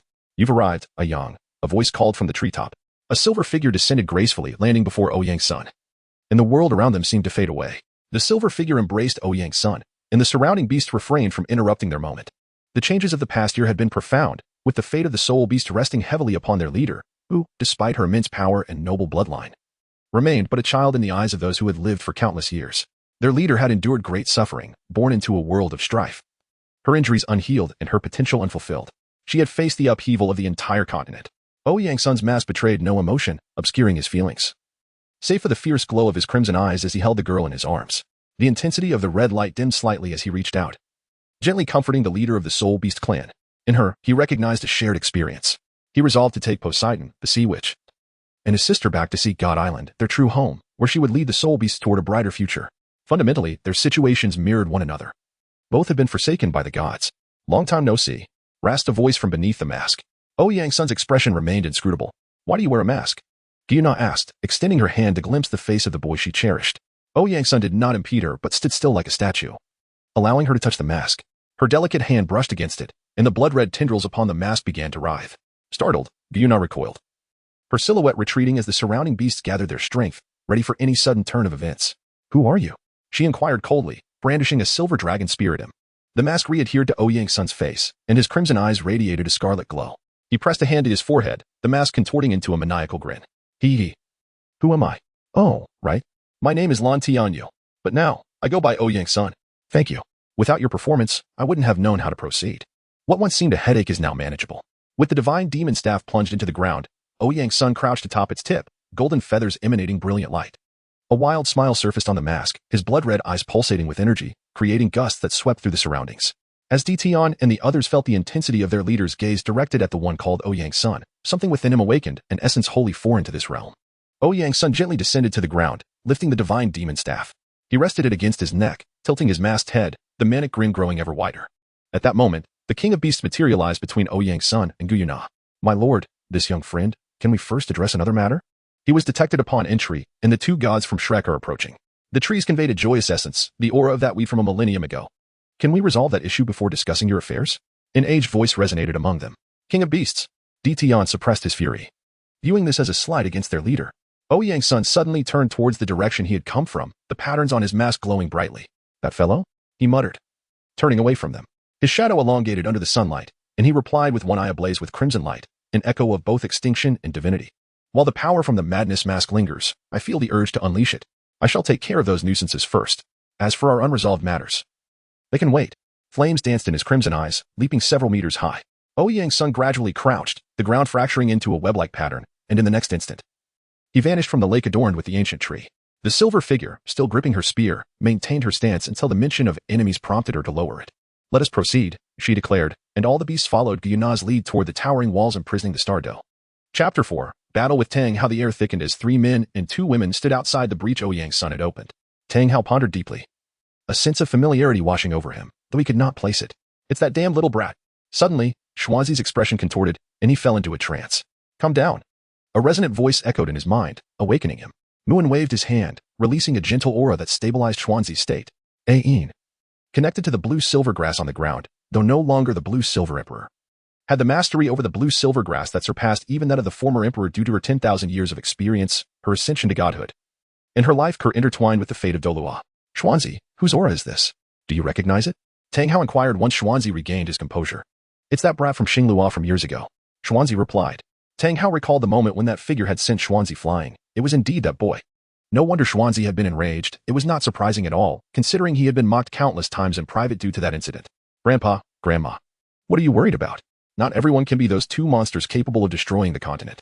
A playful voice chimed in their ears, Tang Wudong. In the presence of familiar faces, acted like a child. Though, in truth, she was still quite juvenile. Little 7, do not underestimate these people on the continent. Those 2 world-ending beings aside, the black ring of Douling is not easily dealt with. And that laughing red dust from the Sun-Moon Empire is not much younger than your father. There are numerous individuals, including the young sect master of the opposing forces against Shrek, and the group from the Borderlands. Our Shrek possesses its own talents. These people are no less formidable than your father was a millennium ago, so little 7, do not be overly proud. Tang Hao tousled Tang Wudong's blue-violet hair. Despite his words, he remained unconcerned. The angelic god from a millennium ago had achieved divinity long before his son Tang San, yet ultimately fell to him. Moreover, he was aware of some of Tang San's strategies. Hui Yuhao's talent greatly surpassed that of Qian Rinxue from a millennium ago. However, that talent had been transferred to Little 7, rendering him a lesser threat now. Yet, he was unaware that the will of heaven had bestowed a boon upon his offspring, revealing both her original and current destinies. Just as Tang Wudong wished to continue her playful banter with Tang Hao, a burst of fire descended from the heavens behind her. Ouyang Sun, wielding the god demon staff, fixed his crimson gaze upon the gods. Is it just you few? Dealing with you will suffice. Prepare to face your demise. As he spoke, an array of weapons appeared in the sky, each possessing diverse attributes, sharpness, explosive power, magic suppression, and containment. It resembled the treasure trove of the king, albeit with fewer weapons. An endless cascade of golden weaponry rained down upon them. Heavenly soldiers, sword rain. In an instant, the towering walls were rendered into a sieve, and the trees surrounding the area were leveled, clearing a space of several miles. Emperor Tian, tearing through space alongside the king of 10,000 beasts, Bearjun, and Guyuna, arrived to witness this scene. Yen Ao hoisted the god demon staff over his shoulder, standing unencumbered by any obstacles. The sky offered no shelter from his gaze.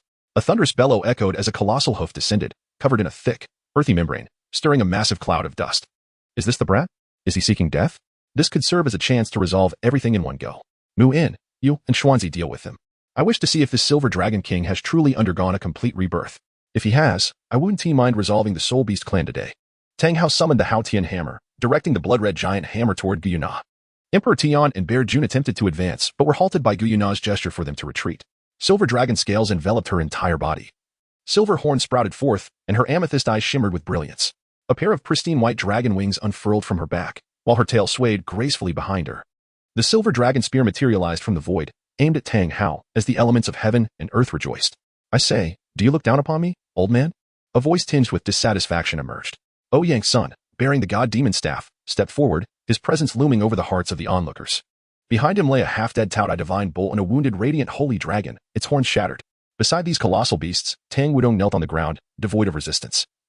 While Ayin erected a blue barrier to shield her from Ouyang's son, continuously healing Tang Wudong's wounds. As the dust settled, Ouyang's son's full figure was revealed. One arm hung limply in the air, the other gripping the god demon staff, his body covered in dust. The golden feathers appeared slightly dimmed, and the white fur was sullied. However, the eyes behind the mask glowed with an intensified crimson light. Warm jade body, blood oath body, book of life and death. Multiple enhancement, recovery, and status skills activated simultaneously as Ouyang's son spoke. In his complete state, he re-emerged, radiating an even more potent aura. They're no match for you. How about you? He taunted. If I cannot revel in this, then perish. His maniacal laughter echoed. A deep pit formed in the ground as Ouyang's son moved with speed akin to teleportation, appearing above Tang Hao. Irregular golden lightning flickered upon the god demon staff. The flames in his crimson eyes scattered in the air.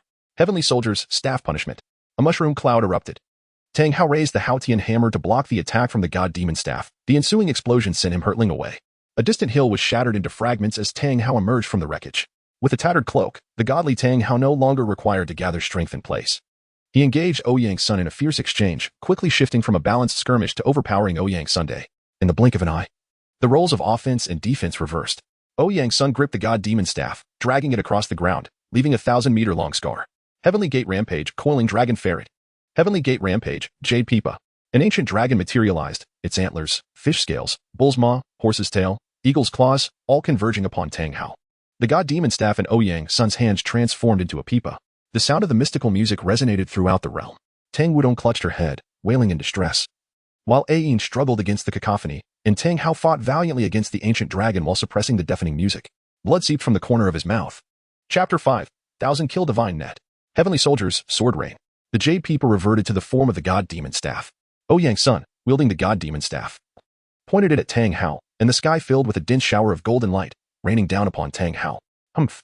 Tang Hao suppressed the blood rising in his throat, and his aura surged, propelling the flame dragon. The flame dragon was shattered mid-air by a colossal hammer. Ling Tian strike.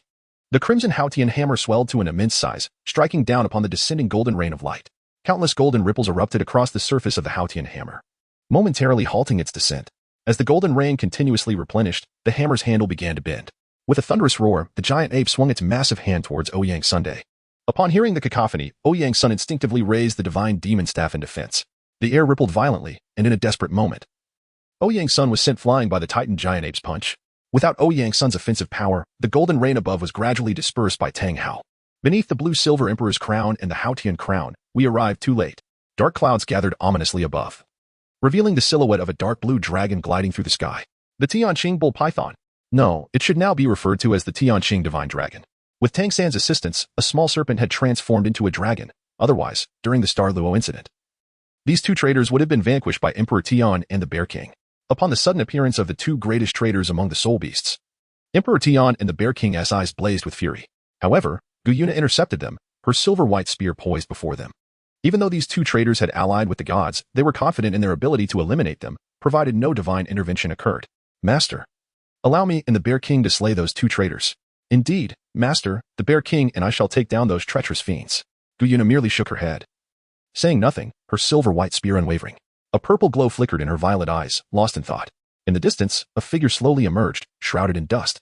Coming into view before both factions, Guyuna gazed at Ouyang's son, seemingly awaiting his words. Ouyang's son, however, paid no heed to the soul beasts but focused on the two newly arrived titans, sensing the formidable power hidden within. A sense of gravity settled in his heart. If it weren't for the faint threat he perceived when contemplating the demise of the woman with blue-purple hair, he might have acted differently. The woman lying on the ground was dead, while the blue-haired woman who had healed them was currently beyond his reach. Her recovery abilities were too formidable for him to extinguish. Moreover, she appeared to harbor an extraordinary power within her, despite her apparent lack of offensive prowess. As for the one wielding the hammer, his strength was the most potent, yet it seemed he was constrained by some limitation preventing him from wielding that power freely. These two beasts also contained such power, which posed a slight inconvenience for him, especially since the strength bestowed by the mask of the mad god had been gradually waning. The sensation emanating from the two beasts was only marginally weaker than that of Emperor Tian and the bear. The one with the hammer seemed slightly stronger. Is this the Haotian crown? He doesn't appear to be anything extraordinary. Brother, do not underestimate him. The titan giant ape, undeterred, was about to retort when it was suddenly propelled away, a staff thrusting it deep into the mountain. The staff swiftly retracted. Tang Hao and Niu Tian's pupils contracted. The staff exuding an unusual aura could extend and retract. A blue light surged towards the Titan, and the Titan's injuries were swiftly mended. Ouyang's son brandished the divine demon staff, which glowed with a deep crimson radiance. Then I shall resort to that. Ouyang's son spun the divine demon staff before thrusting it into the ground. He leapt atop the staff, his body gradually rising, suspended above it. The staff incessantly drew forth the earth's formidable energy. The crimson light within Ouyang's son's masked eyes intensified. Let us commence the second round, he bellowed. Miserable. I hope you do not perish here, or I shall be deprived of several toys. As Ouyang's son's words fell, the red light abruptly retreated into his eyes. A colossal thousand-armed Buddha statue surged from behind him, towering 1,000 meters high. The statue, dark gold in hue, had its eyes tightly shut, with a myriad of arms manifesting behind it. Tang Hao, Niu Tian, and the Titan gazed at this bizarre emergence, sensing a peculiar energy emanating from it, yet unsure of its nature. Originally, Douluo did not possess the concepts of celestial beings or demons. But Gu Feng's descent into madness introduced the notion of demons into Douluo for the first time. Now, Ouyang's son had conjured the first Buddha, albeit not one of benevolent visage.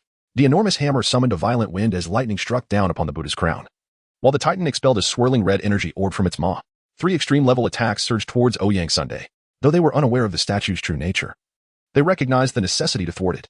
The battlefield did not entertain reasoning. The sole objective was to eliminate the enemy and survive. As for the so-called grand competition, it was akin to children playing house, who would wait for their adversary to unleash a powerful attack. Unless one was incapacitated or unable to flee, few would dare to take a direct hit. After all, not everyone was like that Gu Feng from years past, or the mysterious purple-haired woman. Just as the attacks were about to descend upon Ouyang's son, the Buddha opened its eyes. The golden statue bore a pair of crimson eyes, a blend of the divine and the ominous, embodying both Buddha and demon. The combined assault of 1 man and 2 beasts was instantaneously halted by the enigmatic statue. Ouyang's son gently descended to the ground and took 2 steps forward, retrieving the divine demon staff that had been embedded in the earth. Tilting his head, he rested the staff upon his shoulder as the white fur fluttered around him. Miserable, let us continue, he declared. Upon his words, the statue's hands began to move. Most of the arms of the 1,000-armed Buddha were illusory, yet a small portion commenced their actions. Heaven's Wrath, Jade Pipa. Heavenly Soldiers, Sword Thrust. Heavenly Soldiers, Sword Rain. Heaven's Gate, Red Lotus. Various weapons manifested in the Buddha's hands and were unleashed upon them in a flurry of assaults, staffs, spears, swords, halberds, and pikes. The resounding explosions uprooted the trees in the vicinity, leaving the 3 severely injured. Ayan hurriedly activated the Blue-Silver Emperor's ultimate healing ability to mend their wounds. Terrifying waves of energy coalesced behind the Buddha's figure. Its ethereal form began to fade. Yet just as it was about to vanish, a colossal Gatling gun appeared in its grasp. 1,000-killing divine law. 6 pads of rebirth cannon. This amalgamation formed the enigmatic device referred to in Gu Feng's past life online, the Namo Gatling Bodhisattva. Miserable, I shall send you to the cycle of rebirth. Chapter 6. God-Hunting Sniper. As Tang Hao and his companions beheld the Gatling gun, their pupils constricted sharply. The imposing figure lifted the weapon and unleashed a barrage of fire upon them. A storm of bullets surged through the air, prompting a rapid growth of blue-silver grass, which transformed into an immense blue barrier. This barrier splintered under the relentless onslaught. While Ayin tirelessly utilized her portion of the authority over life to mend the peculiar weapon's destructive output, the cacophony of explosions reverberated across the Stardow forest, echoing even to the distant Shrek Academy. From within Shrek, several beams of light raced towards the heart of the Stardow. On the towering wall, several presences surged towards Ouyang's son and his associates. In the shadows, a pair of dark red eyes flickered to life. Oh, have those fellows departed? It appears so. No one remains behind. They've forgotten about me. A manic laughter gradually filled the confines of Shrek's prison. That woman has gone mad again. Wasn't she once a top student of Shrek? One of the guards mused. Indeed, it's true. She was indeed a student of the inner court. However, it remains a mystery what transgression led to her cultivation being crippled by Shrek. Otherwise, how could we ever have tasted such a woman? As the guard reminisced about the exquisite form of Lan Shui, he beckoned another guard, intent on seeking some respite. Oh, what are you hoping to taste? Gentlemen, I too wish to partake, a sultry voice chimed in near the guard's ear. What else could it be but that celestial beauty?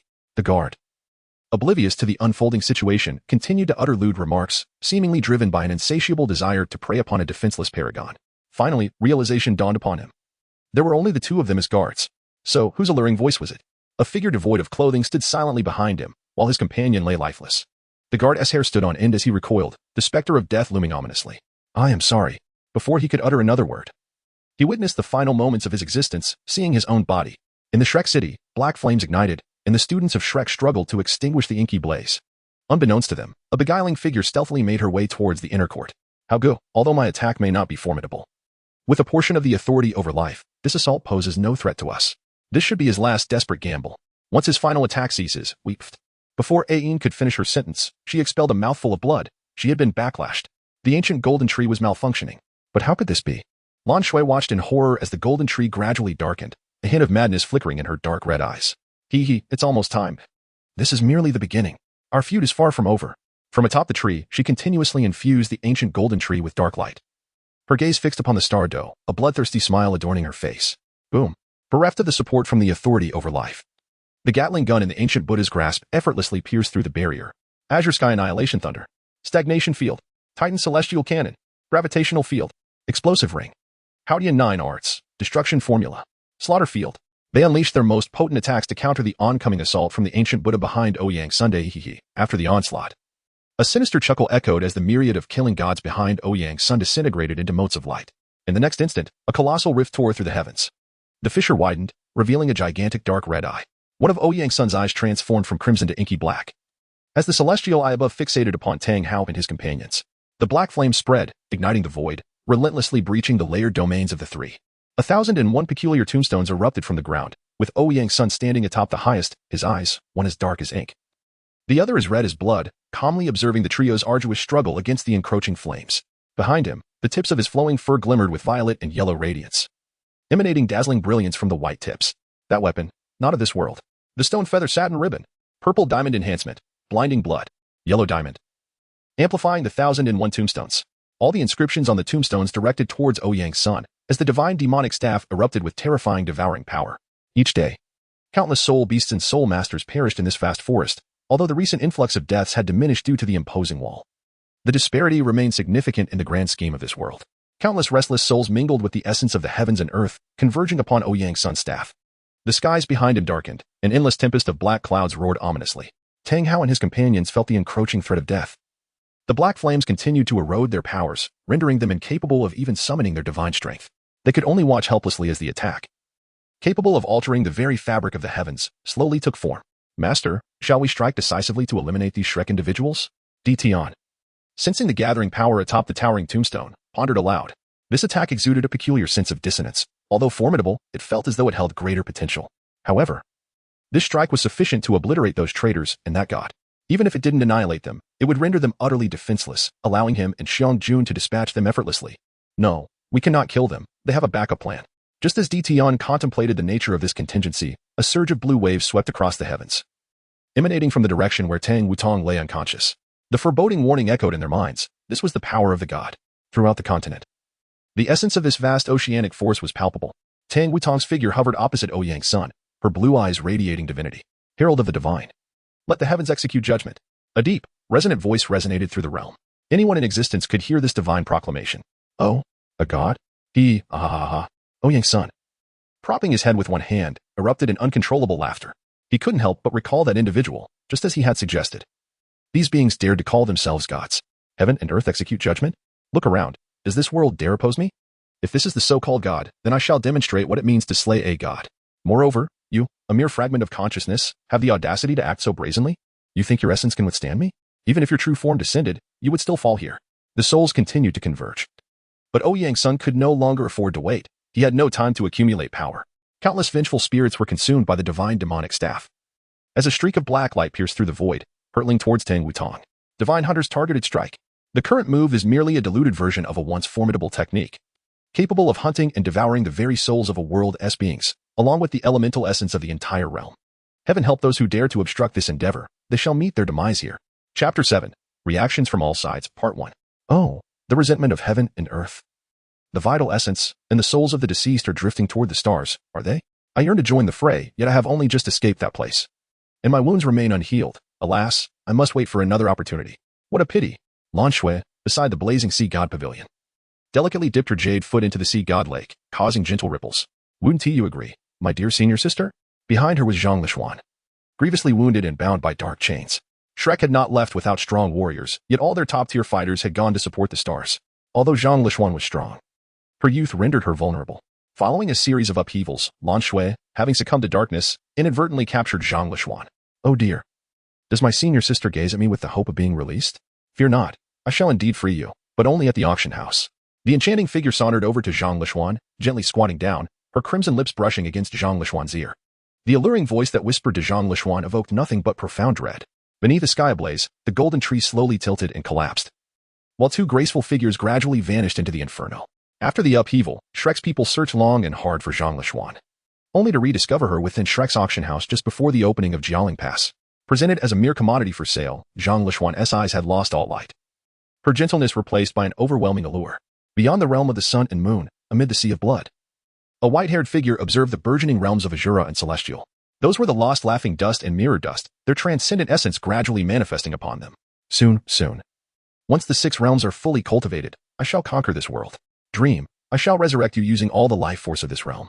We shall remain together. I promise. The white-haired mirror gazed upon the slumbering dream dust within the crystal, her soul incomplete. Yet, he was not without means to fully resurrect dream dust. He employed the ancient secret arts of Kalen Kaya, creating the 6 realms, and thereafter, intended to use this world as a sacrifice to unleash Kalen Kaya's forbidden techniques. Within the secret realm of the Sun Moon Palace, there existed a miniature world suffused with the essence of destruction. The martial souls of the Sun Moon royal family were among the most prestigious in the entirety of Douluo continent. The sun, the moon, and the purple flame annihilation dragon. The solar martial soul was beyond human endurance, hence its ostentatious display, while the lunar martial soul required sacrifices. As for what those sacrifices entailed, none could say. Only that the first master of the lunar martial soul referred to it as the cursed moon.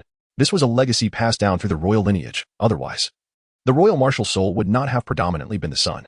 Regarding the purple flame annihilation dragon martial soul, Su Tianran, after usurping his father's throne, arrived at the ancestral grounds of the Sun Moon legacy. His purple flame annihilation dragon martial soul finally revealed its true form. A divine martial soul, with unparalleled talent for annihilation. Ha ha ha. Once I accept the inheritance of the purple flame annihilation dragon, there shall be but one voice in this world. His maniacal laughter echoed through the empty secret realm. Su Tianran's acceptance of this inheritance unexpectedly healed his legs and other injuries, transforming him into a true human once more. Yet again, these deities. Upon the precipice, a celestial sect stood, its grand hall echoing with discussions among the high-ranking members of the Undying Poison about how to deal with the hidden demons of the heavenly soul. Divine proclamations resonated throughout the continent, and naturally, the body sect caught wind of these divine words. Master, grant me time, and I shall surpass these gods. My martial soul has awakened, and I have completed the Diamond Awakening. I sense there are 2 more awakenings to achieve. With my current strength, I can contend with Elder Jean and ensure my victory. As he spoke, the azure sea surged with blue lotuses, and the moon descended from the heavens. An unparalleled aura of suppression instantly enveloped the entire hall. Undying Poison felt the absence of the heavenly forces in that moment. Ha ha ha, splendid. Aotian. If there is anything you require from us old fellows, do not hesitate to ask. Undying Poison and the members of the body sect rejoiced. This time, fate seemed to favor them. In a concealed location, hushed whispers arose. Miss, do these fools even merit the title of gods? I wish to eliminate that arrogant scoundrel. Uncle Ping, do not pay any mind to that imbecile. We were merely exploring a secret realm when we arrived in this land. Though the area is not vast, there are indeed many hidden treasures, far more intriguing than the eastern wasteland. Besides, we cannot find our way back. By the way, Uncle Ping, has that phantom uncovered any news? The young lady scoffed at the foolish announcer while tending to her pet, suddenly recalling something, her tone growing urgent. There is not a shred of information. The master of that phantom has not yielded any insights. However, judging by its actions, it is at least on par with our ancestors. So strong? It seems there may truly be remarkable legacies here. Thus, my efforts to engage those fools were not in vain. Then, Uncle Ping, what about that purple-haired woman and the last dark-haired fellow? The purple-haired woman has proven equally elusive. All we know is that she is formidable, though her strength appears to be merely a projection of her power. What? How is that possible? The young lady gasped at Uncle Ping's intelligence. Such a level of power was akin to the mighty beings from her previous world, and perhaps not even her full strength. This world seems far more perilous than I had anticipated, she mused, tempering her arrogance. I sense great danger, as if confronting an ancient clan of eternal imperial lineage. The man sighed, feeling quite helpless. He had believed his strength to be among the pinnacle in this land, where even the use of elemental forces was unheard of. Yet who could have foreseen above the tumultuous skies of Doling, a colossal black ring spun incessantly, gradually revealing a figure devoid of presence. A god? From within the black ring emerged a voice resonating through heaven and earth. Nox, with empty, white eyes, gazed toward the stars. After observing the so-called god for a moment, he turned and stepped into the black ring. A cacophony of voices erupted. A god? Such a being dares to claim that title? In our realm? They would not even know how they met their end. Ha ha ha, how I long to merge them into our collective. Numerous conversations resonated within the black ring. Yet none paid heed to the trivial matter at hand. Chapter 8, Reactions from All Sides, Part 2. Upon the remnants of the colossal tree, a man adorned with an imperial crown gazed down at the immortal monstrosities below. Oh, divine presence, how pitiably weak do they appear. Is it due to their non-original form? Or are they inherently worthless? Intriguing indeed. A deity of this world not only intervenes recklessly in the continent but also exhibits such feebleness. It seems this realm is in dire need of a new voice. Allow me to herald a rebirth for this existence. Zhou Yi rose from the throne he had constructed at the heart of the giant tree, the celestial stars flickering behind him. Beneath the tree, a cacophony of roars erupted. Countless bizarre figures, adorned with desiccated branches, howled as they began to wander from the ruins of the Douluo imperial city across the entire continent. Evolution or annihilation. I shall bestow upon this world a new life. Zhou Yi's voice reverberated throughout the imperial city. Grandma Mani, is he truly still the same? The exquisite young lady gazed at the increasingly unfamiliar figure beneath the tree, unable to suppress her concern. Your Highness, I cannot ascertain the extent of His Majesty's transformation. But what I do know is that he appears quite joyful. It has been a long time since he has felt this way. Zhou Yi observed the figure exuding rampant vitality at the tree's apex. After much contemplation, a faint smile graced her troubled visage. Indeed, that is sufficient. In the far north, beneath towering ice layers, the monkey has already engaged those gods so soon. A woman with long, snowy hair stood vigil over a pristine cold lotus with 12 petals. Yet, that monkey, while a battle fanatic, should not have confronted them so soon. Is it due to the so-called sovereign of soul beasts? How ironic. The Snow Empress seemed to have an epiphany. A flicker of anger crossed her serene countenance, a mixture of frustration and resignation towards fate. The Snow Empress clenched her fists, then released them. She would not surrender the fate of the soul beasts, at least not those from the extreme north, to that so-called sovereign. As for the imperial beast, from beginning to end, it has merely been a pawn in a grand scheme. Perhaps she too was once ensnared. The Snow Empress recalled the moment she acquired the Snow Lotus, crystalline spikes emerging around her. Was this your scheme? Rest assured, I shall personally reclaim what is owed to me. The Snow Empress's gaze pierced through the depths of ice, fixed upon the direction of the stars. At the ocean's depths, clad in azure dragon-patterned attire, Zhou Yi traversed the seabed, devoid of any fluctuation in her aura. Her corporeal form withstood the ocean's immense pressure.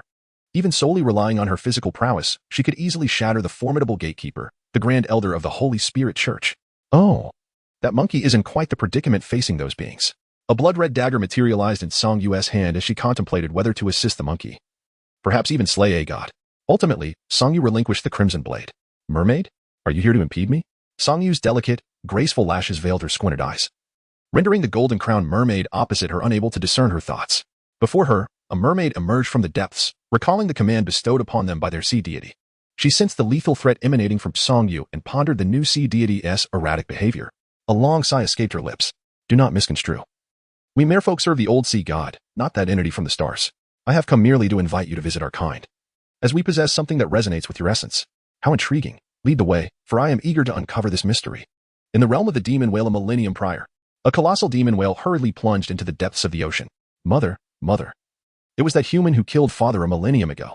The demon whale transformed into a girl, cradling a beautiful woman, tears streaming down her face as she mourned her father. The enchanting woman gently consoled the weeping girl, her visage radiating boundless tenderness. As she gazed towards the stars, her eyes betrayed a timeless hatred. She loathed, yet she recognized that to him, she was merely a larger ant. Even though she was no less formidable than her husband had been a millennium ago. Buddha's child, I promise you, I shall avenge your father. The choked voice of the blue Buddha resonated in the depths, reaching the ears of the demon queen. No, mother. We cannot defeat that being. I do not wish to lose you too. Upon hearing this, the demon queen's eyes softened. She wished to say something, but ultimately she merely comforted her distraught daughter. Let us speak of this matter later. The demon queen cast one last glance towards the stars before turning her attention to the place where her husband had lingered for countless millennia. There, a massive green crystal emitted a gentle glow, alleviating the side effects of her rapid ascension while continuously fortifying her physique. Opposite the green crystal lay a purple crystal, exuding an aura of destruction, obliterating everything in its vicinity, yet restored to its original state under the green crystal's influence. She had intended to invite her daughter to train there, but given her current state very well, we shall wait until she is better. Tang-san. That day shall not be far off. The demon queen mused quietly within her heart. Her lavender eyes flickered with profound green light in one and intense black in the other, a fleeting glimpse of the essence belonging to gods. Gods? Gu Yechen stood on the wall of the border wasteland, poised with his bow. He gradually drew back the string, preparing to release an arrow at that deity. He was eager to see if the god could withstand his shot. A delicate hand gently pressed against Gu Yechen's bow-drawing hand. We must believe in those children, just as we believe in our own. Qiankiyu's eyes glistened with unshed tears as she spoke. Although they now knew that Gu Feng was not dead, they remained unaware of his whereabouts that day. All they had witnessed was that ethereal figure leading Gu Feng away from Douluo. Gu Yechen embraced Qian Shouyue. Rest assured, we will certainly find that boy. He consoled his beloved while simultaneously reassuring himself. However, a glimmer of determination shone in his eyes. He would undoubtedly locate their child, and those who dared to impede his path would face his wrath. The hunter goddess sniper. due to Ouyang Sun's current power limitations and the brief time for accumulation. The Hunter God S Sniper, having absorbed the essence of half a star's worth of spirits and vitality, was unleashed upon Tang Wudong. The pupils of Tang Wudong constricted sharply. The super divine artifact, the Sea God Trident, was hurled skyward. The sky was a brilliant azure. An infinite cascade of Sea God light obstructed the Hunter God S Sniper, which had been weakened perhaps countless times. Are you prepared to accept divine retribution, blasphemer? Chapter 9, The Descent of the Gods, the Sea God, the Demon S Arrival. The Demon Lord. The smile on Ouyang Sun's mask gradually faded. This is troublesome. That fellow actually left such a contingency in Douluo. A phantom figure soared through Tang Wudong's mind. It was a projection of Tang San's divine consciousness, empowered by his essence, augmented by the super divine artifact.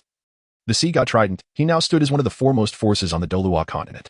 As Tang San wielded the Sea God Trident, the vast ocean transformed into a curtain of rain, water droplets penetrating stone, especially as this water was imbued with Tang San's divine power. In an instant, Ouyang Sun exploded, and subsequently, 20,000 miniature Ouyang Suns began to leap upon the towering tombstones. Tang San was momentarily bewildered, but quickly regained his composure.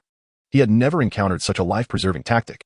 He contemplated unleashing the oceanic power stored within the Sea God Trident in one fell swoop to clear the field.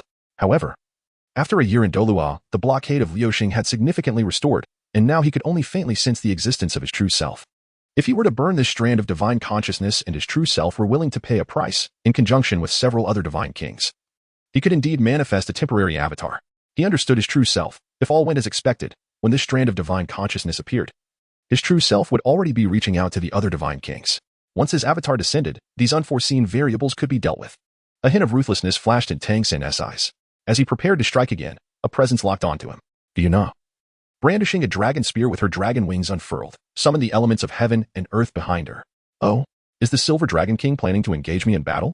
Can you truly withstand my current state? Though Tang San spoke thus, he ultimately refrained from attacking. No one could ascertain whether the Silver Dragon King had a hidden card. If his divine consciousness were to be vanquished before the avatar descended, he would have to wait for that peculiar barrier to dissipate to eliminate these uncertainties. The diminutive Ouyang Suns were swiftly apprehended by the arriving members of Shrek Academy during the standoff between Tang San and Guyuna. The shrunk Ouyang Suns seemed devoid of their previously monstrous fighting capabilities, and the reinforcements were all formidable Shrek warriors. It took only a short while to capture all the Ouyang Suns. In their perception, all 20,000 Ouyang Suns were either the true body or part of it. After the arrival of Shrek S members, Ditian and Xiong Jun retreated behind Guyuna, as their top combatants were vastly outnumbered by Shrek. However, this was the core of the Stardow Forest. If a confrontation were to ensue, they could potentially leave all of Shrek S members behind. But at a cost they could not afford. Silver Dragon King, how about we each take a step back? We shall withdraw and advise our academy and the Houghton sect to refrain from entering the core of the Stardow area. Let us stabilize this mother dragon first.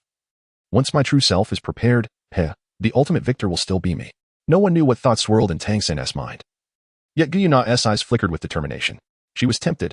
Although she could still unleash a burst of divine strength, the price would be her life.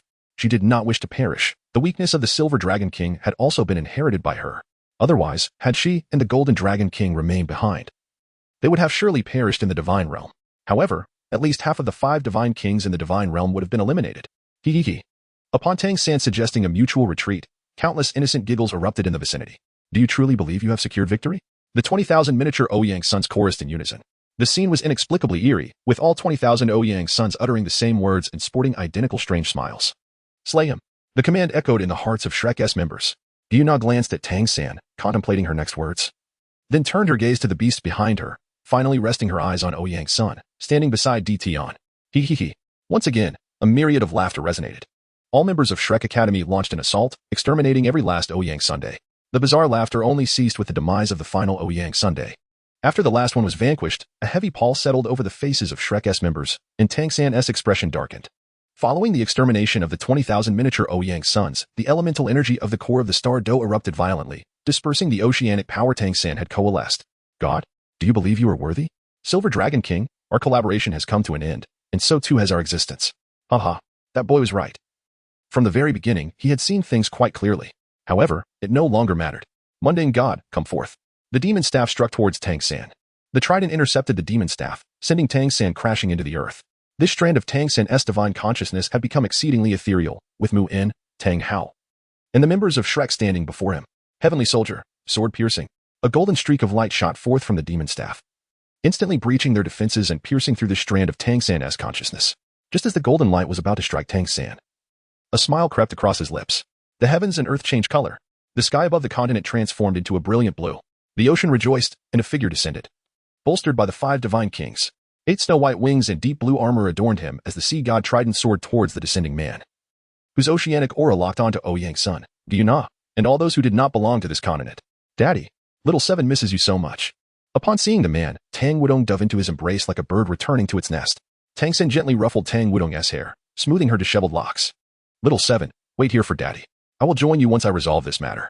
Ouyang's son's mind blared with alarms. How could they possibly fight now? They were utterly outmatched. It was as if in an evenly matched scenario, someone had activated a cheat code. How were they to proceed? From the depths of the ocean, Song Yue unsheathed her blood-red blade, and a portal materialized before her. The sun and moon's mirror blossomed with a sinister smile as a colossal crimson sun rose from the boundless sea of blood. The spirit of battle, Nox, reappeared from the black ring, and endless whispers echoed within the spirit of battle. Su Jiawei from the Douluo Empire was momentarily taken aback. But upon sensing the sea god's aura, he felt compelled to laugh heartily. Such divine killing could not vanquish him. Miss, would you like me to eliminate him? Elder Ping, your strength has yet to be restored in this land. Should you dispose of this avatar, you too may face disintegration. The old man gazed silently at the young woman, offering no further words. Beneath the towering Ice Slayer, the Snow Emperor, the Demon Monarch and the Demon Whale Sea, and Su Tiangong within the sun and moon's secret realm simultaneously felt a profound sense of helplessness. They were all beings of Douluo, inherently restrained by this divine might. Yet, given time, even the divine may not remain invincible. Very well, accept the divine punishment. You have insulted the deity. The sound of space tearing resonated in the ears of everyone on the continent. A colossal maw suddenly split open behind Tang San. His pitch-black eyes, coupled with long hair that shimmered a deep blue, cascaded down his back. He wore no garments. His muscles radiated a faint, dark luminescence. A flicker of red flashed in his obsidian gaze. Tang San's avatar sensed the presence behind him, yet he found himself utterly immobilized. A terrifying force seizing him the moment that figure emerged. A hand slowly extended, grasping Tang San's head, and subsequently pulled him into the rift. The fissure sealed shut. The divine might vanished in an instant, leaving no trace behind. The deity, which had triggered alarms among countless individuals, disappeared without a whisper. Those present in the Star Doe looked upon the horror within the rift. Even after a year had elapsed, most in attendance still recognized that silhouette. Chapter 10. The vanished stars. In the instant that Gu Feng manifested, the overwhelming divine power of Tang San descended upon the world, only to vanish without a trace. Taking with it Tang San's avatar, a fragment imbued with half of his strength, sent down by the gods. At that moment, the onlookers from the Star Doe realm glimpsed a corner of a crimson world, where the clouds were stained a deep red. And the lifeless city exuded a sense of decay, its dilapidated structure shrouded in a foul atmosphere. Through the rift, Ouyang's son and his companions seemed to witness the monumental force of time itself. A colossal beast emerged from the blood sea, its aura rising to the heavens, only to be cleaved by a sword formed from grayish winds. Countless battles and ceaseless threats of death permeated this world, where only the strong survived. Judging by Gu Feng's sudden appearance, he likely belonged to the ranks of the most formidable beings in that realm. However, an unforeseen twist seemed to have occurred. Ouyang's son pondered while perched on the divine demon staff, his lifeless gaze reflecting the decaying aura around him, which even altered the nature of the ether he had previously wielded. With his crimson eyes enhanced by the purple extreme star, Ouyang observed a faint grayish stream slowly descending from the spot where the rift had closed. Alarm bells rang in his mind, and the heightened perception granted by the purple extreme star urged him to flee, as his blazing eyes continuously warned him of impending danger. What malevolent entity is this, instilling such dread within me? Rising to his feet, Ouyang realized that while Gu Feng had whisked away that foolish deity, everyone else remained immobilized in this place. In that fleeting moment, Ouyang contemplated his next move. Departing without a fight felt unsatisfactory. He glanced at the members of Shrek, tightening his grip on the divine demon staff. Before they could react, Ouyang pointed his staff toward the weakest among them, Tang Wudong, the daughter of sea god Tang San. A golden streak pierced through the air, penetrating her chest, obliterating her heart, and evaporating flesh and blood. Tang Wudong's eyes dimmed, and she began to plummet from the sky. Ouyang was taken aback. She was not yet lifeless, her wounds still retained a flicker of vitality, but he had no time to deliver a finishing blow amidst the bewildered reactions of the others. Having battled Tang San for so long had left him in a deplorable state. Casting a final, profound glance at the Shrek members, Ouyang felt the blood-colored Houghton hammer descending upon him. Diana gestured towards Ouyang's position but ultimately refrained from action, as the blood-red hammer was about to strike. Ouyang noticed her gesture and revealed a scornful smile beneath his mask. Is this what a partner looks like? Yet from the beginning, he had no intention of placing his safety in the hands of these beasts. Awakening catastrophic Buddha ape. Returning to source. As the giant hammer fell, Ouyang's form dissolved into luminous particles, vanishing before the eyes of the onlookers. Tang Hao, having absorbed part of the Douluo will, unleashed a surge of energy. Ouyang's presence completely dissipated from the scene. Yin, bracing against the backlash of the life core, clung to Tang Wudong's last breath. How? I will take Shaoqi back to Houghton and sect and stabilize her life. Yin declared, hastening towards the heavenly soul realm with Tang Wudong. A realm of slaughter enveloped Emperor Tian and his companions. Darkness descended, clashing with the blood-red domain of carnage, resulting in an ultimate darkness. The two extreme domains collided. Tang Hao's eyes burned with murderous intent as he glared at Emperor Tian and the so-called Soul Beast Sovereign, a mother dragon. What? Do you think our Soul Beast clan is easy to bully? Emperor Tian, enough talk, let us eliminate this fool. 5 rifts appeared in the sky, slicing through space with a razor-sharp aura as the Bear Monarch spoke. The rending claw surged towards Tang Hao. In battle, the Bear Monarch was far from his usual foolish demeanor. As a member of the Dark Golden Terrorclaw clan, he was a born warrior, endowed with unparalleled combat talent from the Baiman bloodline. A colorful aura coalesced in Emperor Tian's hand, a divine ability bestowed by the Dragon God, allowing him to briefly transcend the godly realm on the continent. Dragon God Claw. The vibrant Dragon Claw followed the rending claw, intent on delivering a lethal blow. For a retaliatory strike of such extremity would pose significant danger to them. 9 soul rings, 6 black and 3 red, shattered simultaneously, channeling immense soul power into Tang Hao's Haotian hammer. Exploding ring, Great Summer Hammer. In the instant when the 3 attacks were about to collide, a surge of grayish energy erupted. The 3 attacks transcended their limits, consumed entirely by the grayish force. An overwhelming threat flickered in the hearts of all present. Emperor Tian, tearing through space, desperately raced toward the life lake within Stardo.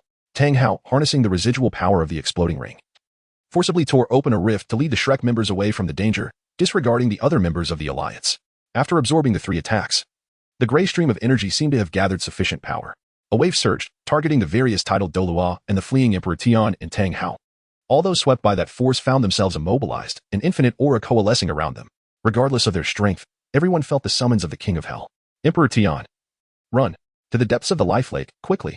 Diana momentarily broke free from the confinement using her divine consciousness. As Emperor Tian gazed at her, he witnessed her fall into unconsciousness after uttering those words, igniting a fierce resolve to charge toward the life lake with the beasts. Within Tang Hao's body, the divine power erupted, forcibly breaking the mysterious force that bound him. During the brief moment of confinement, his sense of crisis intensified. He lacked the spatial talents of Emperor Tian's Black Dragon and knew he could not flee as swiftly. Yet, escaping was something he had often done in the past. Leading the Shrek members, he squeezed every ounce of divine power from within, racing towards Stardo. However, the other inhabitants of Stardo and the majority of soul beasts were not so fortunate. A grayish luminescence emanated from the energy stream, expanding outward. In all places where life force existed, everything was reduced to ashes: trees, soul beasts, soil, humans, and the essence of the heavens and earth, all stripped of their vitality. People, beasts, and plants transformed into wisps of smoke, vanishing from existence as the land turned a ghastly gray, exuding an ominous vibe. In an instant, a significant portion of the Stardo forest vanished from the ancient soil. This place had become a true forbidden zone, the Stardo Forbidden Land.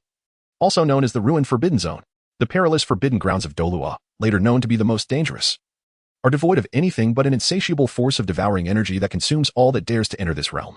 Chapter 11. The unique Huagua Hao. On the periphery of the Stardo forest, Ouyang's son emerged quietly after the wave had obliterated half of the Stardo. In this moment, he seemed to shed the arrogance that had once marked him, transforming back into the gentle Ouyang son of yore. I believe I now comprehend the essence of what you previously conveyed, yet it is indeed ironic. It is you who aspired to construct a world that separates the extraordinary from the mundane, yet you are the one who has wrought the greatest destruction. Half of the Stardo, a testament to millennia of evolution, has now been erased by your hand, leaning against a tree that had miraculously evaded annihilation. He spoke to the heavens, perhaps sharing his thoughts with Gufeng or merely engaging in self-reflection. Who could say? Perhaps it was simply a sense of helplessness in witnessing such calamity, a natural disaster compounded by human folly. A year prior, they had encountered similar disasters. Yet they had not truly experienced them, as miracles had intervened to stave off calamity. Now, faced with this catastrophe, Ouyang's son found himself engulfed in confusion. With the divine demon staff resting upon his shoulder, he vanished into the sunset. In the heart of the Stardo, the ancient tree that had existed since the dawn of the Stardo no longer swayed. It valiantly resisted the encroaching grayness, slowly disintegrating into ashes, expending its final energies to protect the soul beast beneath its boughs. Emperor Tian, Gyuna, Bear King, the myriad of beasts, and those formidable soul beasts that had arrived here ahead of time, each with lifespans exceeding 100,000 years. Emperor Tian, let us depart. Taking advantage of the ancient tree's final strength, Gyuna gazed at the silent Emperor Tian. She had never witnessed him so muted. The Bear King and others remained silent as well, all enveloped in sorrow, save for her. She had been in slumber while Emperor Tian and the others had endured for countless years. This was their home. Very well, master, let us go. Transforming into a colossal black dragon, Emperor Tian's resounding roar echoed through this future forbidden domain. A solitary tear fell from his immense golden vertical eye. Its origin uncertain, whether for the soul beasts of the forest or for their lost home. Perhaps it was for both. Suddenly, Huagua Hao clutched his chest. a wave of intense palpitation surging within him as he directed his gaze toward the direction of Douluo continent star Do, sensing that something significant was amiss. Odd, Yuhao. Do not dwell on it too much. Knowing our fated paths, we still have a formidable adversary to confront. Indeed, Yuhao, the celestial dream's words ring true. The one who manipulates our destinies has already ascended to divinity millennia ago. Who knows what hidden traps he has laid across the continent? All we know are the Shrek Academy, the Houtnan sect, and Sea God Island. But what if there are dark machinations lurking in the shadows? What we must do now is to strengthen ourselves, to become so powerful that no one can interfere with our fates. A small emerald scorpion flicked its pincers, sending a plump white caterpillar flying. A melodious female voice resonated in Huagua's ears. Following the will of the heavenly essence, Huagua reaped numerous benefits. His innate shortcomings were rectified, and the hidden injuries within his body were purged. With the aid of the heavens, his martial soul transformed. Indeed, it evolved into a gift. His soul rings shattered, their vast energies continuously cleansing him. Under the guidance of the celestial dream ice silkworm, which had existed for 1,000,000 years, the Ice Emperor for 400,000 years, and the divine soul ring of Ilex, Huagua emerged as a formidable being. With their combined assistance, he had begun to master this newfound power, now capable of contending with ordinary soul beasts of 100,000 years. This was asserted by the Ice Emperor. And the greatest boon he had received was the removal of Tang San's hidden influence upon him. Furthermore, his spiritual eyes seemed to undergo a transformation. Currently in a state of gestation, the specifics of which would only manifest once they had fully developed. The trio accompanying Huagua also garnered significant advantages. First and foremost, the celestial dream and the Ice Emperor received rejuvenated bodies, endowed with the finest talents, albeit at the cost of their cultivation being devoted to Huagua. Ilex had also firmly stabilized his consciousness. He was now virtually invincible among mortals. Yuhao, this land appears to be a new continent. The heavenly will ultimately deliver you here before succumbing to slumber. There must be something here that can aid in your ascension. This realm has undergone tremendous changes, and you must grow swiftly. Otherwise, even as the son of destiny, you may be swept away by the current. Indeed, significant events had transpired on Douluo continent. Ilex stepped into a more open area, turning his back to Huagua as he gazed toward Douluo. He seemed to ponder whether to share his thoughts with Huagua. And a silence enveloped the two. The celestial dream and the Ice Emperor exchanged glances, perplexed, unable to comprehend what they discussed, their powers long diminished, rendering them incapable of sensing the overwhelming aura that Ilex perceived. They could not fathom the dread that consumed Huagua. They were not the children of fate. Two small beasts bewildered, unable to decipher the unspoken tension between master and disciple. Master, I understand you mean well, yet I still wish to know what has transpired. If I cannot confront what has already occurred, how can I face the future? Though Huagua did not finish his sentence, Ilex understood all too well. Teacher. Ilex waved his hand, exhaling a long sigh. Alas, Yuhao, two monumental events have unfolded on Douluo continent, one of which relates to your nemesis. Upon hearing this, an unnamed fury welled up in Huagua's eyes. Tang San, the source of all misfortune. He worked to temper his anger, achieving a state of calm before a fleeting glimmer of jade light enveloped him. At this moment, his spiritual eyes completed their gestation, though he sensed that he could not yet wield this new power without a certain opportunity. Teacher, please continue. I yearn to understand what has transpired on the continent. Ilex regarded Huagua, who had mastered his emotions, with a glint of admiration. To be frank, I am not entirely aware of the specifics. However, I do know that the world rejoiced. Tang San ascended to divinity on Douluo, claiming dominion over the seas. I have observed your history on Douluo, and perhaps he still possesses the celestial authority of the angel god, defeated millennia ago, as well as the power of the Rakshasa god. Even if he does not, he can still exert influence. When he descends, the heavens rejoice. Yet, the moment he arrived, the heavens ceased their celebrations, and mourning echoed throughout the cosmos. As Ilex spoke, he paused momentarily, then, uncertain yet hopeful, he articulated a conjecture that left both beasts and Huagua aghast. Though I lack precise knowledge of what transpired, such a shift in the heavens can only signify one thing. Tang San perished upon his arrival. Chapter 12, The Mortal Realm, Part 1. A large question mark loomed above Huagua's head. He was rendered speechless by the shocking news from Ilex, while Tianming and Ice Emperor stood beside him, equally stunned. The mention of gods descending to the mortal realm had already left them astounded, but the revelation of their demise shattered their worldview. The battle among the three gods a millennium ago had been monumental and prolonged, during which they had only recently attained divinity. To be honest, at that time, the Northern Extremity had not been particularly fearful. The Snow Empress, with the Northern Extremity's assistance, was able to contend with them, and the outcome was uncertain. However, the gods who descended to the mortal realm had already been divine for thousands of years. Yet they were quietly eliminated. Although the world had undergone significant changes, it was still unsettling to witness beings that had symbolized immortality perish upon the continent. The two beastly figures fell into a state of confusion. Big bug, little scorpion, do not dwell too much on it. Gods are merely individuals of a higher order. Ilex recalled the figure from a year prior, antlered, with eyes adorning its arms, embodying both masculine and feminine traits. At least, the gods of your world are simply stronger beings. True divinity belongs solely to the shadow that saved this continent. Alax gazed skyward, where the invisible barriers revealed themselves to his eyes. The vibrant regions absorbing the essence of Douluo continent. Such beings do not deserve the title of gods. Big brother, what are you doing? Why do you always wear a mask? A little girl bounced up to the base of the tree, calling out to Ouyang's son perched above. His crimson eyes opened, and he glanced down at the half-meter-tall girl. TCH, little girl. Ouyang's son vanished from the treetop. Hey, big brother, where did you go? Do you not like Yaya? The girl's voice trembled as tears began to well in her eyes. Everyone dislikes Yaya. They say she's a child without a father. Even big brother does not like Yaya? Her voice dwindled, and tears started to fall incessantly. A hand rested atop Yaya's head. Enough, stop the noise. You are driving me insane. Ouyang's son's impatient voice came from above, as he took a bite of a peach. Keep it up, and I'll hand you over to your mother. Upon hearing this, Yaya hastily ceased her crying, though tears continued to trickle down her cheeks. The sight of her wanting to cry but holding back exasperated Ouyang's son. He had not realized children could be so bothersome. As Ouyang's son was at a loss, he noticed the little girl gazing at the peach in his hand. Her small eyes blinking, occasionally using her delicate hands to wipe away her tears. He reached back to retrieve another peach and tossed it to the little girl. All right. Quiet down. If you keep it up, I'll send you back to your mother.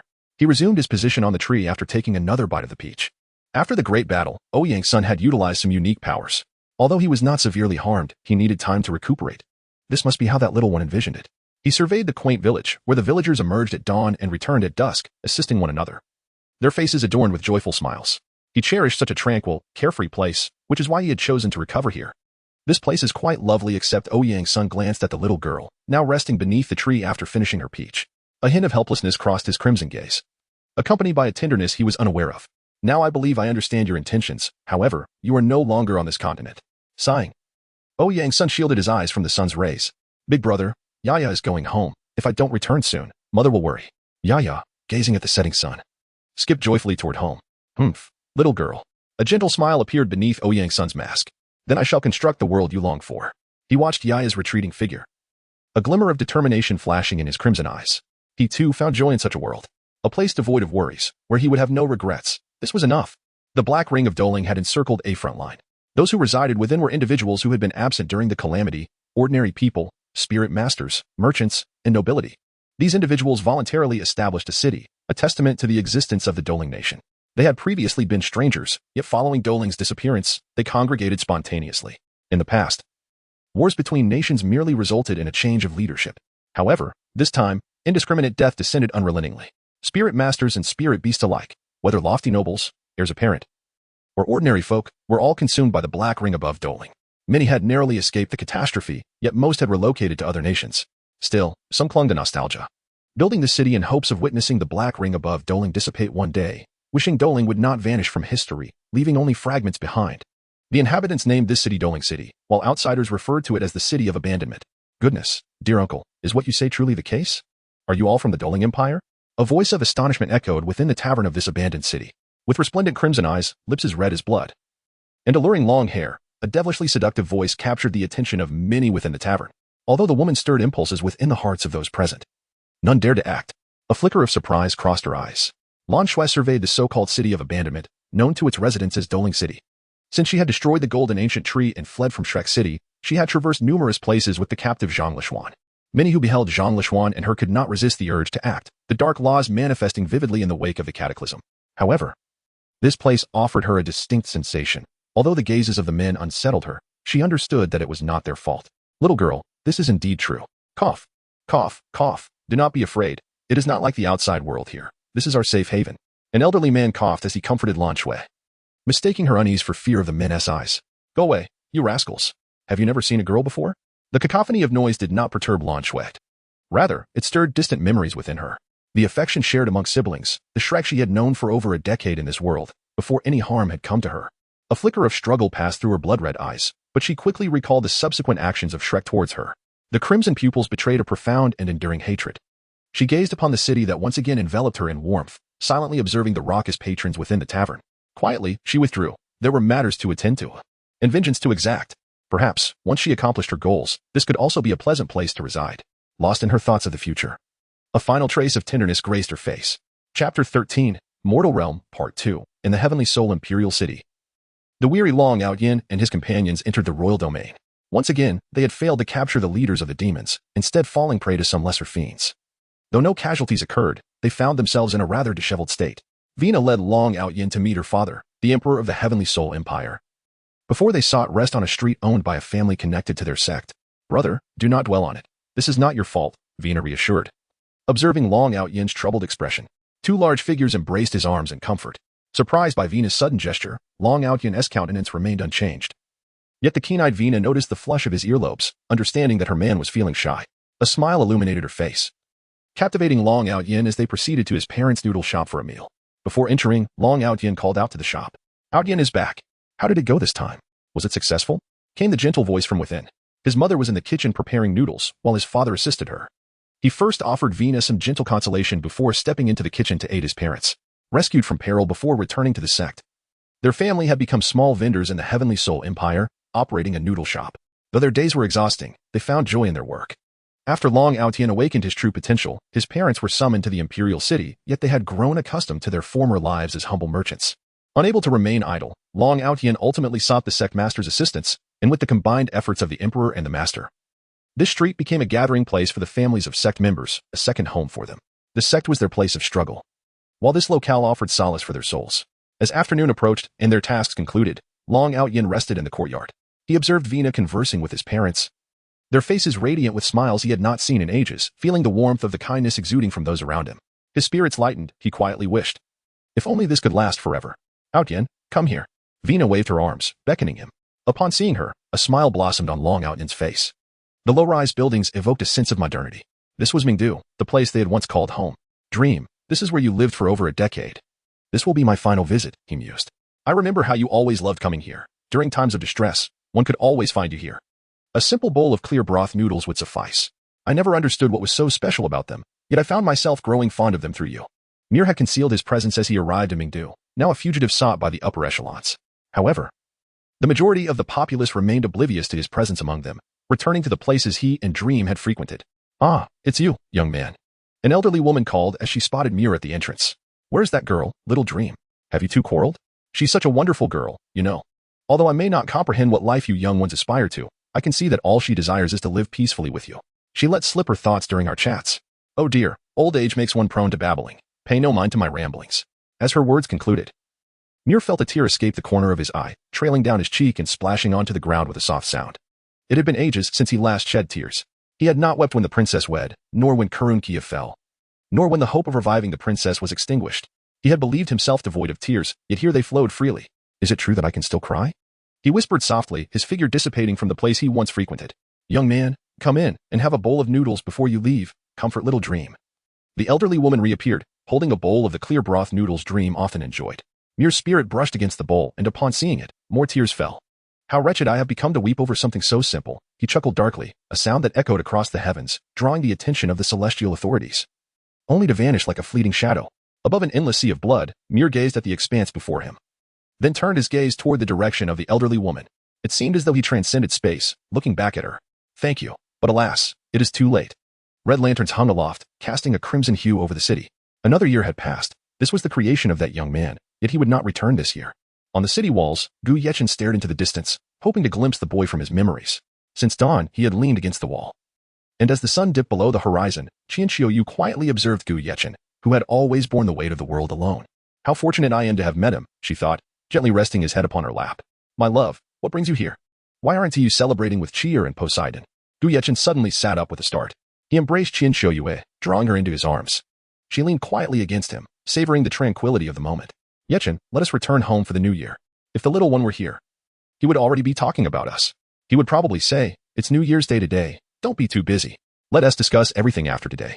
You've all been so weary day in and day out. Take this time to truly rest. Then, he would discreetly send us back home, taking care of our affairs himself. Qian Xiaoyu nestled in his embrace, gazing at the bustling outskirts, quietly reminiscing about the past. Gu Yechen gently tightened his grip around Qian Xiaoyu's arm. His gaze fixed upon the luminous moon ascending in the sky. That lad will be fine. After all, he is the one who fears death the most. Hell. An endless expanse of crimson sky and boundless blood-red sea. A dilapidated city hovers above this sea of blood. A hoarse voice reverberates through this shattered realm. It seems I have forgotten something of great importance. Subsequently, turbulent gray currents engulf the entire sky, as countless colossal beasts plunge into the depths of the sanguine sea. This creature, which arrived a millennium ago, always erupts into chaos at this time. Typically residing in that city, it begins its rampage when the moment arrives. Those of us who miraculously survived that great battle are now few in number. Chapter 14. The underlying currents after the descent of the sea god. Douluo fell into an eerie calm. The immortal monsters that roamed Luo vanished entirely. The emperor of Luo also disappeared without a trace, leaving no one to ascertain his whereabouts. Now, only a princess remains to guard the royal family. The vast blood sea ceased its expansion, and the bloodthirsty monsters birthed from its depths retreated into the abyss. Whispers emerged of even more terrifying creatures dwelling in the depths of the blood sea, with all the bloodthirsty monsters worshipping this entity, though the truth of these rumors remains uncertain. Overseas, a colossal wave once surged, lasting several days before returning to tranquility, with no one knowing what transpired in the deep sea. It was reported by powerful explorers that an island had been submerged, leaving only its outline visible. Surrounded by waters stained crimson, the hue lingering ominously, the far north experienced an unprecedented snowfall, rendering outsiders hesitant to venture forth. Even ice attribute soul masters found the temperatures in the outer regions plummeting to sub-zero levels. In the midst of the snow, indistinct towering phantoms drifted, reminiscent of the Titan snow demon of the far north, yet no one dared to confirm this. The black ring of the Douluo Empire continued to spin, but the eerie sounds had ceased, as if their source had departed. However, the black ring remained hovering above Douluo, with individuals entering to investigate, never to emerge again. The evil forest grew increasingly sinister, transforming wholly into a haven of malevolence. Ordinary soul masters who ventured within were soon transformed into evil soul masters. Even those who escaped without transformation would lose many memories and would mysteriously perish within a month, while the transformed would meet their demise within the same time frame. Something dreadful seemed to be birthed there, as dark crimson clouds enveloped the forest, occasionally flickering with ominous crimson lightning. Surprisingly, the icy sea of the far north was eerily tranquil, so much so that even the usual shallow waters teemed with fish and shrimp had vanished. Fishermen sought assistance in investigating, but ultimately found nothing. All life in the icy sea appeared to have vanished without a trace, and even the fish they later introduced disappeared by the following day. No one knew the cause. A titled individual was personally stationed to uncover the source of this disturbance. Yet that individual vanished without a trace, just like the fish. In the Heavenly Soul Empire, no peculiar phenomena were observed. However, once the sun set, the realm became exceedingly desolate. Only at noon would there be any semblance of vitality. Heavenly Soul seemed to gradually transform into a ghostly domain, as the disciples of the main sect and the demons concealed among the populace engaged in a relentless struggle. The entire Heavenly Soul became their battleground, rife with assassination attempts, poisonings, and traps, embodying the true essence of warfare. Initially, the disciples of the main sect suffered significant losses, but under the leadership of Long Outyin, they gained a slight advantage, only to be outmaneuvered and gravely injured by the demons. On that day, a towering green giant roared within the Heavenly Soul, annihilating a city of demons. Perhaps not every inhabitant of that city was a demon, but who truly cared? Perhaps Long Outyin would, yet at that moment, he lay in a state of unconsciousness. The enraged immortal poison obliterated an entire city, attempting to force the hidden masterminds of the demons into the open. Yet, the outcome remained unresolved. However, just as the immortal poison prepared to return to the sect, it was ambushed and gravely wounded in an instant, sensing a power that did not belong to this realm. After that, Heavenly Soul seemingly morphed into a ghostly nation, where people could only venture outside from noon until sunset. The border wilderness barred its doors, purging all hidden forces beyond its confines. A golden canopy rose outside the border city, beneath which individuals were constantly patrolling. No one knew what transpired within that canopy. Nothing could enter or exit, only the scorching aura emanating from the border, a sensation bestowed by the sun, yet fraught with peril. At noon, a white rainbow would arch across the sky from within the border, its nature unknown, though powerful beings sensed a vast energy within that rainbow. The remaining soul beasts of the Star Doe vanished after the resounding dragon roar of the Emperor Tian. No one knew where these elite soul beasts had gone, and some harbored malicious intentions toward these homeless creatures. The members of the Holy Spirit Church initially scoured the continent in search of these soul beasts, yet despite combing through the entire land, they found no trace of Emperor Tian and his companions. Conversely, their frequent actions caught the attention of Shrek Academy. Interestingly, Shrek refrained from taking action against these members of the Holy Spirit Church, as if an unspoken agreement had been reached between the two parties. Instead, Shrek's movements resonated throughout the continent, mobilizing all graduated students in search of the missing. Moreover, Moon of Shrek publicly announced across the continent that anyone who could provide accurate information would receive a favor from him.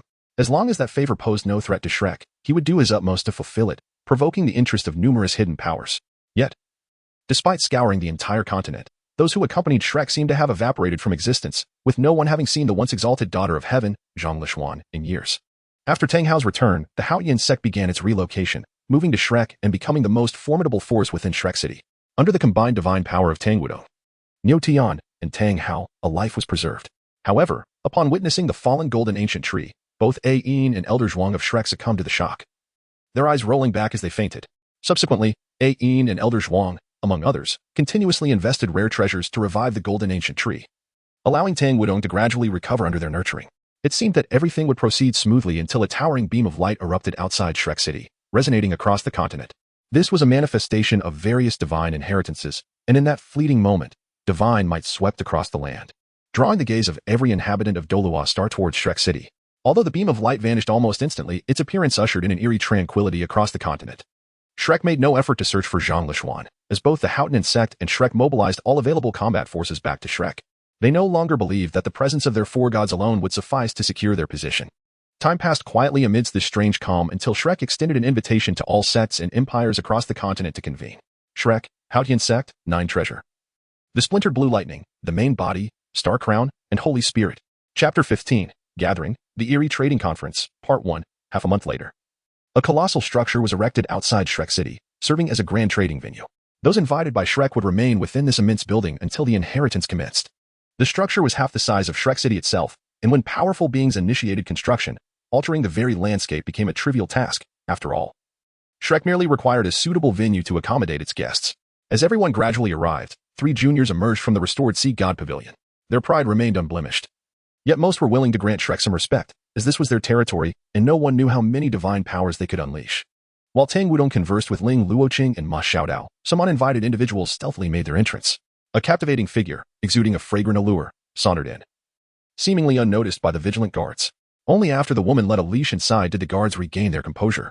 One titled individual observed the seemingly normal entrance, yet felt an unsettling disquiet within.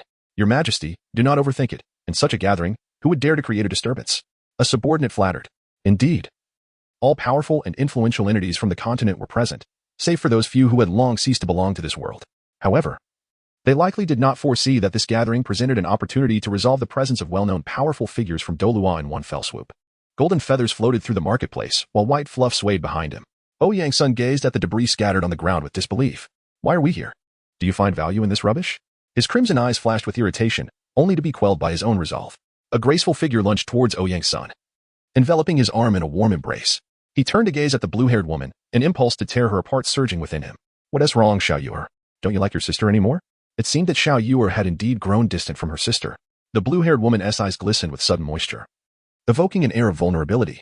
A myriad of symbols appeared across Ouyang's son's mask as he struggled to suppress his fury. My name is Ouyang's son now, not Lan Yu. And for heaven's sake, conceal that demeanor. Otherwise, even if you are my sister, I shall not hesitate to shred you to pieces. With a swift turn of his head, the intensity in his crimson eyes sent those nearby fleeing from the vicinity. Ouyang Chier pouted, seemingly displeased with her brother's behavior, yet she dared not provoke him. She understood that her brother, donning that mask, was no longer the protective figure who once trailed closely behind her. A fleeting image crossed Ouyang Chier's mind, the memory of her brother in a pitiful state, receiving a phone call, preparing to rescue her, and ultimately failing to arrive due to unforeseen circumstances. Yet, she recognized his inherent gentleness. Such at Sundara, Ouyang Chier murmured, crossing her arms, her chest becoming a formidable barrier. She turned her head away, allowing her blue hair to sweep past Ouyang's son as she marched ahead. His crimson eyes lingered on her lively silhouette. And with a gentle sigh, Ouyang's son's voice echoed softly in the solitude. Sister, I cannot guard you for a lifetime. He quickly shook his head, dispelling the confusion in his gaze, and clasped his hands behind his head to follow her. Sensing Ouyang's son's presence beside her, Ouyang Chier's expression brightened with a radiant smile. As a whisper only she could hear emerged softly. Such at Sundara. Oh dear, my Lishuan puppy, soon to have a new master. What do you think? A mesmerizing figure delicately lifted Zhang Lishuan's chin, her eyes devoid of the spark they once held. During this time, she had endured unspeakable torment, if possible. She desired nothing more than to end her own life. Yet, her soul power had been rendered useless, and she was subjected to the infusion of something peculiar by Lan Shui. This substance had entirely enhanced her physical strength and various attributes. Presently, she found herself incapable of even ending her own existence. Upon hearing the words of the enchantress Lan Shui, a glimmer of light sparked in Zhang Lishuan's eyes before she once again fell silent. She had become utterly useless, and under Lan Shui's control, she had grown accustomed to her plight. If another were to take her place, no one could fathom the torment that awaited her. Zhang Lishuan extended her delicate tongue, softly licking Lan Shui's finger, her gaze revealing an inexplicable attachment. Lan Shui momentarily found herself bewildered by Zhang Lishuan's actions before she regained her composure. Gently cupping the beauty's face, she scrutinized the woman before her, the one countless Shrek students referred to as the Dream Girl. Observing the careful servitude of this once proud celestial maiden, one could hardly reconcile her with the illustrious figure she had once been. Leaning down, Lan Shui whispered into Zhang Lishuan's ear, a fragrant breeze brushing against her earlobe. Fear not, my little puppy. Since you are so reluctant to part from me, I shall not abandon you. However, my dear puppy, we must put on quite the performance. The enchanting voice gradually transformed into one of authority. Lan Shui spread her arms wide and gazed upward at the ceiling, as if peering through it to the capricious deity who toys with fate. A dim light enveloped the entire room, within which Zhang Lishuan beheld a pair of crimson eyes glinting with a thirst for blood. The room fell silent once more, and Lan Shui reverted to her alluring witch persona, incessantly teasing her. Zhang Lishuan's cheeks flushed, her gaze hazy. She realized she could never return to her former self. With a gentle closure of her eyes, a glimmering tear formed, and when she opened them again, her irises sparkled with a pink hue. Ha ha. Lan Shui's bewitching laughter echoed softly, then grew unabashedly wild. She encircled Zhang Lishuan's waist from behind and, amidst Zhang Lishuan's startled exclamation, lifted her effortlessly. The dim light shrouded the entire room as Lan Shui cast Zhang Lishuan onto the grand bed of the hotel. As the light dissipated, Lan Shui stretched languidly, tilting her head to survey the disheveled scene on the bed and the unconscious Zhang Lishuan. A bittersweet smile, one she could scarcely articulate, graced her lips. How splendid it would be if none of this had ever occurred. Her murmured thoughts faded into the air as she departed, leaving no one, save herself, aware of her inner turmoil. Chapter 16, Convergence, the Eerie Trading Assembly, Part 2. A patterned portal emerged from the shadows, and a foot clad in high heels stepped through the swirling vortex, revealing a commanding silhouette as long legs emerged. Clad in a blue and white coat embroidered with azure flowers, paired with light gray jeans and a fitted top, her azure hair cascaded down to her feet. Her deep blue eyes were filled with indifference, and a blood-red long knife materialized from the void, cradled in her arms. Oh, has that monkey arrived so soon? I wonder how formidable it has become. I hope it can amuse me. The detached words fell from her lips as Song Yu's form vanished from sight, leaving no trace save for the layer of ice formed on the ground as evidence of her passage. Yuer, come help me see if this is beautiful. Ouyang Qier called out, invoking the name of Ouyang's son from a past life, the brother who had always protected her in her memories. Ouyang's son approached with a sense of resignation. He then leaped backward, the divine demon staff appearing in his hand. Supporting himself on one hand, he rested the staff on his shoulder, his crimson eyes fixed upon the spot he had just vacated. A massive icicle blossomed, its bone-chilling aura permeating the vicinity. Most onlookers fled the scene in haste upon witnessing this spectacle. You crazy old woman, do you wish to die? I'll grant your wish. Leaving behind an afterimage, Ouyang's son swung the divine demon staff roundly towards Song Yu's head. In heaven and on earth, I alone am supreme. Countless icy blasts erupted, the frigid air freezing all living beings within sight. In midair, Ouyang's son, wielding the divine demon staff, found himself momentarily suspended as a colossal ice barrier sealed him within. Behind Song Yu stood Ouyang Qier, her expression frozen in astonishment. You dare seek death? A fragmented voice echoed, fissures appearing in the massive ice. The ice exploded as Song Yu waved her hand, sending all the flying icicles hurtling away. Amidst the icy mist, a crimson glow ignited in Ouyang's son's eyes. Heavenly soldier, sword thrust. A stream of golden light surged towards Song Yu, instantly melting the icy barrier formed by the gathered cold air. Its potency undiminished as it hurtled towards her. Antarctic Cross Star. A gigantic ice shield in the shape of a cross materialized before Song Yu. The clash of golden light and the enormous ice shield reverberated through the marketplace, startling the station guards. The golden and blue figures disregarded the guards, engaging in a relentless exchange of blows and weaponry. Ice, flowing light, blade energy, the shadows of staffs, chaos reigned between these combatants, where only one side's downfall would suffice to halt the conflict. The red sun and blue sun manifested before them after their collision. Song Yu, cease your attack. Yue, hold your fire. Two voices rang out simultaneously, their words temporarily arresting the intentions of Ouyang's son and Song Yu to continue their skirmish. In a vast chamber, the four gathered after departing the bustling market. Despite their raucousness, no one could pinpoint their hiding place. The multitude ensured their anonymity, at least for the time being.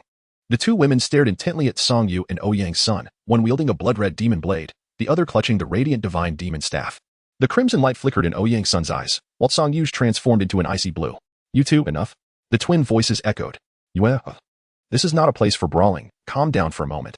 Song Yu, there will be ample opportunities to spar with Ouyang's son later. Do not act recklessly now. The Snow Empress and Ouyang Qier exchanged glances, shared exasperation evident in their eyes. Ouyang's son, donning the frenzied god mask, transformed into a battle madman.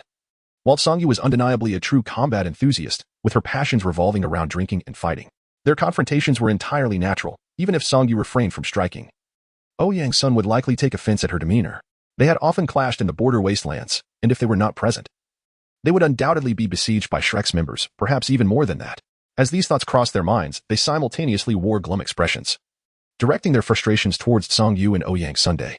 In the shadows, a figure quietly observed the remnants of the battle between Ouyang's son and Song Yu. As the marketplace became bustling with people, the silhouette gradually faded into the darkness.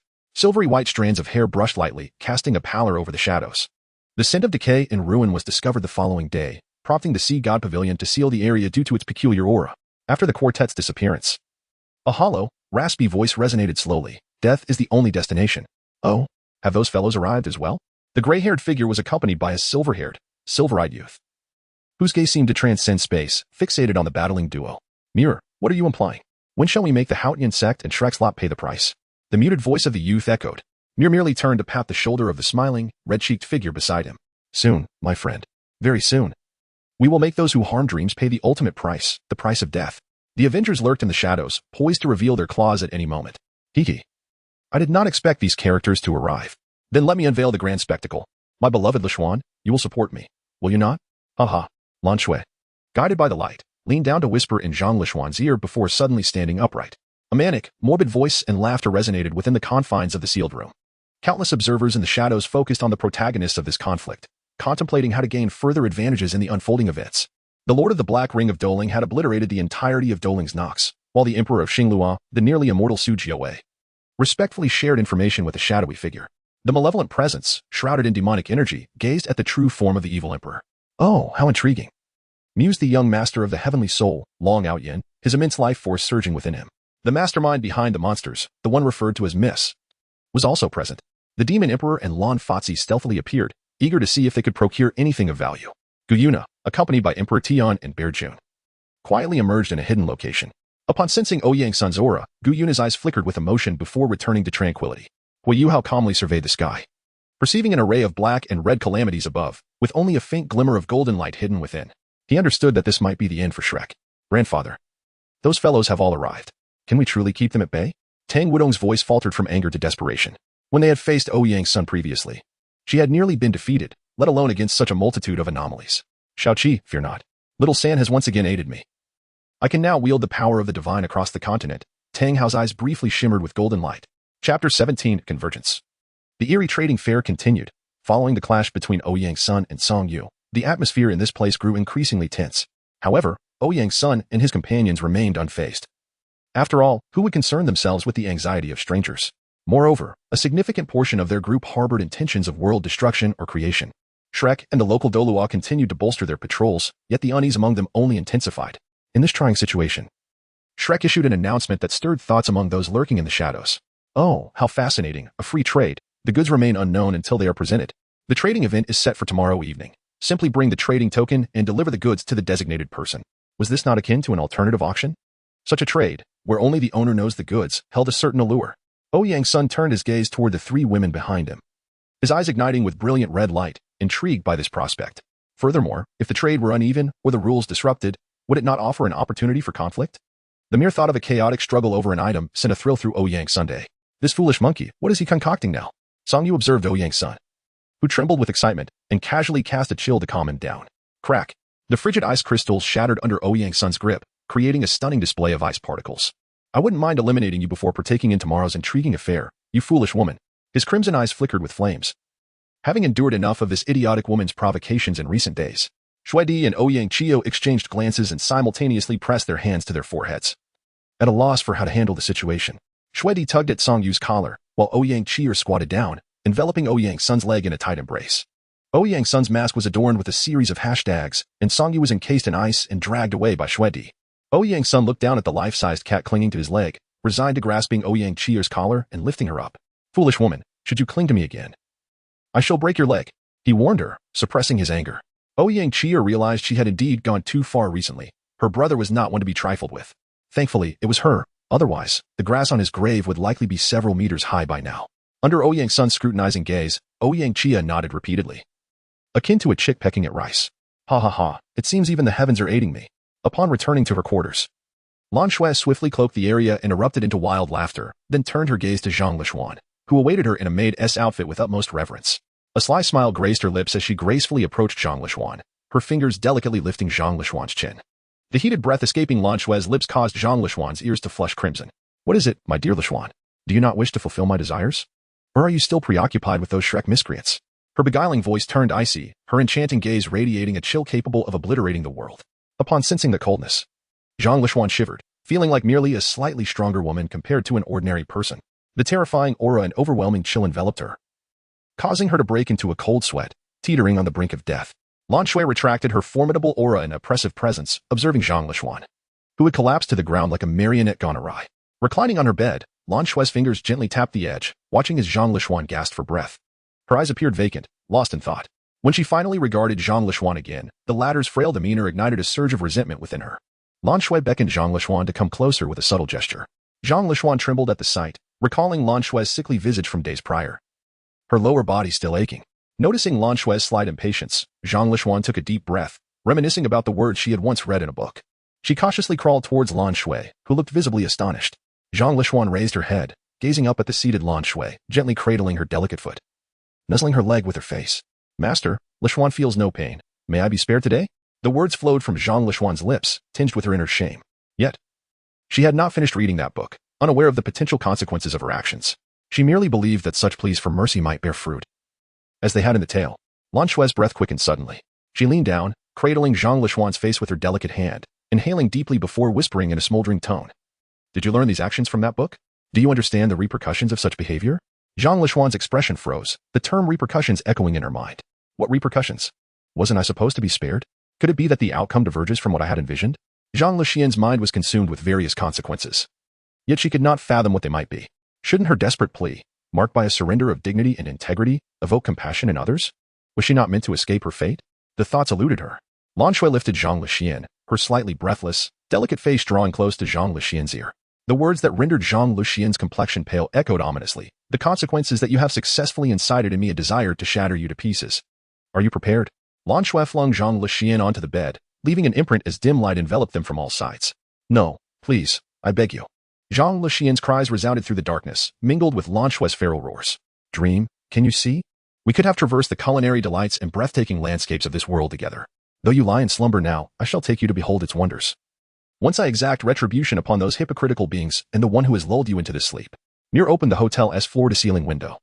Placing the crystal of the frozen dream, Hongqian, upon the sill as she recounted the sights and experiences of recent days. Even though she could not hear, Mir continued to gently narrate the beauty of the world. No one paid heed to her strange actions. At that moment, she encapsulated all that was beautiful in existence, softness, patience, and sunlight. Little did they know of the destructive impulse simmering within this gentle soul, who had left all her beauty behind in her time with Hongqian. After this, she would become a mere harbinger of annihilation. As time flowed steadily, the dawn of the next day revealed a grand stage erected for the evening's trading event. Entirely exposed, this was the distinctive feature of a different kind of auction. Chapter 18, the commencement of the trade fair. Upon the immense stage, countless iron cages were draped in black cloth with shielding capabilities. A beautiful woman devoid of any soul power or special abilities emerged, illuminated by the stage lights. Apart from the spotlight shining upon the woman presenting the goods, countless eyes from the audience fixated upon the stage. This unusual auction drew an overwhelming number of onlookers, as it promised the potential emergence of something extraordinary. Due to the nature of this peculiar trade, no one dared to speak recklessly. The woman on stage was merely a tool to unveil the black cloth. The items would be announced via a special soul-guiding device, with the goods tossed into the darkness in the direction of the voice. Whether the items would be intercepted in the dark depended on one's skill, and those who completed a trade were required to take the item off stage themselves. There was no telling if they would be followed by pursuers, after all. Desperate individuals had nowhere left to retreat. The woman wheeled one of the items into the light. As the black cloth fell, a surge of soul power erupted within many onlookers, yet no one dared to rush forth and seize it, for doing so would blur the lines between hunter and hunted. Inside the cage lay a skeleton, a dragon bone. The dark golden hue of the dragon bone emanated an ancient pressure, its wing bones flickering with a faint crimson glow. The first item for trade, a dragon bone over 100,000 years old. The mere announcement of this item stirred excitement among many concealed in the darkness. Dition's gaze was fixated on the dragon bone on stage, his dark golden vertical pupils igniting with fury. The colorful aura in his hand pulsed. But he ultimately restrained himself. The unknown number of hidden dangers lurking in the shadows deterred him from acting recklessly, for even he could perish here if ambushed. The trading commenced, as information was relayed to the woman on stage, who in turn communicated it to the providers of the trade items. For each completed transaction, the orchestrator of the trade earned 1,000 gold coins, an immense sum for an ordinary person. Soon, the stage was cluttered with slips of paper.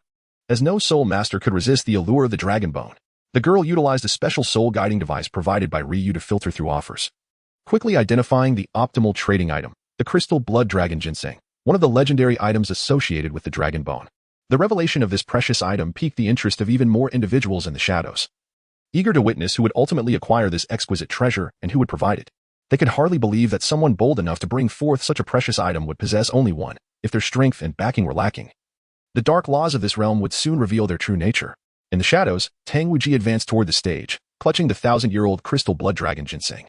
The elements erupted momentarily, the fleeting surge of elemental energy sensed by numerous powerful beings. So it is you, scum. A pair of dark red eyes in the darkness fixated on Tang Wuji on stage. Mir watched quietly, observing the individual responsible for the current chaos. Rage ignited within him, yet he knew now was not the time. The death of one would not quell his long-suppressed fury. He intended to bury this world alongside his vengeance. Tang Wuji would be the one he crushed personally. That aura belongs to that fellow. I wonder if he still possesses the world-ending abilities he once had. I truly wish to test him. Flames danced in Ouyang Sun's crimson eyes as he gazed toward the source of the elemental disturbance in the darkness. Presently, only two beings in this continent could incite such elemental upheaval, one being the harbinger of destruction, and the other, an entity that could hardly be classified as human. Merely a beast. Monkey, I shall take the lead. It has been far too long since I last sparred with a formidable opponent, and my blood is boiling. Cold air surged toward Ouyang Sun in the shadows as Zhou Yi conveyed her intentions to him, asserting that she would handle the situation, lest he bear the consequences. Ouyang Qier and Xuedi each restrained Ouyang Sun and Zhou Yi, for they knew that should chaos erupt prematurely, they would find themselves besieged by lurking adversaries. Although they held no fear of these individuals, it was wise to remain cautious, as nearly all powerful beings on this continent were lying in wait, ready to strike at any misstep. Oh, that aura, Ping Lao, is it the world-ending fiend? Such a being has come here. It seems the opportunity for easy pickings has slipped away. However, when the time comes, if I wish to depart, they shall not hinder me. The woman in green inquired of the elder behind her, and upon receiving a confirmation, she paused for a moment, her confident voice resonating in the darkness. This is the tide of this world. I, not of this realm, am eager to see where my path will lead. She aspires to lead an era. Even if the majority of this world's inhabitants fall short compared to those of her original realm, nevertheless, there remain a number of extraordinary beings, including a mysterious individual who clashed with a rather inept deity just days ago. Although that deity is rather unremarkable, the woman in green understands that she is currently incapable of vanquishing such a foe. At best, she could inflict severe injury at a considerable cost.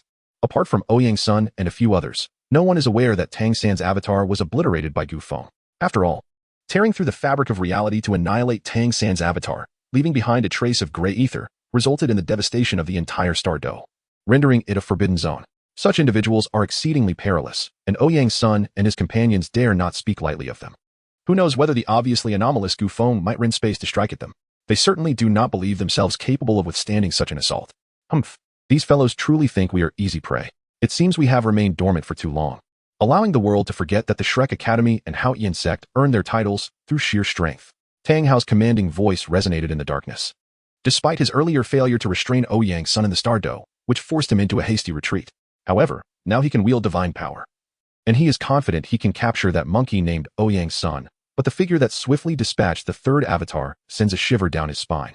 That opponent is simply insurmountable. Even in the best-case scenario, a combined assault from 5 peak deities might only result in mutual destruction.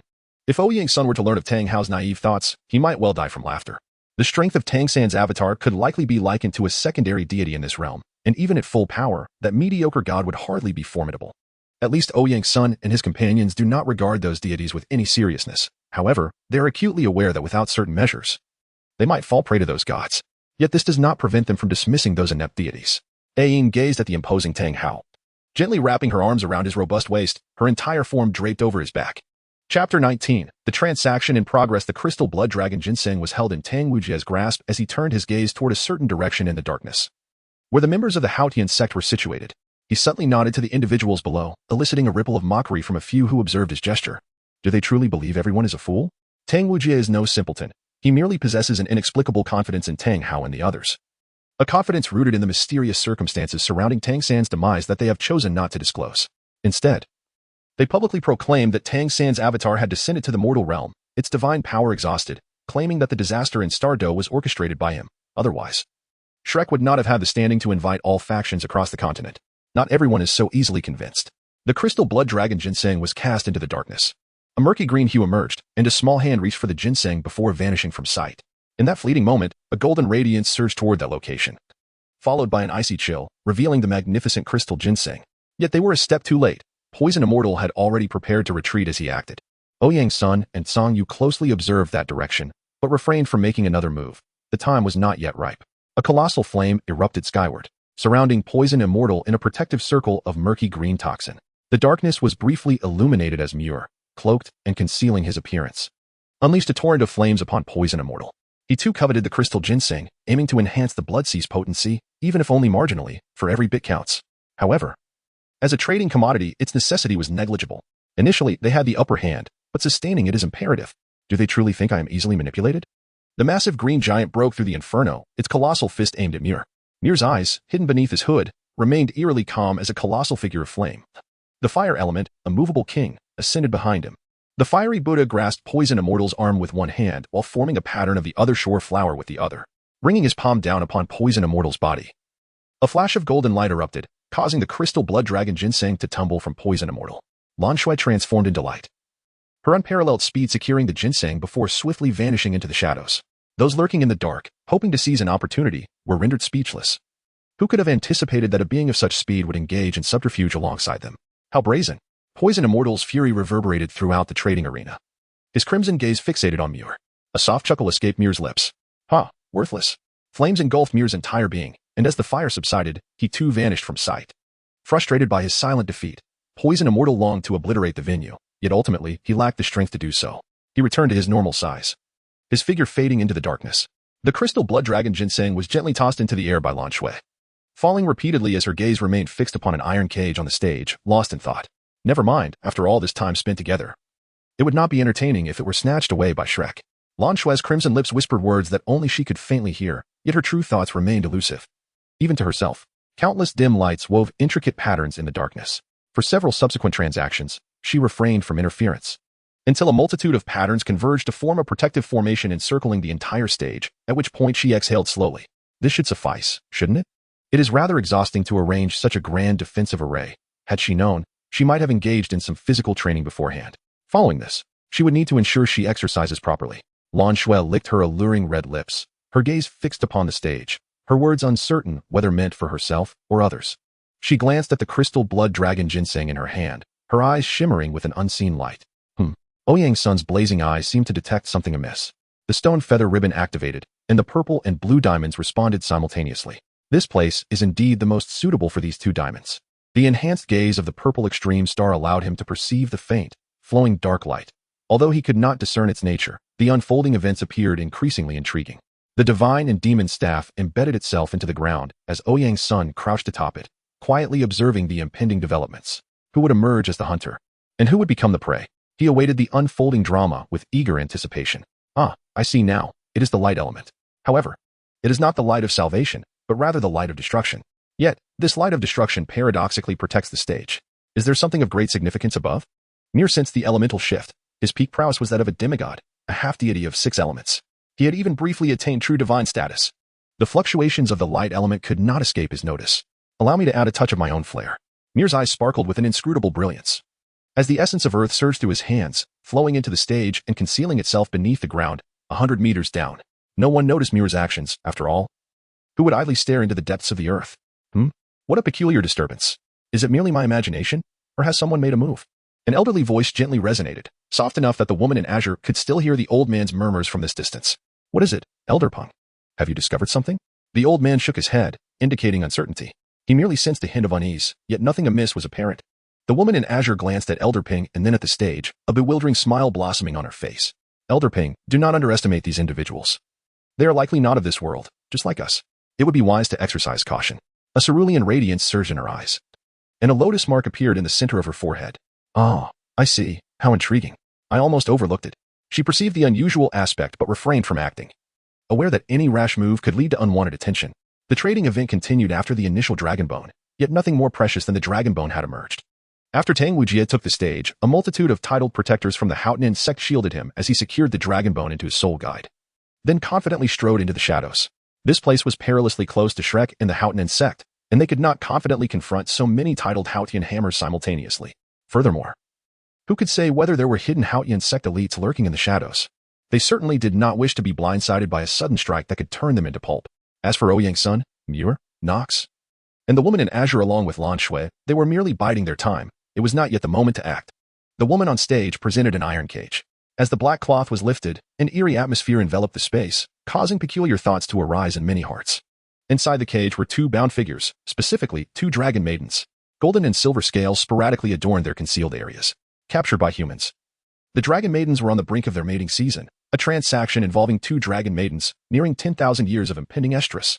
This was immensely enticing. Yet the curse associated with the dragon maidens deterred many from pursuing them. Such entities could indeed prove fatal. Chapter 20. The Dragon Maiden and the Angel. The moment the golden and silver dragon maidens appeared, emotions of greed, shock, fear, and sympathy surged in abundance. How fascinating. It is indeed this item.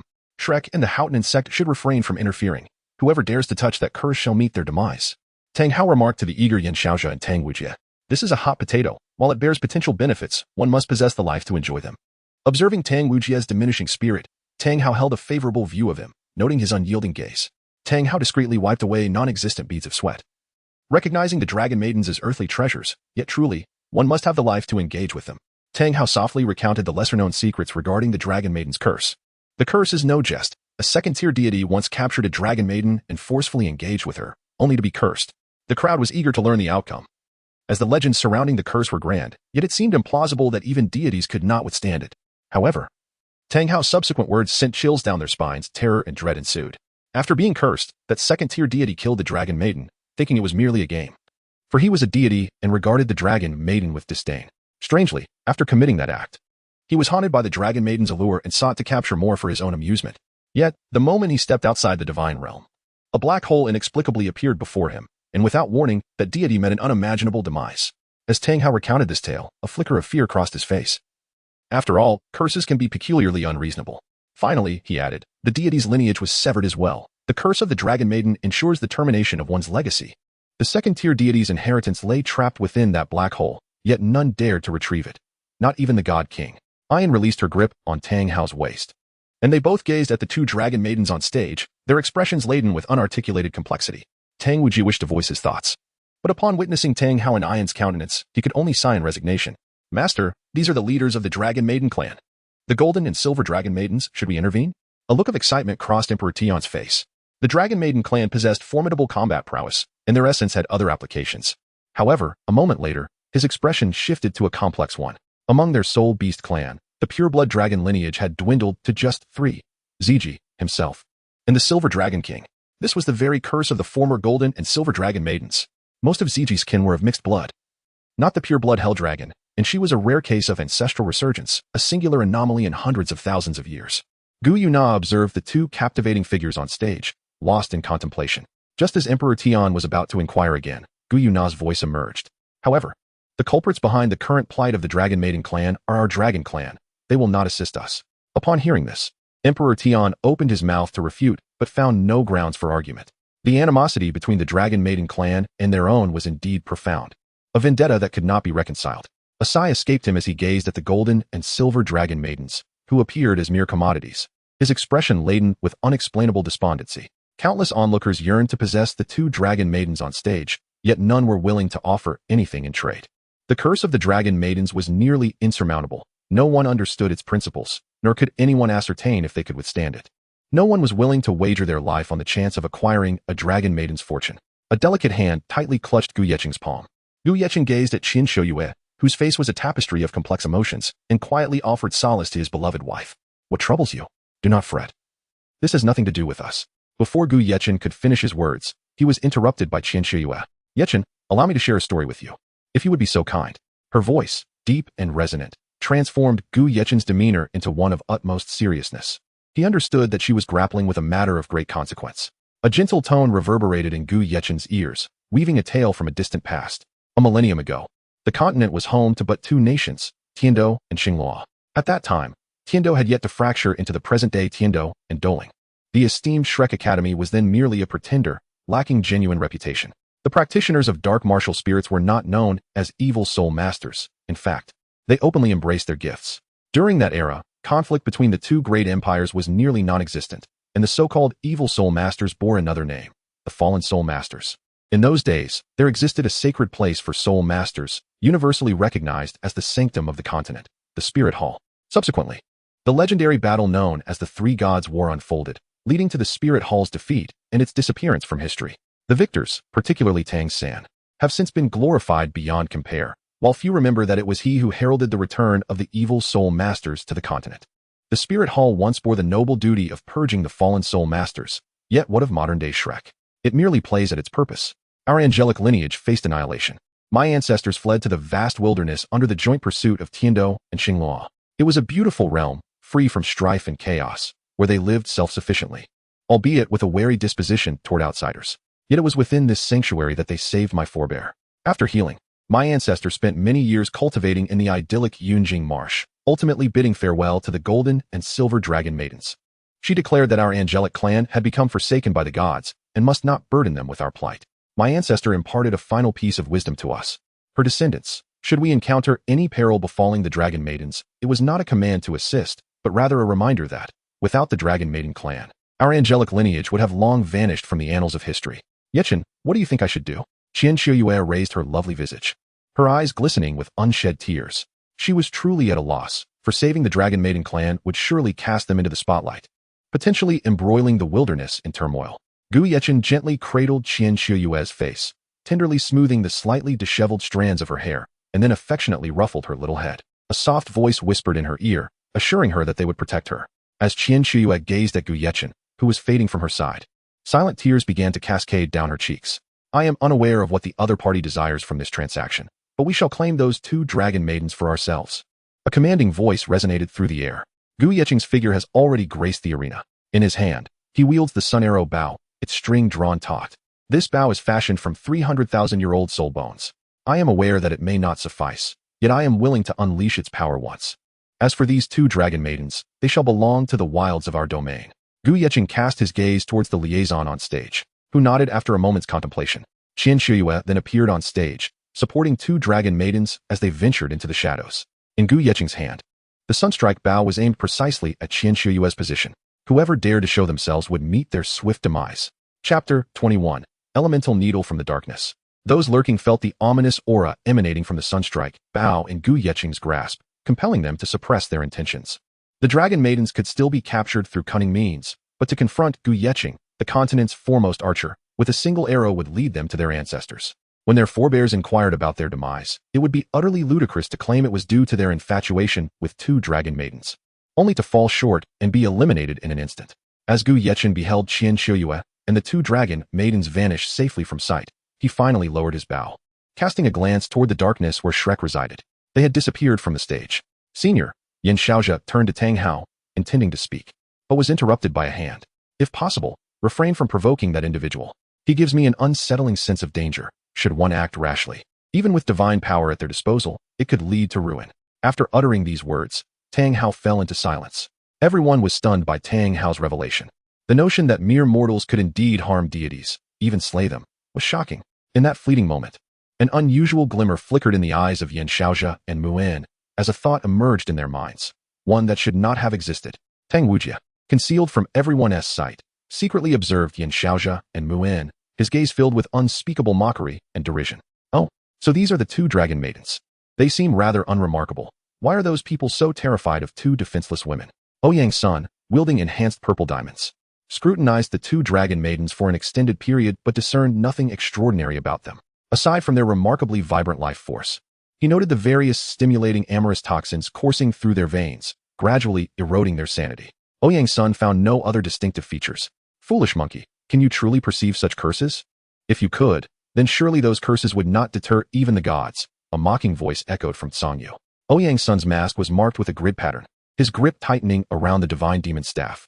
Foolish woman, I have tolerated you for far too long. As these words fell, a golden staff shadow descended upon Songyu, the sound of an explosion reverberating through the darkness. Countless pairs of eyes in the shadows fixated on their location, eager to discover who dared to engage in conflict at such a moment. Songyu waved her hand, opening a dimensional portal revealing a frigid landscape. She understood that this was not the place for a brawl. Should a fight ensue, they would undoubtedly be overwhelmed. She was no fool. She sought combat only with the strong. This monkey was a contender she had long wished to face. Songyu stepped into the portal, and Ouyang's son, exerting himself, transformed into a fleeting shadow, darting towards her, discarding any hesitation. He had endured this insufferable woman for far too long. The 2 figures vanished into the enveloping darkness. Snow Emperor and Ouyang Qi'er sighed simultaneously, exchanging glances before shaking their heads in unison. They had no intention of intervening in the affairs of those 2. Ice coalesced in Snow Emperor's hands, and he struck the golden and silver dragon maidens, encasing them in a frozen prison of ice, now devoid of resistance. As he observed the ice gradually turning a shade of pink, A rare expression of displeasure crossed his face. Damn it, how potent is this amorous toxin? Snow Emperor found himself at a loss. Ouyang Qi'er could only watch, knowing it would be unwise to use fire to neutralize the poison. Such an action would likely result in dire consequences, leaving the two dragon maidens in a state of ruin. The two women shook their heads in resignation, wishing they had left with Ouyang's son and Sangyu. A gentle holy light illuminated the darkness surrounding them, as 6 golden wings unfurled behind Qian Shiyue. Her soothing aura permeated the icy prison, attempting to cleanse the amorous toxins from the dragon maidens' bodies. Yet, as time slipped away, Qian Shiyue's expression grew increasingly grim. The amalgamation of toxins had seeped deep into their very bones. She could not eradicate it, but could merely restore fragments of their consciousness for a fleeting moment. If left unresolved, they would inevitably succumb to the enslavement of desire. Time did not halt for anyone. Amidst Qian Shiyue's concerns for the two dragon maidens, the trade continued unabated. Premium soul bones, rare treasures, and unique soul-guiding devices were abundant. Most of the top-tier forces were unimpressed until a peculiar drop of blood appeared, prompting the body sect to re-enter the fray. The viscous blue blood exuded an aura that sent chills down spines. Most were unaware of its origin, but it was clear that the drop contained unfathomable power. Nonetheless, there were those who recognized it. The blood of a divine creature, still imbued with lingering divinity. Ultimately, the body sect acquired it, while Poison Immortal faced a renewed onslaught, this time with genuine intent. Di Tian transformed into a black dragon, the darkness thickening, while Long Xiaoyao and Yi Shishui lay in wait in the shadows. Ultimately, the black dragon seized the blue blood, leaving Poison Immortal injured, his countenance reflecting a hint of despair. It seemed that the denizens of their era were destined to fade into obscurity. The trade would not pause for any individual. Half of the items had already exchanged hands, and it remained unclear who emerged victorious or what was gained. What was certain, however, was that the body sect had suffered a crushing defeat, failing to secure either the blood dragon ginseng or the divine blood, incurring significant losses in the process.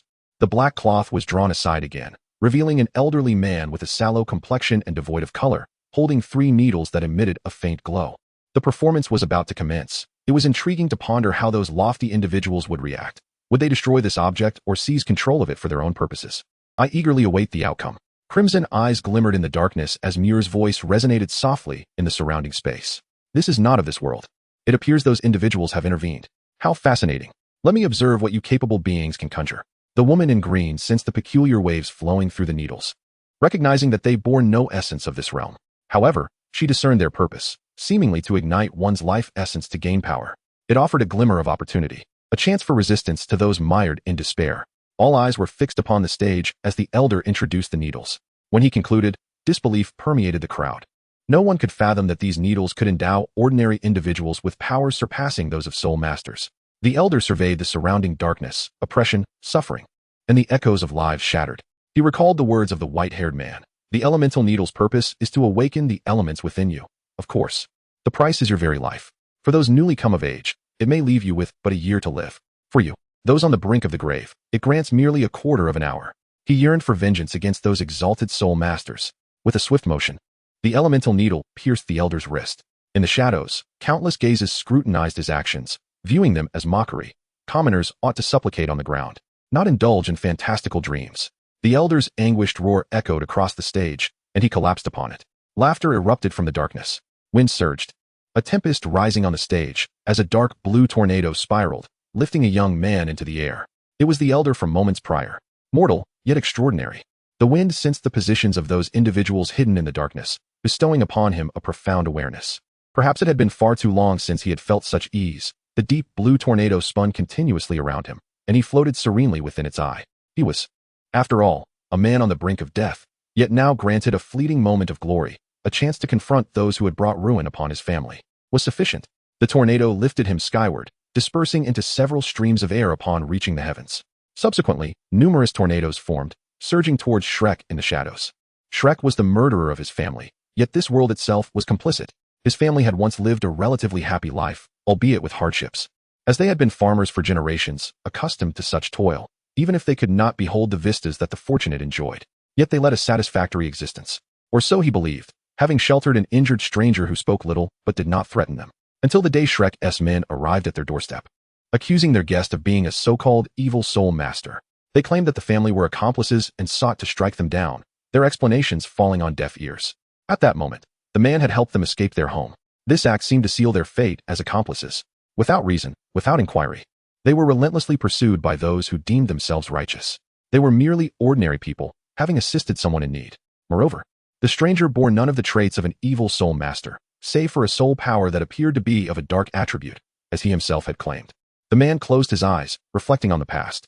When he opened them again, they gleamed with a deep, verdant hue. The tornadoes surging towards Shrek were extinguished by a firebird and a peculiar bull. In the man's perception, the firebird appeared somewhat weakened, its flames less fierce than when it first emerged. As for the bull, he could not discern its nature. Silence enveloped everyone, their faces etched with indescribable fear and astonishment. They were terrified by the sudden emergence of an ordinary man capable of defeating Yin Xiaojia of Shrek Academy, a renowned powerhouse on the continent. The Radiant Phoenix was a top-tier martial spirit, yet fell wounded in a single encounter. And that too at the hands of an old man teetering on the brink of death. Had it not been for that shameless old wretch's presence, Yin Xiaojia might have sustained far worse injuries. All the notable powers across the continent knew that Xuanzi was indeed that shameless old fool, bullying the weak and leveraging his age. Had he not been one of the closest beings to the pinnacle of Super Douluo, he would have long since been eliminated in secret. Xuanzi let out a mighty bellow, charging towards the man suspended in the sky. Though he appeared formidable, could someone who had never wielded power truly harness it effectively? Many understood the answer, no. Thus, they did not fear the man above. Their dread stemmed from the uncertainty of whether there were more of those peculiar needles beyond the three they had seen. What if the puppeteers sent such things across the continent? Their positions and lives would be jeopardized, for each among them held the weight of numerous tragedies, both directly and indirectly. The man gazed at the massive bull charging towards him, remaining composed despite his newfound power. He recognized that before this moment, he was just an ordinary person. How then could a common man unleash his fury? Through his actions, he demonstrated to all. Endless winds coalesced in his hands. A voice arose, carried by the wind, resonating in the ears of each person present. I was but a mortal, devoted solely to my family. Alas, fate is capricious. Now, let you witness the wrath of an ordinary man. A towering azure beam of light descended from the firmament. Xuanzi was enveloped by the azure light, time stretching infinitely in his perception. The man descended from the heavens, dissipating like starlight in midair. The azure pillar gradually waned until it vanished completely, along with the figure of Xuanzi. This former second strongest of Shrek met an untimely demise at the hands of an unknown mortal. Oh, I had only hoped to injure that old fool. I never anticipated such a delightful surprise. Did the so-called gods refrain from intervening, or were they simply unwilling to act? Muir gazed at the vanishing column of light, astonishment flickering in his eyes, before turning his gaze towards Shrek, peering through the darkness at the man wielding a hammer, his eyes reflecting an unfathomable glow. Yuhua, did your eyes behold this? Ilex materialized before Huagua, inquiring about the azure pillar above. Huagua recalled the elderly figure on stage, a target emerging in his mind. This too was the will of Douluo, urging Huagua to act, though only now did he grasp its essence. Snow Empress and Ouyang Chierer fell silent. The old man's final display of power could not account for their stillness. It was rather the resolute expression and detached gaze that struck them deeply. They observed the vanishing azure light above and the wind swirling around them, sensing a mournful wail within the breeze. It was a lament of helplessness. Countless ordinary souls like this elder existed in the world, living at the bottom of society. It seemed no one genuinely cared for them, nor did anyone ponder their well-being. The so-called nation showed no regard for their existence. They existed in a world governed by the law of the jungle, yet led a numbed existence. This was their misfortune, and that of the era. Had they lived 1,000 years prior or 1,000 years hence, their lives would have been vastly improved. A millennium ago, the Spirit Hall spoke for the common folk. A millennium in the future, order would be maintained by the Federation. Yet now, the Spirit Hall had faded into the annals of history, and the Federation's semblance had yet to become visible. War, evil soul masters, nations, and royalty were preoccupied solely with their own interests, while Shrek, mere pretenders to fame, relying on so-called inner academy students to uphold the continent, most of whom could not discern good from evil. This elder was but a microcosm of the times. Though Muir's elemental needles were forged at the cost of life, they also offered them an opportunity, a chance to raise their voices. A spark, however small, shall ultimately ignite a great conflagration. Ouyang's son and Zhou Yi ceased their fierce combat, their gazes seemingly transcending space to witness the actions of an elderly figure. They remained silent. Zhou Yi sheathed her blood-red demonic blade, while Ouyang's son let his arm fall, the divine demon staff trailing in the snow. The crimson and icy azure of their eyes had lost the fervor for battle, replaced by a profound sense of bewilderment and an overwhelming confusion about the world and the future. An endless sea of blood stretched before them, the sky painted in dark crimson hues, and a dilapidated city hovered silently in midair. A statue-like figure stood motionless at the heart of the city, dark blue hair billowing behind him, his pitch-black eyes devoid of color. Suddenly, A flicker of awareness sparked in his gaze. It seems I still have unfinished business. A fragmented voice echoed from his position, his heart's ambition, a goal he had never forgotten even after a millennium. Chapter 23. The Changes from Afar. The onset of chaos in the realm of Xingluo. Following two cataclysmic events on that fateful day, two divine miracles were left in their wake. The first miracle was wrought by a white-haired woman who cleaved through the barrier of Douluo with a single strike, allowing a deity to briefly manifest upon the continent. That blow shattered a colossal rock spear capable of submerging the land, leaving a chasm that stretched for miles from the royal city of Xingluo to the borders of the Star Dough, connecting it to the present-day Star Dough Forbidden Zone. This chasm retained the mysterious woman's power, prompting many to seek that world-altering force. Yet, none succeeded. Those who rashly attempted to harness that ethereal might were assimilated, vanishing without a trace. The second miracle was a mysterious projection that saved the entire continent. The three stars of heaven, the black sun, the blood crescent moon, and the original sun, the silhouette that annihilated the great sun and the blood moon left behind a half-ancient tree. This half-tree, capable of reaching the heavens, was the towering tree of Jianmu, which brought endless calamities to the celestial vessels. Though it had been severed, that half of the Jianmu radiated with a unique vitality. Eternal life, a topic that eludes wise beings. Everyone yearns for immortality, yet all fear its implications. The half Jianmu heralded the emergence of undying abominations. There was also an emperor who embarked on a path of abundance. Cracks began to appear in the chasm, and countless strange mechanized beings surged forth. Surrounding the chasm were entities of moderate strength who had exhausted their talents, hoping to ascend to greater heights. They were both fortunate and unfortunate. An endless tide of phantoms poured from the fissures, annihilating all life before them. No one could escape. To be seen by them meant eternal torment. Countless phantoms emerged from the chasm, soon encountering the undying abominations. In the four great disasters of the crashing iron universe, two calamities collided. What awaited was not unity, but destruction. Phantoms charged towards the abominations, while the latter lunged at the phantoms. Immortality and annihilation entwined, plunging the entire Xingluo into ceaseless warfare. In this conflict, neither side suffered significant losses. Phantoms were inexhaustible, continuously emerging from the fissures. Abominations revived endlessly. Their war, barring extraordinary circumstances or the intervention of elite forces, seemed destined to persist indefinitely. In the Arctic Ocean, Zhou Yi had previously visited this place. A fissure opened in the deep sea, birthing a strange life form. Zhou Yi employed ice elements and dimensional portals to seal the fissure, yet at that moment, the seal began to crumble. Soul beasts in the far north sensed the threat of death and migrated towards the distant ocean. This unprecedented migration of soul beasts drew the attention of coastal lords. Yet all the powerful figures in the nation were at Shrek Academy.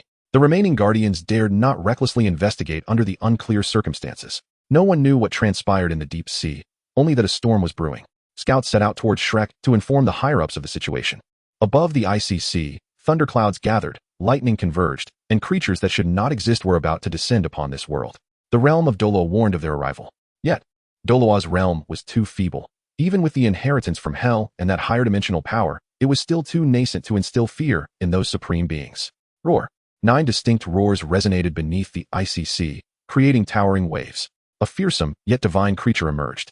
Thunderclouds rained upon that figure, and lightning merely sparked against its form.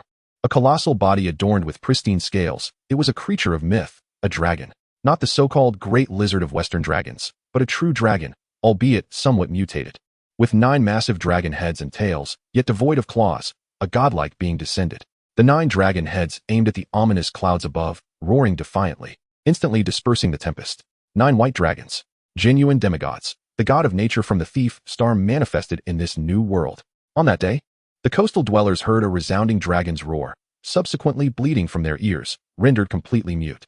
In the malevolent forest, black-red thunderclouds brewed. As this ominous entity sensed the peculiar transformations occurring in the world, a pair of blood-red giant eyes opened above the forest. A 1,000-meter-tall evil emperor materialized beneath those eyes. A blood-red throne descended from the heavens, hovering in midair, exuding an overwhelming aura of slaughter. A voice echoed in the evil emperor's ear. This is one of the 7 great thrones from your world. You are not yet restored, but something of your caliber has emerged from the ocean. It appears to be wounded, though slightly better off than you. Take this throne and attempt to slay it. If you succeed, bring its corpse back, and you shall regain considerable strength. Then your name will resound in this world once more. You are the god of divine punishment. Austin Griffin. The evil emperor listened attentively to the directives of the god of divine punishment, the throne shrinking as he transformed, advancing towards the icy sea. In a world of vibrant colors, a priest who had been observing the Doa barrier discovered its weakening. It could no longer prevent the descent of deities. The priest contacted the 5 divine kings through special means. In the divine realm's core, the 5 divine kings convened without dispute for the first time. Destruction. I propose that we 5 descend simultaneously. Douluo star is the foundation of the divine realm, and it underwent sudden changes over a decade ago. Tang Xin paused before revealing the reason that had caused their hesitation about descending. The time flow on Douluo star now matches that of the divine realm, meaning it can fully withstand our power. You should understand what this signifies. If Douluo is not under the control of the divine realm, it will inevitably give rise to a divine king, a king belonging to Douluo. The threat to the divine realm would be immense when that time comes. Destruction, evil. You surely grasp the implications. Tang Xin revealed all that he knew. The Douluo star had completely lost its control. He needed allies, and fortunately, the divine realm harbored 4 divine kings, along with a few idlers who were no less formidable. Tang Xin's gaze was profound as he eyed Douluo star. This time, he aimed to eradicate all anomalies present. Should the child of destiny dare to resist, he would not hesitate to replace him with another. In the distance, the upheaval had not yet reached the ears of the Shrek members. After the elemental needle transaction, Tang Hao employed all the divine power within him to ensure that no unforeseen event would occur, effectively sealing this place. This seal was akin to a barrier. Albeit with a unique function, it hindered the transmission of information both in and out. Thus, the changes on the continent remained unknown to those within, save for those not belonging to this world. Muir, the returning Ouyang's son, Song Yu, Lan Shui, Ouyang Qi'er, the enigmatic woman in green, and Su Jiawei, along with the continent's true first man and beast, Gu Yechen and Gu Yuna, all sensed something unusual. Yet it was too late. The impending transaction was nearing its conclusion, and they hoped the situation was not as dire as they perceived. The group restrained their actions as the transaction approached its climax. Fraught with complexity. Chapter 24. The Awakening. The last few items were brought into the spotlight on stage. As the black cloth was lifted, silence enveloped the room. The members of Shrek stood in unison, their eyes filled with indescribable shock and fury. All gazes were fixed upon the figure on stage, where the myriad facets of human life unfolded. Some expressed sympathy, others derision, some cold laughter, while some sought possession, and others wished for destruction. On stage, Zhang Lishuan donned a cool, semi-transparent garment, her snow-white skin partially visible. Bound by ropes in a tortoise-shell manner, her mouth was masked, her eyes covered, and one foot was suspended in midair, connected to an iron cage. Her hands were restrained behind her, and though her current appearance bore no resemblance to the ethereal moon fairy of yore, the crowd still recognized her as the former Sea God Pavilion's designated master. Zhang Lishuan, senior sister, how could this be? This is impossible. Ma Xiaotao stood up in a fury, flames igniting around her, a pair of fiery wings unfurling behind her. I'll handle it. A wave of pressure forced Ma Xiaotao down, as rage surged in Tang Hao's eyes. The faces of Shrek and Hao Qian had been thoroughly tarnished.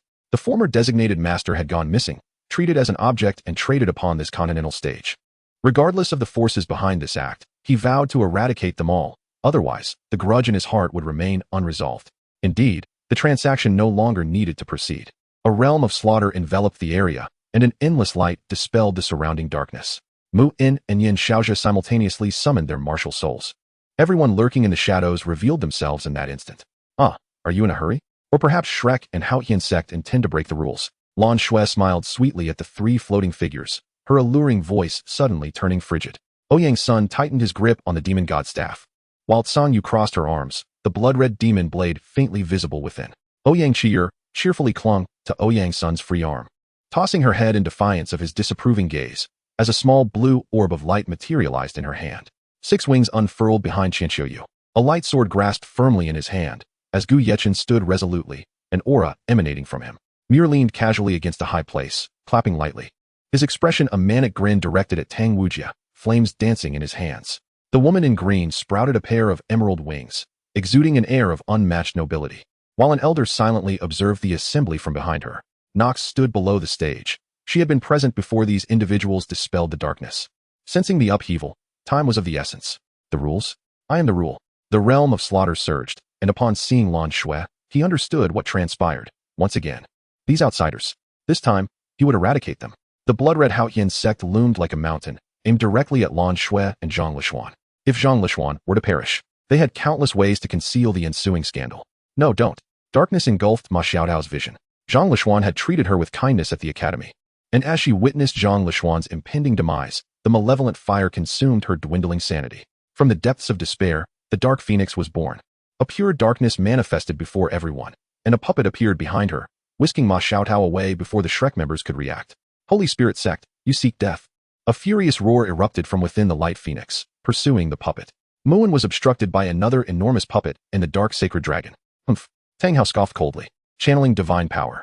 Yi Shishui and Long Xiaoyao simultaneously sensed the threat, employing their life-saving techniques to escape. 6 Elemental Turbulence. Unable to contain himself upon seeing Tang Wujie again, Muir cast aside the grand scheme. All he desired was to tear that fellow apart.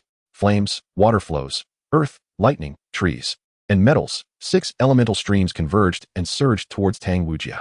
The specter of death loomed in Tang Wujie's heart. In a critical moment, the Titan Avatar, Titan Great Ape, forcefully withstood the blow. A top-tier powerhouse beneath the divine level was severely injured in an instant without using divine power. Colorful dragon claws erupted from behind the Titan, striking down towards its head. Dragon God Claw. The Stardow forest was gone. Those who survived had grown into soul beasts. He no longer needed to serve as the beast god. Now, he only wished to eliminate those responsible for this calamity. The Titan and Nyotian were among them.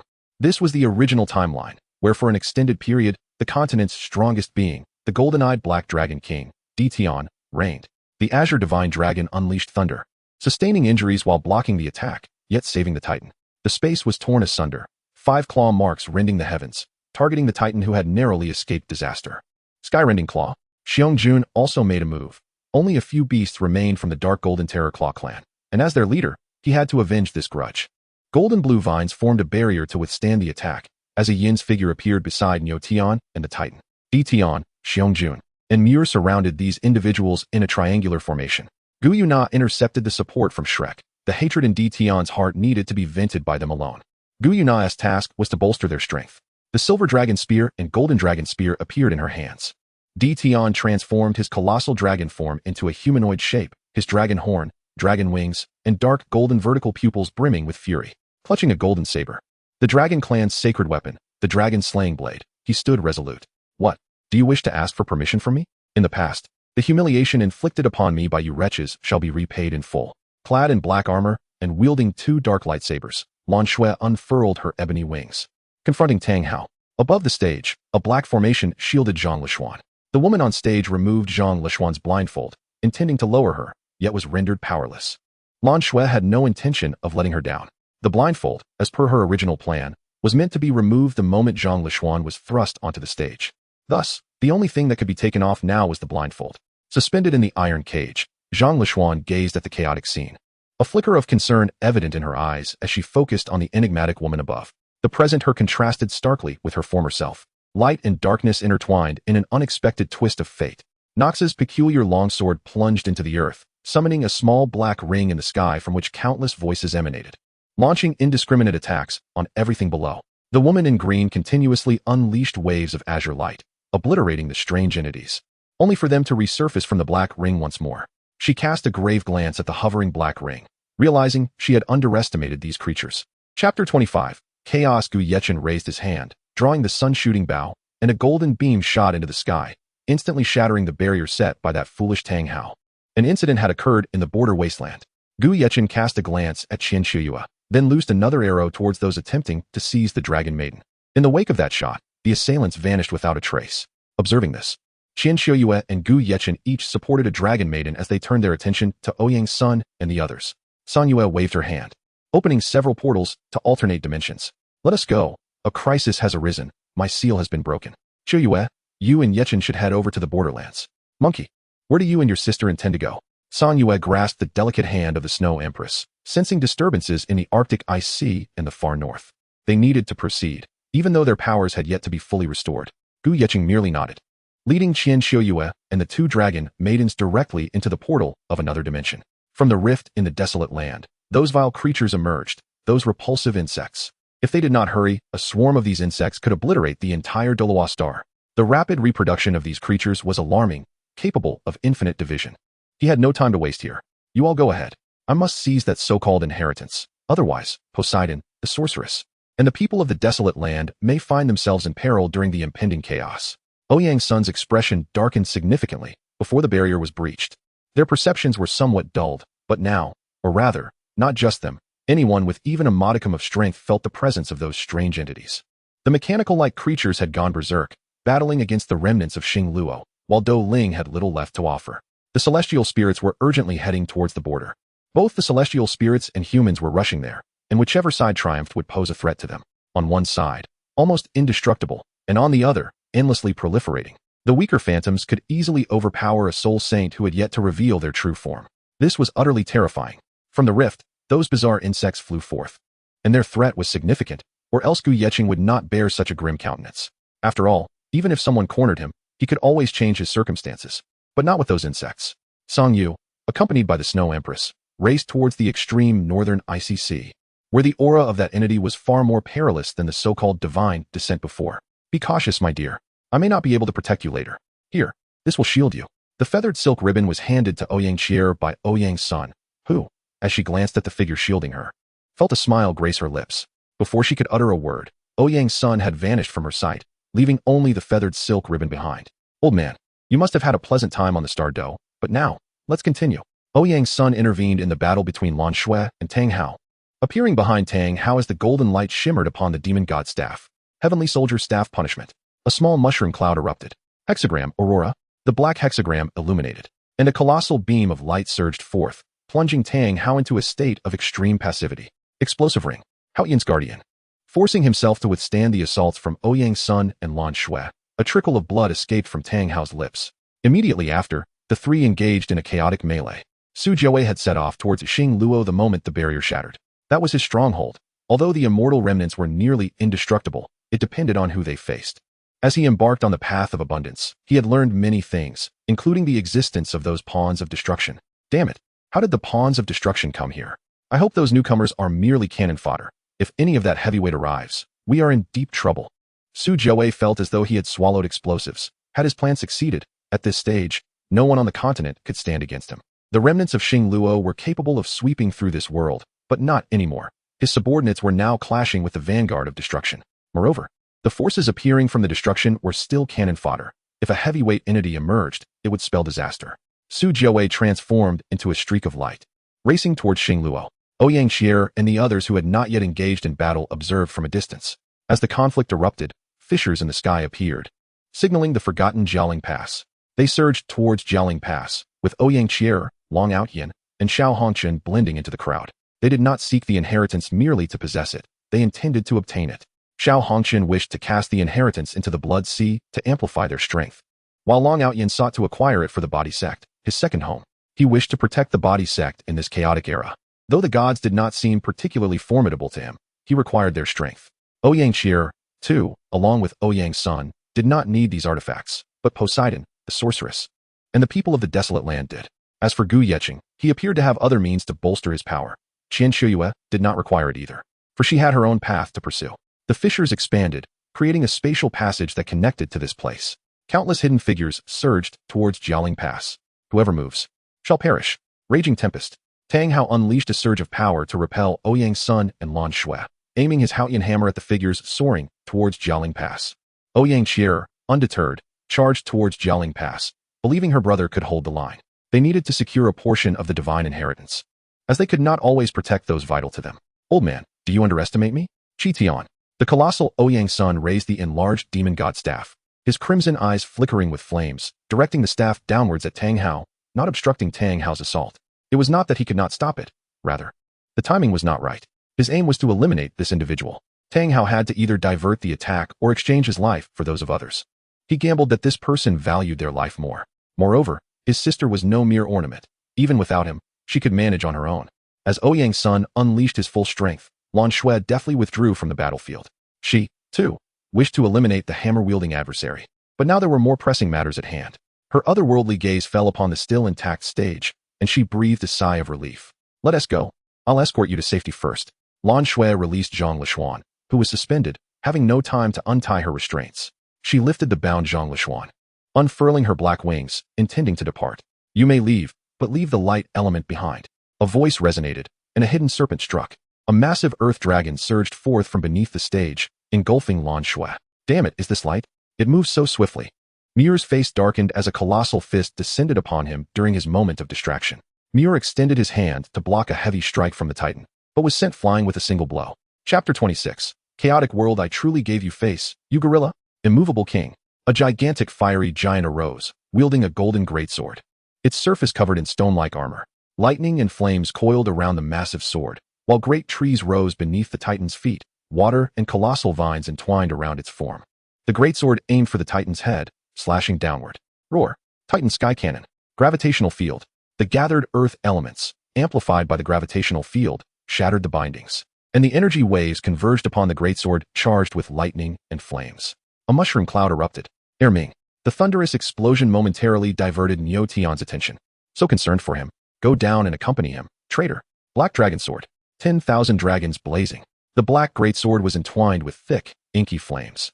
Niu Tian recognized what it was. The Dragon Clan's innate ability, the indomitable fire, the realm of slowness. Azure Annihilation Thunder. The cerulean lightning converged in Niu Tian's hands, forming a claw of electricity that struck towards the approaching black dragon sword. The realm of darkness. Boundless shadows enveloped Niu Tian's realm of slowness, and the figure of Di Tian vanished into the obscurity. Multicolored radiance ignited behind Niu Tian. Dragon God Claw. The 9-colored dragon claw aimed at Niu Tian's vital point, intent on ensuring the demise of these traitors. In the extreme northern sea, the evil emperor materialized, adorned in a blood-red throne, suspended in midair. A formidable mental force stirred monstrous waves, illuminating the depths of the ocean where 9 pairs of golden eyes glimmered, legendary beings. The white dragon breached the surface, emerging above the waters. An overwhelming divine might press down upon the evil emperor, forcing him to bend at the waist. The blood-red throne exuded an aura of relentless slaughter. The throne of judgment and slaughter.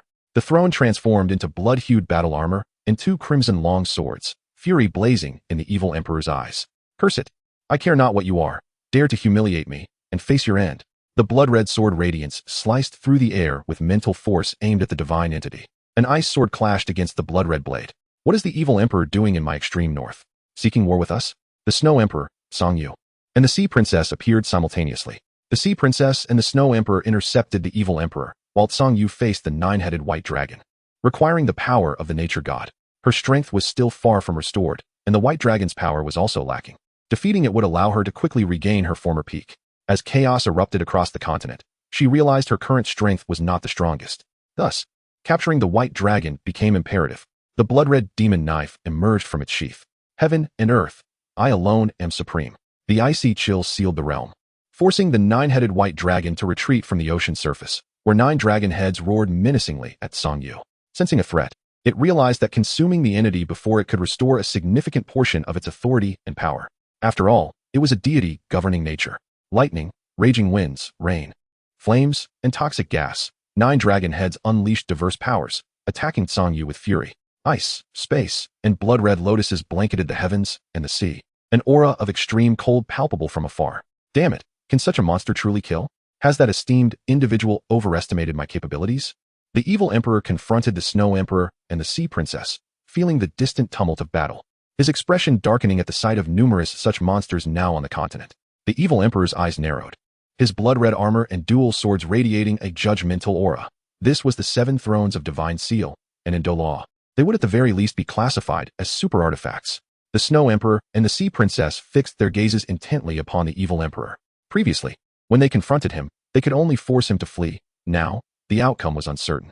After all, the Snow Emperor had yet to fully regain her peak strength, while the Sea Princess, though always at her zenith, had never been able to best the evil emperor. The mental realm. Emperor Hantian, Snow Dance, radiates sun. The siren's voice, recreation, Snow Dance, radiates sun. A blue mental realm surged with colossal waves, and 2 snow-white suns appeared in the sky, the 3 realms colliding. A tremendous wave surged forth. Emperor Sword, Ice Extreme, Peerless. The evil eye gazed intently. The 100-foot ice sword clashed with the white radiance. The ice sword shattered, fragments scattering in all directions, significantly diminishing the evil eye's power, with residual force surging toward the Snow Emperor. Ocean's Might. The Sea Princess summoned a staff, harnessing the ocean's power to deflect the residual force of the evil eye. The 2 Emperor swords shrank as the figures of the Snow Emperor and the evil emperor collided. Each clash of the blood-red dual swords and the Emperor sword generated towering waves, the Emperor sword struggling against the onslaught of the blood-red blades, while the Sea Princess provided support, resulting in a temporary stalemate. The 2 forces withdrew. The evil emperor ceased his attacks, realizing that a quick victory was unattainable unless he fought desperately. He cast a glance at the distant Sea Princess, caught in a deadly struggle with the Snow Emperor. Humph. The evil emperor has no desire to perish here, so let us see how their battle unfolds. Should the white dragon win, I shall retreat. If that woman prevails, the evil emperor's eyes narrowed as he subtly summoned mental power. Then it shall be a fight to the death. Oh, the abundant traveler, how intriguing. This backward planet, aside from those peculiar beings and incomprehensible strengths, still harbors fate walkers. Little one, might you share how you became a fate walker? Or perhaps inform me if the apothecary has visited. A green flame intercepted Zhou Yi, and a bewitching voice emanated from within the flames. Zhou Yi's hair stood on end as countless phantoms emerged around him. How is this possible? These ghostly beings can turn invisible. Zhou Yi's expression soured as the imperial crown appeared upon his head, projecting the image of 7 stars above. Oh dear little one, do you truly believe that stepping onto the bountiful path of fate allows you to disregard my words? Thankfully, I am kind-hearted and shall not hold it against you. Had those others been here, you would have turned to ashes. A teasing voice emerged from the green flames. Humph, since when does the Lord of Annihilation show kindness? What you have arrived with is merely a powerless projection, is it not? Otherwise, you would simply seize me directly, am I not correct? Lord of Annihilation. Zhou Yi scoffed, staring at the floating flames not far away. A silence ensued, followed by maniacal laughter. Ha ha ha ha, how amusing. Can you withstand the blessing of destruction? Annihilate him. A dark voice resonated from the flames. The flames gradually dissipated, and the phantoms charged at Zhou Yi without fear. The 7-star projection descended, obliterating the phantoms that approached him. After clearing the surrounding phantoms, he wore a grim expression. The most troublesome situation had arisen. The Lord of Destruction had taken notice of this place. But why? Why had these beings never acknowledged this location for so many years, and why now? Zhou Yi recalled the Song City ruins, where the colossal tree of life still bore a glimmer of vitality. He also remembered the madman who had directly attacked the apothecary and the projection of the void at that time. Upon receiving the apothecary's blessing and stepping onto the path of abundance, Zhou Yi had learned much about the universe and recognized the identity of the figure that had cleaved through the starry sea that day. The envoy who should not exist, the envoy of the void. And that fox-eared figure. Had these occurrences drawn the attention of the Destruction Legion? Or was there something else that had eluded his consideration? Chapter 27. The battle at Jialing past the shattered colossal city. This was a battlefield from 10,000 years ago. The remnants of the Spirit Hall, a force that fought for the common people. The legacy of the divine lingered over the ruins of the old city. The individuals entering had already begun to engage in fierce combat, each vying for the precious legacies. Ouyang Qian'er's eyes turned crimson. They glowed with the same intensity as Ouyang Sun's, but infused with her own innate talent. She was both the flame and the embodiment of the sun.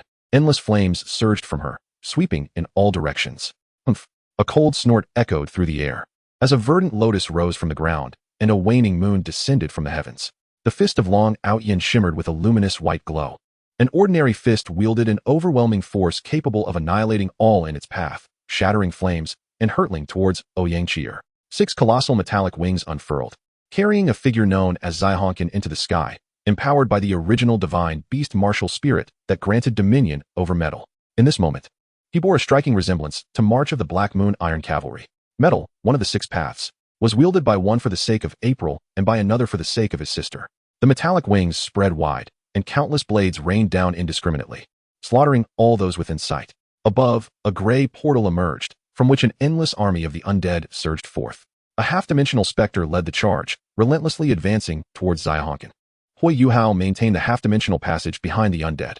The combined might of the 4 models of combat sent numerous title holders hurtling into the distance, save for the hidden Demon Emperor.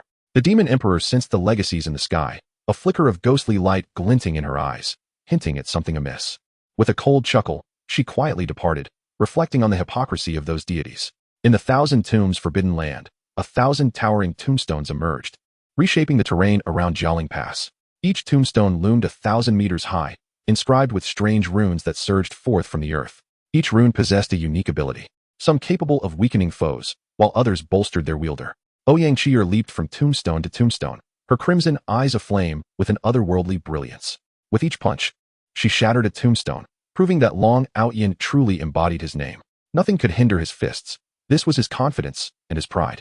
By heavens, facing such a brute. As a mage, it is exceedingly difficult to contend with this warrior. Ouyang Qi'er grimaced as she narrowly evaded another of Long Outyin's strikes. If only Ouyang Sun were here. For the best strategy against brute force is to unleash an even greater force. She cast her gaze beyond Long Outyin to 2 others, one commanding a multitude of undead surging towards the heavens. This figure relentlessly felled the undead that approached him. Boom. Another tombstone collapsed, deepening Ouyang Qi'er's frown. You dare to test my patience, brute. The second ability of the stone feather ribbon activated, unleashing a swarm of blue crows. Lightning crackled among them, as Ouyang Qi'er deftly maneuvered through their ranks. Long Outyin swung to disperse the blue crows, yet they reformed anew, a ceaseless annoyance. Fireballs and flaming tornadoes combined with the electric blue crows to harass him, intensifying his irritation. Suddenly, he sensed a perilous aura. A crimson sun rose on the horizon, the very embodiment of the sun itself. Space warped under the extreme heat, and Ouyang Qi'er turned pale, wiping the blood that trickled from the corner of her mouth. Brute, let us see if you can withstand this. The crimson sun twisted space as it bore down upon Long Outyin. Meanwhile, Xiahonqin was incensed by the relentless undead. Veins bulging with fury, his blood-red gaze pierced through the horde, locking onto Hui Yuhao. Is this how you wish to play? Then perish. His wrathful voice reached Hui Yuhao's ears. A colossal metallic giant rose amidst the battlefield of Jialing Pass, soaring into the sky with its towering wings. Xiahonqin stood atop the giant's shoulder, as countless golden rays coalesced into a colossal sword, 1,000 meters in length. The sword swung forth, its razor-sharp aura cleaving through swathes of undead, their demise outpacing Hui Yuhao's ability to summon them. What a nuisance. However, those legacies can mend the rifts of the world. I shall not allow them to fall into your hands. Hui Yuhao murmured softly as Ilex appeared behind him. Go, Yuhao. I will maintain the passage for the undead, while I hold back the title holders. Ilex glanced at the approaching titans, estimating their numbers to be in the hundreds. These were the individuals previously sent flying by the four. Though they appeared battered, they had suffered no significant harm. Despite their lack of strength, they might possess unique abilities. And should any of them obtain those legacies, it would spell trouble.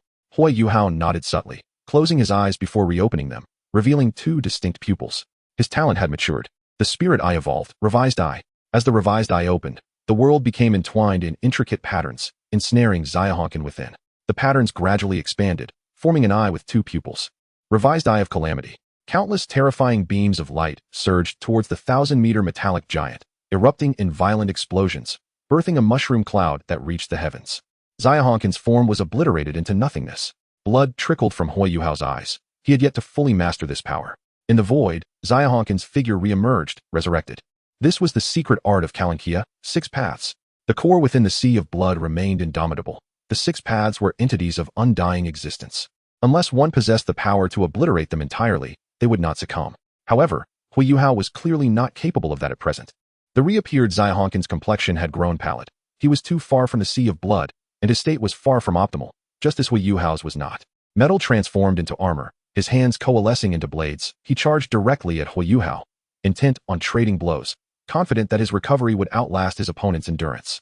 The revised eye opened once more, but Hui Yuhao refrained from employing those fearsome techniques again. He could not withstand them. Using them would mean his end, a luxury beyond his current capacity. Revised eye of chaos, revised eye armor.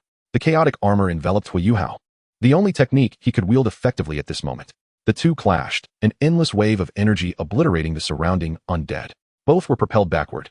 A gaping hole appeared in Xiahonqin's chest, while the spectral shadows on Hui Yuhao's revised eye armor dimmed slightly. In an instant, Xiahonqin's chest healed, embodying a power akin to abundance, the ultimate restoration, a forbidden technique of Kalankia. Suddenly, the earth trembled violently, and both Hui Yuhao and Xiao Hongshan gazed into the distance. The crimson sun descended from the heavens, warping the very fabric of space.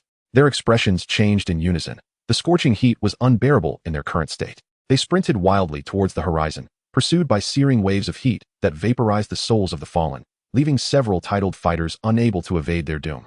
Chapter 28. Escalation of battle. Where the red sun struck the ground, Long Outyin stood resolutely, his entire being aglow with a vivid crimson hue. Ouyang Qi'er knelt beside a tombstone, gradually rising and wiping the blood from her lips. Realizing that Long Outyin had withstood the blow with some breath left in him, a flicker of astonishment crossed her face.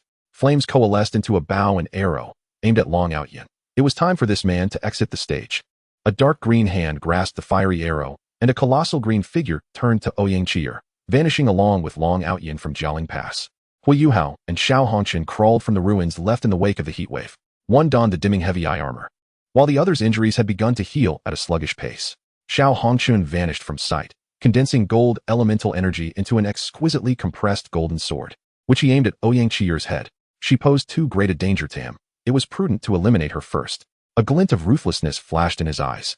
At that moment, Hui Yuhao surged into the sky, intent on seizing the legacies above. As for that woman, she was not of this world.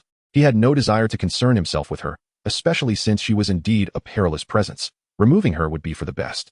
Ouyang Qi'er, watching the golden sword draw nearer, felt her vision redden. She had but one move left to make, yet the consequences loomed over her. As the sword descended, her form transformed into luminous particles and dissipated. Xiao Hongquan turned to pursue Hui Yuhao in the sky. The legacies were his to claim. Suddenly, the temperature around Jialing Pass surged dramatically. All heads turned to the source of this change. Whether it be the likes of Ilix or the many titled fighters restrained by him, Xiao Hongquan and Hui Yuhao separated, casting their gazes toward the searing origin. In the heavens, a figure slowly emerged, enveloped in golden cloth that obscured Ouyang Qi'or's modesty, her eyes concealed by a gray band. She radiated fiery waves, causing the surrounding space to warp as extreme heat descended upon them. On the ground, a cyan aura shimmered, and after its departure, Long Outyin reappeared. Having narrowly escaped death from the poison, he was determined to seize the legacy, while the poison returned him to the realm of the heavens, where chaos awaited.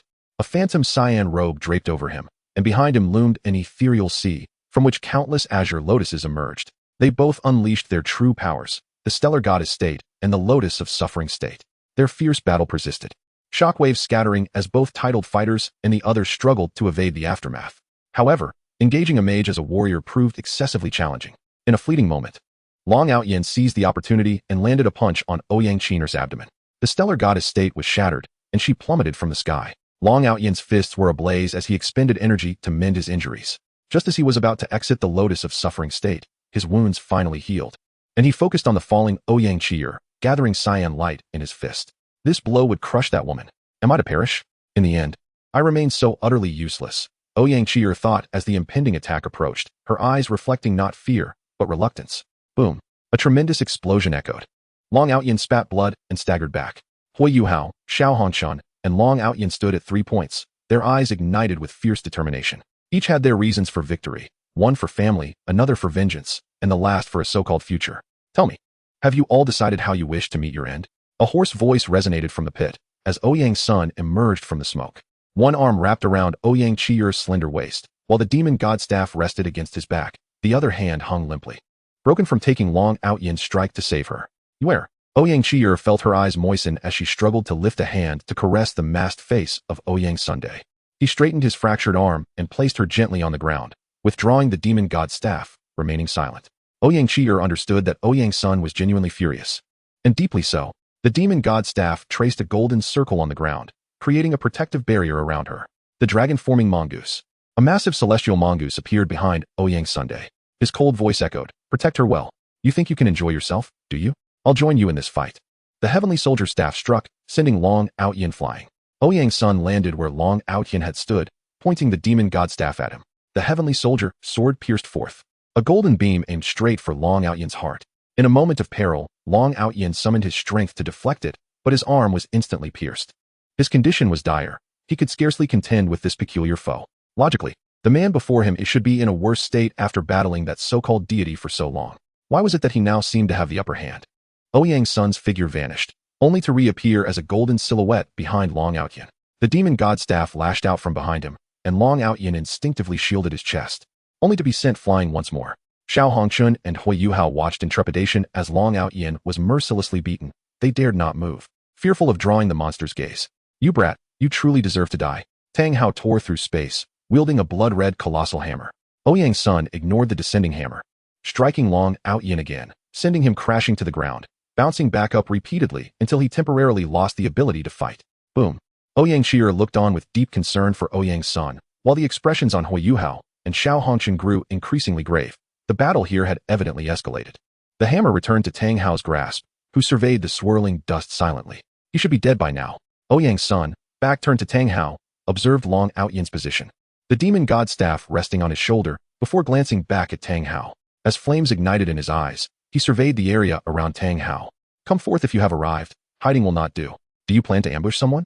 Ouyang's son walked towards Long Aotian, lifting his head and dragging him before Ouyang Qi'or, carelessly tossing him aside. The sound of applause echoed.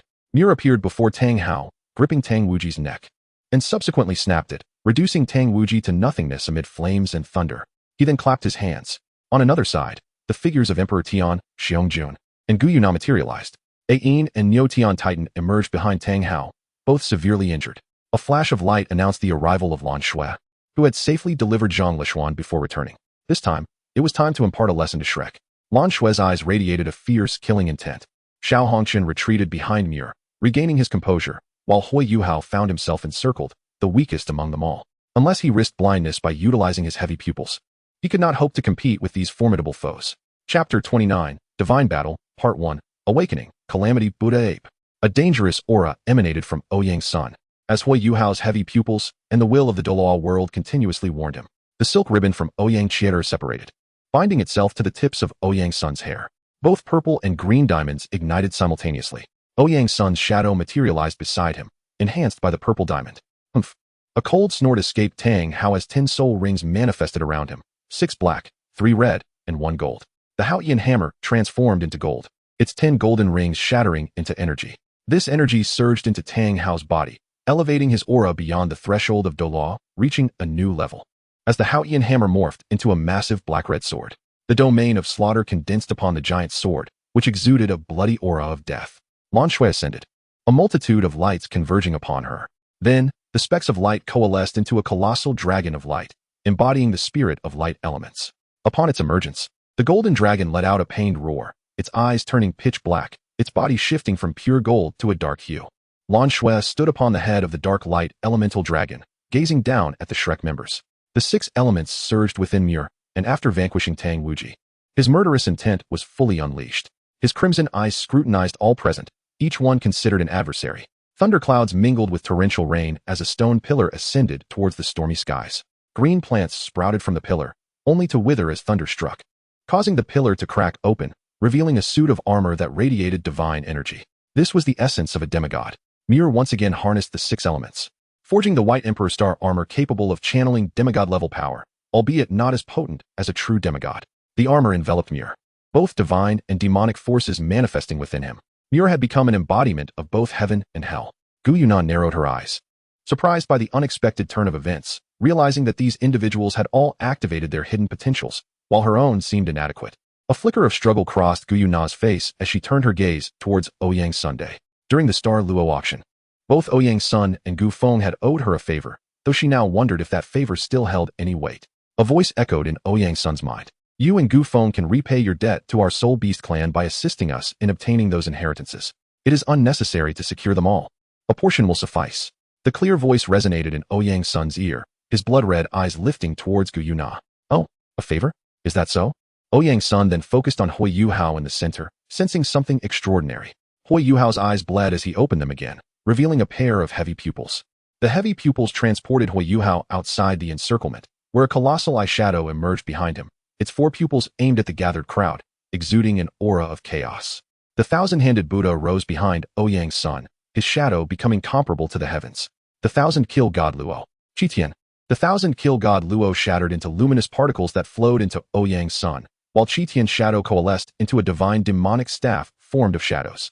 Across the continent, the souls of all beings slain by the void soldiers, false entities, true insects, and the chaos of war converged towards Ouyang's Sunday. You shall not harm her.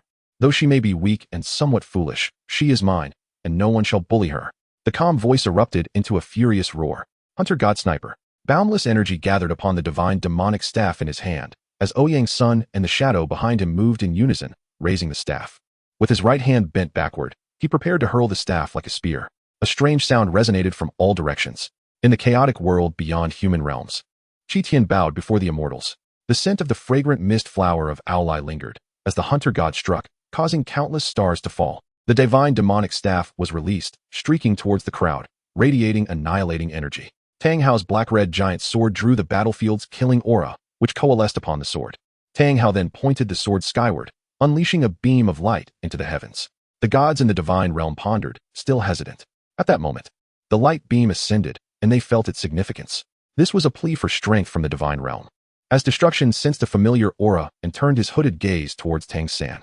Yet, he refrained from confronting Tang San, realizing that even the gods needed to borrow strength from the core of the divine realm, indicating the severity of the situation. Originally at odds with Tang San, destruction now set aside personal grievances.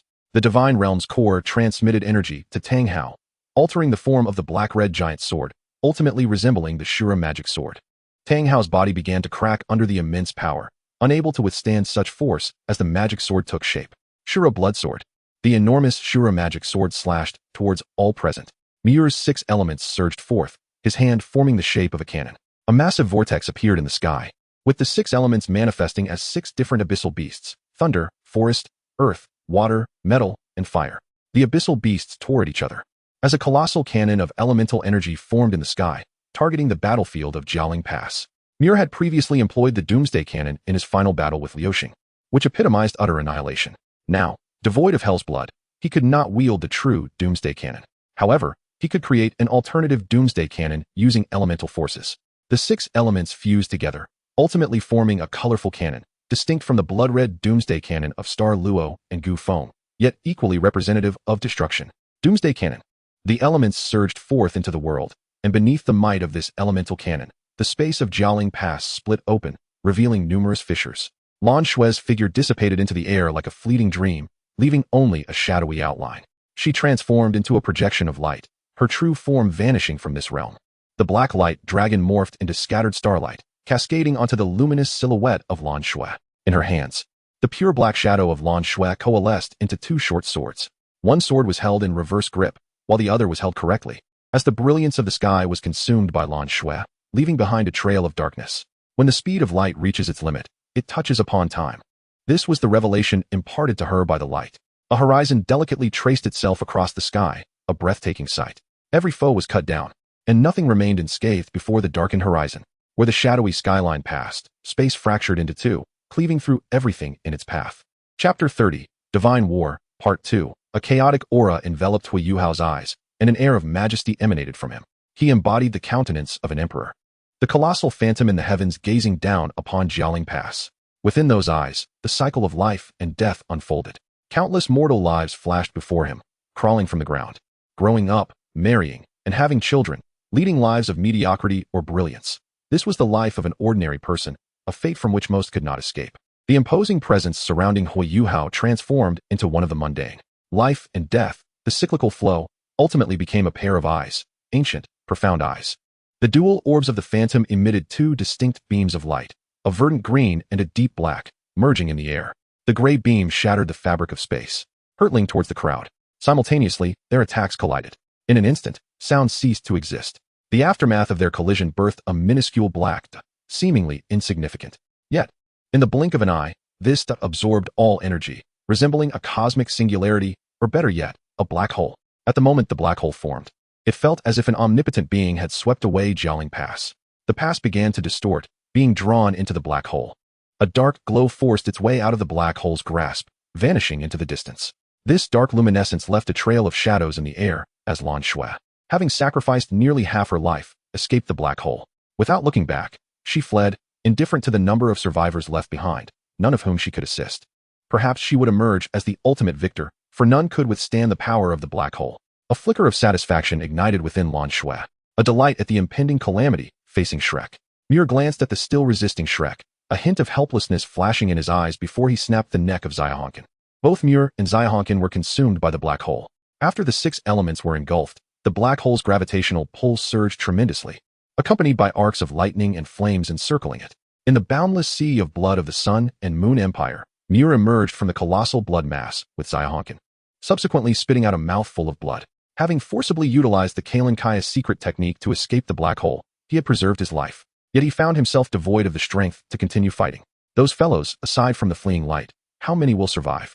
I hope they do, otherwise my upcoming plans will lack an audience, Muir mused, directing his gaze towards Shrek City, indifferent to the fate that awaited the black hole there. After all, the worst outcome was one he could accept, as long as he was not the one to intervene. Ocean Stabilizing Divine Array, Heavenly Gate Array, Qitian, 1000 Killing Divine Net, Heavenly Soldier Lock. Ouyang Sun exerted every ounce of his strength, employing all available abilities in this dire environment. At the moment the black hole appeared, he positioned himself in front of Ouyang Qier, cradling her in his palm. His immense form resisted the black hole's pull, his crimson eyes ablaze with fiery determination. He pondered ways to break through, knowing he needed an opportunity, his gaze fixed upon the sleeping Ouyang Qier in his hand. He could escape, but his means could not carry her with him. He decided to wait, hoping for a glimmer of hope. Ouyang Sun's great eyes fell upon the curled figure of Ouyang Qier in his palm, a hint of tenderness and resolve glistening within. The ethereal blue-green-blue-silver emperor stood before them, as Ain transformed into her true form, the blue-silver emperor. Resilient vines grasped Tang Hao, Neo-Tian, and Titan. Gravitational domain. Titan utilized his innate domain to augment their mass against the black hole's veracity. Yet, if this was all they relied on, they would inevitably be consumed by the black hole over time. Azure Blue Annihilation Thunder. Shura Blood Sword. A cerulean thunderbolt and a blood sword aimed at the black hole. As they approached, the thunder and sword began to twist, disintegrating into pure particles, devoured entirely by the black hole. Due to the reckless actions of these two fools, the black hole's gravitational force surged once more, fissures appearing in the earth as chunks were drawn upwards, disintegrating into torrents consumed by the black hole, enhancing its devouring power exponentially. Huagua opened the half-plane of the undead before him, yet the portal was distorted by the black hole's consuming might. Tears of blood streamed down his face. The chaotic aura shielded him from the black hole's pull, but this was not a sustainable solution. He could not hold on for long. If he failed to find a way to escape in time, his journey would end here. Memories of his life flooded his mind, akin to a fleeting glance, symbolizing the impending demise of someone else. Born into the Duke of White Tiger's household, his father was indifferent, and his mother departed during his childhood. He had long believed the culprits were those in the Duke's mansion until the will of heaven revealed the truth. For an unfounded crime, a so-called child of destiny, he seemed to obstruct that person's path. A manipulated fate, a life spent in mockery. Anger surged within him, an intense hatred that jolted him awake. A fissure opened upon his forehead, revealing a phantom vertical pupil, adorned with intricate patterns. Within that pupil, a peculiar eye emerged, its iris a pure white. In the center of the iris, 9 crescent moons materialized, connected by special patterns. The river of fate in Douluo manifested. As Huagua's figure began to fade, just as he was about to escape the black hole's grasp with the awakening of his third eye, time within the Douluo universe came to a halt. A great presence cast its gaze down upon him. Those beyond the script. This is not your reason to touch upon the narrative. A figure flows against the current of time, intent on erasing this world of uncertainties. For there is no place for them in his script. Ah, how amusing endgame. This is the final remnant of that shattered domain from years past. It simply cannot be erased, or else the fun will be lost. An indescribable shadow obstructs the path of that great figure in the river of time. Countless masks aimed at the indistinct silhouette, with one smiling mask staring intently at the ephemeral image.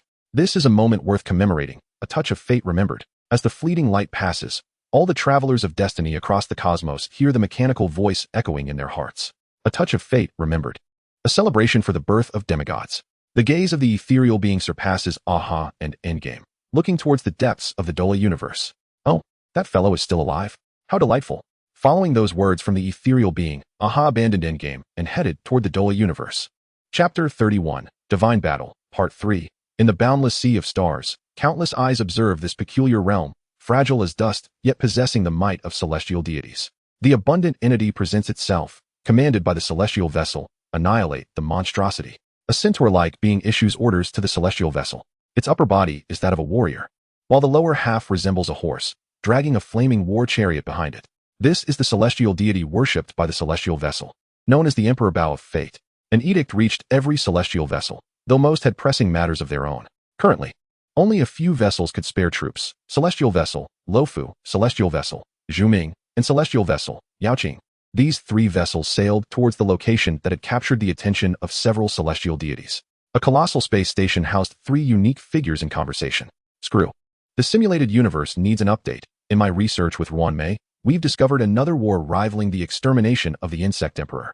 However, this data is hard to collect, and the stellar core essence has fled to Pinaconi again. A doll of about 1 meter side, looking at a robot. They had uncovered something astonishing yet lacked the data to deduce or prove it. Ruan quietly observed the Black Tower doll pacing back and forth. She seemed unconcerned whether this new cosmic data could be completed, gently swirling her wanty. Just as the 3 were at a loss, the voice of the ethereal being resonated in the ears of every traveler of destiny, including them. The Black Tower doll froze momentarily, disconnecting, while Ruan stood in astonishment, leaving only Screw calm as ever. A commanding voice echoed from the space station. Come, Screw, Ruan, let us proceed to that place. On the Azure planet, a figure clad in blue and purple suddenly stood, opening the connection channel of the space station and raising several defenses around the Azure planet. The Black Tower hastened towards the passage. Within the space station, a portal appeared beside Ruan and Screw. A similarly dressed figure in blue and purple emerged. The 3 borrowed a spacecraft from the station master, Aista, and set off towards the Douluo universe. Celestial Vessel Luofu, General S. Mansion. Not long after the martial ceremony concluded, Fei Xiao returned, having been cured of her lunar madness by the leader of the Buli people, Huli. Generals Huayan of Zhuming and Jingyuan of Luofu, along with her, received a summons from the Alliance's marshal. They were to proceed to that location and deal with the abundance. If necessary, the Emperor Bao would intervene. Fei Xiao paced restlessly within the general's mansion, her gaze distant, revealing a thread of concern. Jingyuan and Huayan exchanged knowing glances, realizing Fei Xiao had changed since they last saw her. Once carefree, she now often seemed lost in thought, staring into the distance. Suddenly, Jingyuan's eyes widened as he noted the direction Fei Xiao was gazing at matched the location mentioned by the marshal. Silently, he approached and comforted her. Surely, General Fei Xiao is aware of the news regarding that location spoken of by the marshal. Could you share some details? A rare heaviness settled on Jingyuan's face. Indeed, the eyes of most celestial deities were fixed on that place. If caution was not exercised, Lo Fu, Yao Qing, and Zhu Ming might face annihilation. Fei Xiao recognized her mindset was amiss. She could not display such vulnerability in front of her soldiers. Taking a deep breath, she adjusted her demeanor and recounted her unexpected journey to Douluo and her return to Yao Qing. The expressions of Jingyuan and Huayan darkened upon hearing her revelations. After a moment of contemplation, Jingyuan analyzed their next steps. Thus, it was revealed that the original world known as Douluo contained ruins of Sanqing. And those peculiar beings you mentioned, alongside the demon lord rivaling celestial deities? Jingyuan inquired, seeking concrete intelligence for a prudent strategy. Fei Xiao nodded in quiet affirmation. Upon receiving her confirmation, Jingyuan began pacing, sharing his thoughts with the others. Oh, I did not anticipate a place like this. What, Huanlong? Are you incapable of conquering that realm? How intriguing that you would seek my assistance to traverse such a backward land. A towering figure gazed at a swirling mass of sinister green flames, his destruction army poised for action. Oh dear, Fengfeng, don't tell me you're not curious about the world of beings rivaling the celestial deities. The sultry voice emerged from the green flames, which morphed into the form of a female fox. It was the daughter of the Minghua Merchant Association, Tinjing. Of course, I am intrigued, after all. They are akin to Lord Nanak. A fervor ignited in Fengfeng's eyes, his voice resonating through the air as he prepared to depart. As he stepped forth, the planet beneath him began to crack, and upon their departure, the entire sphere shattered into cosmic dust.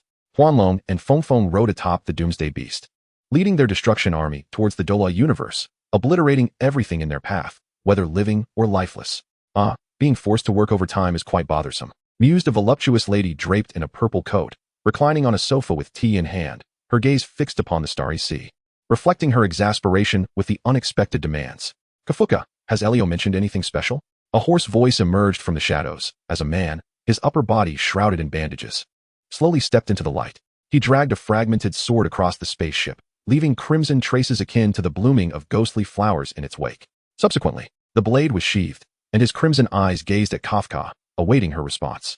Don't overthink it. We are likely just bystanders this time. After all, the celestial deities have descended. Our role is primarily to gather information. Moreover, do you believe we can withstand the residual waves from those gods if it comes to a confrontation? Silver Wolf set aside her gaming device, a bubble escaping her lips, her demeanor suggesting that this mission was merely a leisurely outing. Relax, Aaron. There are no stringent demands for this task. We only need to be promptly informed of the circumstances. Kafka rose slowly, patting Aaron on the shoulder before turning to glance at the girl, reminiscent of a first love. Given our current capabilities, we are truly of little use now that the celestial deities have intervened. Wouldn't you agree, little firefly? The girl, with a gaze as innocent as a firefly's glow, lifted her head from her chat, staring at Kafka with naive clarity. Oh dear, little firefly, who are you chatting with? Do share with me. Kafka inquired curiously about Firefly's messages. Firefly's cheeks flushed, and she lowered her head. Chapter 32, The Divine War, Part 4. A crimson oiled paper umbrella moved gracefully through the rain. Huang Quan raised her gaze to the falling droplets, each one a reminder of the incessant downpour. She extended her gloved arm, delicately touching the raindrops. Her sight traversed space, peering into the Douluo universe. The attention of the cosmos was drawn, initially by an unforeseen twist of fate that captured the notice of the end and intrigued Aha. Huang Quan recalled a fragment of her vision, a demonic figure standing against numerous celestial deities. Behind him loomed countless abyssal behemoths, while shadows adorned with myriad masks surrounded him. A colossal figure led an infinite legion, commanded by Nanak, accompanied by countless insects, the Insect Emperor. Among them were the abundant pharmacist, the hunting storm, the joyous Aha, the memory dissipator, the destruction Nanak, the breeding Tai's Euros, the order Tai Chi, and the alliance Hai Pi. All celestial deities were present in that unprecedented war. Though only a select few engaged in combat, destruction, breeding, gluttony, and the mischievous Aha. A chaotic clash ensued between the three deities and the demon lord, while abundance and hunting battled to safeguard that universe. Memories chronicled the extraordinary conflict, as gluttony consumed the abyssal behemoths behind the demon lord, while breeding sought to claim the demon lord's realm as its base of operations. Destruction merely yearned for annihilation, and Aha thrived on chaos. In the shadows, the enigmatic End observed the confrontation. alliance, and Hypei aided the Amber King in maintaining the stability of that universe. A tear of blood flowed from Huagwa's eye as she witnessed what should have remained unseen. Despite her far-reaching journey through the void, she sustained wounds. A shadow akin to a black hole emerged, erasing all traces, explaining the near absence of evidence of that war in the universe. Would it appear this time? Huagwa did not know, but she had to go. She yearned to witness the celestial deity's might, to ultimately confront the original deity, the Void Nine, with a blood-red blade drawn. Huagwa's countenance bore tears of blood. The oiled paper umbrella danced through the ring. An ethereal domain unfurled as the red blade sliced through, creating a colossal rift in space, and Huagwa vanished from that place.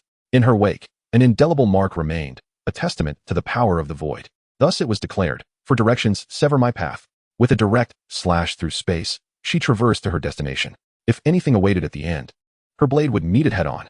5 beams of light fused from the divine realm, ultimately forming a colossal sword of radiant hues. The Judgment Sword of the Three Realms. The sword descended from the heavens, striking a nascent black hole at Jialing Pass.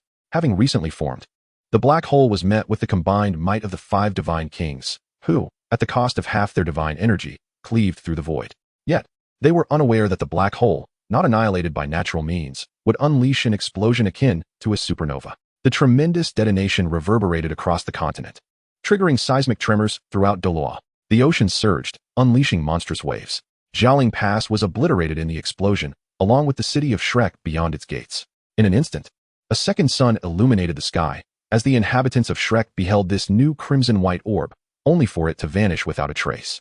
Following Shrek's cataclysmic destruction, the explosion's radius expanded, reaching the periphery of the Star-Doe forest and the edges of the Blood Sea created by Huagwa's rift.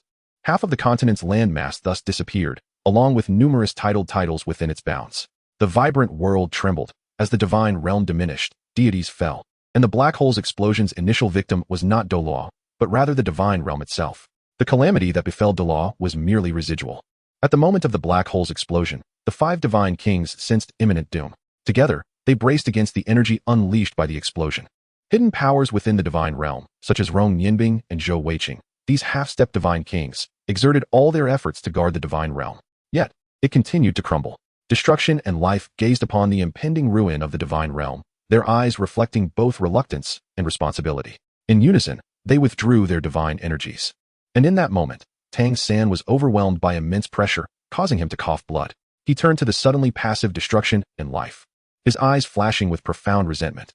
After this, regardless of his prior strategies or efforts, Douluo's ultimate fate was no longer tied to him. In the end, he might even face retribution. Tang San's expression contorted as he transformed from the gentle figure he once was into something akin to a vengeful specter amidst this catastrophe, threatening all in the divine realm. Little purple, little green. The 2 distinct voices resonated simultaneously, laughter echoing in the air, followed by silence, as the essences of destruction and life intertwined.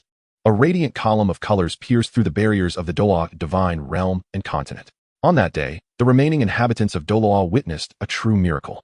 Amidst the towering beams of multicolored light, a figure slowly emerged. With silver-white hair and regal purple eyes, a commanding presence wrapped in bandages. Vibrant lotus blossoms blooming beneath her feet. This was the power of the Creator God. The forces of destruction and life have sacrificed their existence. This primal force of creation erupted in an instant, quelling the overwhelming might unleashed by the explosion of numerous black holes. Her gaze fell upon the Douluo continent and the evil forest, where she sensed his presence. As the colorful beams of light manifested, a thunderous roar echoed from the depths of the evil forest. The 9-headed chimera, god of retribution, the furious voice resonated across the land. Ha ha ha, creation, after countless years. I shall make you witness the obliteration of the world you have forged. A towering figure appeared above the evil forest, plunging the empire of the sun and moon into chaos in an instant. Though his injuries had yet to heal, it mattered not. He was determined to annihilate all that creation had left behind. Roar. In the depths of the ocean, a resonant dragon's roar filled the heavens and the earth. Emanating from the 9 white dragons, their scales lay shattered, 4 of the 9 heads severed. Opposite them, Sanyue was also in dire straits. One arm hung limply, its bones crushed to fragments, dangling weakly by her side. One side of her body lay in ruin, drenched in blood, encased in ice, while one hand clutched a demonic blade. Her eyes burned with an indomitable fighting spirit. What does death matter? She is Sanyue, both empress and king. Longworm, today. It is either your demise or my own. The blood-red cold lotus bloomed. The 9-headed white dragon had not yet recovered, yet Sanyue too was far from whole. her strength not nearly matching that of the nine-headed white dragon. The dragon heads turned towards the woman within the colorful beam of light, their gaze shifting. The nine-headed white dragon soared towards the god of creation, intent on consuming this ethereal figure. Longworm, you seek your own demise. The chimera glared at the ascending nine-headed white dragon, an endless fury surging within its heart. The chimera spread its wings and flew towards the nine-headed white dragon. The colossal ice dragon pursued Zhou Yi, racing after the nine-headed white dragon. As Lan had proclaimed, today, it is either your death or my fall. Where do you think you can escape to? Chapter 33, Divine War v. A gruesome battle in a world drenched in crimson, the city of floating heaven stood. A man, bare from the waist up, stood like a statue amidst the city. In the blood sea below, the abyssal beasts that had narrowly survived lay in hiding deep within the ocean's depths. They were among the most formidable ancient beasts of the demon realm, and also among the last. A man with long black hair opened his eyes, devoid of any emotion in his blood-red gaze. Gu Feng's memories remained in a state of utter disarray. At the moment the sword of judgment fell, intervened by the divine realm. A flicker of emotion stirred within Gu Feng's blood-red eyes. A rift tore open in hell, and Gu Feng transcended dimensions, arriving in the cosmos of the Douluo continent. He gazed upon the colorful energy conglomerate above Douluo.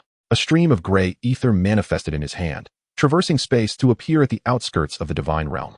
This was a calamity more terrifying than the explosion of a black hole. Above Douluo, the merged creator god and the god of judgment separated once more, sensing a new crisis emerging in the divine realm. The god of judgment also detected the arrival of something extreme upon this planet. The divine being and the beast refrained from further combat, turning their gazes to the heavens, where a presence descended without concealment. The creator god felt the gray ether and changed countenance, as a colorful lotus coalesced beneath his feet, a pillar of light shooting from Douluo toward the gray ether. Dark red calamity clouds formed to obstruct the lotus's path. Infinite divine retribution clashed with the colorful light, thwarting the creator god's attempt to intercept the gray ether. Although the god of judgment sensed that the creator's power might not be sufficient to halt that attack, it mattered little. As long as the creator intended to act, he would not allow her to succeed. Skykeeper, are you courting death? The furious voice of the female deity resounded across Douluo. With no opportunity to save the divine realm, she was determined to obliterate the god of judgment, who sought to sever this solitary chance.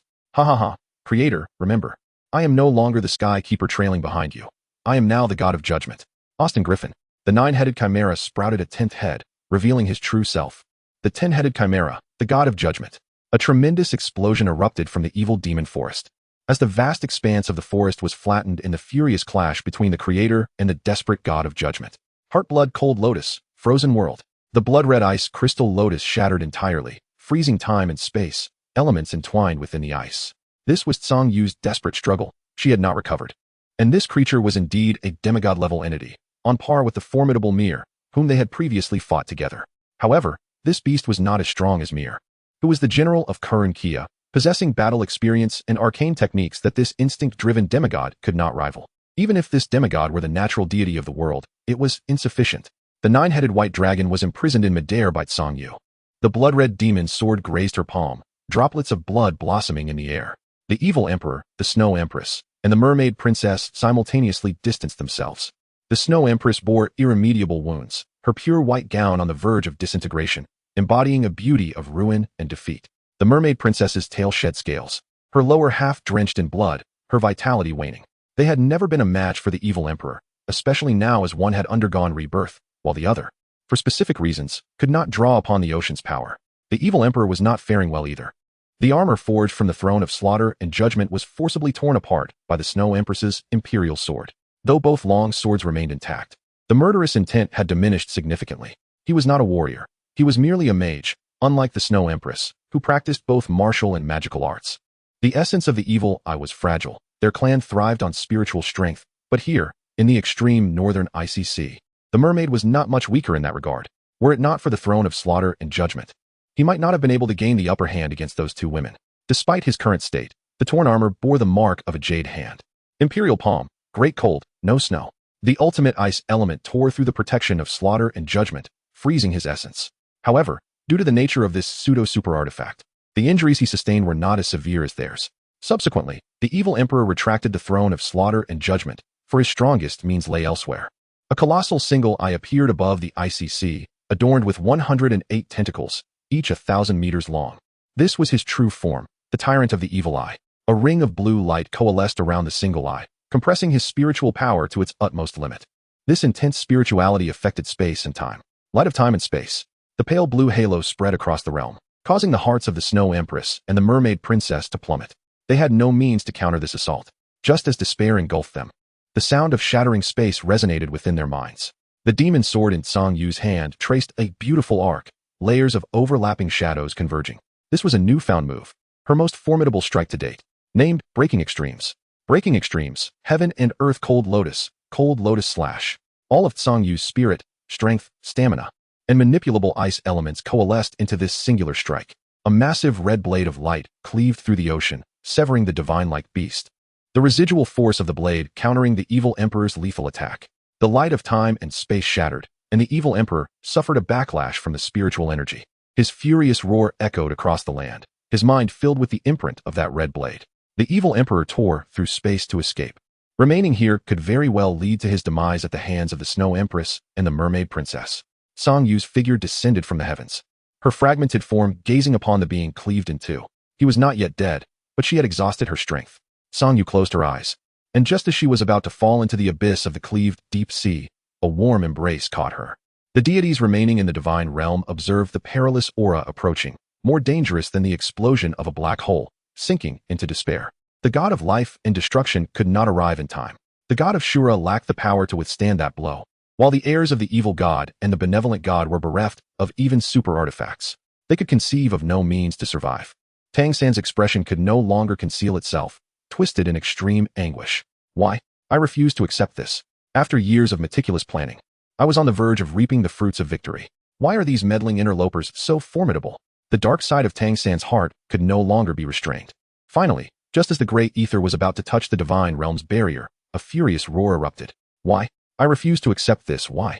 His long gray-white hair billowed, the blood-red Shura armor shattered, and the Shura demon sword in his hand emanated unprecedented murderous intent, yet it did not resolve the impending crisis. A shadow, adorned with countless masks, abruptly appeared before the gray ether.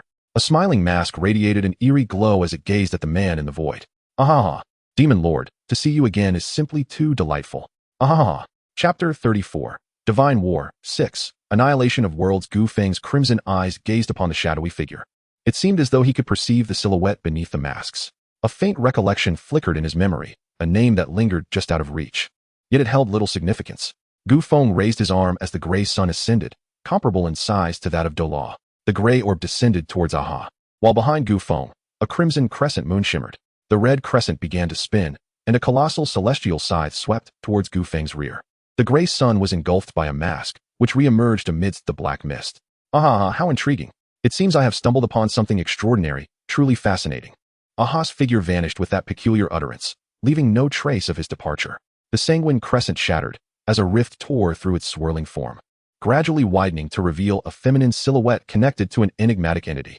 The upper half of the woman was human, while her lower half transformed into pink tendrils that extended deep into the rift.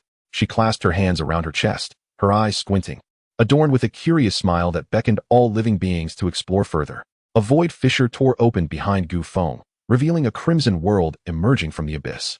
The denizens of the divine realm and all inhabitants of the Douluo continent sensed impending calamity. The blood-soaked world surged forth, as countless ancient beasts were compelled to soar from the sea of blood. Boundless colossal creatures engaged in a fierce battle, and a massive, tumor-like cannon, rivaling the very sun, took form, its muzzle aimed at the fissure where a female figure had appeared. A deep crimson energy beam cascaded forth, engulfing the woman's silhouette in a horrifying blaze. A fragment of energy spilled forth from the beam, landing in the divine realm, where half of a celestial plateau was obliterated. This was true power, unmatched by the feeble gods. More energy descended upon the divine realm and the Douluo continent, plunging all into despair. Lan Shui lay in Zhang Lishuan's embrace, gazing at the crimson energy descending upon the land. Gently, she rose, embraced Zhang Lishuan, and then took her hand, awaiting their fate.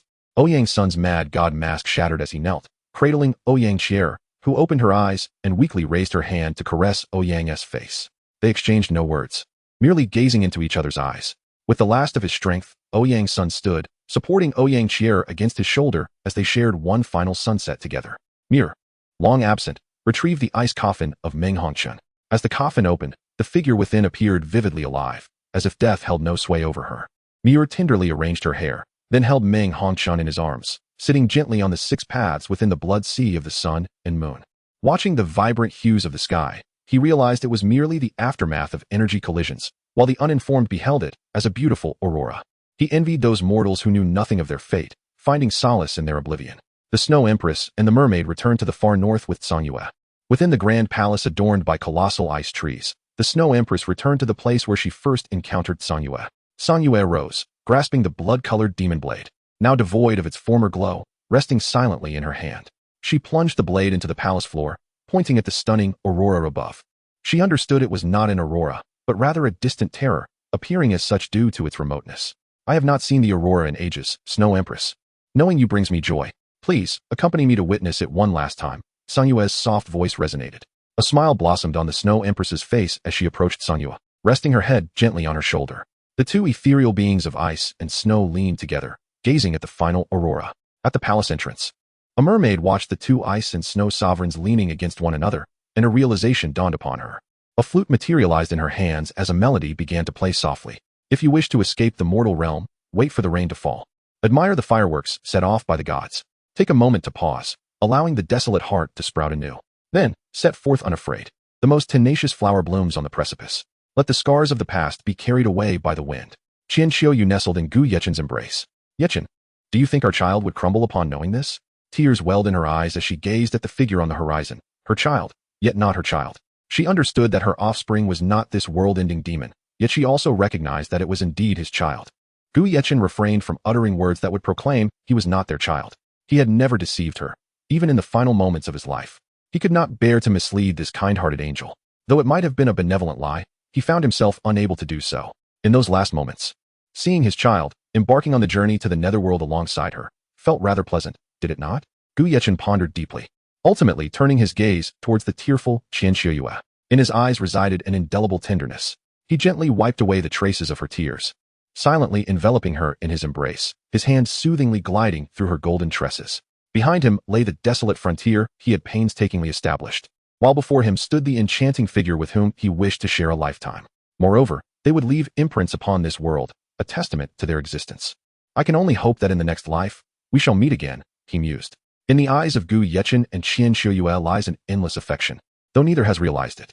The joys and sorrows of the mortal realm are, in truth, unique to each soul. As mortals gaze upon the rare beauty of the horizon, they engage in conversation about the morrow. They yearn for the promise of a new day, beckoning them forward, as they share in the splendor of the sky. This anticipation for the future and the dawn of a new day sustains them through each passing moment. The breathtaking scenery erases their daily toil in an instant. However, no one has informed them that this vibrant vista is but the final serenade of their world. The mortals, blissfully unaware, accompany the world into oblivion, which, in its own way, is rather peaceful. Those who dwell in high positions experience joys and sorrows that differ greatly. Some have seen through the illusions of life and death, quietly awaiting the sunset's glow alongside their most cherished companions. Others, in madness, expend all their efforts seeking salvation, only to find themselves achieving nothing in the end, leaving behind naught but emptiness. In their final moments, Di Tian, Xiong Ziji, Bai Ji, along with the myriad kings of demons, returned to the lifeless starry forest. Having spent countless years there, they wished to return and take a final look. Gu Yun's life resembles that of a marionette, born of the dragon god's division. Pursued relentlessly by the gods, despite not being the dragon god herself. She has spent her time healing, and recently, she has experienced a sense of long-lost ease. With no burdens to bear and nothing to contemplate, she finds solace in the end, which is, in truth, quite satisfactory. If there is a next life, I wish to live it passionately. Yet, ultimately, a sense of unfulfilled longing remains. Gu Yun lifts her gaze, choosing not to accompany Di Tian and the others back to the starry forest. Tears, unknown in their origin, cascade from her eyes. The demon emperor and the bodhisattva find solace in each other's embrace, while Lan Shui offers her final companionship to Zhang Lishuan. The Snow Empress and Zhang Yu gaze at the horizon, as Gu Yechen holds Qianqiu, both entranced by the resplendent aurora. The entire continent fades silently into oblivion, leaving no trace behind. Apologies, dear readers, for my inability to continue writing. It seems no one is reading, and what I wish to articulate remains unexpressed. I shall take a pause and start anew, steering clear of this narrative. Ultimately, Douluo is but a mere foundation. To briefly outline the subsequent plot, the battle between the demon lord and Aha, along with the aftermath of the devouring of the world, is marked by a rift that resembles the mouth of the glutton. As the demon lord engages with the glutton, Aha watches with keen interest. The apothecary and the end also arrive, and a mysterious figure reveals that the password to the knowledge demon lord lies within the realm of destruction. The scholar seeks truth and knowledge, striving to find a way, though it is not his destined power. Memory, eager to preserve this moment, offers assistance. Together with the scholar, they locate the apothecary and the end. The powers of the apothecary and the end converge, pulling the entire Douluo universe back from the brink of annihilation. Just before its destruction. Soon after, destruction manifests, intent on obliterating everything. Aha, seeking amusement, intervenes, inflicting heavy damage upon destruction in the ensuing clash. The hunter senses the apothecary's aura and unleashes a torrent of starlit arrows from the endless shores. To safeguard his destiny, preservation intercepts the hunter's arrows mid-flight. The apothecary vanishes while pulling Douluo back, and the end, observing the fateful trajectory of Huagua, casts him into the hands of the Star Core hunter, Elio. Following the end's departure with Huagua, the battlefield created by Shipei collapses under the conflict between the demon lord and the glutton. Shipei devoured Tai, and with it, expanded all of Shipei's destinies, necessitating a degree of order maintenance. Aha realizes the unfolding chaos may lead to cosmic catastrophe, yet the god of amusement remains indifferent, choosing to let events unfold. Destruction, fixated on Aha, joins the fray alongside the glutton and the demon lord. Preservation intervenes, granting each of the three a hammer. While the Amber Age simultaneously ushers in three epochs, the company soon detects anomalies. Shaking, Topaz, Emerald, and Diamond approach this universe with boldness. As events escalate, they begin to affect other universes. Preservation, the apothecary, the glutton, Shipei, the hunter, and destruction all engage in battle. Amidst the chaos, only the demon lord sustains injury. With formidable recovery and strength, the demon lord is not a star god, merely possessing the might akin to one. Much like the ancient chaotic beasts of the ancient beast era and the heroes of the Amber Age. In the end, the demon lord melds light and ether, forging a new power, a foreshadowing planted during the conflict between Gu Feng and Lan Shui in the first chapter. The essence of the void raises alarms among the star gods. Subsequently, this void energy triggers 9, leading to its descent. The void can indeed act, without contravening its destiny, as if creating anew, and nearly all star gods gather. All are drawn into the realm of the void. Ultimately, the demon lord's memories resurface, and Gu Feng, witnessing the amnesiac battlefield of the star gods, recalls the words of the starlet from the first chapter, experiencing an instantaneous ascension, giving birth to a new generation of star gods. The name of the star god shall be Hope. As for how Hope came to be, I shall refrain from elaborating further, leaving it to the imagination of those who have reached this point. Thus concludes the Divine War arc. The Slaughter arc unfolds concurrently with the Divine War. The tale begins with the end and the pharmacist, who managed to draw Douluo back. Subsequently, Huagua was taken away, and Tang Sen witnessed the true might of the gods. His ambition soon captured the attention of the Envoy of Abundance. Tang Sen ascended to become a Walker of Abundance. Yet his insatiable greed and jealousy grew overwhelmingly strong. With nearly all star gods present, the covetous gazes turned towards Tang Sen, who became a Walker of Gluttony, not an envoy. Merely a dual-fated traveler, as per my own setting. This unique status dramatically enhanced Tang Sen's strength, bringing him to a level comparable to the weaker envoys, though he could not surpass them, placing him among the strongest of those beneath the envoys. Soon after, those who previously dared to engage in the Divine War emerged. The celestial vessel discovered the Envoy of Abundance, and with Tang Sen by its side, the celestial vessel mistakenly regarded Tang Sen as a follower of the pharmacist. Tang Sen was then ensnared by the Envoy of Abundance, diverting the celestial vessel as firepower. Following this, the celestial vessel also became embroiled in the corrupted divine realm battle. The three celestial vessels clashed with the tainted divine realm. It was a crushing defeat. However, the essence of the gods was inherently spiritual, akin to the sun of time. And while they could be overwhelmed, they were not easily extinguished. Coupled with the pharmacist's abundance, they evolved, becoming increasingly difficult to vanquish. The celestial vessel found itself bogged down in the divine realm. The Legion of Destruction, led by the Illusory and the Burning Wind, arrived. Witnessing the battlefield of the star gods, the Burning Wind aimed to obliterate Douluo Star outright. While the full extent of Burning Wind's power remained uncertain, annihilating Douluo Star seemed trivial to him. However, Illusory, being more astute, sensed something unique about this planet. If it were not special, it would not have attracted such a multitude of star gods. Subsequently, Illusory persuaded Burning Wind to enter Douluo Star in search of the extraordinary. The Legion of Destruction proceeded to eradicate all life on Douluo Star. Meanwhile, the three from the Black Tower encountered the Star Core Hunters en route. The mission of the Star Core Hunters had already concluded, and the end casually tossed Huagua to them. Yet, Huagua remained concerned about Douluo Star. So the amicable Star Core Hunters took him along to Douluo Star. On their way, they encountered the Black Tower. which detected something amiss with Huagua, a residual mark left by the star god. The true power of the Black Tower remained a mystery, as the newly emerged omniscient Bolkaka had not yet faced the Black Tower's true form, and it was clear that the Black Tower was a confirmed envoy of wisdom. The Black Tower sensed the aura of the end star god on Huagua, compounded by the earlier chaos instigated by the Star Core hunters in the space station, as well as the similar energy resonating with their destination. The trio from the Black Tower promptly engaged the Star Core hunters in battle. Meanwhile, on Douluo Star, the Cataclysm unleashed the inner demons of all, save for a select few, Gu Yeqing, Ouyang's son, and San Yu among them. Muir also abandoned the notion of destruction, for this world had already faced annihilation once before. Muir encountered an individual who resurrected his irretrievable dream of the red dust. This character, if properly written, would have made an appearance. For now, I shall simply name her Douluo from the game Endless Night, with the power of resurrection. Muir, alongside the resurrected dream of the red dust, went into hiding, while Douluo took the uncontrollable Nox away. Though Nox was removed, the mess she left behind persisted. The black ring continued to devour all within its range, transforming them into deathly servitors. Amidst widespread chaos, mortals in this era fared worse than swine or hounds, met with indifference and neglect. It resembled the dark turmoil found in fantastical literature, where the lower echelons were treated as mere fodder for release, unlike in Douluo, where they were mere tools for venting frustrations. Eventually, San Yu and Ouyang's son established the VV Academy, while Slaughter intervened to halt the carnage. They grew and regained their strength amidst the apocalypse, decisively eliminating the majority of the instigators. The Slaughter arc concluded with San Yu and Ouyang's son's relentless campaign. In the final chapter, the Douluo continent reverted to its former state prior to the apocalypse, albeit under their restraint. Gu Yeqing, Qianxue, Gu Yuna, and Di Tian, who had also joined the Slaughter arc, kept it in check. Just as they grappled with their tribulations, hope manifested. The ascendant demon lord, who could not be slain, as the star gods were unaware of such powers, retreated from the realm. Casting the Domain 9 had long inhabited back into obscurity. He transformed the underworld into a new world, wherein all extraordinary beings from Douluo were cast away. Ultimately, the demon lord resolved the divine realm conflict, with the envoy of abundance fleeing when the star gods arrived, for the storm truly had the capacity to act.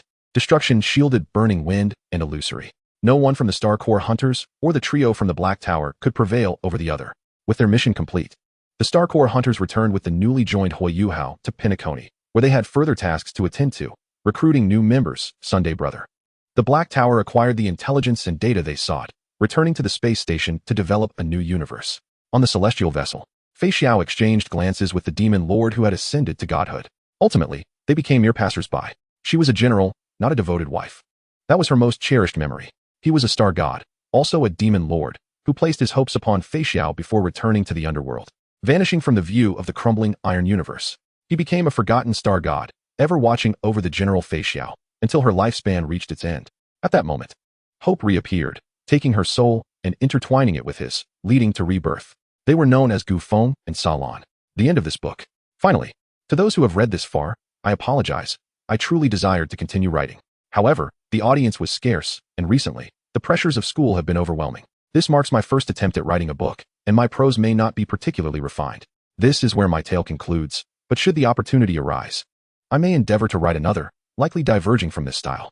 It will most likely be a pure Dragon Clan narrative, inspired by Jiangnan's Dragon Clan. From the original Dragon 1 to Dragon 5, with additional elements incorporated, or perhaps a tale woven with myriad worlds, though that is less likely. Ultimately, it shall be a fantastical narrative, akin to revival, yet distinctly different from the traditional approaches, for I am not one to adhere to conventions. In closing, I extend my gratitude to everyone who accompanied me to this juncture. May we meet again in the future. Synopsis: Crumbling Iron, Star Thief, Endless Night, Guardian of the Tomb, and elements from the Douluo series. The synopsis may be lacking. Grandfather, do soul masters truly exist in this world? They do, however. They either conceal themselves or have ventured to another realm. Can Yaya see those soul masters, grandfather? She should be able to. As long as Yaya strives to enter the realm of compassion, she will surely see them. The old man fell into reminiscence, recalling the upheaval of years past, the aberrations of the star Luo, the black ring of the Do Ling, the demons of the heavenly soul, and the inaction and resistance of Shrek. This world is indeed quite pleasant now, devoid of borders between nations.